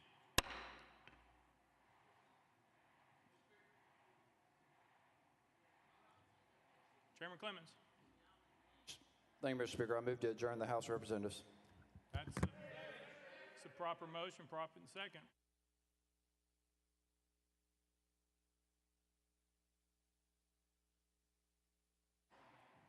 Would you like to us adjourn for 2 years, or would you like to have a date at some point in the future to come back? Chairman Clemens.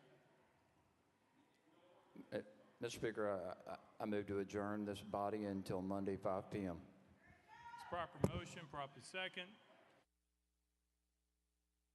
It's non-debatable. We are voting on the motion to adjourn until Monday at 5 p.m. We're on the board. All those in favor vote aye. All those opposed vote no.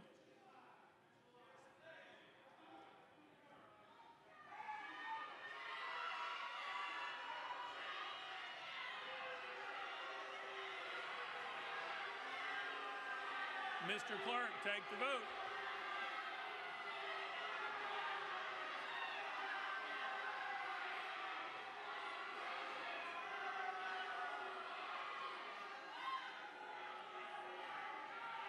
Mr. Clerk, take the vote.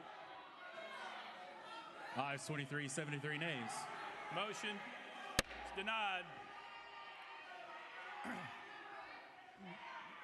Members in the gallery, that is disruptive behavior. If it continues, we will have to clear the balcony except for the press. That's the one warning. Representative Bolso, you are recognized. Thank you, Mr. Speaker. I move adoption of H.R. number 64. Representative Bolso moves adoption of House Resolution 64, properly seconded. Representative Bolso, you're recognized. Thank you, Mr. Speaker. I request that the clerk read the resolution. Mr. Clerk, read the resolution. House Resolution 64 by Representative Bolso, a resolution to expel Gloria Johnson from her seat as a member of the House of Representatives of the 113th General Assembly of the State of Tennessee, elected by the 90th Representative District. Whereas Article 2, Section 12 of the Tennessee Constitution provides that each House may determine the rules of its proceedings, punish its members for disorderly behavior, and with the concurrence of 2/3 expel a member, but not a second time for the same offense, and shall have all the powers necessary for a branch of the legislature of a free state. And whereas all members of the House of Representatives must comply with permanent rules of order of Tennessee House of Representatives for the 113th General Assembly, including preserving order, adhering to decorum, speaking only with recognition, not crowding around the clerk's desk, avoiding personalities, and not using props or displaying political messages. And whereas during the House floor session, 19th Legislative Day on March 30th, 2023, Gloria Johnson of Knox County, along with Justin J. Pearson of Shelby County and Justin Jones of Davidson County, did knowingly and intentionally bring disorder and dishonor to the House of Representatives through their individual and collective actions. And whereas at approximately 10:49 a.m., Representative Johnson and her colleagues, having gathered at her desk, moved in unison to the well and began shouting without recognition. And whereas once gathered in the well and called out of order, Representative Johnson and her colleagues proceeded to disrupt proceedings of the House of Representatives from approximately 10:50 a.m. until approximately 11:42 a.m. And whereas during this time, Representative Johnson and her colleagues shouted, pounded the podium, led chants with citizens in the gallery, and generally engaged in disorderly and disruptive conduct, including refusing to leave the well, sitting on the podium, and utilizing a sign displaying a political message. And whereas during this time, Representative Pearson and Representative Jones used the bullhorn to amplify their protestations, and whereas these actions were done in open session in the presence of and witnessed by the members and staff of the House of Representatives, and whereas it appears to be satisfaction of this body that Representative Johnson's conduct on March 30th, 2023 constitutes disorderly behavior and justifies expulsion, and whereas such disorderly behavior on the part of Representative Johnson reflects adversely upon the integrity and dignity of the House of Representatives of the State of Tennessee, places a cloud upon the action of this honorable body, and is inconsistent with the duty of a member of this body, and whereas it is deemed in the best interest of the people of the state of Tennessee and this body for Representative Johnson to relinquish her seat as a member of the House of Representatives, and whereas Representative Johnson has been given advance notice of the contents of this resolution and has been afforded the opportunity to debate the resolution on the floor of this House prior to its passage, now therefore be it resolved by the House of Representatives of the 113th General Assembly of the state of Tennessee that pursuant to the authority under Article 2, Section 12 of the Tennessee Constitution, this body hereby expels Gloria Johnson from her seat as a member of the House of Representatives of the 113th General Assembly of the state of Tennessee, elected by the 90th Representative District for disorderly behavior occurring on March 30, 2023, and declares the 90th Representative District seat vacant. Be it further resolved that copies of this resolution be prepared and forwarded to Gloria Johnson, the legislative body of Knox County, the Honorable Bill Lee, Governor of the state of Tennessee, and the Honorable Trey Hargett, Secretary of State. Representative Johnson, you are recognized in the well with your attorneys. All three of you have 20 minutes for comments. Whoever wishes to go first, you're recognized. Mr. Wendell. Mr. Speaker and members, as a believer, I must recognize that today is Maundy Thursday, the day of betrayal. Let's go straight to the charging instrument. I'd like to direct each of your attention to the next to last paragraph on the first page of House Resolution 64. At approximately 10:49 a.m., Representative Johnson and her colleagues, having gathered at her desk, moved in unison and began shouting without recognition. I challenge the author of this document to come to this well and to tell Tennessee and America that that's a true statement. It is an absolute falsehood that has been perpetrated on this body. This woman did not shout, and that's the first particular that they charged her with. So if the author of this document can come up here, I'll yield the well. Please explain to this woman and to America why you committed a falsehood. Representative Wendell, you can't ask people that, but who else would like to talk? You have 20 minutes. Is that the end of the opening? Mr. Wendell. Let's move on to the second part of the bill of particulars. Top paragraph of page 2.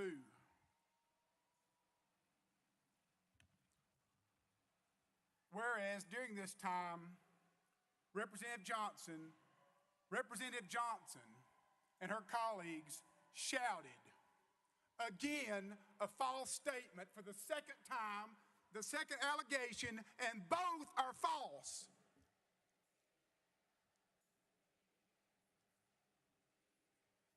Please come up and face the people and explain why you perpetrated a fraud on this woman in the state of Tennessee. Where is the sponsor of this document? It's unconscionable. Whereas during this time, Representative Johnson pounded the podium. Show me where she pounded the podium. Another outright lie.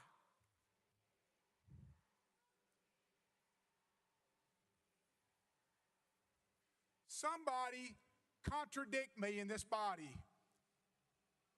Please, somebody come up and set me straight that the first 3 comments about this woman are true, because it's an absolute falsehood. You just watched it on the video. Democracy is too precious for a supermajority to abuse it.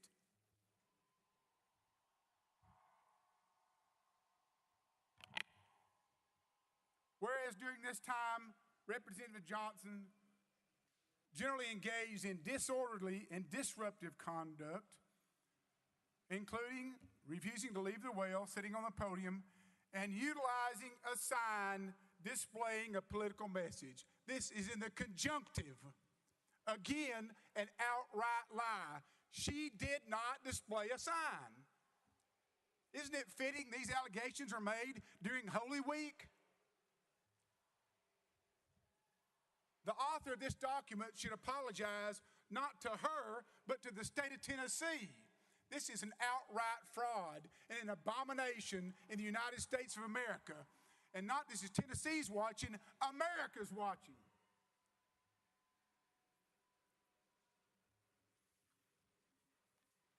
And I'll yield the podium anytime any member of this chamber wants to come up and defend this heinous action.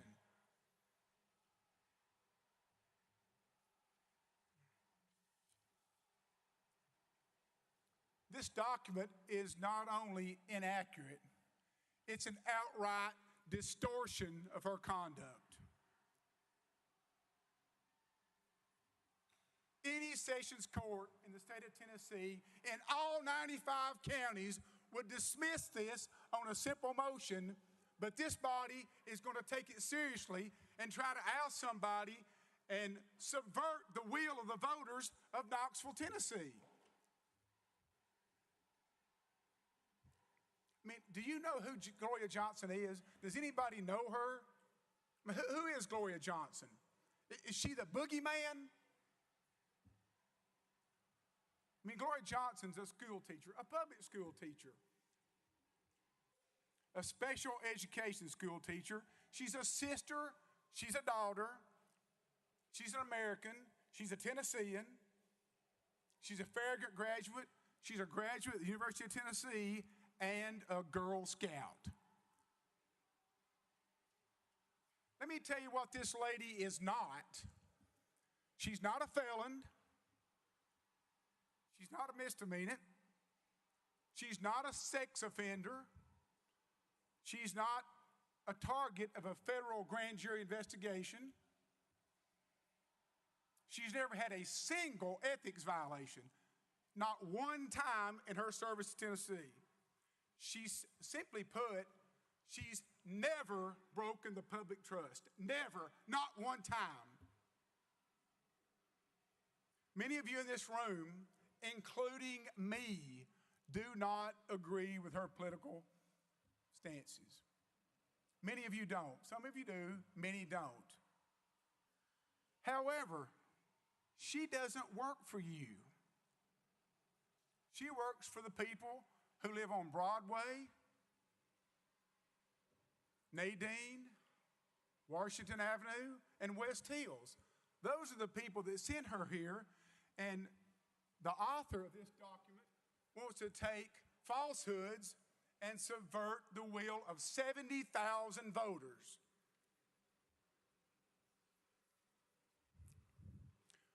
I'm sure most of you are going to be surprised that you vote with this woman 80% of the time. 80% of the time, the members of this body vote exactly the way she votes.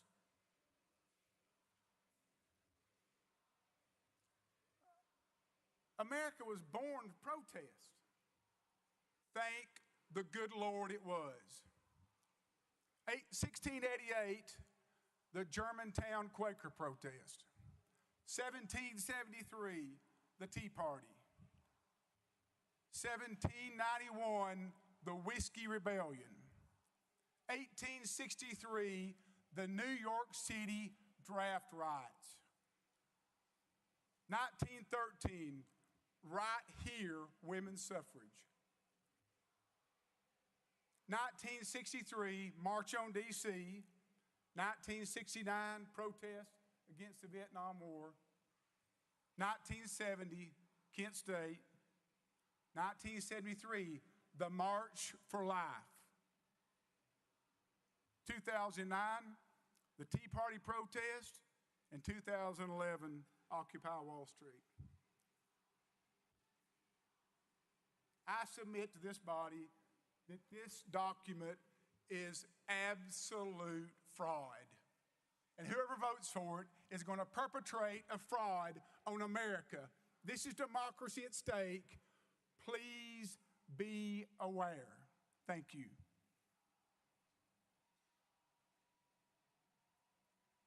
Mr. Speaker, members of the House,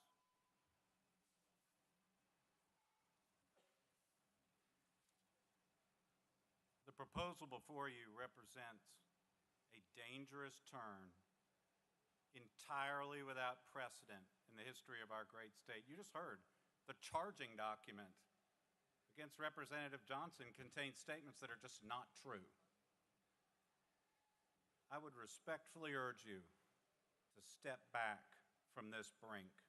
President Reagan called democracy the most deeply honorable government ever devised by man. Each of you is here because you convinced your people, voter by voter, that you are best suited to be the guardians of their hopes and dreams. The same is true for the people who elected Representative Johnson and the other representatives for whom expulsion motions have been filed. You each know personally how hard it is to get elected, how seriously our best citizens take that process, how important it is that the people's will expressed in lawful elections be carried out. If anything, you know that our Tennessee Constitution protects the people's will, enforces democracy even more than its national counterpart. What has been proposed today is nothing less than the cancellation of the studied decisions of thousands of Tennessee voters. The charge today, the only charge, is that Representative Johnson and the other members violated the House rules. I, like you, have lived by those rules. Now, today I've heard what happened called a mutiny. Give me a break. Any of you that have served in this body more than a handful of months knows that when tempers are high, rules are bent, rules are broken. I have personally been in this chamber when on multiple occasions members came to blows, when members took videos improperly in violation of the rules.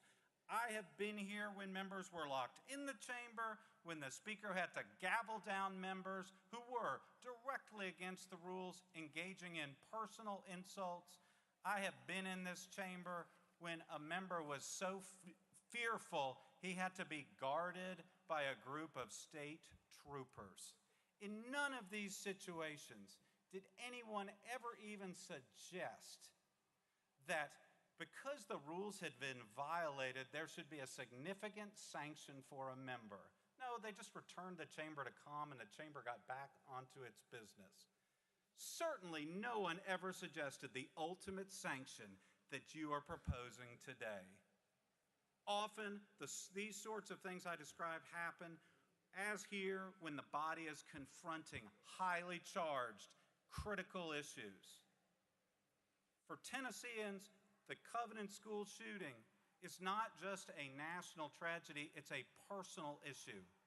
For us in Nashville, we know these people, we know the victims or their teachers or their friends.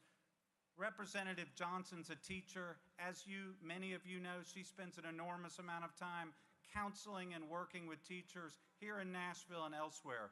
For her, the events at the school were a crushing personal tragedy, a huge burden. We saw tape today as represents the complete lack of due process in this particular proceeding. We've never gotten a straight answer about who took that tape that we were provided. But what did it show? It showed some members came to a well almost immediately. I hear after 5 seconds a recess was called. The members came to the well. Representative Johnson stood here, did not shout, as is stated, did not pound at the table, and after a short period of time engaged in a discussion with leadership and then peaceably left the chamber.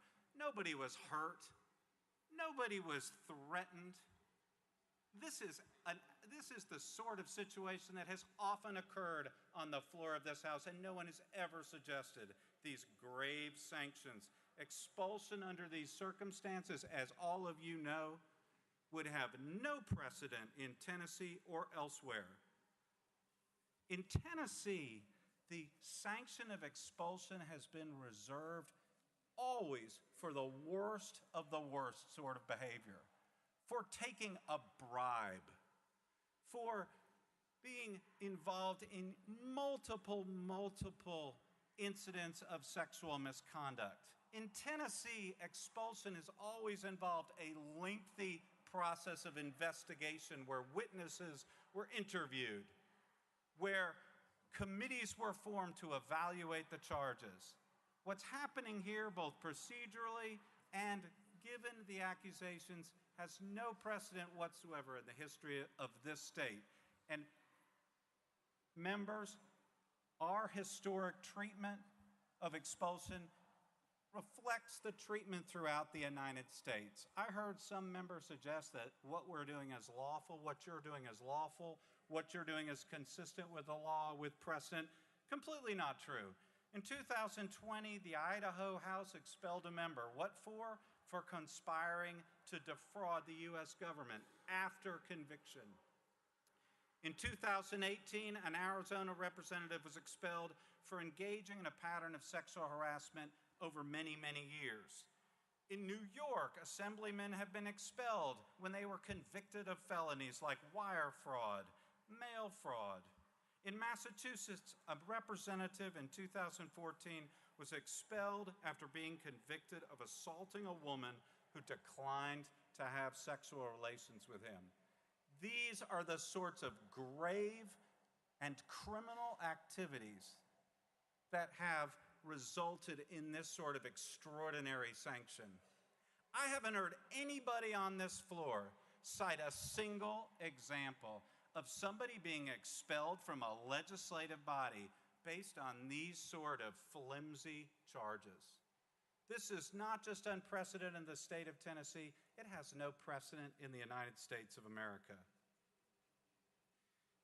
You can read the proposed resolution. The behavior at issue is that Representative Johnson was standing in the well trying to process with the citizens of this state a horrific attack on a school just down the road. That's what she's accused of doing. Step back for a moment. Can anybody seriously suggest that expulsion from this body is an appropriate sanction for that activity? Members, I'd urge you to pause. This proposal has come very precipitously. In contrast to past expulsions, organized by speakers of both parties, there's been no organized investigation. No committee has been formed. No testimony has been taken. Apparently, nobody even bothered to proofread the charging document to see whether it applied to each particular individual. The press accounts that have been the basis for most persons' understanding of what happened have at times painted an accurate and incomplete picture. They should not be the basis for action by this body. Decisions of this extraordinary gravity should be made, if at all, after a thoughtful investigation and evaluation. Proceeding now without such an investigation is totally unnecessary and completely out of odds with the normal functioning of this body. Tennesseans from Cordell Hull to Fred Thompson to Diane Nash have so often led the fight to protect the rule of law and enforce and protect our freedoms. Make no mistake, expulsion under these circumstances for each individual proposed to be expelled is a grave departure from this tradition. It will damage this body. It will damage the reputation of the Tennessee legislature. Many of you are fully aware that citizens of both parties are shocked at what is occurring today. These accused members have committed no crime, no act of moral turpitude. Their actions bear no relationship to the sort of actions for which expulsion has traditionally been used. You all took a pledge this morning. You pledged to uphold our form of government. You have pledged when you join this body to uphold the law. That means exercising the power granted to you by the people in a manner that makes sense, that's informed by the facts before you, and that doesn't just entirely depart from the law as it has always been applied. voting to cancel 3 lawful elections, doing so without any meaningful investigation, is the opposite of upholding the law. This is the ultimate dangerous precedent, and it puts every member's seat at risk. A vote for expulsion under the present circumstances is a vote against due process. It's a vote against the longstanding traditions of this body, against the rule of law, against freedom of expression, and most importantly, entirely against the will of the people. These votes will make our state the opposite of a city on the hill. Step back, reconsider. Don't add your support for this lawless, arbitrary, completely unprecedented action. I, Representative Wendell, and Representative Johnson will be available to answer any questions you may have. Thank you. Thank you, Mr. Stewart. Mr. Wendell, the rule to suspend was only Representative Johnson would be able to take questions. Your role was limited to just comments under when we suspended the rules. Representative Bolso, you're recognized. Thank you, Mr. Speaker. Representative, your attorneys have challenged the accuracy of the factual allegations in the resolution. So I'm going to spend my 5 minutes just walking through those allegations with you. Representative Wendell, But Representative Wendell, the rule, hang on. Hey, stop the, Mr. Clerk, please stop the clock. Mr. Wendell, please, that is not appropriate. The suspension of the rules request, Mr. Clerk, can we just go back over what that was? Hang on. Just 1 second. 1 second.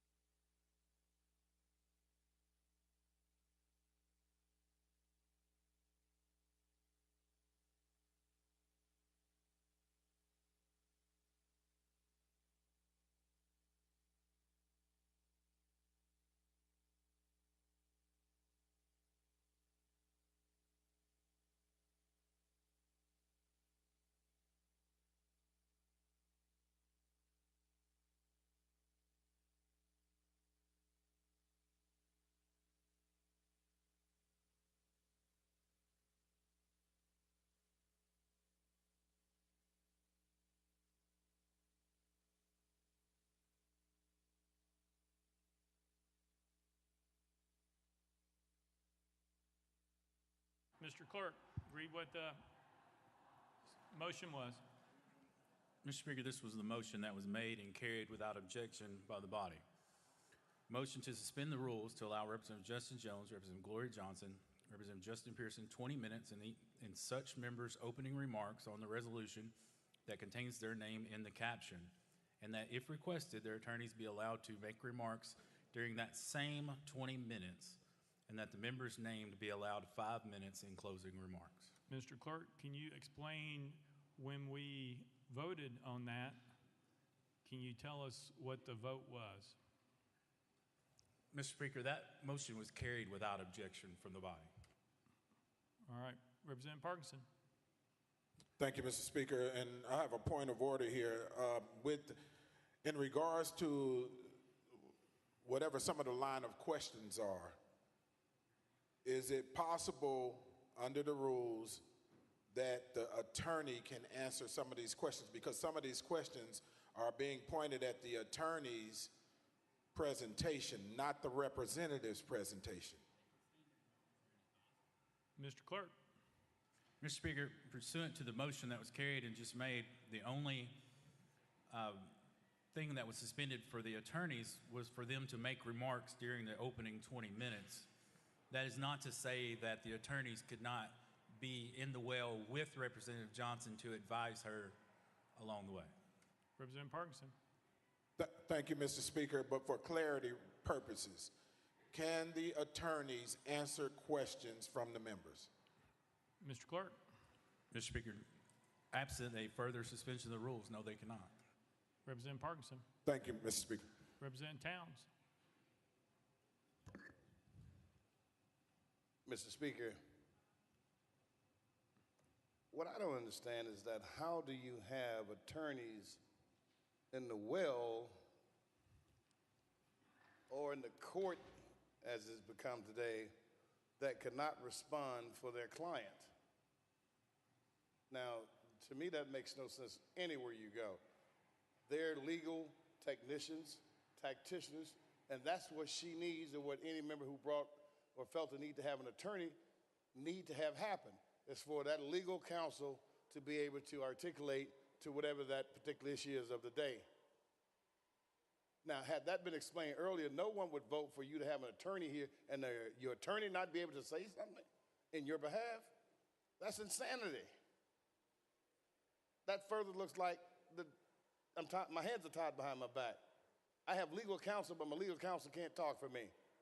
That means I'm a man walking a gallows, and I know, because I cannot deal with the legal jargon and the legal interpretation.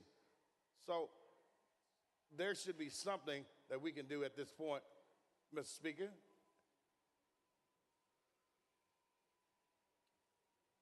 Representative Towns. Yes, sir. My question to you, Mr. Speaker, what is it that we can do at this point where this member, her legal counsel, can respond to questions?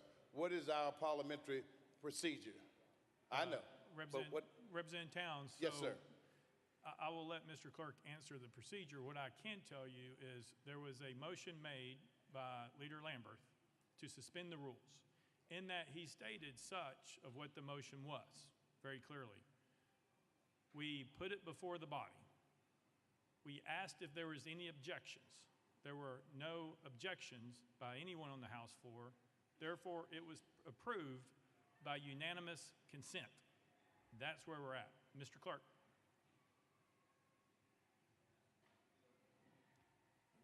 Mr. Speaker, this was done via a suspension of the rules because, as you know, members, those who are not members, are not allowed to talk on the floor during those proceedings. It was for that limited purpose that the attorneys be able to speak during the 20 minutes of opening statements. It would take a subsequent suspension of the rules to allow the attorneys to speak in any other form. Representative Towns. So I'm hearing that it would take a subsequent suspension in order to allow the attorneys to speak on their behalf. Mr. Clerk. Mr. Speaker, that's correct. Representative Towns. Like to make that motion then.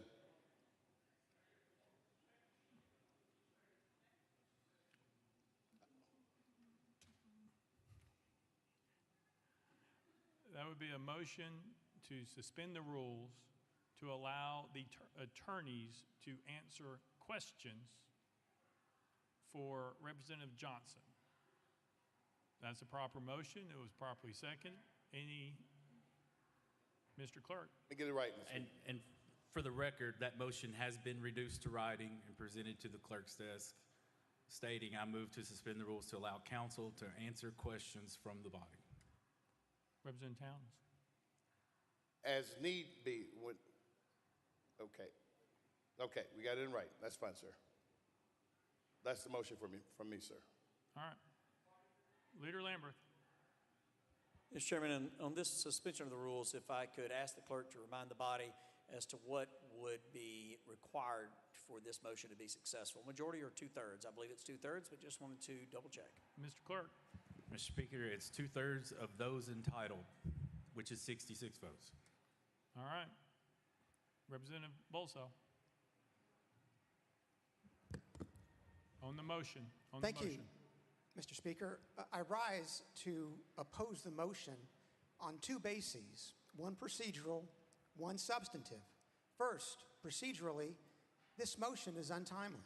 We began this process of dealing with these three resolutions with a motion to suspend the rules that was to apply to all three. Now we are in the middle of the process attempting to change the procedural rules that apply to our deliberations. That is inappropriate. Second, as a matter of substance, the party to the resolution is the representative from Knox County. It is appropriate for members to address questions to the party the way you would to a party in a civil proceeding, to a defendant. Lawyers are not allowed to testify on behalf of parties or on behalf of witnesses. What we are about to do is to ask the representative from Knox County questions. It would be highly inappropriate as a substantive matter to allow attorneys to respond to questions that the representative is obligated to respond to under our rules of procedure. For both of those reasons, Mr. Speaker, I oppose this motion. Representative Towns. Mr. Speaker, thank you.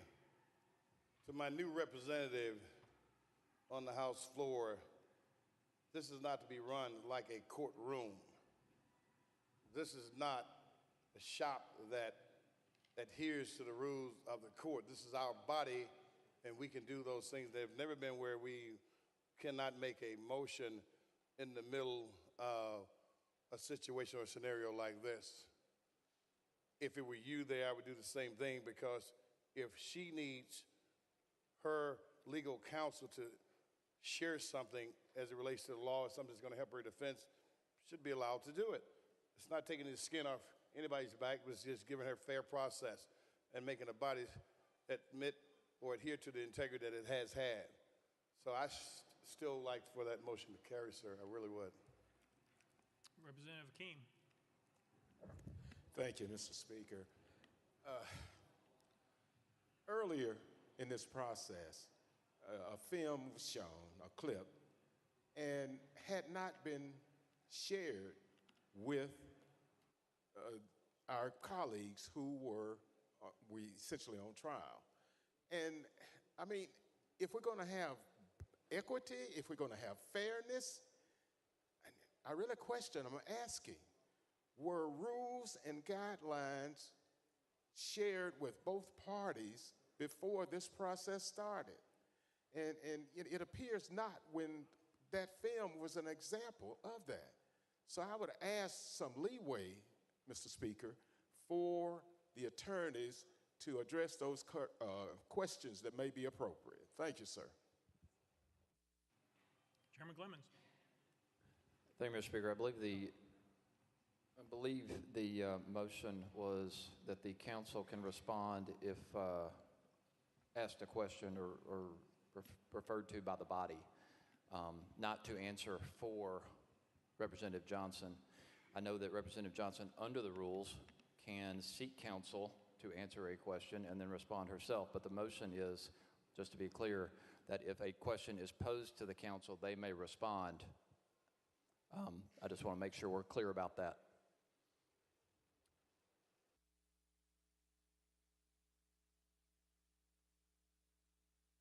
Chairman Clemens, I understand.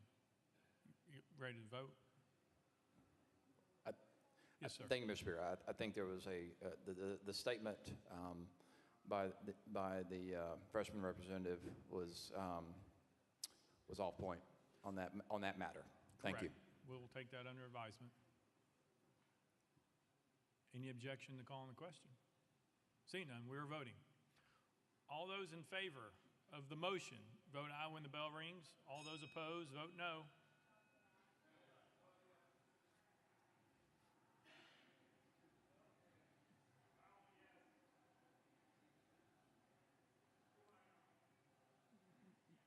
Mr. Clerk, take the vote. Ayes 21, 67 nays. Motion fails. Representative Bolso. Thank you, Mr. Speaker. Representative, the resolution states that at approximately 10:49 a.m., you and your colleagues gathered at your desk. That is a true statement, correct? Representative Johnson. I'm not certain on the time, but that's probably right. They're very close. Representative Bolso. Thank you, Mr. Speaker. The resolution goes on that you and your colleagues moved in unison to the well. That also is a true statement, correct? Representative Johnson. Yes, we did walk to the well together. Representative Bolso. You. Thank you, Mr. Speaker. The resolution goes on that you and your colleagues began shouting without recognition. That is true, correct? Representative Johnson. No, sir, that is not true. This resolution, is my understanding, it's about me. I went to the well and I did not speak, and as a matter of fact, I will say that when my colleagues spoke, they were not yelling because this microphone was on. And as long as this microphone was on, and I don't even remember which colleague it was, I stood with them. But as long as this microphone was on, they spoke to the microphone and did not yell. When the microphone was cut and the speaker called recess,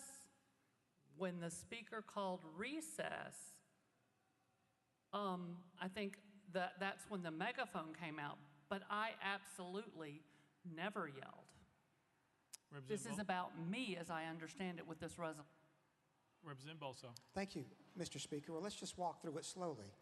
You will agree that your two colleagues, one from Shelby County, one from Davidson County, used a bullhorn to address the gallery, correct? Representative Johnson. It is correct that a small megaphone was used, and yes, I stood with my colleagues, but the video showed what I was doing. Representative Bolso.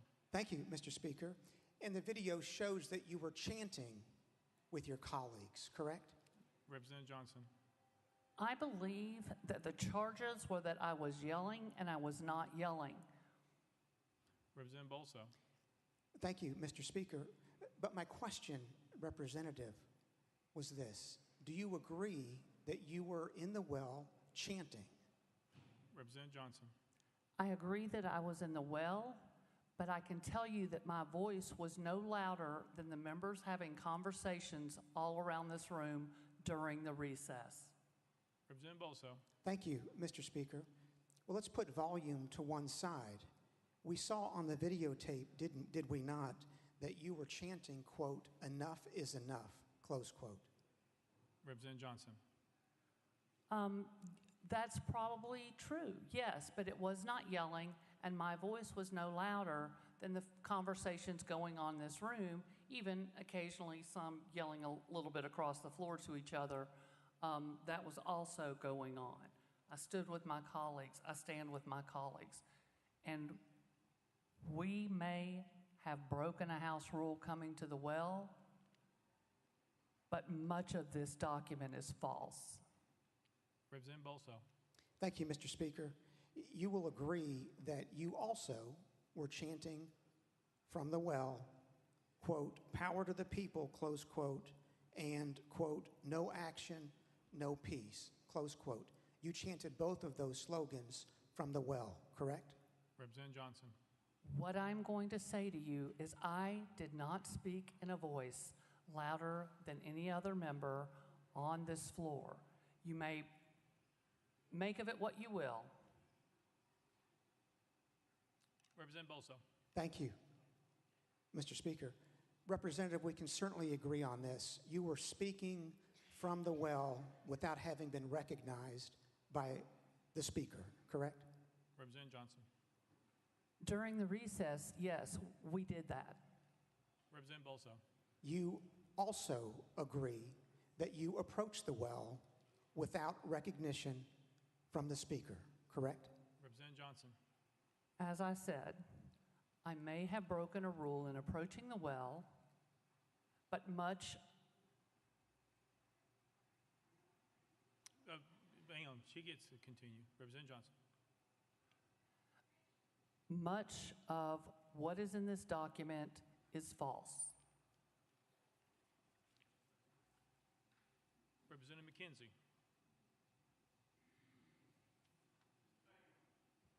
Thank you, Mr. Speaker, and it's a sad day that I rise, but I'm going to start out really trying to focus on the positive. I'm from Knox County, as is Representative Johnson. I may call her Gloria because we're friends.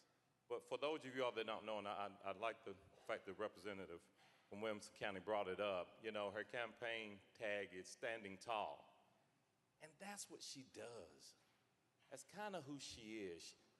She's not loud, she's not long, but she stands. And so, you know, she stood through keeping her hands up for 45 minutes and not getting recognized prior to me coming on. She stood through not having an office, having an office literally in a closet, to having the smallest office known to man for a lady that is of significant height.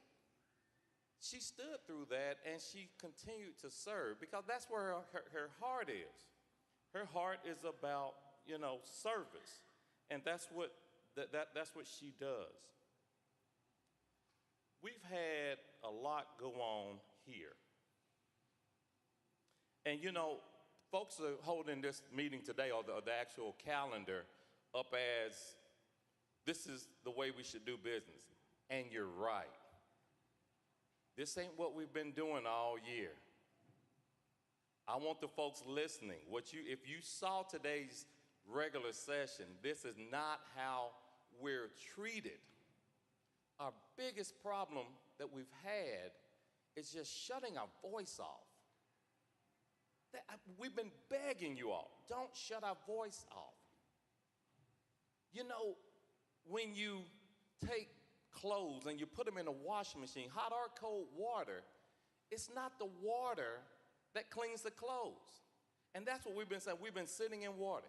It's the agitation that gets the results. I don't condone what happened, but it is not worth expelling a member that represents 70,000 people. It's not worth that. Gloria and I are unique compared to the other three and from our county. Plans are being made already by our mayor, WWE Kane, to usurp the process and bring a Republican down.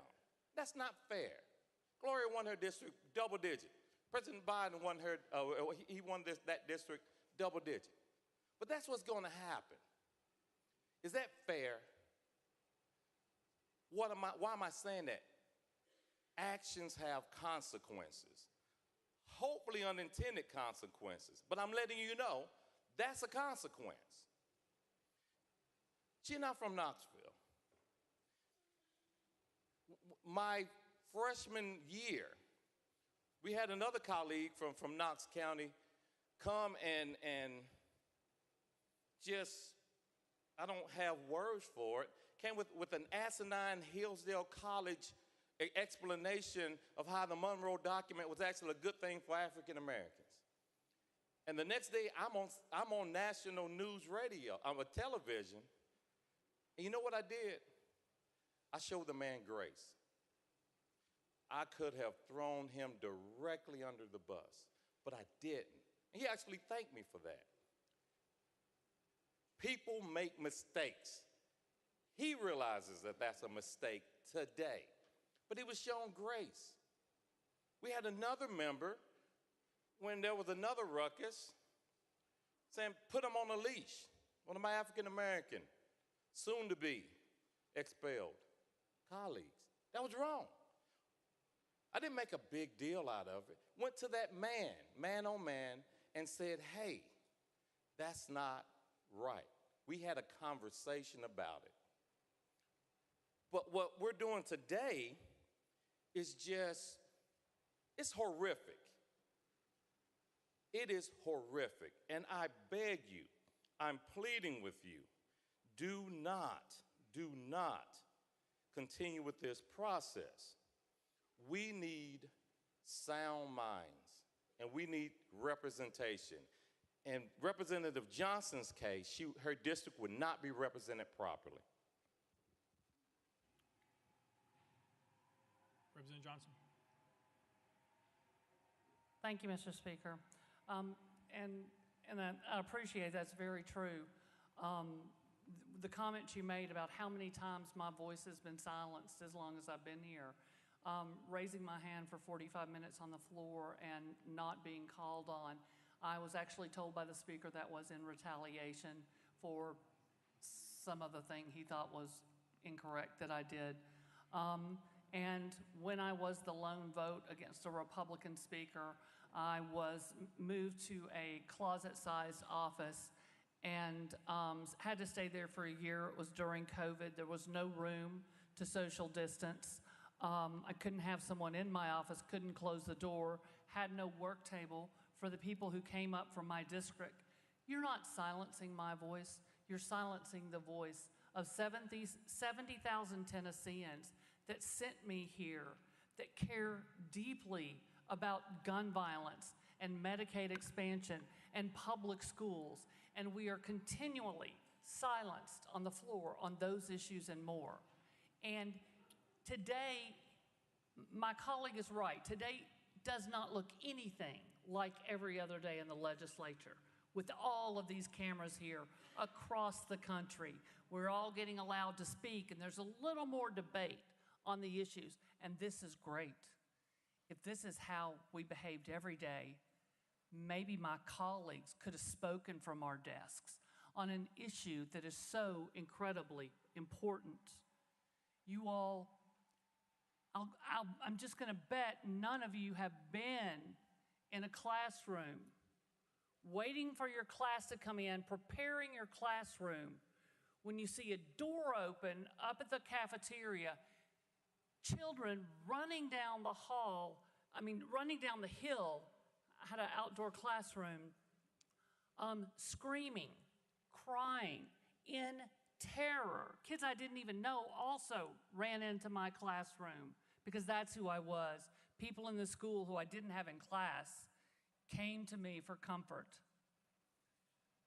And I stood there trying to figure out what happened because they couldn't even articulate it for quite a bit of time, and found out that one of our students was shot and killed in the cafeteria while everyone was there, including the police, including the principals, including our other security.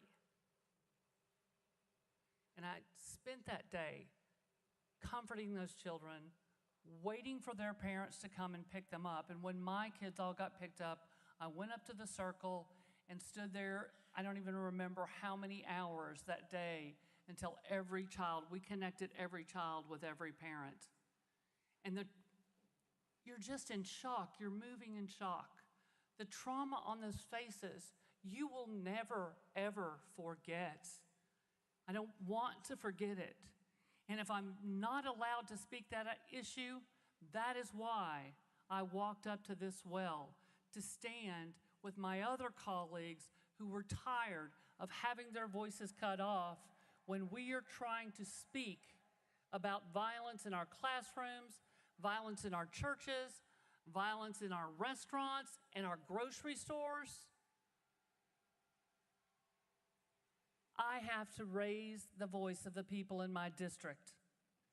And I did what I felt those folks wanted me to do.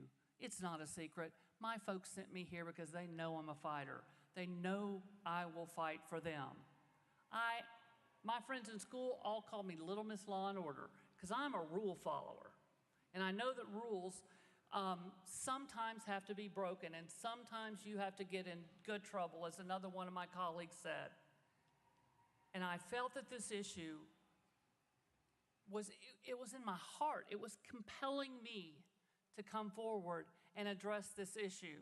And I stood with my colleagues, and they are great at making people understand and making people listen. And I stood with them, and they were a voice for me. And I stood with them because we all feel our voices are being silenced, and something had to be said. Representative Bolso.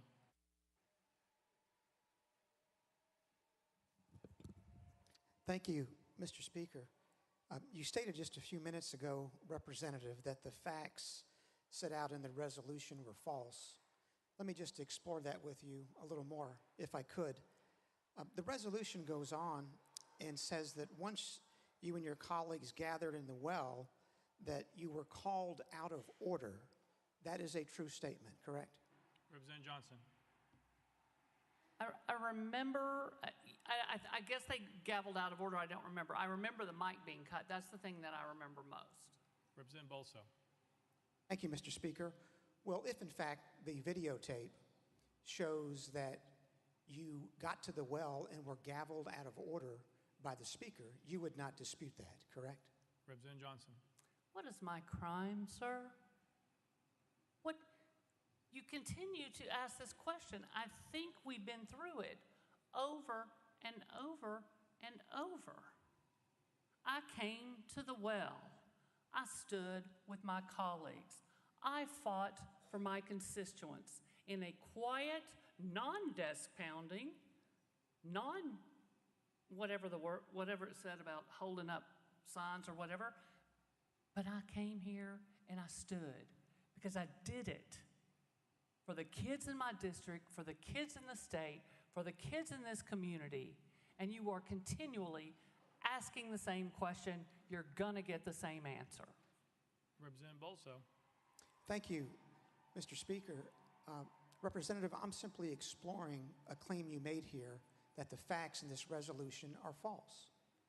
And my last question was simply whether, in fact, it was true that once you got to the well, the videotape shows that you were gavelled out of order.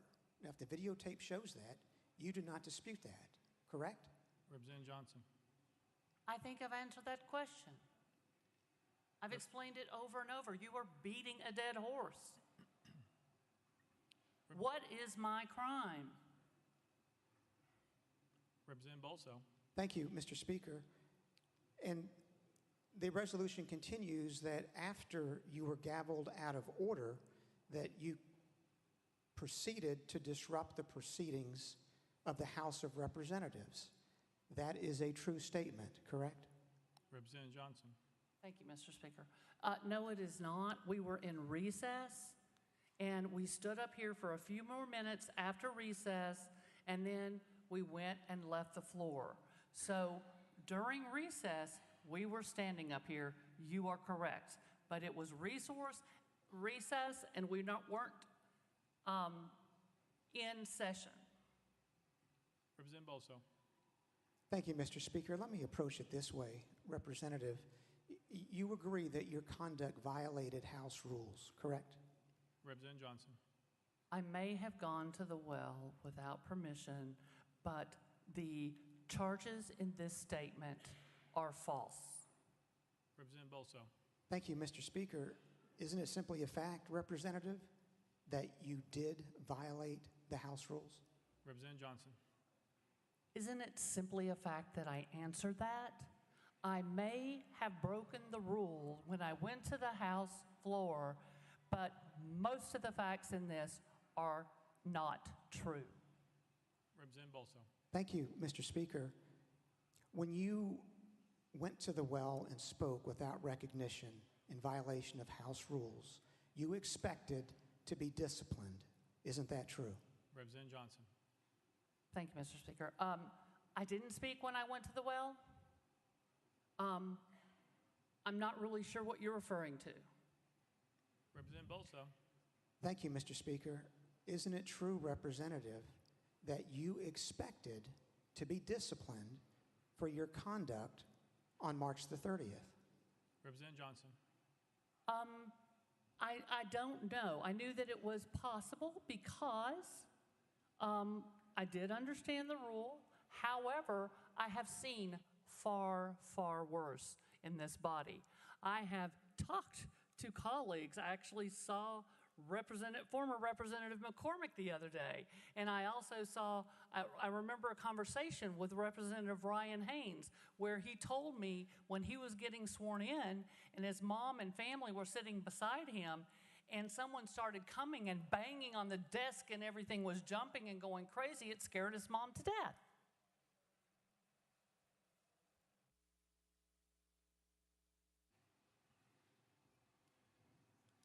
Representative Keene.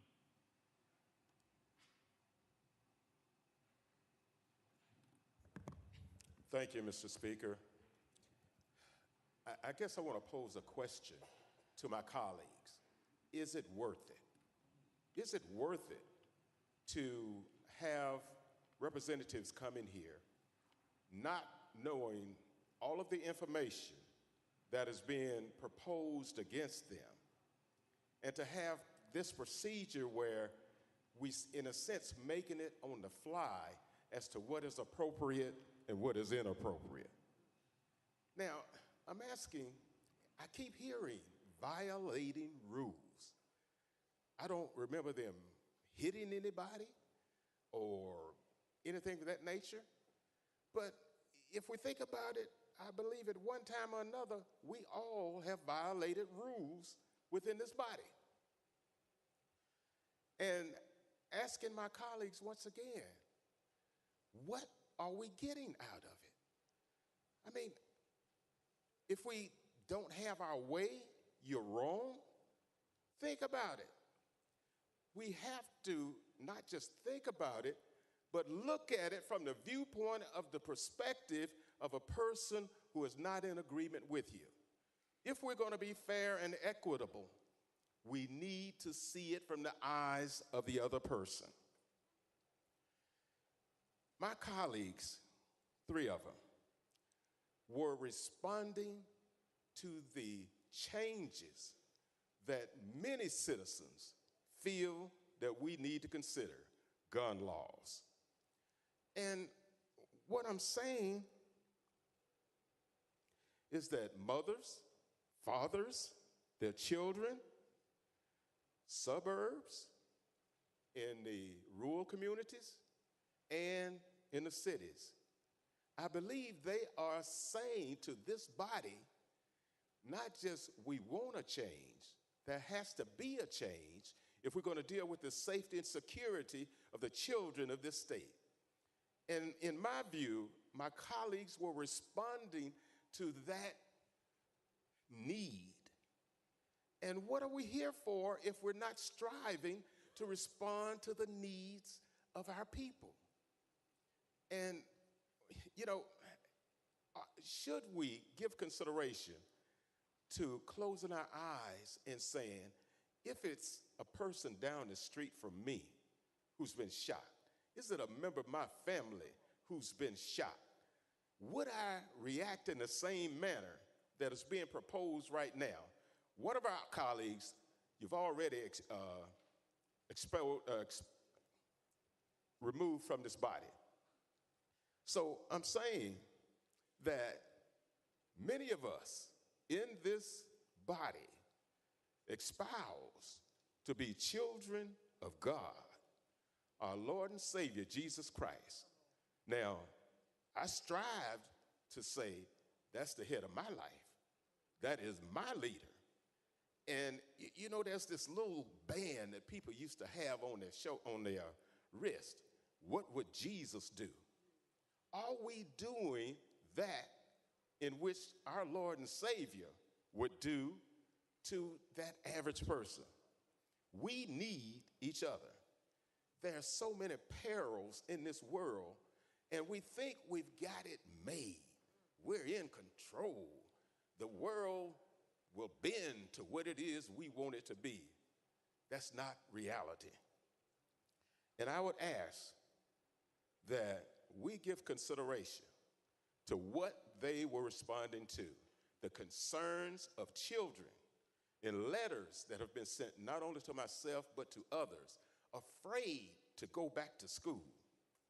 Parents afraid to leave their children at school. We are all in this together. And, you know, it's interesting that we have not found a way of sitting down, talking about the reality of coming together to make those necessary changes for our citizens. Remind you, we are in this together, and what is being done here today does not bring us any closer together. Thank you, Mr. Speaker. Representative John. Thank you, Mr. Speaker. I appreciate that, and I appreciate you bringing up that others have broken rules. Well, just this week on Monday night, what looked like a Monday night football brawl, and when there's a bad call on the field, we had members in here, one who shoved one and stole his phone, and people were having to separate members from each other. Actual physical contact, actual folks coming in, shoving someone, stealing their phone, and having to pull people apart. And it's remarkable to me that that's not being talked about, but this 6 or 7 minute disturbance up here, that whatever you want to call it, what we call coming to the well to lift the voices of the people that we serve, the voices of my district, where more than 50% of the Republicans in my district want red flag laws. More than 50%. An overwhelming majority of all parties in my district want red flag laws. They want safe storage laws. They want universal background checks and closing loopholes. I was bringing their voice to this body, and it felt like the only way possible that day was to join my colleagues and make sure that the people outside, the thousands who would come, the mothers that I talked to before I came in that told me they had dropped off their kids that morning before coming here were in tears about the safety of their children, how hard it was for them to drop off their kids. And I understood what they meant because I saw the faces that day, August 21st in 2008, where parents were coming in, where we lost one of our special ed students, Ryan McDonald, who was always a cut-up. Lost him that day. A lot of friends lost a friend. A lot of teachers lost a student that they loved. And certainly his family miss him still every single day. And there's not a day that goes by when I'm sitting in a school for whatever reason. I am retired, but I'm in schools a lot. I'll be sitting in a school and I'll hear a siren. Because the next thing I heard after all the kids came running down to my classroom and kind of was just figuring out what was happening, just a rush of sirens. Every single day now, if I'm in a school and I hear a siren, I jump. Every single time. Because you just never get that out of your head. We can do something about this. We are the only country in the world with this type of gun violence problem. We all know what some of the solutions are. We have seen, we have the data. There are things that we can do. And my voters sent me here to speak specifically to that issue because that was one of the things that I heard on thousands of doorsteps for a year. Representative Bolso. Thank you, Mr. Speaker. Representative, will you agree that your conduct on March 30th was wrongful? Representative Johnson. My conduct on that day was what I felt compelled in my heart to do for my constituents. That is your answer, sir. Representative Bolso. Thank you, Mr. Speaker. Will you agree, Representative, that your conduct on March the 30th constituted disorderly behavior? Representative Johnson. I don't think I'm going to agree with you on anything, quite frankly. I mean, we've voted the same a lot of time in this body, but what I'm going to agree to is that I may have broken a rule, but the words in this document are false, and I did what I was compelled to do based on speaking for the voters in my district who were begging me to bring this issue forward. Representative Bolso. Thank you, Mr. Speaker. Let me move to a different topic, Representative, regarding coordination. Before the session began on March 30, you and the other two representatives had discussed your plans to occupy the well, correct? Representative Johnson. That is absolutely incorrect. Representative Bolso. Thank you, Mr. Speaker. You intended to disrupt the House proceedings that morning, correct? Representative Johnson. Thank you, Mr. Chair. That is, Mr. Speaker, that is absolutely incorrect. Representative Bolso. Thank you, Mr. Speaker. You knew and expected that the Speaker would cut off the microphone in the well, correct? Representative Johnson. As he cuts off our microphones a lot, I thought that was possible, yes. Representative Bolso. Thank you, Mr. Speaker. And is that why you and your colleagues brought a megaphone to the well? Representative Johnson. Is this resolution about my colleagues or is this about me? Representative Bolso. Thank you, Mr. Speaker. Did you have difficulty understanding the question, Representative? Representative Johnson. Oh, I understand pretty well. Representative Bolso. Thank you, Mr. Speaker. Are you the person who brought the bullhorn into the chamber? Representative Johnson. Thank you so much for that question. I am so happy you asked that. I absolutely did not. A lot of you folks passed a lot of gossip around about where that megaphone came from, and let's just talk about it right now. Because a friend of mine came in the morning and walked with me through the tunnel, and she didn't know if the protesters were going to be inside or outside. Her name is Margot Price. You might have heard of her. Anyway, we got upstairs and the protest was not indoors, so she said, well, I want to go outside where the protest is.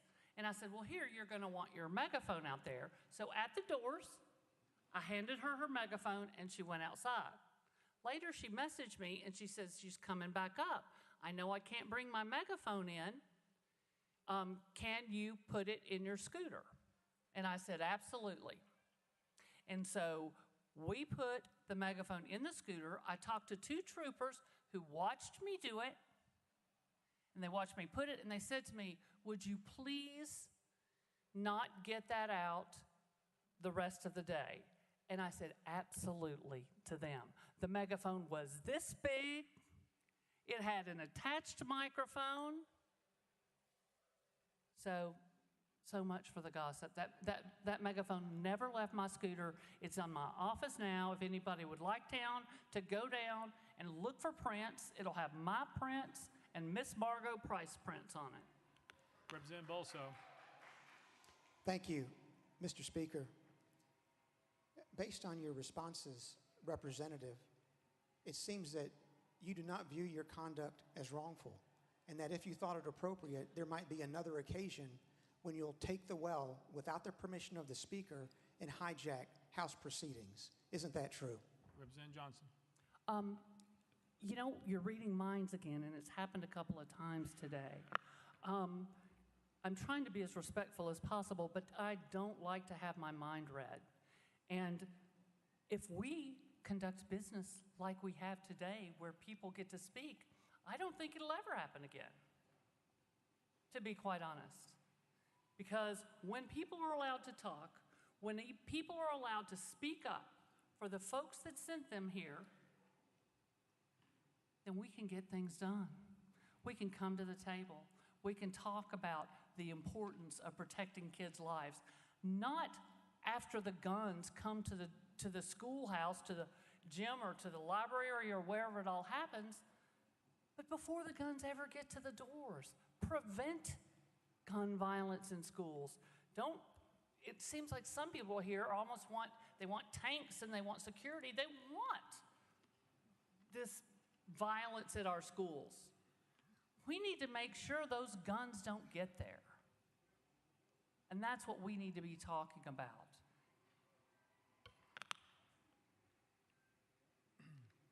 Representative Shaw. Thank you, Mr. Speaker. Thank you. I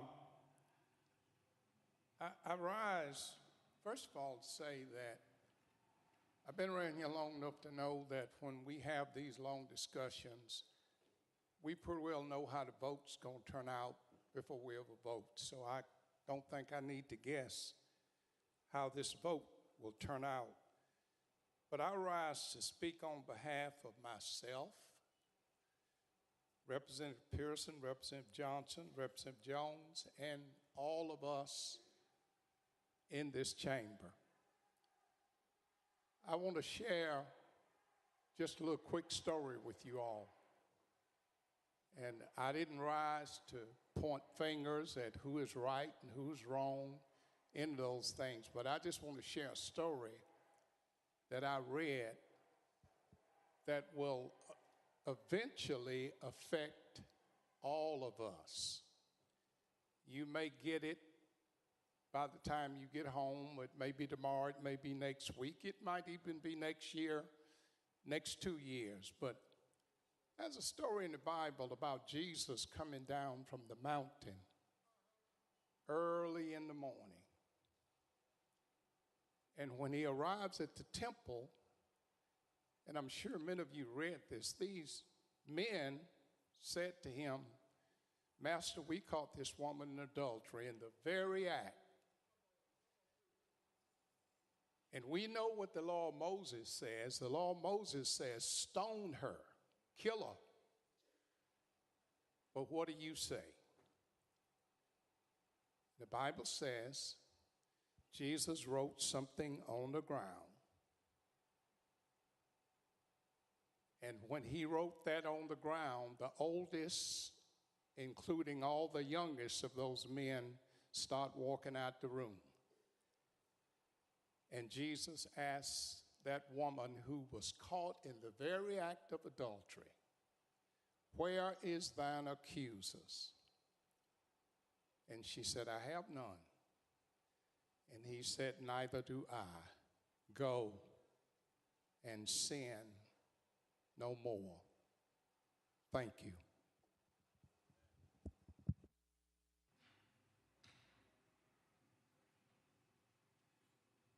Representative Jernigan. Thank you, Speaker. Representative Johnson, did you hold up a sign? Representative Johnson. No, I did not. Representative Jernigan. Did you pound the table? Representative Johnson. No, I did not. Representative Jernigan. Did you yell? Representative Johnson. No, sir. Representative Jernigan.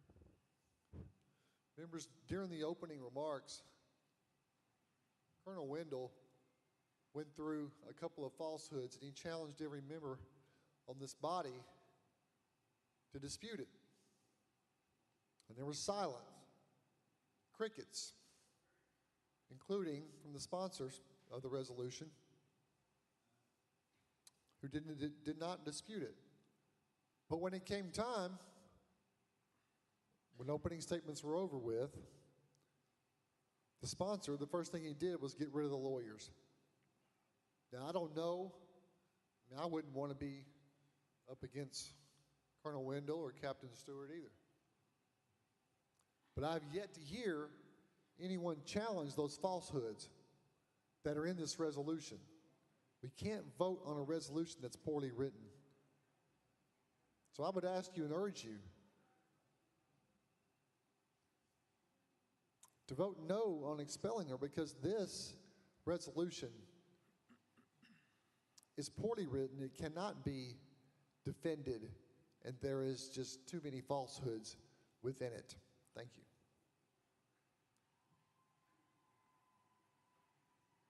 Representative Bolso.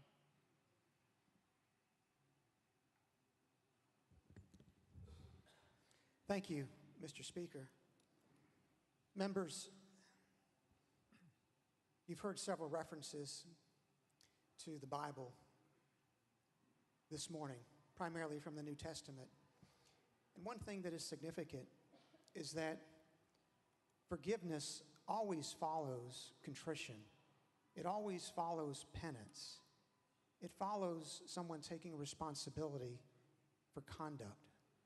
What you've heard here this afternoon from the representative from Knox County is not contrition. She's not even willing to agree with me on anything, that her conduct was disorderly or that she disrupted the proceedings. She wouldn't even agree not to do it again. That's why this issue of forgiveness does not factor into the equation this afternoon at all. What you've heard from these representatives who are the subject of the resolutions is that they believe what they did was right, and we have no guarantee whatsoever that they're not going to do it again.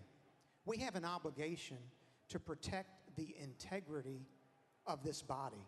What we saw on March the 30th had not happened, so far as anyone can remember, at any time in the prior 227 years of our state's history. That's point number one. Forgiveness follows contrition. It follows penance. We have neither. And then secondly, with regard to the facts, we've heard these broad statements that the facts contained in the resolution are inaccurate. And I think we've demonstrated that's not true. Because I walked through with the representative the first 5 or 6 facts in the resolution, and she agreed that they were all true. And then we got to a point that she wouldn't answer the questions anymore. Because as we continue to walk through the resolution, what we see is exactly what was evidenced by the videotape. We see that they proceeded to disrupt the proceedings. We see that collectively, this representative and the other 2 pounded on the podium, led chants with citizens in the gallery, and generally engaged in disorderly and disruptive conduct. That's exactly what they did. They are all 3 in this together. They acted in unison. They acted in concert. One is just as responsible for the parts of the disruption as the other. That is what is in the nature of coordinated conduct or a conspiracy. Each member is responsible for the conduct of the conspiracy as a whole. They approached the well in unison. They disrupted the proceedings in unison. They are responsible together. And then the resolution goes on that these representatives generally engaged in disorderly and disruptive conduct, including refusing to leave the well, sitting on the podium, and using a sign displaying a political message. We saw every bit of that in the video. Collectively, these 3 did every one of those things. And collectively, that unquestionably constitutes disorderly behavior in violation of Article 2, Section 12 of our Constitution.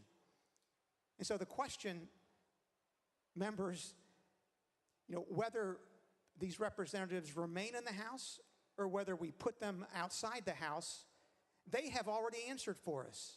They, by their conduct, voluntarily put themselves outside of the Constitution. They put themselves outside of the rule. They are unrepentant about it.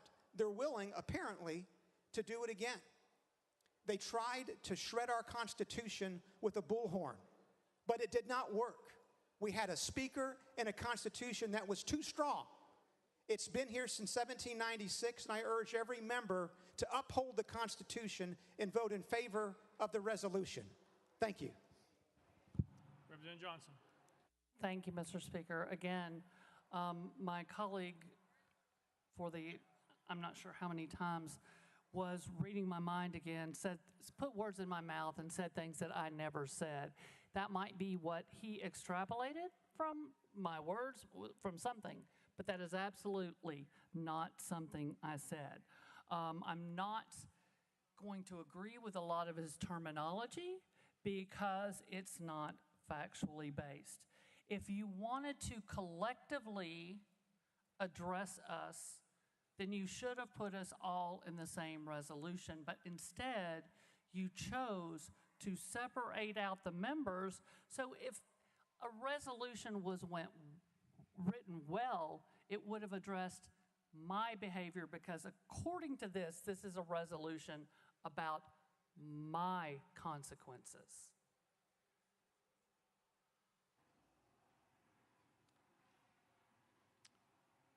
Representative Clemens.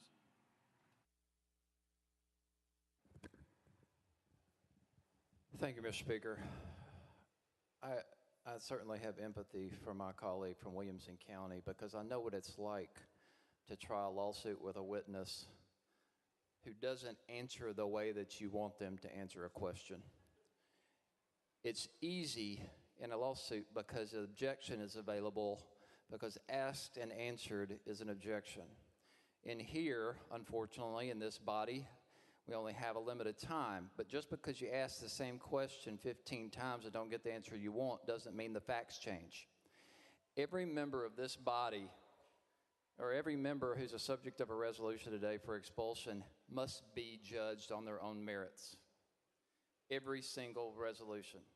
She can't be held responsible, representative can't be held responsible for the conduct of another member. You can only vote based on what she did. The record, thus far, simply proves that Representative Johnson walked from there to there. And you want to expel her for that? She did not raise her voice. She did not yell. She did not pound the desk. She did not hold a megaphone. She didn't have a button on. She did nothing. She walked from there to there. And ladies and gentlemen, the only rule in our rules that speaks to this is no crowding about the clerk's desk. Members shall not crowd or stand about the clerk's desk. Well, every one of us is guilty of that. Everybody in here has walked up here without permission from the speaker or from anybody and stood up here, talked to the clerk, or when somebody else was introducing a bill. You don't expel someone for that. That's the only fact that has been proven. And you can't hold collectively. That's not a standard. That's not the standard to which she's supposed to be judged. You can't judge her for what others did. Her conduct, it's her conduct should be judged on the merits. Ladies and gentlemen, you know, we had to suspend the rules for every part of this process today. That's because our rules don't even speak or lay out a process for this type of conduct, because it's that rare. We never even think we're going to have to use it, so we don't even put rules in place to govern this. That's why we had to suspend the rules, because it is an extraordinary event reserved for extraordinarily bad conduct.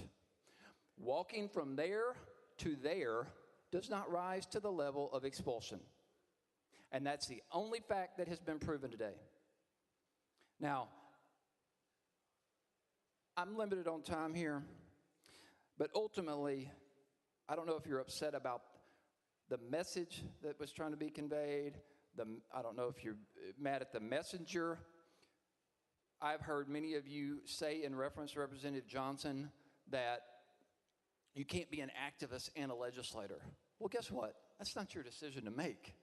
It's the people of Knox County's decision to make what type of legislator they want representing them.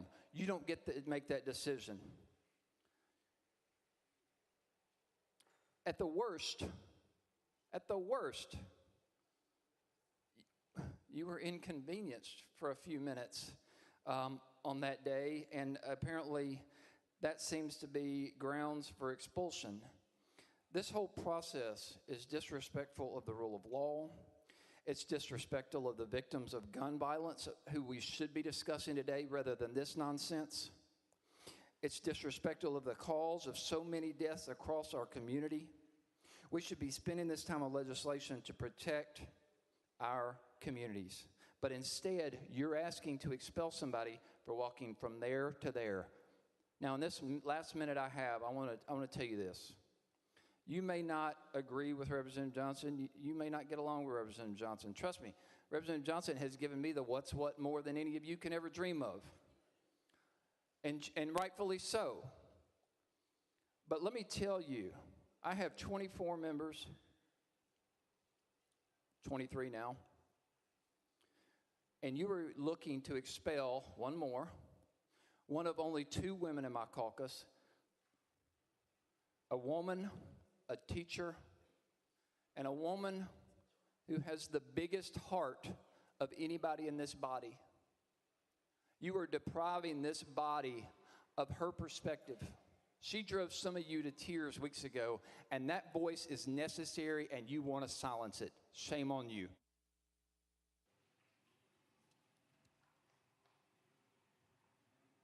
Representative Johnson. Thank you, Mr. Speaker. I think that one thing that we have to look at, I'm 60 years old and my colleagues are much younger. The younger generation, I am so proud of. I love them, I love working with them, and I trust that they are going to make a change. And we're starting to see that change in this body, and I stand with them. We may not do things exactly the same. The younger generation is not going to do things the same way that all of us do, of 1 and 2 generations down the road.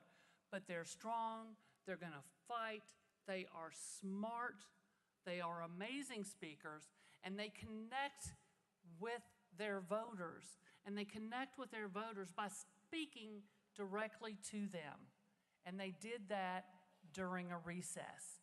And I was there with them, and I stood with them because our hearts were the same.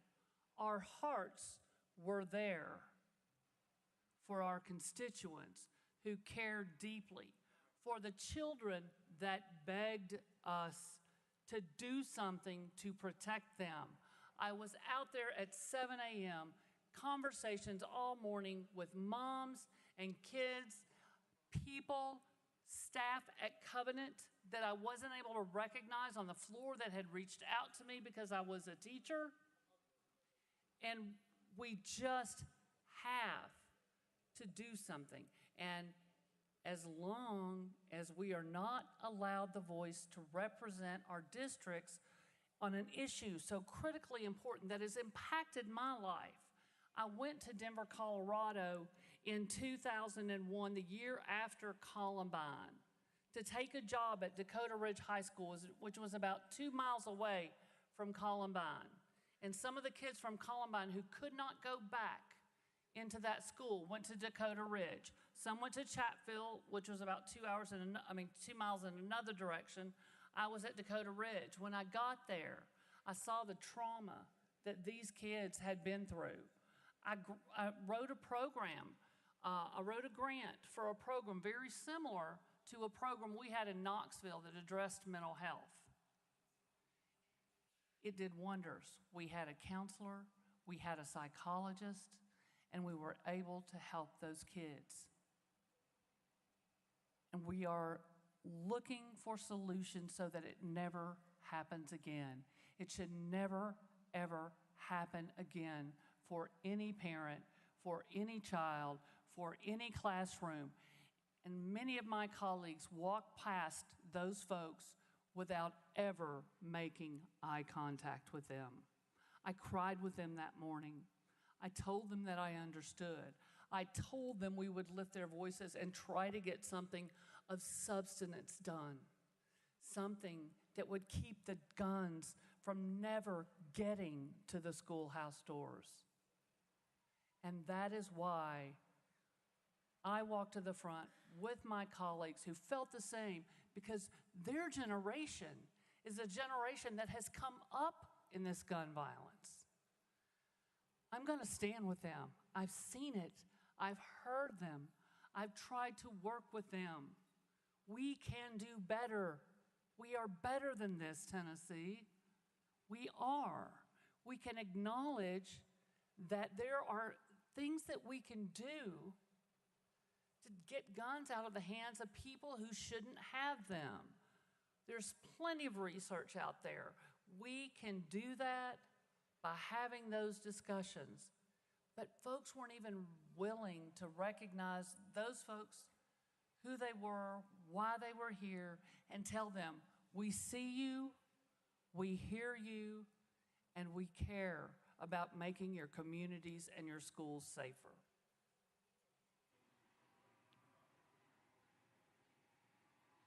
Representative Doggett. Thank you, Mr. Speaker. I move previous question. Previous question been called. Is there objection? There's objection. We're on the board. We're voting on previous question. All those in favor of previous question, vote aye. When the bell rings, those opposed, vote no. Has every member voted? Does any member wish to change their vote?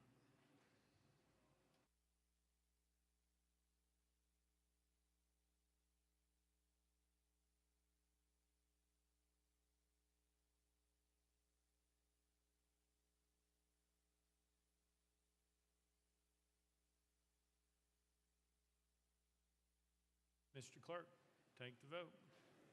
Ayes 71, 23 nays. Previous question prevails.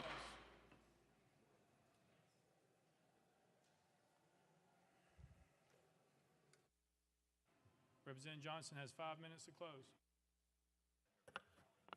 Thank you, Mr. Speaker.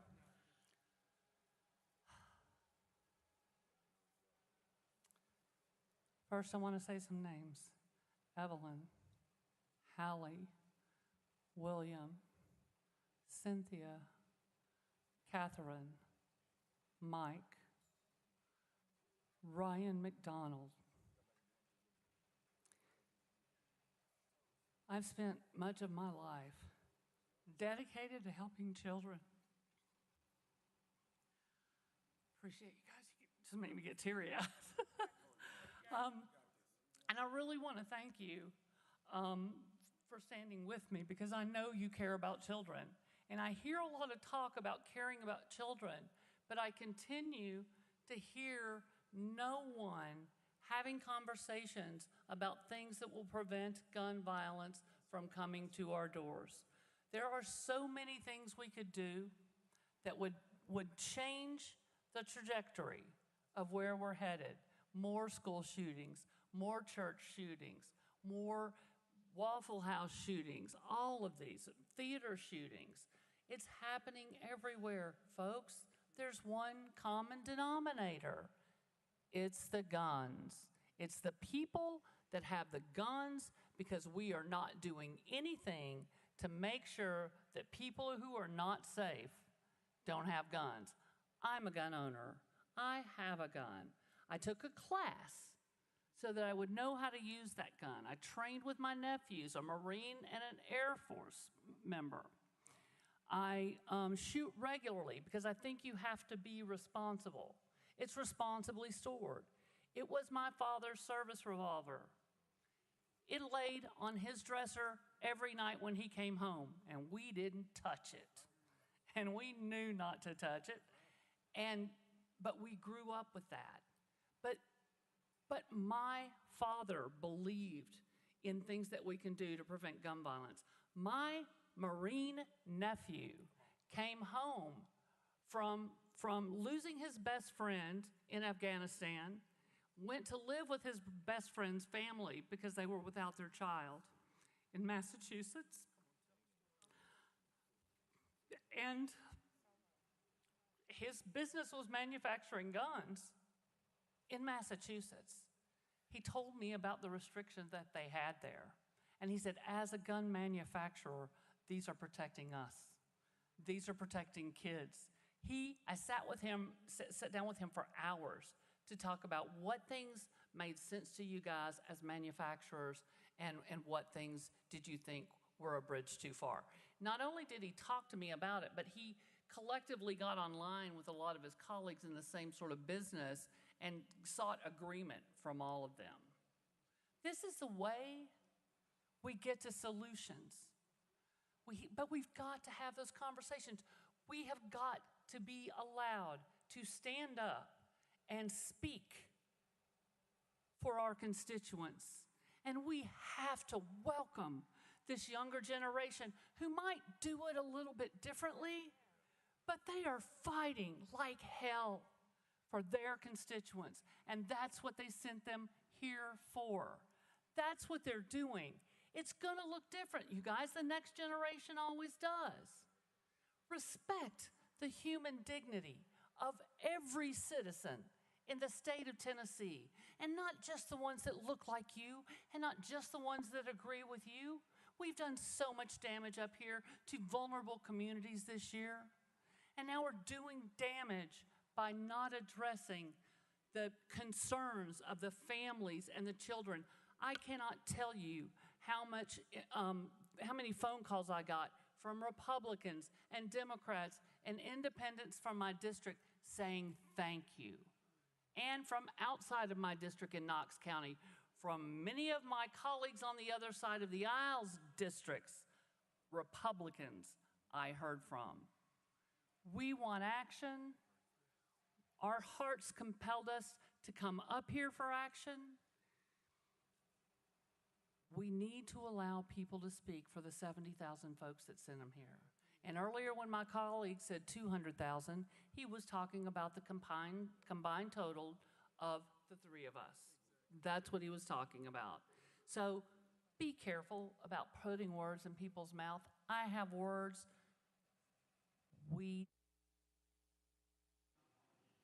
Thank you. We are voting on House Resolution 64. All those in favor vote aye when the bell rings. Those opposed vote no. Has every member voted? Does any member wish to change their vote?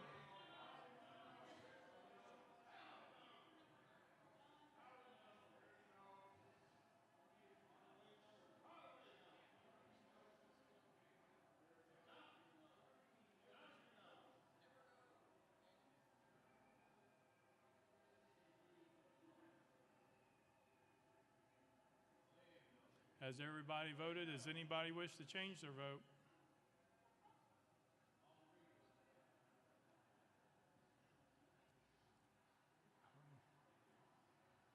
Mr. Clerk, take the vote.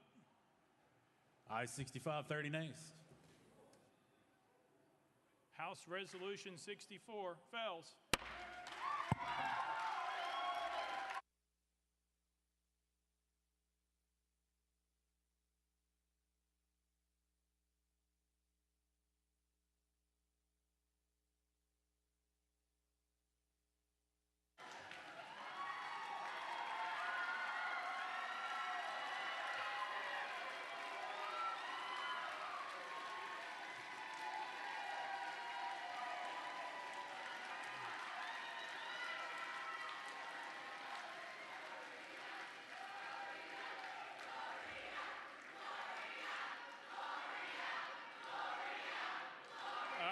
That's out of order. Out of order. Out of order. Representative Farmer, you are recognized in the well.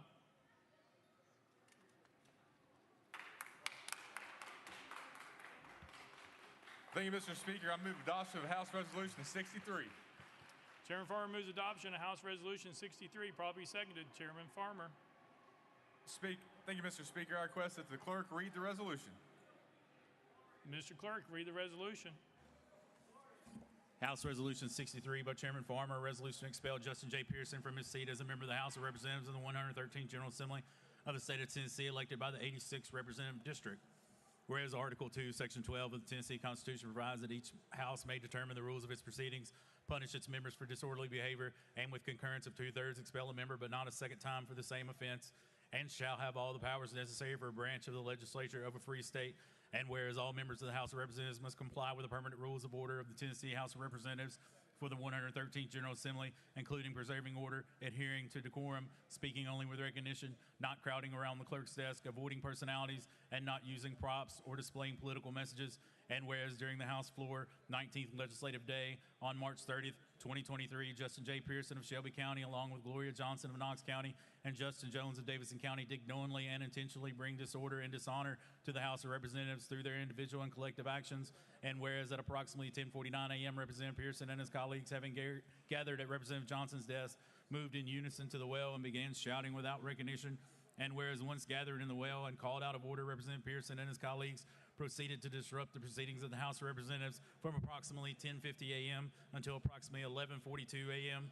And whereas during this time, Representative Pearson and his colleagues shouted, pounded on the podium, led chants with citizens in the gallery, and generally engaged in disorderly and disruptive conduct, including refusing to leave the well, sitting on the podium, and utilizing a sign displaying a political message. And whereas during this time, Representative Pearson and Representative Jones used a bullhorn to amplify their protestations, And whereas these actions are done in open session in presence of and witnessed by the members and staff of the House of Representatives, and whereas it appears to the satisfaction of this body that Representative Pearson's conduct on March 30, 2023 constitutes disorderly behavior and justifies expulsion, and whereas such disorderly behavior on part of Representative Pearson reflects adversely upon the integrity and dignity of the House of Representatives of the state of Tennessee, place a cloud upon the action of this honorable body, and is inconsistent with the duty of a member of this body, and where it is deemed in the best interest of the people of the state of Tennessee and this body for Representative Pearson to relinquish his seat as a member of the House of Representatives, and whereas Representative Pearson has been given advance notice of the contents of this resolution and has been afforded the opportunity to debate the resolution on the floor of this House prior to its passage, now therefore be it resolved by the House of Representatives 113th General Assembly of the State of Tennessee that pursuant to the authority under Article 2, Section 12 of the Tennessee Constitution, this body hereby expels Justin J. Pearson from his seat as a member of the House of Representatives of the 113th General Assembly of the State of Tennessee, elected by the 86th Representative District for his disorderly behavior occurring on March 30, 2023, and declares the 86th Representative District seat vacant. Be it further resolved that copies of this resolution be prepared and forwarded to Justin J. Pearson, the legislative body of Shelby County, the Honorable Bill Lee, Governor of the State of Tennessee, and the Honorable Trey Hargett, Secretary of State. Representative Pearson, you're recognized in the well.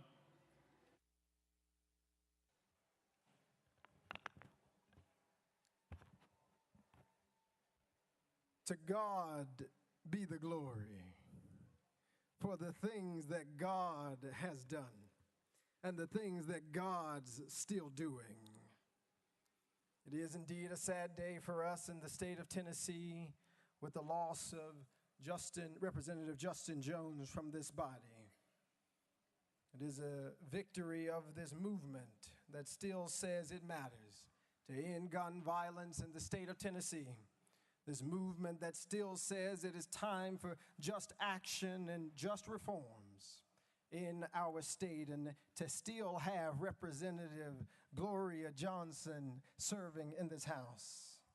That's the power of justice. There's been a refrain and a song going around in this movement. Power to the people, power to the people, power to the people, power to the people, Hosanna. The Lord is my light and my salvation. Whom shall I fear? The Lord is the stronghold of my life. Of whom shall I be afraid? When the wicked advance against me to devour me, it is my enemies and foes who will stumble and fall. Though an army besiege me, my heart will not fear. Though war break out against me, even then will I be confident. One thing I ask of the Lord, this only that I seek after, that I may dwell in the house of the Lord all the days of my life, to gaze upon the beauty of the Lord and to seek God in God's temple. For in the day of trouble, God will keep me safe in God's dwelling. God will hide me in the shelter of God's sacred tent and set me high upon a rock. Then my head will be exalted.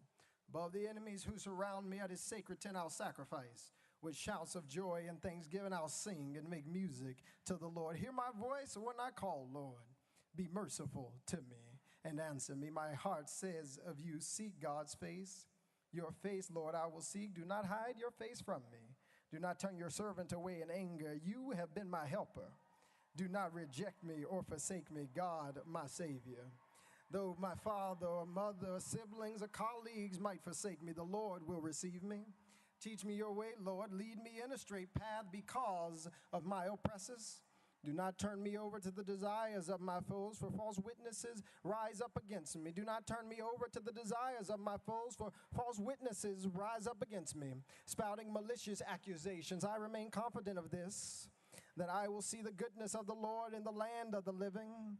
Wait for the Lord. Be strong and take heart and wait for the Lord. I give thanksgivings to Dr. Kimberly Owens Pearson, Reverend Jason C. Pearson Sr., my fiance Oceanae, my brother Keyshawn, who stands in the gap for Jason II, Temperance, and Jalen, and to everyone in District 86 in Memphis and Millington of the community who is here demanding justice. We are here because of a tragedy.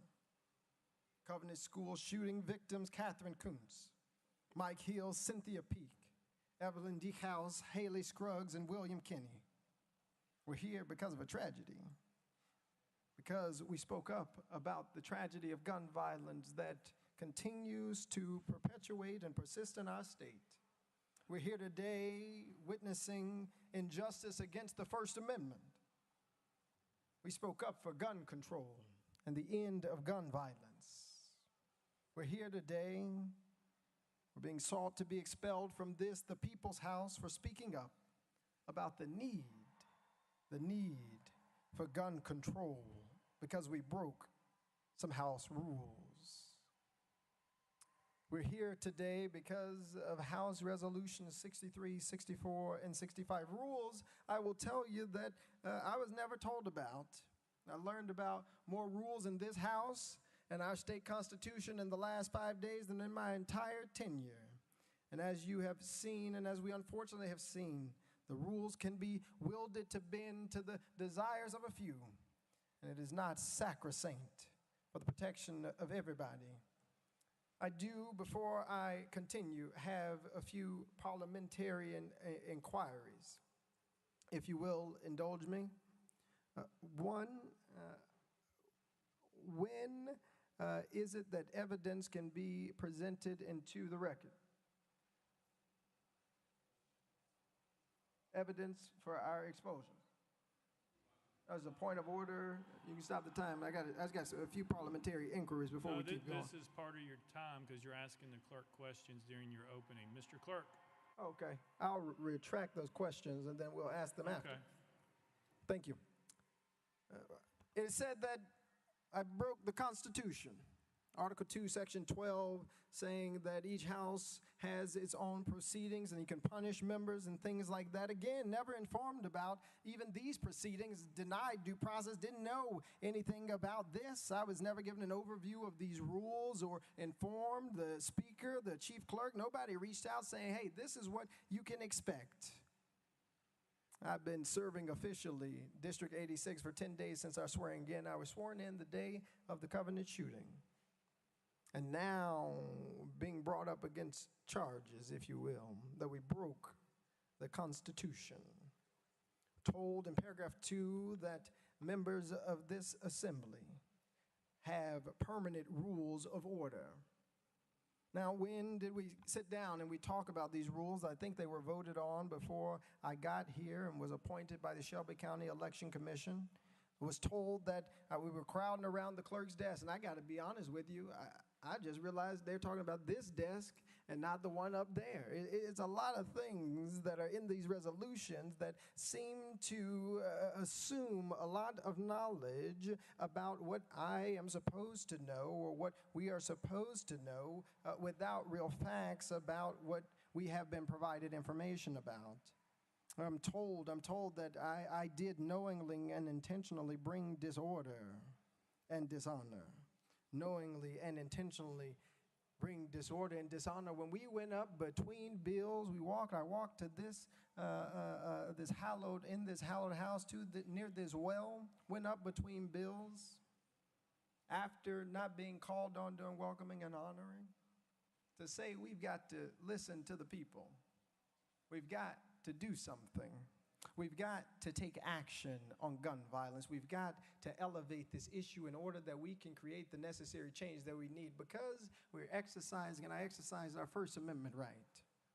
We're being told that that deserves an expulsion from the House because it broke a permanent House rule.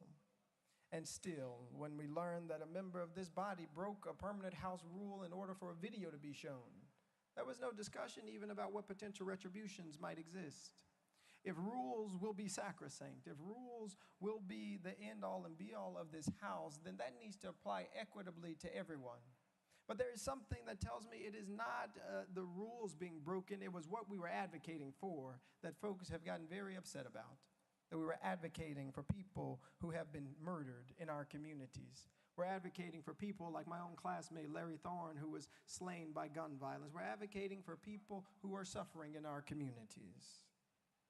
We're told in this resolution that I proceeded to disrupt the proceedings of the House of Representatives from approximately 10:50 until approximately 11:42. And my fiance, she's a lawyer to be, and I have to tell you, if you go back, and this is one of the questions that I have, and we can start working on pulling up. If you look at the video, at 10:50 a.m., this House is in recess.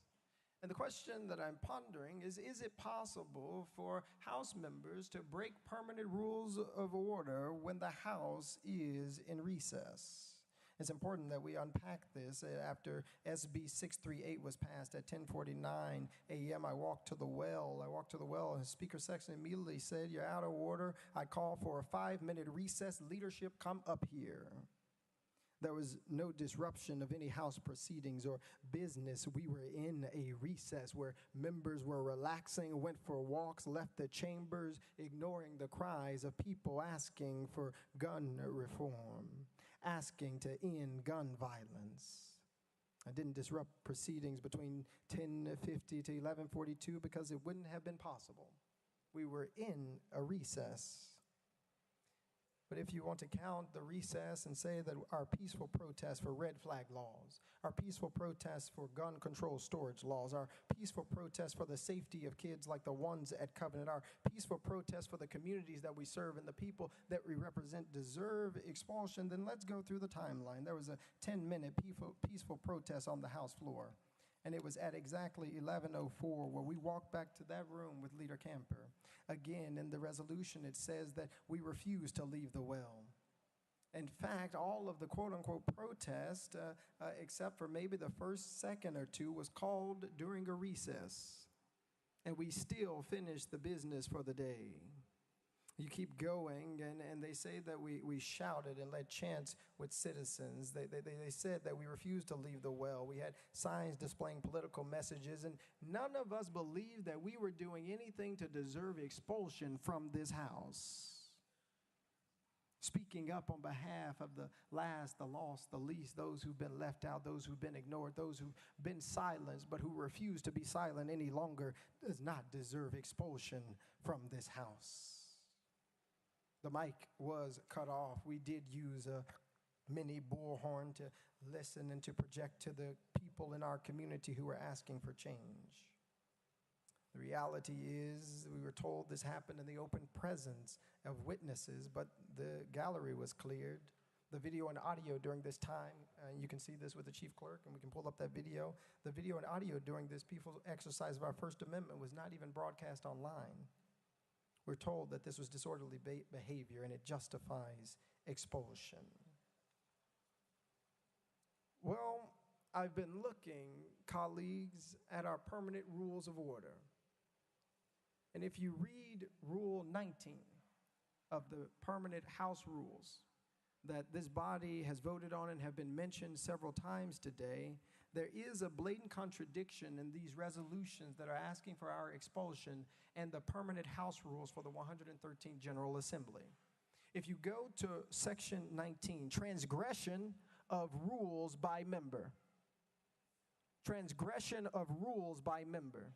And it reads this, and I'll read it into the record. Any member who, in speaking or otherwise, transgresses the rules of the House, the Speaker shall, or any other member may, call such transgressing member to order, in which case the member so called to order shall immediately sit down, unless permitted to explain. And the House shall, if appealed to, decide the case without debate. If there be no appeal, the decision of the chair shall prevail.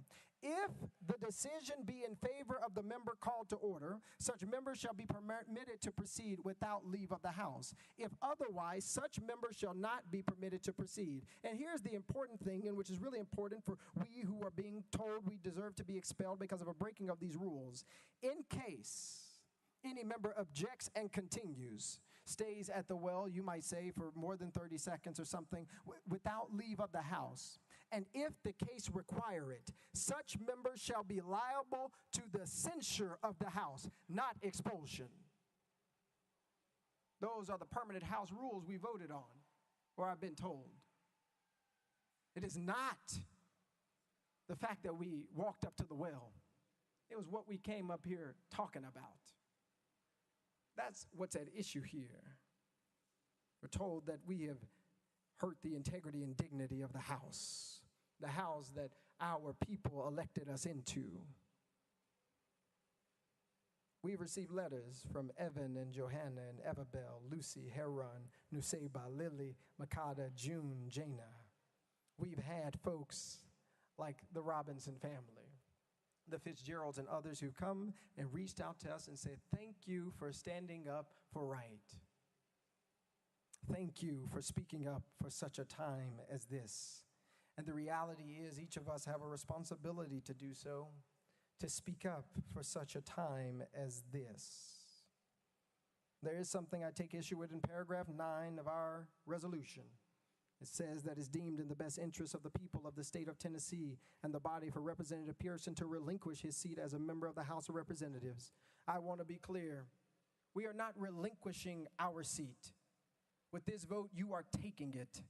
You are disenfranchising the people of District 86. You are disenfranchising tens of thousands of people in our state. We are not giving anything away. A few of my colleagues have talked about the Tennessee State Constitution in Article 2. But I invite each of you to go to Article 1, Section 2 of the Tennessee State Constitution. And it reads this way, that government being instituted for the common benefit, the doctrine of non-resistance against arbitrary power and oppression is absurd, slavish, and destructive of the good and happiness of mankind. That's what the forebearers of the state of Tennessee wrote. That's the Constitution you're talking about, where they said that to have non-resistance against arbitrary power, against house rules, not criminal acts, is oppression, is absurd, leads to the destruction of the good and happiness of mankind. We've heard from thousands of people asking that we do something about gun violence. We must answer them. Whether it be in Memphis or Millington, whether it's conversations with folks like Mama Easter Knox or Sarah Gladney, or thousands of people in this chamber, outside this chamber, and up top, who are saying, we've got to do something. We've got to do something. It is those who are demanding and should be telling us what's in the best interest of our people. And what is in the best interest of our people, from what we have heard, is the end of gun violence. What's in the best interest of our communities and of our people are folks who are willing to pass just legislation. It's folks like those grandmothers who couldn't make it today but are watching today, who want to be ensured that they will be safe and our communities will be safe. It's Jermaine, my intern who shadowed here at this Capitol, who said, I want to make sure that going to school isn't going to lead to my death. Our silence about gun violence is the antithesis of what is in the best interest of the people of the state of Tennessee. This week especially, Holy Week, we remember also Dr. King and the forebearers of the civil rights movement who taught us about civil disobedience as a way to get action. Dr. King taught us that sometimes there's a consciousness above rule, above what you might say is law, and that the true forms of protest is nonviolent disobedience. For less than a few minutes, we and you are seeking to expel District 86's representation from this House in a country that was built on a protest. In a country that was built on a protest. You who celebrate July 4th, 1776, pop fireworks and eat hot dogs. You say to protest is wrong because you spoke out of turn, because you spoke up for people who are marginalized. You spoke up for children who won't ever be able to speak again. You spoke up for parents who don't want to live in fear. You spoke up for Larry Thorne, who was murdered by gun violence. You spoke up for people that we don't want to care about. in a country built on people who speak out of turn, who spoke out of turn, who fought out of turn to build a nation. I come from a long line of people who have resisted. I come from a long line of people who have fought injustice. I come from a long line of people who know what it means to face adversity in difficult days, who knows what it means to have words that mean something, that doesn't call peaceful protesters insurrectionists, doesn't call people who advocate for the end of gun violence the folks who would actually kill law enforcement officers, talking about children and teens who are being persecuted by the words that we speak. And I must say to you, as I wrap up this portion, that we all have a responsibility. We all have an obligation to do what is just, to do what is right, and to do what is fair. And what I can promise to those of you who have cried today, those of you who mourn the seeming end and assault on our democracy, what I can say to folks who are worried about whether or not, as one sign said, am I next? What I can say to you is that the movement for justice can never die, because the heart for justice can never be killed, because it lives and it beats in each and every one of us. It cannot die because we will not let it die. I'll tell you that folks have tried to kill it. They tried to put it on a tree called Calvary. They tried to kill hope and love, but resurrection is always guaranteed after persecution.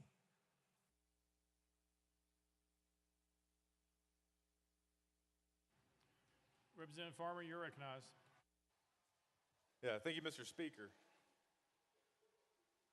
Representative Pearson? Representative Pearson? Right here. Do you know why you're standing in the well today? Representative Pearson. Yes, hold on one second.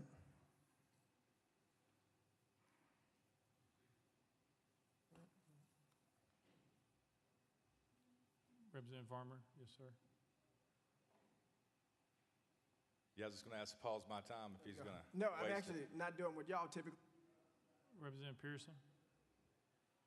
Yeah, I'm actually not trying to run out of your time like y'all do to us, or to me. I was actually just looking for a piece of paper. I'm here in the well right now because I came to this well using our First Amendment rights to speak up after the violent killing with assault rifles of beautiful human being Catherine Coons, Mike Hill, Cynthia Peake, Evelyn Decows, Haley Scruggs, and William Kinney. Representative Farmer. Thank you, Mr. Speaker. No, you're wrong. You're in the well today because you broke rules of decorum. Wouldn't you agree? Representative Pearson.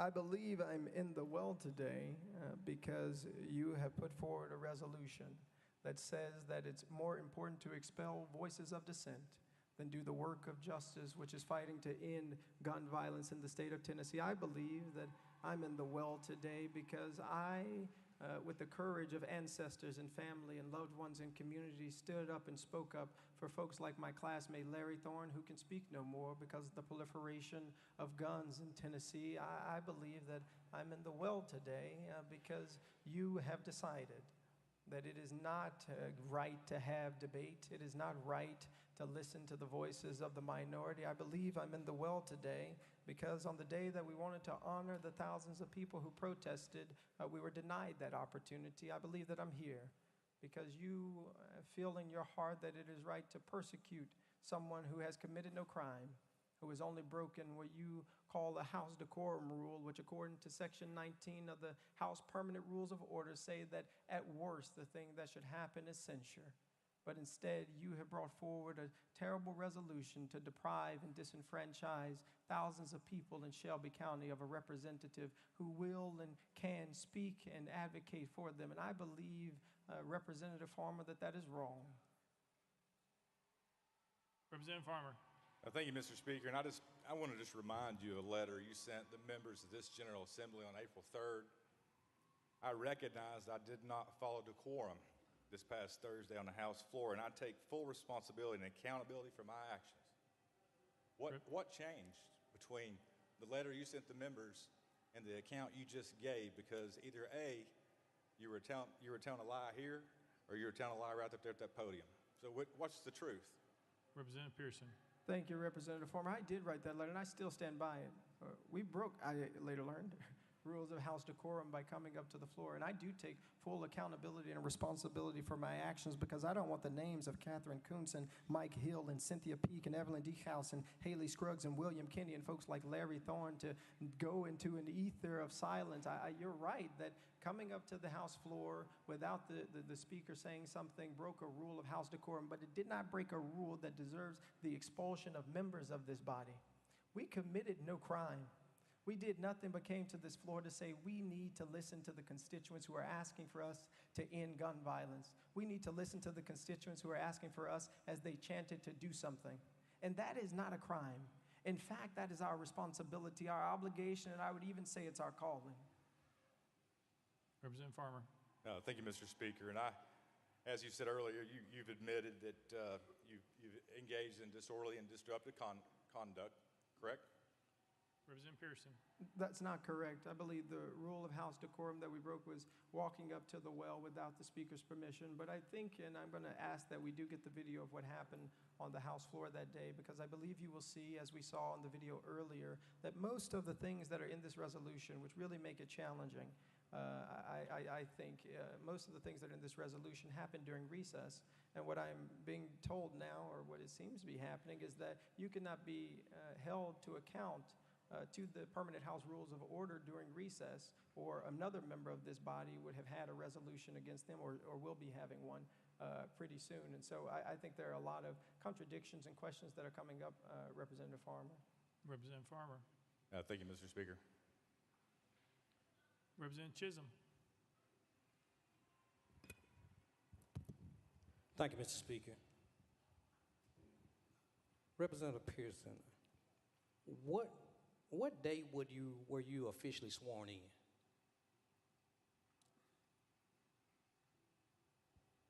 Oh, sorry, Representative Pearson. I was sworn in on the 27th, so Monday last. Representative Chisholm. The 27th of March. So I bet you've learned a lot about the House rules over the last few weeks, huh?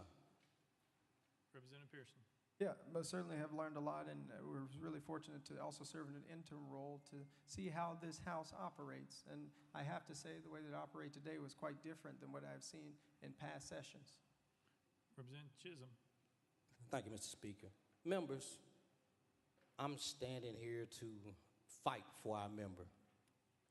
I'm standing here to fight for all of our members.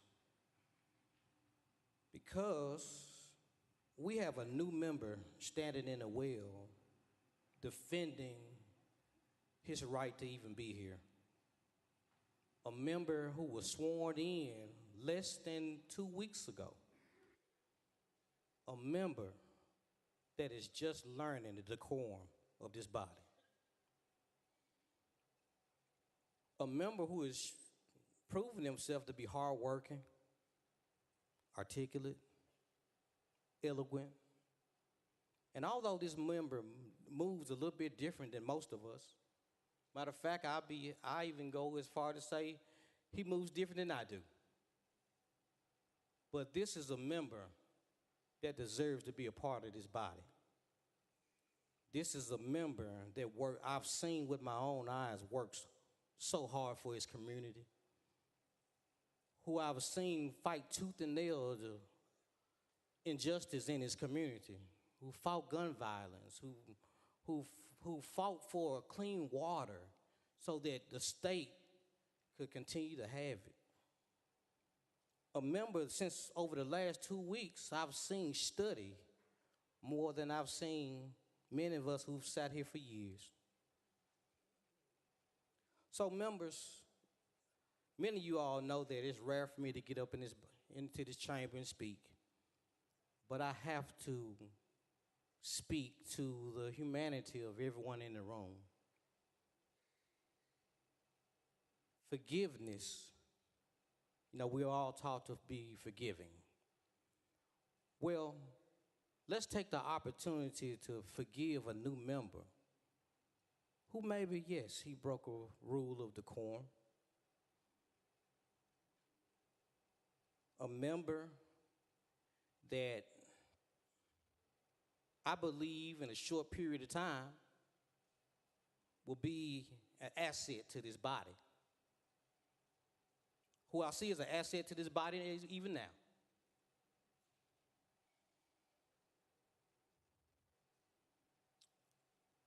Members, we've seen, it's been said many times that we've seen many members of this body violate rules, and are still here, who violated decorum in a much severe manner than a member that's standing in the podium, who are still here.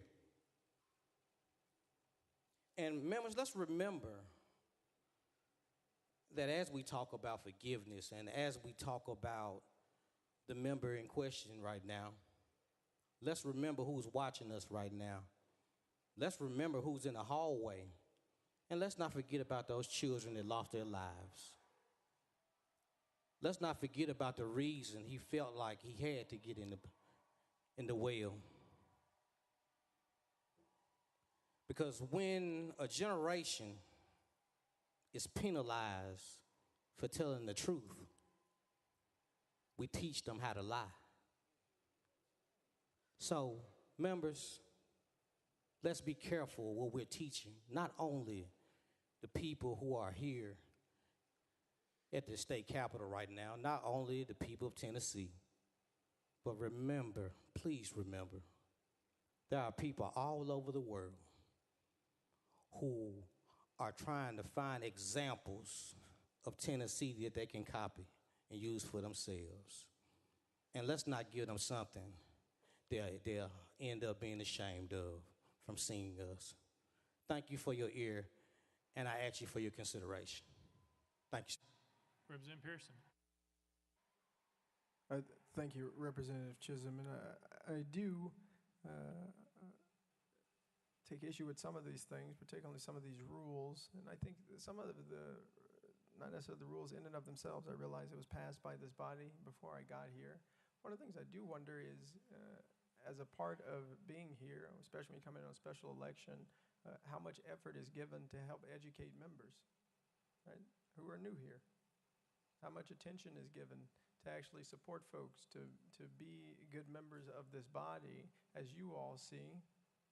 But there's also a need when you get new folk, when you get people who are different than the status quo, when you get people who don't particularly think or see or speak the same ways that you do, how might you change too? Because this is not just about a young generation needing to conform to this body's principalities and the ways that it operates. It's about how this body has to change and transform to meet the needs of this society, how it needs to change and transform to meet the needs of this generation, how it needs to change and transform to meet the needs of people who deserve health care, who deserve adequate educational opportunities, who deserve safety. It's how this body has to transform. It is not just about how we need to think differently or operate differently. It's about how this body can operate differently. And I'll tell you what, today was the first day in about 2 months that I've been here that there has been actual debate on the House floor. This is the first day where the Speaker hasn't ignored hands of Democratic members. This is the first day where everyone who wanted to say something doing welcoming and honoring, as we wanted to do on that Thursday, where I walked to this well, had an opportunity to do so. This is the first time where the question wasn't called by my colleagues in the Republican Party almost immediately after something was brought up. This was the first day that I've seen something that was a semblance of democracy, even on a day that seems to be so filled with anti-democratic operations. And that didn't happen by chance. That happened because a few folk had some courage to stand up and say the way we're doing things is wrong. That's people power.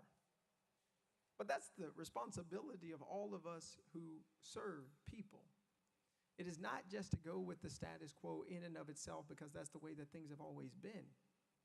It's actually to push for things to be better, to push for the voice of the minority. And I mean that in a couple of ways, not only politically, but today, 2 African American members, 1 woman, 1 of 2 Democratic members had resolutions for expulsion. It's an opportunity and a necessity that this body become more democratic in order that all voices all the time are heard. So that folks don't have to stand up person after person after person saying, the way we're treating this person's bill is different than this person's. And the only difference that's obvious is the fact that one is black and one is white. One is a Democrat and one is a Republican. Those ways of operating that entrench the status quo only lead to further division and to persecute people who are advocating to stop the proliferation of gun violence in our communities. That's wrong. That's wrong. And so while I know I do take responsibility for coming to the well while the speaker said out of order, I also take responsibility for the people in our district and in our communities who are asking for us to do something, who are tired of going to funerals of their brothers and their sisters and their grandmothers and their cousins. Are we not responsible to them too?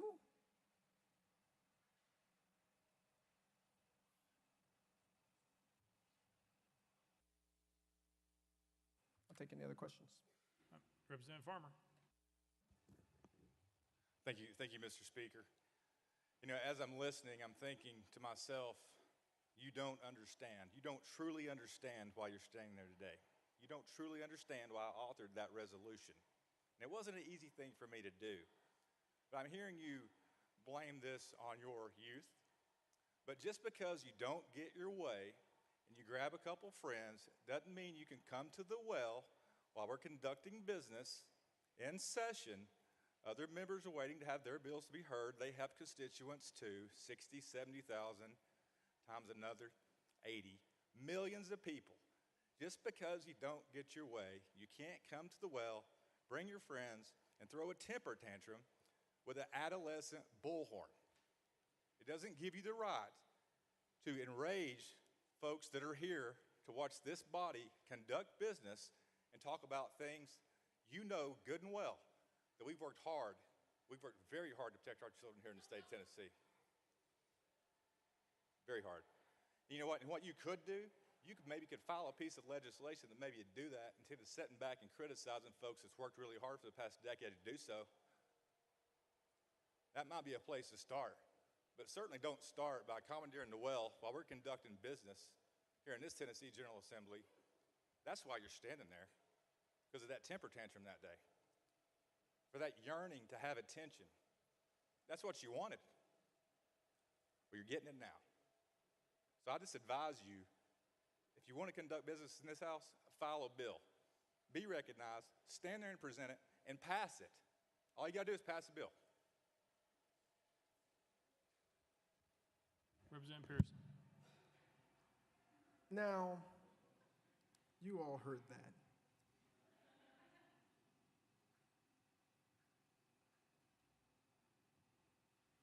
How many of you would want to be spoken to that way?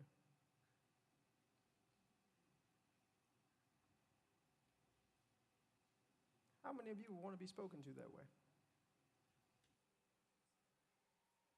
We're not talking about politics. We're not talking about even gun violence. How many of you would want to be spoken to that way?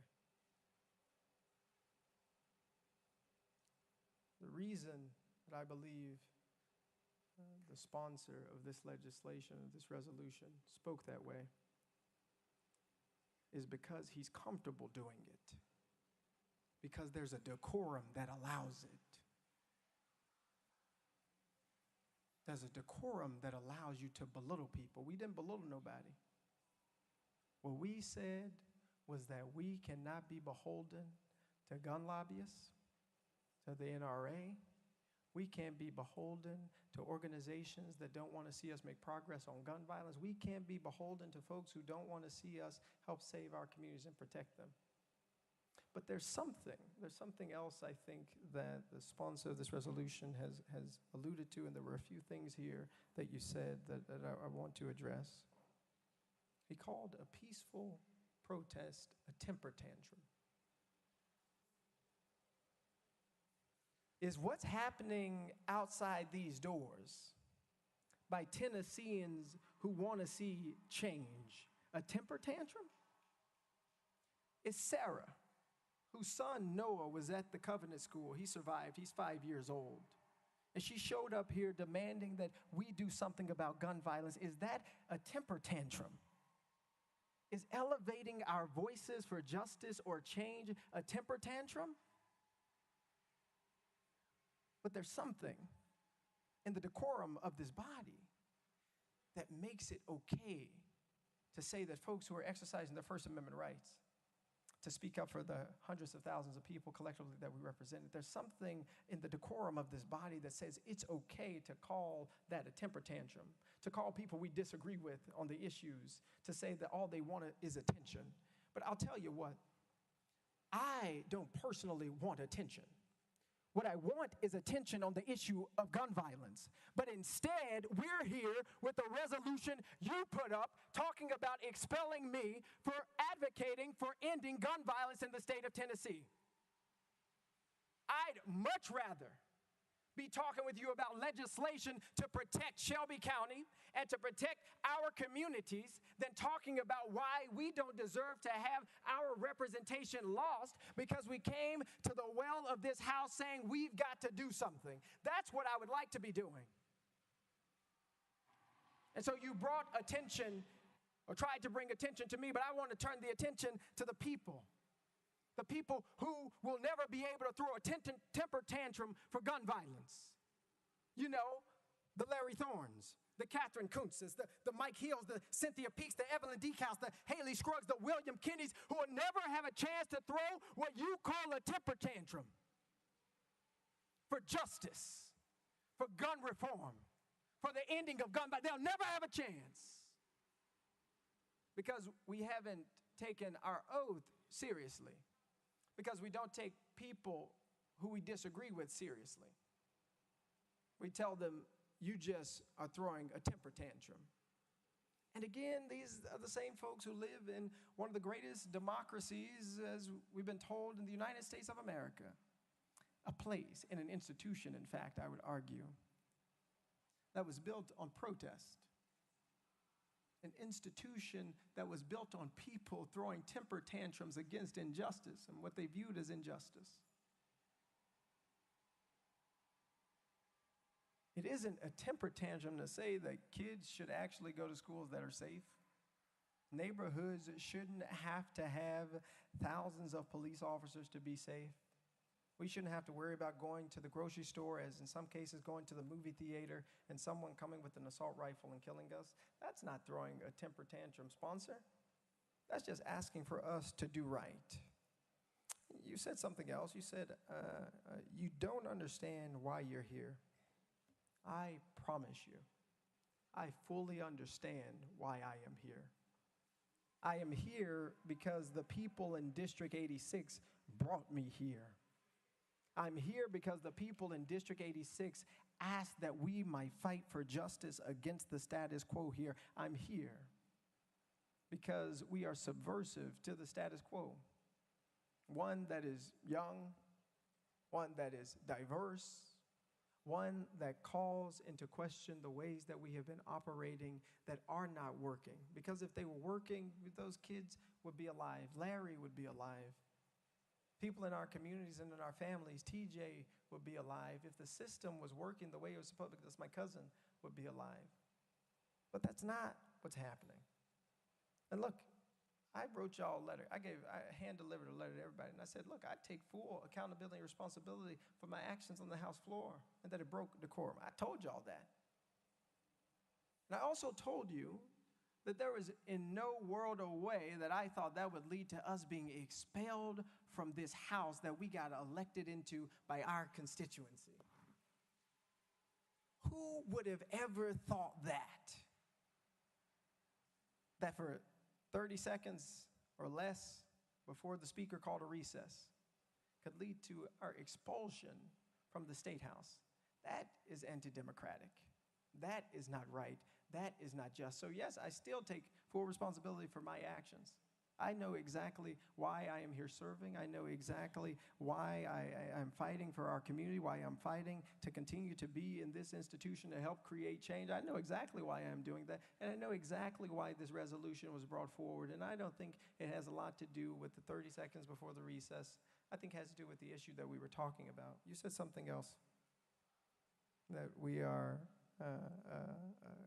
just criticizing folks and setting, instead of just setting back and criticizing folks, put forward some legislation. Well, some good legislation has been put forward, y'all. I hear representatives on our side have legislation that can lead to protecting our communities, including red flag laws and gun storage as well. And I ask that you might work to actually pass that legislation, because we are going to continue to fight for just legislation. We're going to continue to fight to ensure that more lives are not lost to the epidemic of gun violence in our communities. And so, yes, if I'm expelled from this house, I will not have the opportunity to fight for that legislation as a member, but you can believe that I will continue to fight for our communities and to fight for just legislation in the state of Tennessee. With that, if anyone has any more questions or comments. Representative Beck.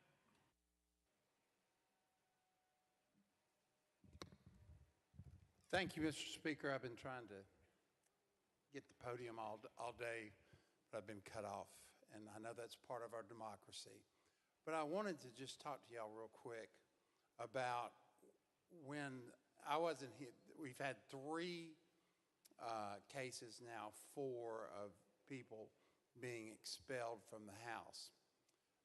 The only one that I've been at was Jeremy Durham up until Representative Jones earlier. But Jeremy Durham, about half of y'all were here then. I kept hearing that Jeremy Durham did not have his due process. Do you remember that, the ones who were here? Due process, due process. So let's talk about due process just a minute. Due process is under the Constitution, where if we take your life, liberty, or property, there's a process that the government has to go through. And obviously, we're not sentencing him to death. Obviously, we're not taking his liberty by sending him to jail. But we are taking his property. His job is his property. His elected position in this House is his property. And because of that, and we are a government entity, he deserves, Representative Pearson deserves, and all 3 of them deserve due process under the Constitution. We've heard a lot about the Constitution today, but this is rock solid due process. And under the due process, you've got to have inquiries. You've got to, we heard about under Jeremy Durham, had a ad hoc committee to investigate it. The Attorney General appointed a committee to investigate it. And yet we still get to, months later, not a week later, months later, we get to a position where we are in a special session to expel Jeremy Durham. That was months, years maybe, after the first accusations of the sexual harassment came out, and other accusations. But where I'm going with this, ladies and gentlemen, is that none of these 3 were given their due process. There was no investigation. If there was an investigation, if there was a time, then maybe these articles of expulsion would have been correct, would have been accurate. We keep hearing different things that different accused that are said that they have been done. Well, if we would have slowed this down, given them due process, like anyone that we're taking their property from, then yes, we would be in a lot better position to make a decision on young Representative Pearson. And a point of order, I've got a question for the clerk. Mr. Clerk. Mr. Clerk, is it against the House rules to approach the well without the Speaker's permission? Mr. Clerk. Mr. Speaker, that is not contained in the House rules. Representative Beck. So when young Representative Pearson admitted to breaking decorum because he went to the well without the permission of the Speaker, in fact, he was not breaking House rules or House decorum. He didn't know that he wasn't breaking House rules or House decorum. So when he says that he did, he was actually in error. Mr. Clerk. Mr. Speaker, I believe part of the issue was that the members weren't recognized, which is part of the rules. Representative Beck. But the representative said earlier he thought he broke the rules because he came to the well without permission, which that was not a violation of our House rules. And with proper due process, all this could have been vetted, and we would have been in a process where we would have seen the video that was spliced from 4 different angles, 4 different people who took it, and been able to authenticate it and given you true due process. Representative Pearson. Yeah, Bill, I appreciate that, and I'm still learning a lot about these rules as you see, and appreciate you sharing that. And what I agree with is that this has not been a very fair process. We were told Monday that we'd be expelled Thursday. We're never given any idea of how this process would work, whether or not we would even have, how much time we would have to be here before you, to talk to you all about the reason that we needed to remain here. We weren't given due process, but this wasn't and isn't fair. And I think what ultimately has happened, and this is the tragedy of this moment, is this very undemocratic process has already led to the expulsion of one member from the State House General Assembly, Representative Justin Jones. And operating in this way means that it doesn't have anything to do with the rules.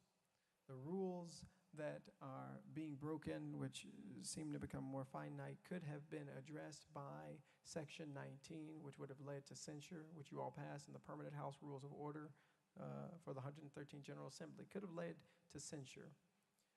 But to expel members from this body that we were duly elected into doesn't have to do with a breaking of a rule or something like that even. I think it has to do with working to silence the voices of people calling for action and change, particularly as it relates to gun violence. I think I don't want us to forget that.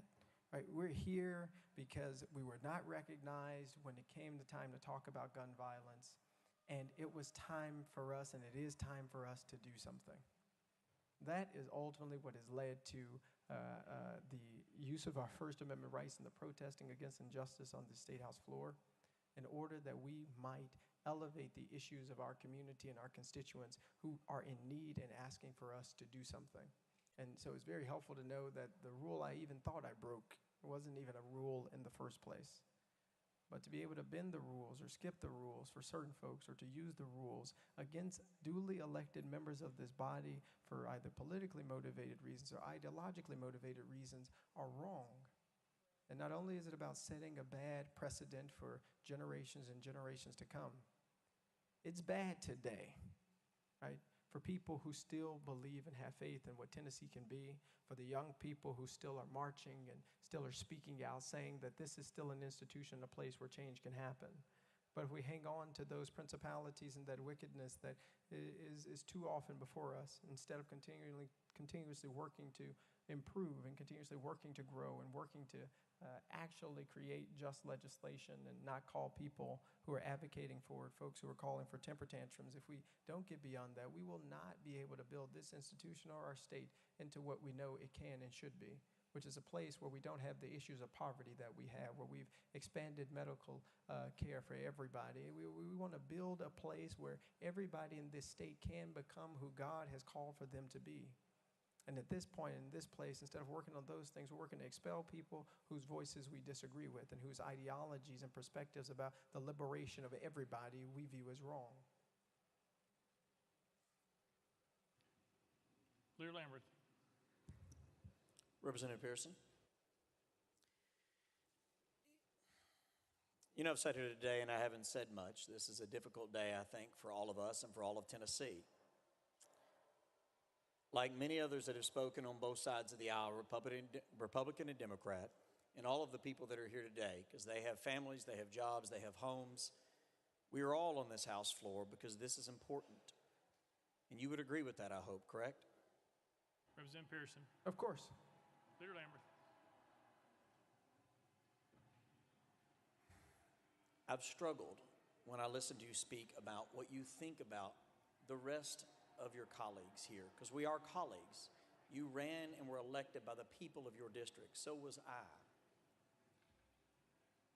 Why do you feel like when there are hundreds of bills that are being filed, there are hundreds of hours of work being put in by all of these people who have children and grandchildren and constituents who have been killed by violence, and yes, gun violence and others, and yet you stand here and you came to the well of this chamber and silenced 96 other voices. And the stuff you have said, because I respect you, I actually literally respect you. You're a very intelligent individual. You're very zealous. You're very passionate about what you believe in. I am passionate about my constituents as well.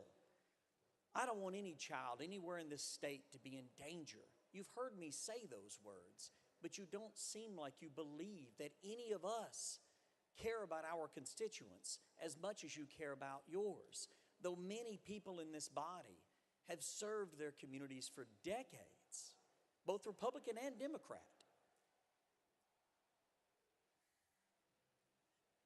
When you step into the well with a bullhorn and are yelling and screaming and are sharing with the people of this state that you believe that none of us care, and you shut down the ability of even a response, surely you can at least admit that that is an egregious thing to shut out other voices, because only together with everybody's thoughts at the table, everybody's voice at the table, can we possibly solve the problems that plague our day. Every single voice is important. Yours, mine, everyone's.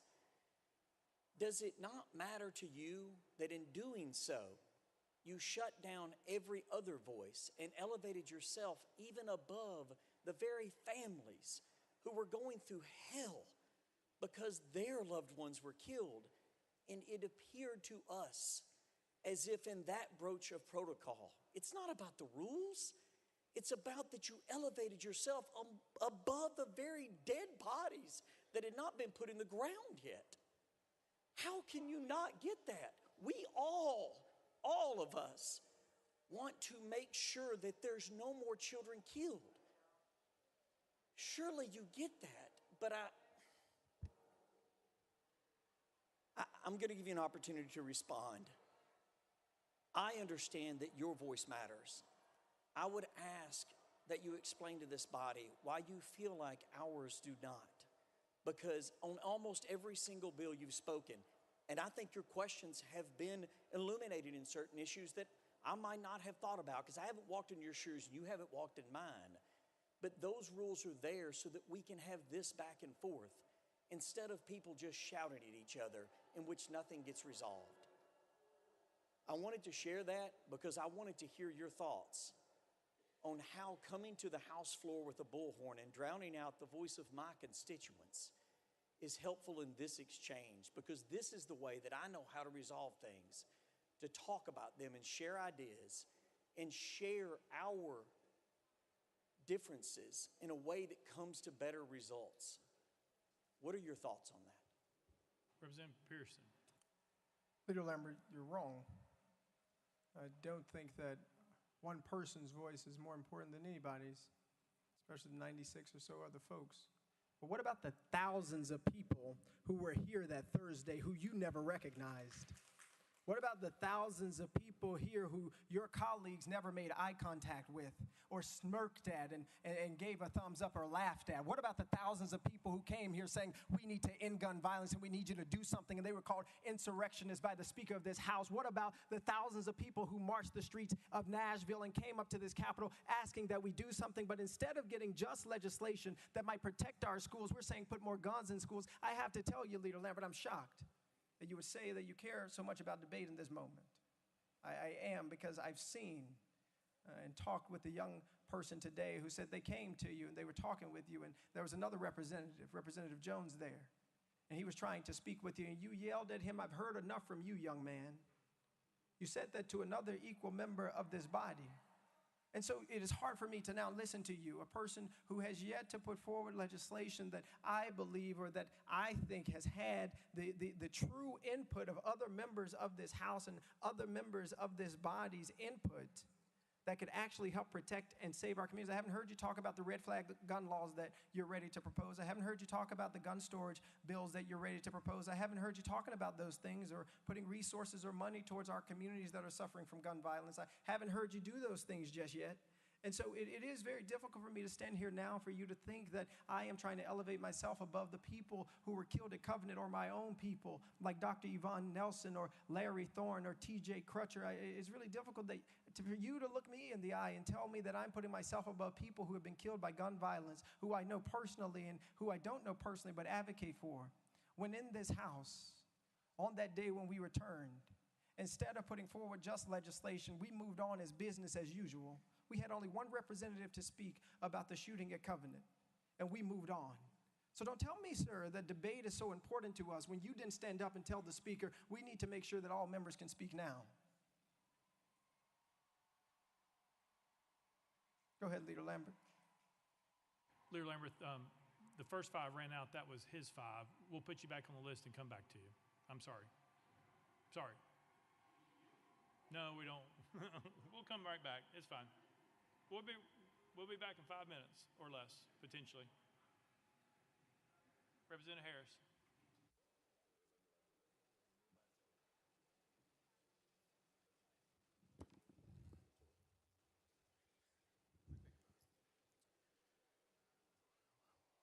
When I look at you, I see myself. If I'm unable to see you as my brother, then it is my vision that is blurred. I don't want to talk to the members about this. I just want to talk to you directly as another young brother in this legislature. I remember when I first got here, I think that I would walk by people, even now I still do, and one thing every member is going to be able to say is that I speak to every single person. I'm going to say, hey, how are you? How's it going? I'm going to speak to every single person. Everybody doesn't speak back. So we're going to talk about silence. On these committees that we serve on, I understand where you're coming from on this, because a lot of times there is a lot of silence. You can ask to speak on something and it's going to be silenced. I served on a committee last year that the speaker can actually attest to. I asked the speaker to be removed from the committee because a rule was put in place that we had to provide the questions ahead of time, because we were being silenced. I look back at a few weeks ago, I was in a committee, and the chairman, who I have the utmost respect for, heard me ask for a question and ignored me, silenced. It happens so often here. We have to find our place. So whereas you decided to go to the well to speak on behalf of people, thousands of people, because we had been silenced for so long, that buildup happens. I was talking to a member on yesterday about today's proceedings, and they said, well, I respect you. I respect you highly. I think of you greatly now. When I first got here, people had an opinion of who I was before they had even gotten to know who I was. You got here a week and a half ago. They haven't had an opportunity to get to know who you are. They've already made their decision. And that's okay. We'll see you back. What I want you to know, though, is that as you do it, do everything in love. When I leave out of this place, I'll be here for some time. I mean, if you look around this room, a lot of these members may retire, be dead and gone, but rules and stuff will still change, and you'll be here. We have an obligation to serve and represent people, every single one of us. And while things may not pan out the way you want it to right now, just know it really did work out. And I say that because if you watched an hour or so ago, it didn't really work out. And so we're here now. People are looking, paying attention to every single thing we do, respectfully.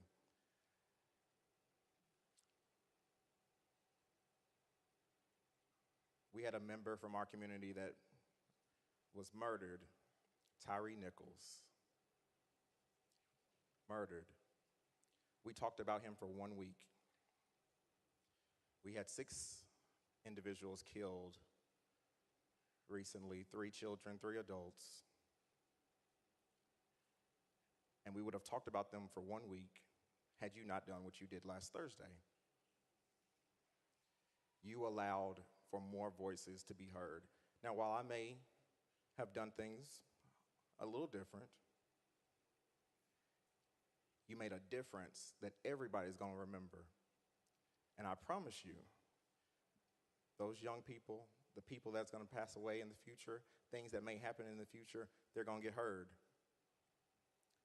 And when you go back home, just know you did a great job. Matthew 25:21 says, "Well done, my good and faithful servant." It has been a joy to work with you, no matter what happens here today. Representative Pearson.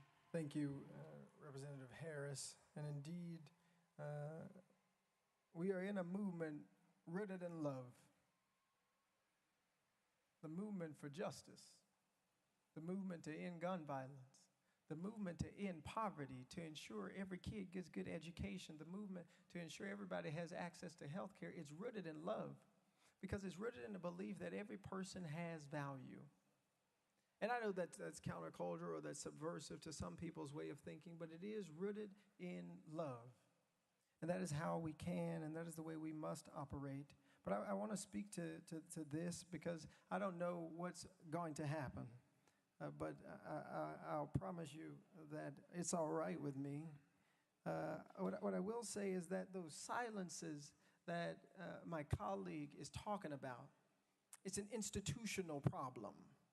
And I see a lot of chairmen here talking and a lot of other leaders here of the party that's in positions of power right now. And I'm really speaking to the chair folk. Y'all have a responsibility to make sure your committees still are democratic. I've watched the committee hearings, and oftentimes, you get folks calling the question before any other colleague gets to ask any question, even when they have valid points. You get folks, I came up here last year fighting for this environmental justice legislation. We had 6 people who were supposed to speak on the committee, and it turned into miraculously just 2. upholding the ideal that all of us want for democracy, the idea that folks died for and that they fought for and that they cried for and that they gave their lives for. Folk like my granddaddy who fought in World War II in Vietnam, folk who have given and sacrificed for this country. The responsibility to hold together this democracy does not just fall on the hands of the people who are being persecuted. It's actually the people who are in positions of power. Because when you don't, you abuse the power. And this resolution sponsored, this is, in my eyes and many folks' eyes, an abuse of power. But I would say to you, no matter what happens, I'm all right. But I want y'all to know who remain, that each of you have an obligation to stop turning the people's house into your own club. That the folks who sit in committees with you, who got elected just like you, who swore the same oath that you swore, they deserve a voice in these committee rooms, and we deserve a voice on this House floor. The erosion of democracy in the state legislature is what got us here. It wasn't walking up to the well. It was being disruptive to a status quo that silences the minority. And it is wrong. And the people in this state and the people across the country and the world, whoever's watching, are wanting to see a change. Just because you have power doesn't give you the right to abuse it. Because even if I disagree with your constituents on political issues, I do agree on the principle for which my ancestors fought and died, which is that they would have a democracy. A democracy, as one said, that is governed by the people and for the people, not one that's governed by ideas and principalities and beliefs and ideological divides that try and silence folk. It's horrible that someone who got elected just like you can't even get a good morning from you. Somebody who got elected just like you can't speak in committee sitting next to you. But then you come here to persecute me and tell me you just don't understand the rules of debate. When I know for a fact this House has not been a place of debate for Democrats. This House has not been a place of debate for people who are transgender.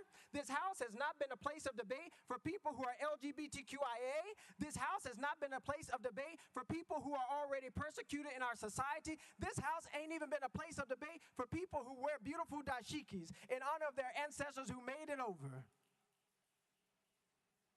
And so it's one thing to hold the ideals up in this moment, to talk about today, to talk about how good democracy is working in Tennessee in this moment as you prepare to persecute individuals for expulsion. It's one thing to talk about those ideals, but it's another thing to actually be in this House, to see members being misnamed. Folks won't even say. That was your 5.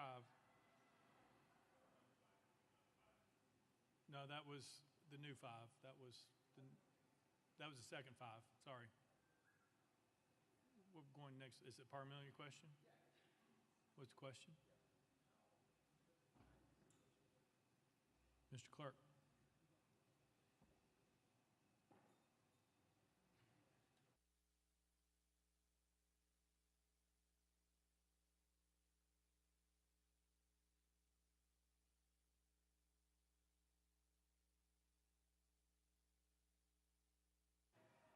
Got it. All right. Representative Hawk.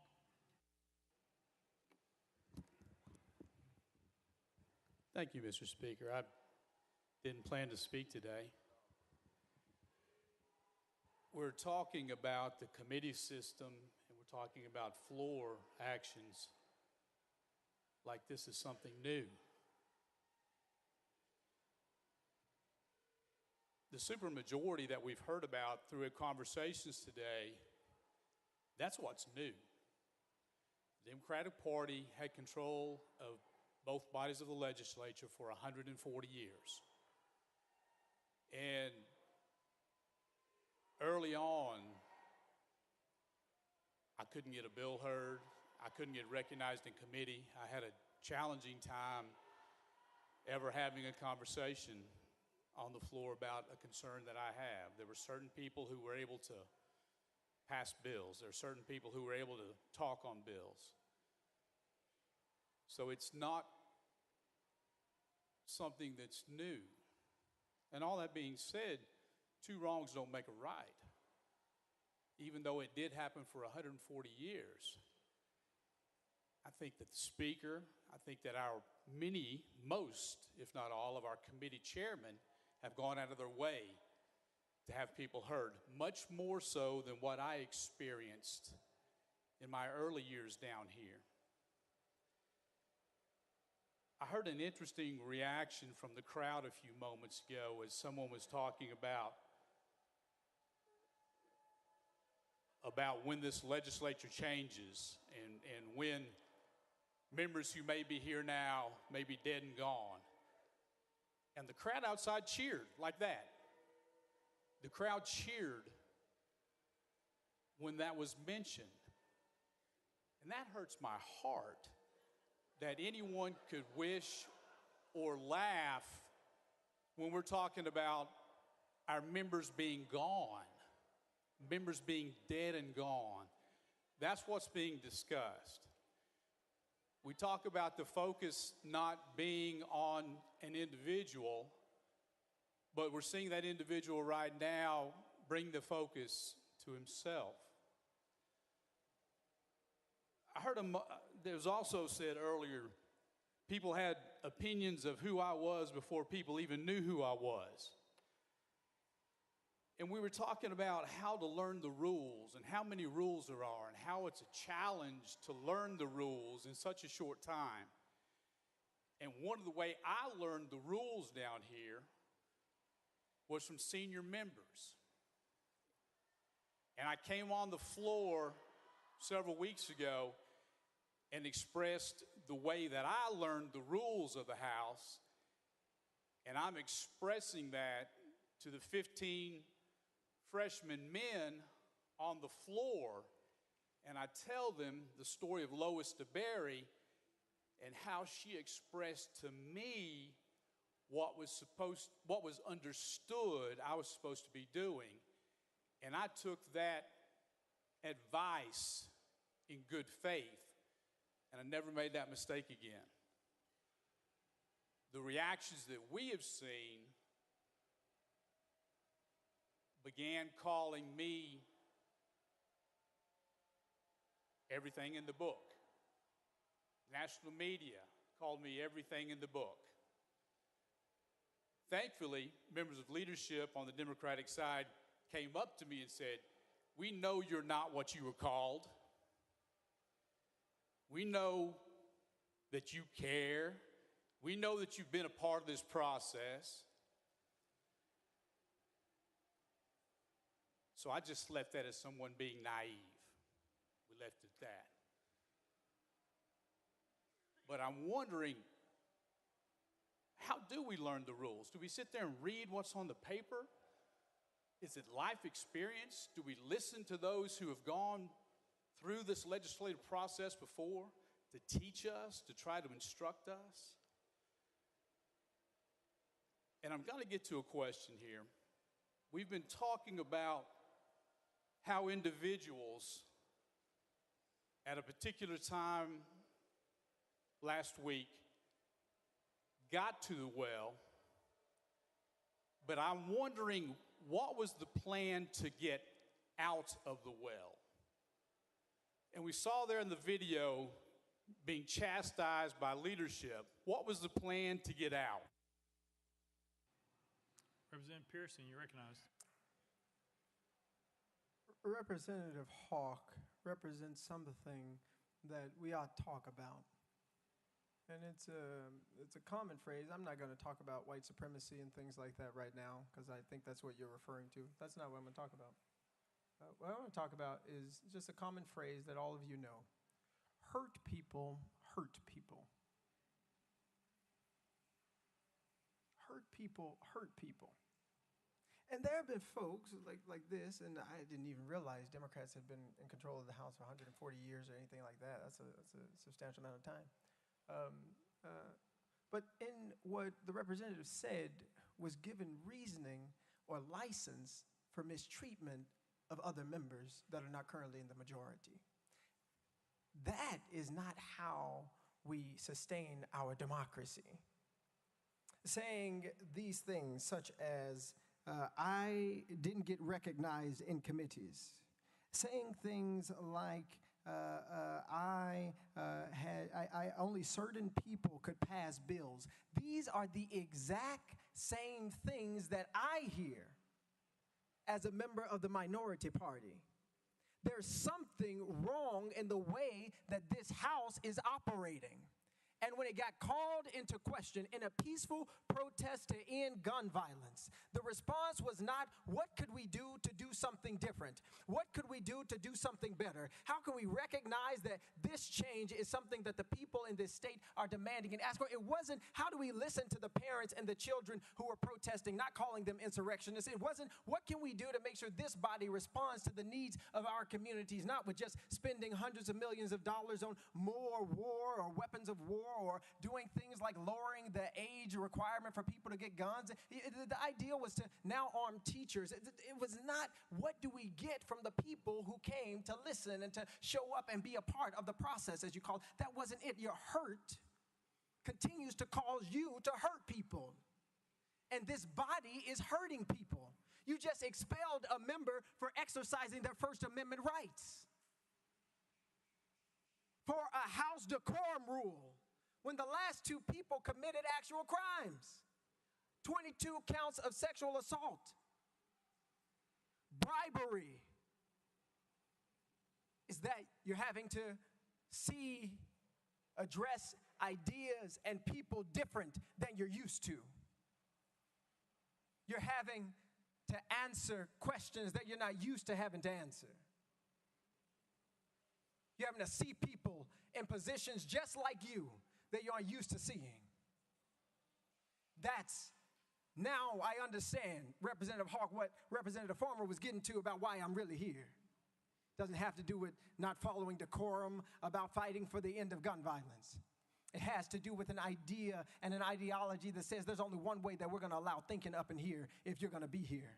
It's only one way that you're going to be if you're going to be in this house.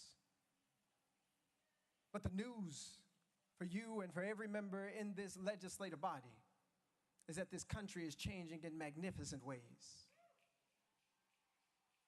That the diversity of the state of Tennessee is changing in magnificent ways.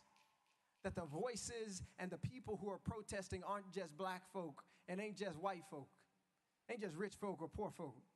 It is a multiracial coalition built on a solidarity dividend that can break any institution that refuses to change.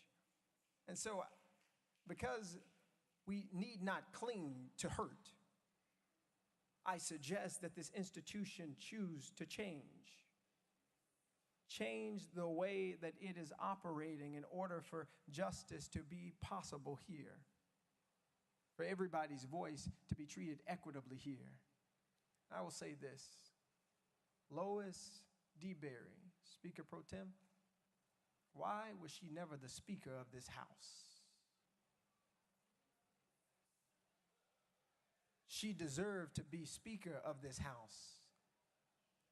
And the reality is, the reason that she was saying things about decorum and things like that was because she understood that the institution that she was a part of, the institution as the second black woman, I believe, to ever be elected in the Tennessee State Legislature, the way she had to present herself, the things she had to do and say, and the way she had to look was so important because black folk wouldn't get respected otherwise, because white folks wouldn't respect them.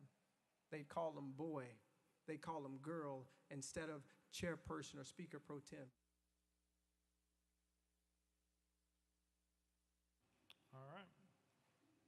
Representative Towns.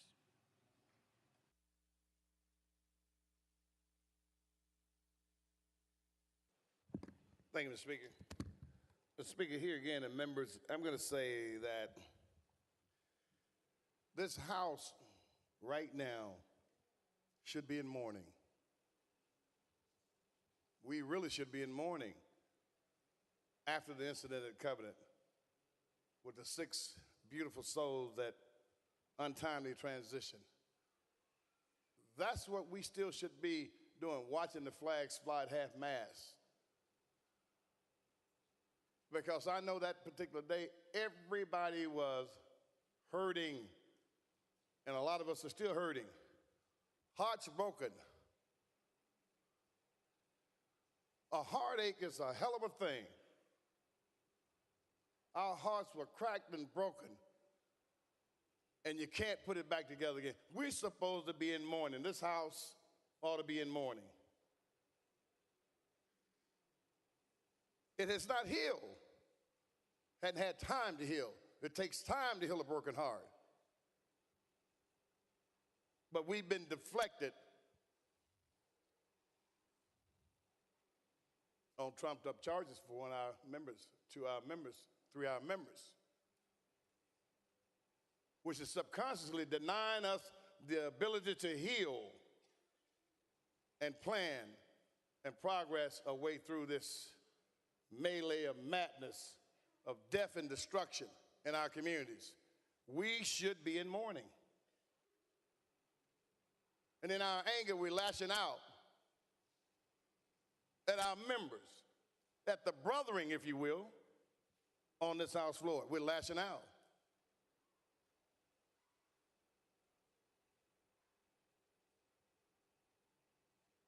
That is not Christian. That is not kindness. That is not brotherly. And that's not something that we should act that way towards our colleagues. As I've shared with you, none of our members should be expelled because there were other measures if there need to be anything done in terms of discipline. We had other measures.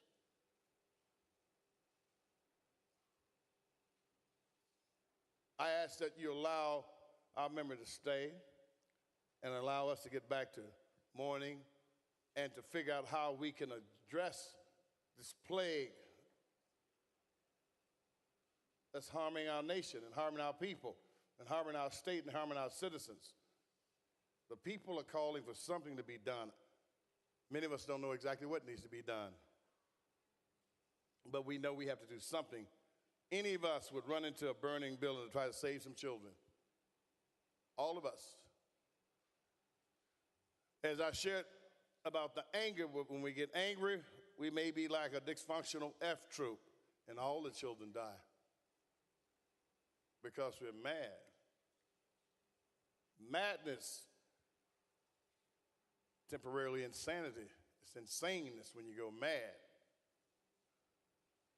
Can't rule and judge over people with madness, sober minds and hearts of flesh, compassion. When you're trying to legislate and have sway over human beings' lives. My grandmother told me something a long time ago. So she said, baby, you never spank your children when you're angry at them. I said, why, my dear? She said, you may hurt them. We're hurting our members because we're mad. The body has gone mad. It's like an autoimmune disease.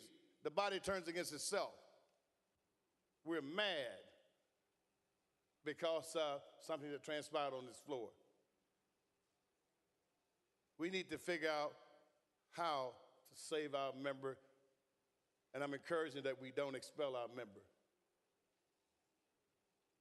I really appreciate your consideration and hope that we act accordingly, come out of this stupid madness, and do what's going to be just. Justice for Justin. Thank you, members. Representative Pearson. Thank you, Representative Towns. And I just want to reiterate why we should be in mourning and why we are here. I don't want to forget Representative Freeman's district, the catalyst for this conversation. And unfortunately, instead of it being a catalyst today for the passing of those laws, it's about expelling myself and 2 other members of the House. We have in this state a proliferation of guns, and we have significant incidences of gun violence. That is the reality of what's happening in the state of Tennessee. That is a real issue that needs to be addressed. And this expulsion and other conversations that take away from the real calls for change that are coming out of the halls and coming out of the homes of people in all of our communities is detracting away from the calls and cries for justice that each of us need to be answering, that each of you need to be answering. And if your mind has not changed about how we get there since last Thursday, if your mind hasn't changed about how we make Tennessee a better, more safe place, if you're offering the same solutions or resolutions or ideas, then you are not listening to the people. You are not listening to the communities like Memphis and Shelby County that are suffering. You're not listening to the folks who are dealing with gun violence on every single day, every news cycle. All of us should be being transformed in the ways that we're thinking about solving this problem.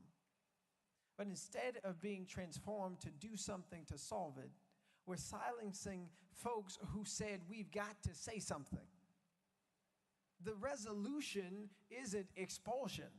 The resolution is doing something to pass meaningful gun violence prevention. That's what we should be doing. That's what you should be doing. Saying, how do we prevent incidences like what's happening to folks like Larry, all the way to folks like at Covenant? How do we actually prevent this from happening by ensuring that this proliferation of gun violence ceases on our watch? That's what folks are calling for, asking for, and demanding. And that's what I will continue to call for and ask for and demand, because we can do it. It is possible for this legislative body to pass more just laws. Now, whether the will is there is up to each and every one of you. It's up to you to decide whether or not we need red flag laws. It's up to you to decide whether or not we're going to pass gun lock storage laws. It's up to you to decide whether or not we're going to stop folks who shouldn't have guns from having AR-15s that can send hundreds of rounds through people's schools and homes and bodies. These are decisions that can be made by we who have been elected, by you who have been elected. You know, I always got pretty frustrated when I saw the whole thoughts and prayers thing. You know, it always bothered me, because I always said, the people in power must do something. The people in power will do something, I thought, I believed, naively. And then I had the opportunity, because some folks at age 93 and 88 and 81 and 70 went to the polls to cast a ballot, not just for Justin, but for justice. I had the opportunity to come to that place, to see the faces of the people who I would always say they have the power to do something. These folks, they're the ones who folks are always mad that they send thoughts and prayers at, because they've got power that they will to actually be able to change the situation. But instead of looking into these faces and seeing a dogged determination to change what is going on, I'm seeing a dogged determination to expel me and expel the voice of District 86 in this State House, because we know we need to have an end to gun violence. Because we're tired of having kids and adults and loved ones being killed by guns. So it's disappointing. But that dogged determination does live in certain people, and that gives me hope.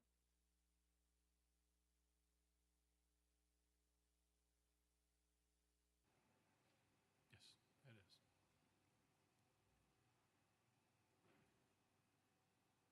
Representative Warner. Thank you, Mr. Speaker. I call for the question.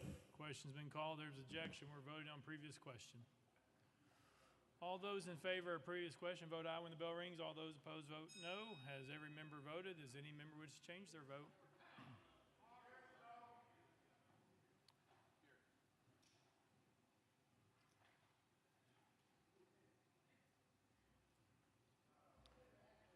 Mr. Clerk, take the vote. Ayes 73, 23 nays. Previous question prevails. Let the journal reflect Representative Terry is excused. Representative Pearson, you have 5 minutes to close. Okay, give me 1 second. Speaker, I just want to ask point of privilege. Speaker, point of personal privilege. Is it possible that Senator Ackberry could join us up here? Former State House Representative. Yeah, she can come. Thank you.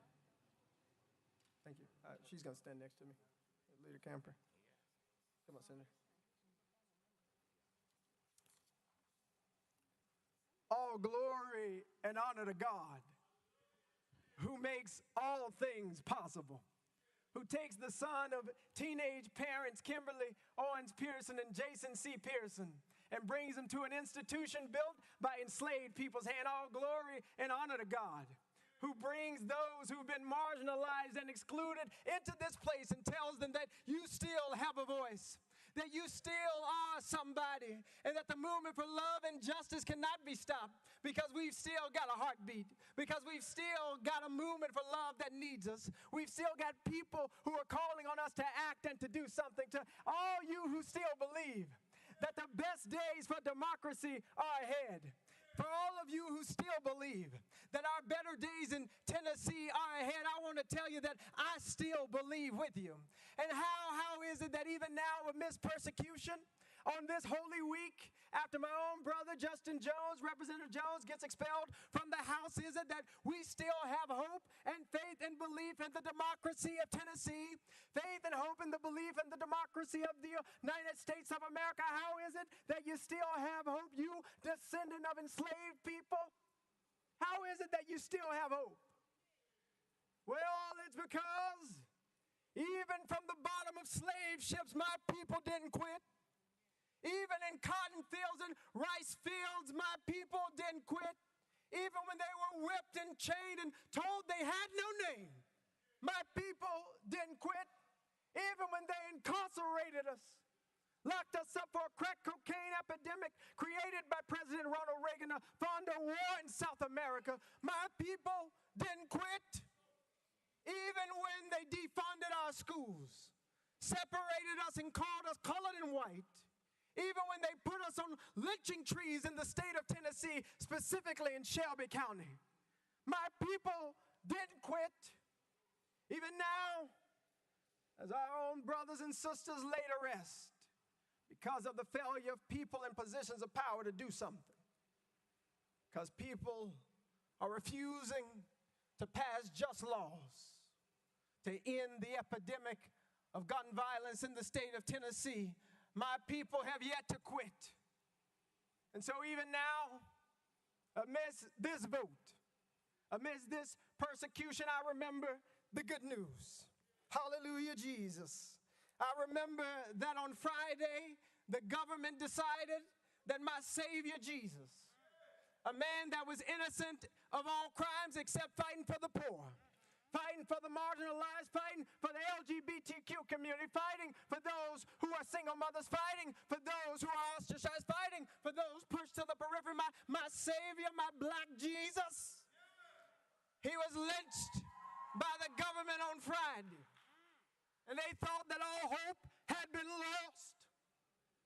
All the outside, it rained and it thundered and everybody said everything was over, and it was some black women who stood at the cross.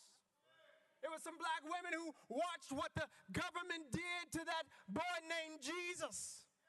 They were witnesses, as you have been witnesses to what is happening in the anti-democratic state of Tennessee. They were witnesses to what was going on, and I got to tell you, it got quiet on Saturday.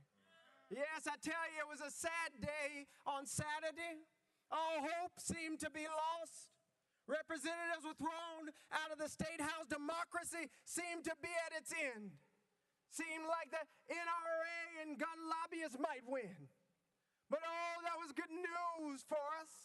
I don't know long this Saturday in the state of Tennessee might last. But oh, we have good news, folks. We've got good news that Sunday always comes. Resurrection is a promise, and it is a prophecy. It's a prophecy that came out of the cotton fields. It's a prophecy that came out of the lynching tree. It's a prophecy that still lives in each and every one of us in order to make the state of Tennessee the place that it ought to be. And so I've still got hope because I know we are still here and we will never quit.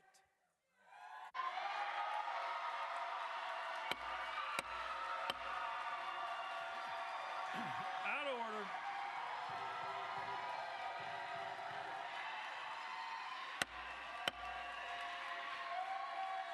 Out of order.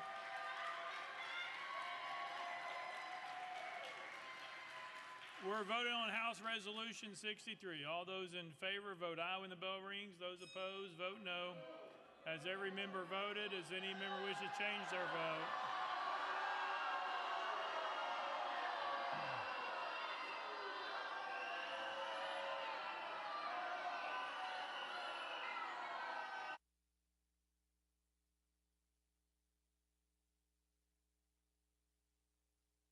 Mr. Clerk, take the vote. Aye, 69, 26 nays. Having received the concurrence of 2/3 of the members to which the House is entitled in the Constitution of the State of Tennessee, House Resolution 63 is hereby adopted. Without objection, the motion reconsider is tabled. Pursuant to Article 2, Section 12 of the Constitution of the State of Tennessee, I hereby declare Representative Justin J.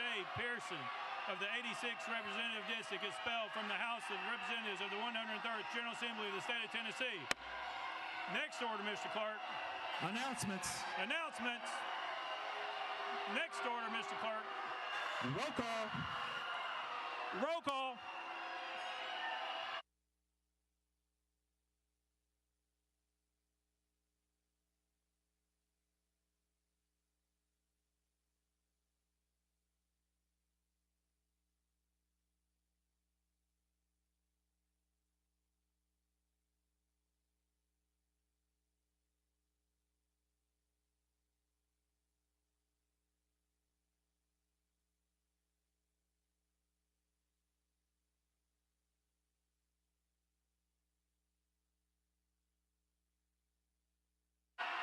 Take the roll, Mr. Clerk.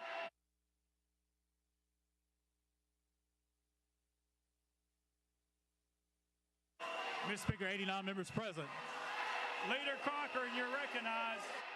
Leader Lambert, you're recognized.